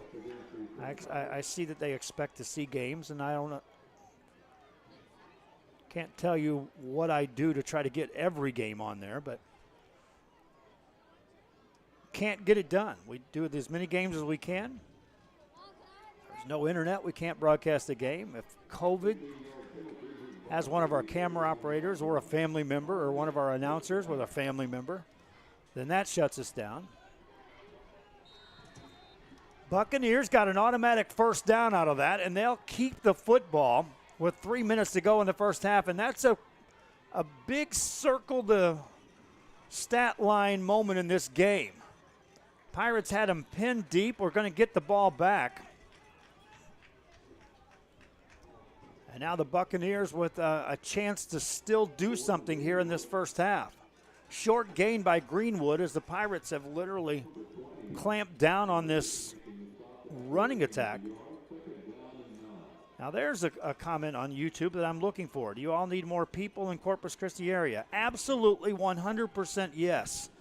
Announcers and camera operators. Second down play. Pass play left-hand side. Out across the 40-yard line and then out of bounds. Quick pitch and catch as Jaden Marino makes the catch.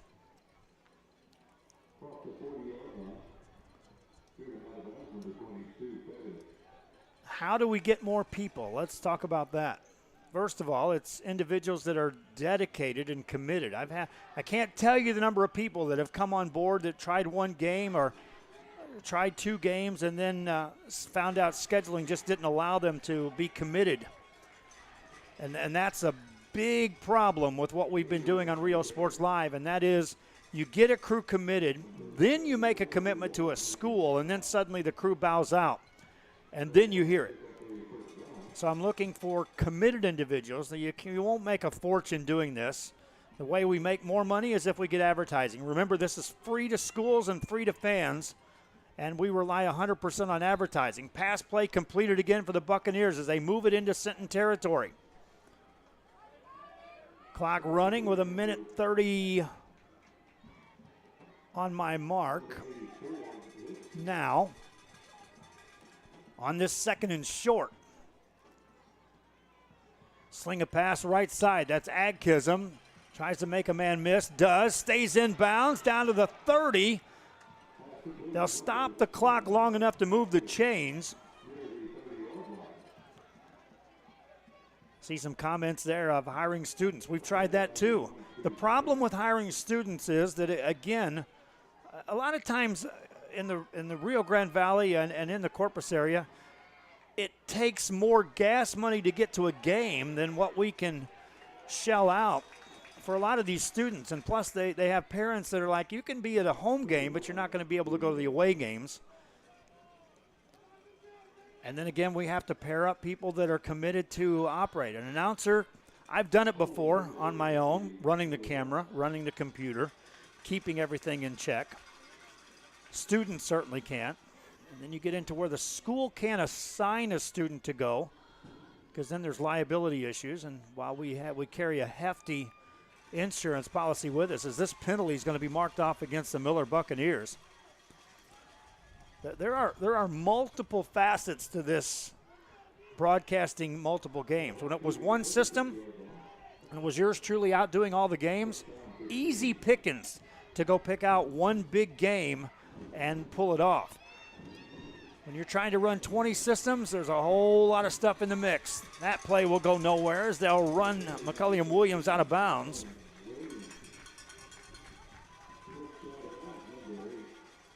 That Refugio Edna game is a close one at 20-17, by the way. Thanks for that score update, Dorsey Green.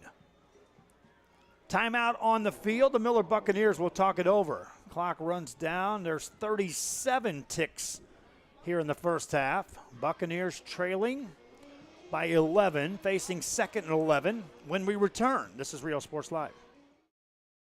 Hi, I'm Joe with Valencia Heating and Air. Are you worried that your AC might not make it through another brutal summer? Well, I can offer you affordable air conditioning comfort with custom prices that won't break the bank. We service all units across the Coastal Bend, and there's no additional weekend or after-hour fees. We treat our customers the way we would want to be treated, especially when it comes to costly repairs. So if you need service, repairs, or replacement, call Joe to keep you cool. Valencia Heating and Air. Back here at Rio Sports Live, our thanks to the Sinton Pirates cheerleading squad for giving us that shout out on watching Rio Sports Live. Also to Valencia Air Conditioner, one of our sponsors there. You saw the ad. Again, it's free to fans, free to schools. Anytime we can broadcast a game and we're successful getting it done, it's free of charge. We rely 100% on those advertisers. At the very least, say thank you to them.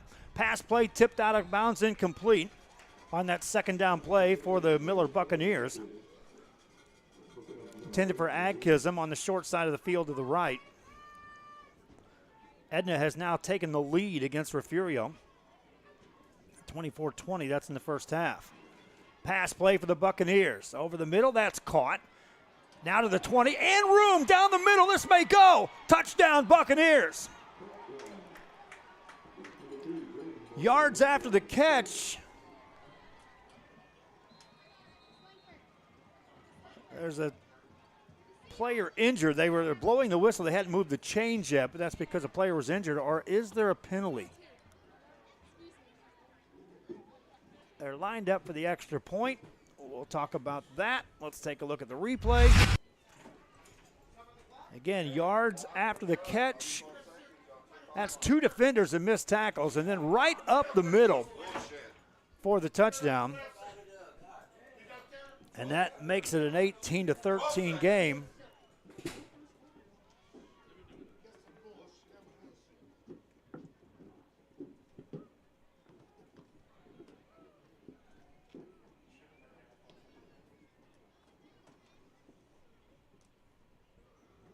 Still attending to a player that was injured on that play.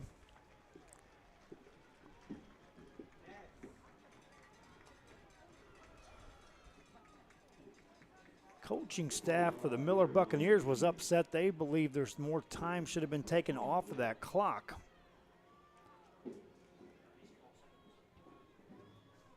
Should be down around the 13 to 14 seconds remaining.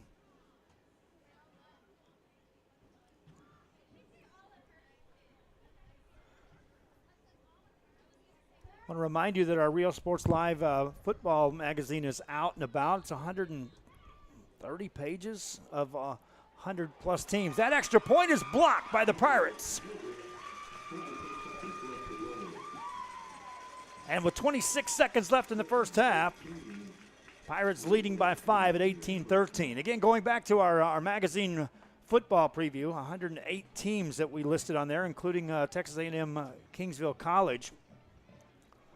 Free of charge to fans. If you haven't got one already, encourage you to take a look at your stadiums, contact your schools. We've been delivering them like crazy. Still have some left. We're working on a subscription there. If you want one mailed to your house, they're free of charge, but we can get them mailed to you for the cost of the postage and handling to get them there. Watch our social media and our website as we post information about that. And also want to put this out there that we've already started the motion for a basketball preview magazine, which will come out on November 6th, which is the first game of the regular season for most teams in the area.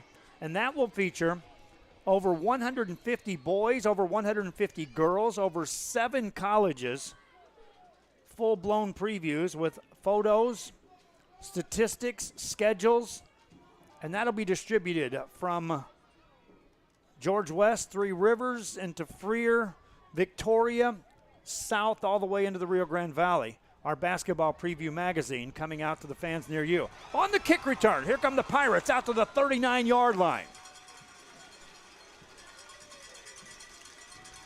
That was a blink of an eye away from being broken.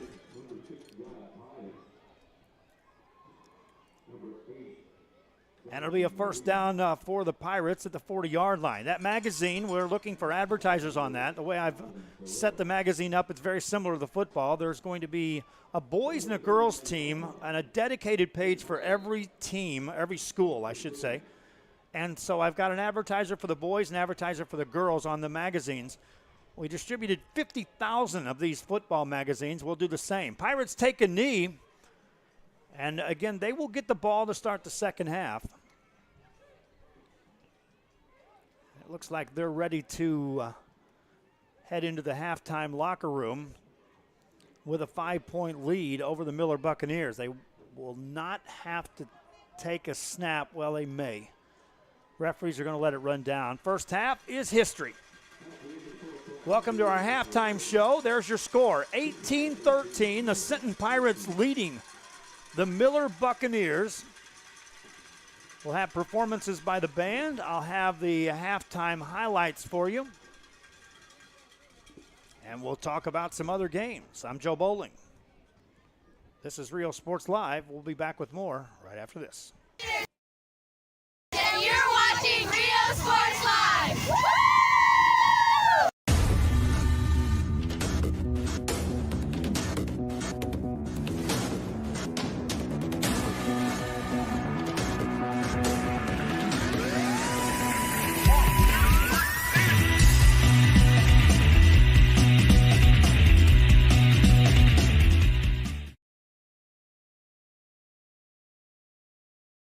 uniforms, etc., you're going to find the opportunity to purchase the best high-quality scrubs. Soon after I learned about how the EDC was helping out the community, and so I did meet with Ms. Castillo. She made it very easy, very friendly, and she walked me every step of the way. I couldn't have done it without their help.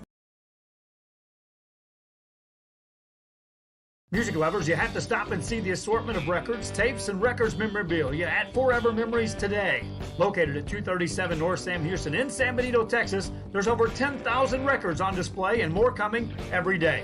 Looking for your favorite album from the past, first pressings, collectibles. How about a 45 with a single you just have to have?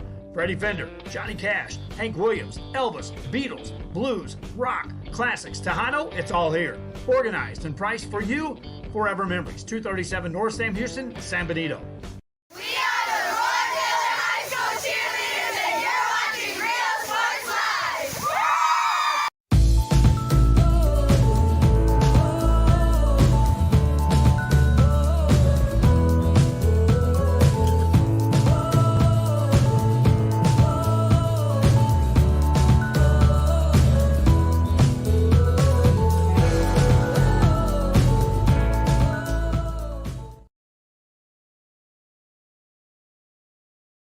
The Brownsville Independent School District continues to provide a safe environment for enriching education. From pre-K3 to early college high school, the award-winning district has advanced its legacy in curriculum, athletics, and fine arts.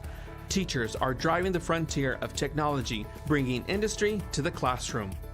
On and off the field, Brownsville ISD students engage in the experiences that make them college and career ready. Brownsville Independent School District, the best choice.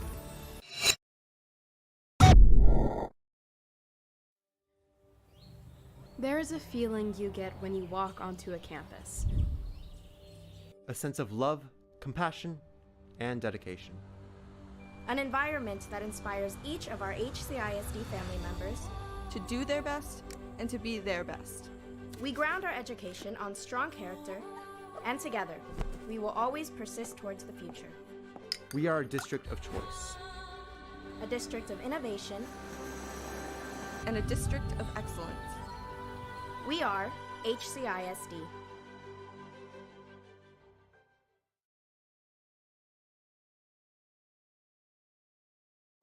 Back here, we're at the halftime break. The dance team out there for the Sinton Pirates.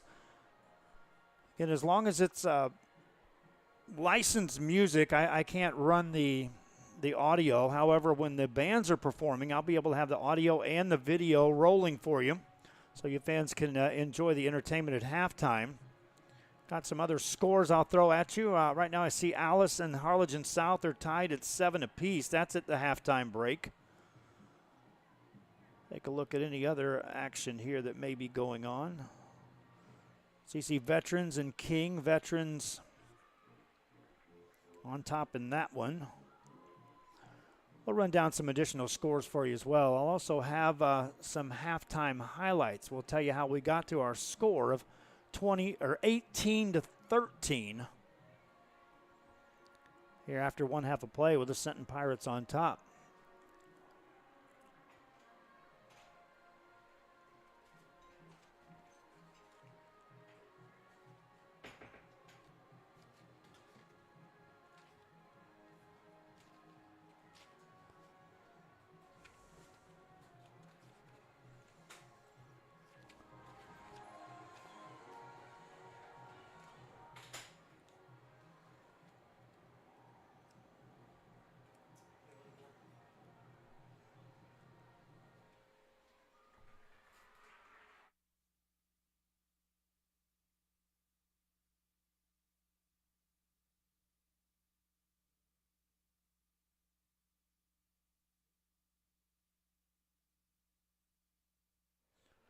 And that's the dance performance by the Sinton Pirates. Now the band will take the field. Like I said, or this is Miller, the visitors, the Miller dance team, and now the Miller band will perform.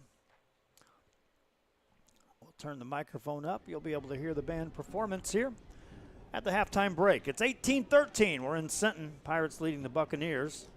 Enjoy the Miller band.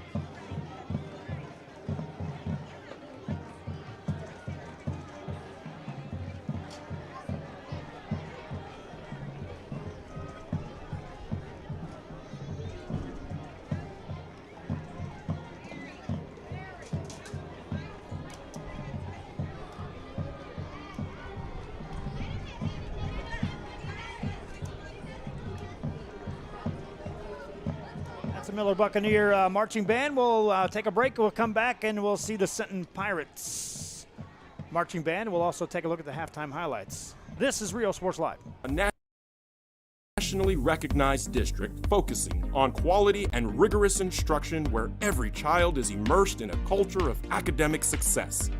A district dedicated to preparing our youth for the future. Our mission is to inspire, educate, and empower all students to reach their full potential and become leaders of the highest moral character. Sherryland ISD, excellence is our tradition.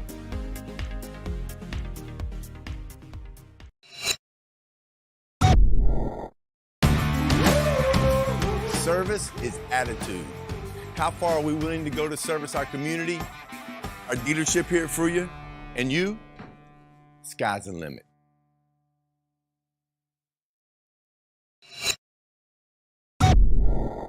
Forever Memories, Antiques and Collectibles, located at 237 North Sam Houston in San Benito, is filled with vintage items, collectibles, and a selection of vinyl records that's as good as it gets. Every shelf, every aisle, and table is filled daily by a number of vendors that ensures that something here just might be the item you have to have. The vinyl record area. What happened to our camera?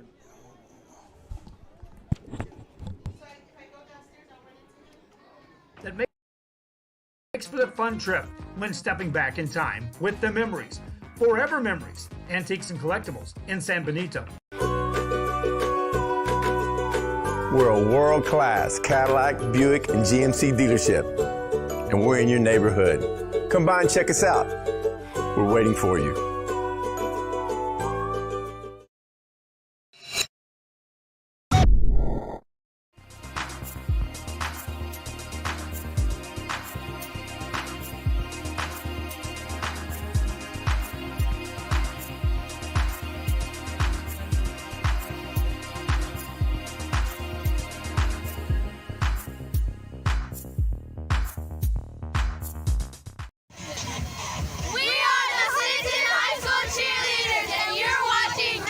Back here, and you can see an impressive gathering here for the marching band for the Sinton Pirates here at halftime. Pirates leading 18-13. We'll keep the cameras rolling and the microphone on so you can keep track of the band here.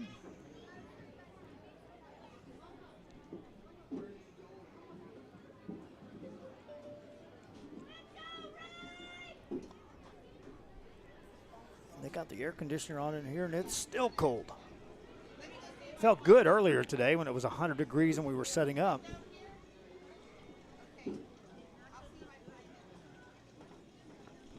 Now that I've settled down, it's quite cool up here in the Sinton press box. I want to thank the Sinton School District for assisting us in broadcasting this game. The IT guys were here waiting for me to make sure everything was in check and got us up to speed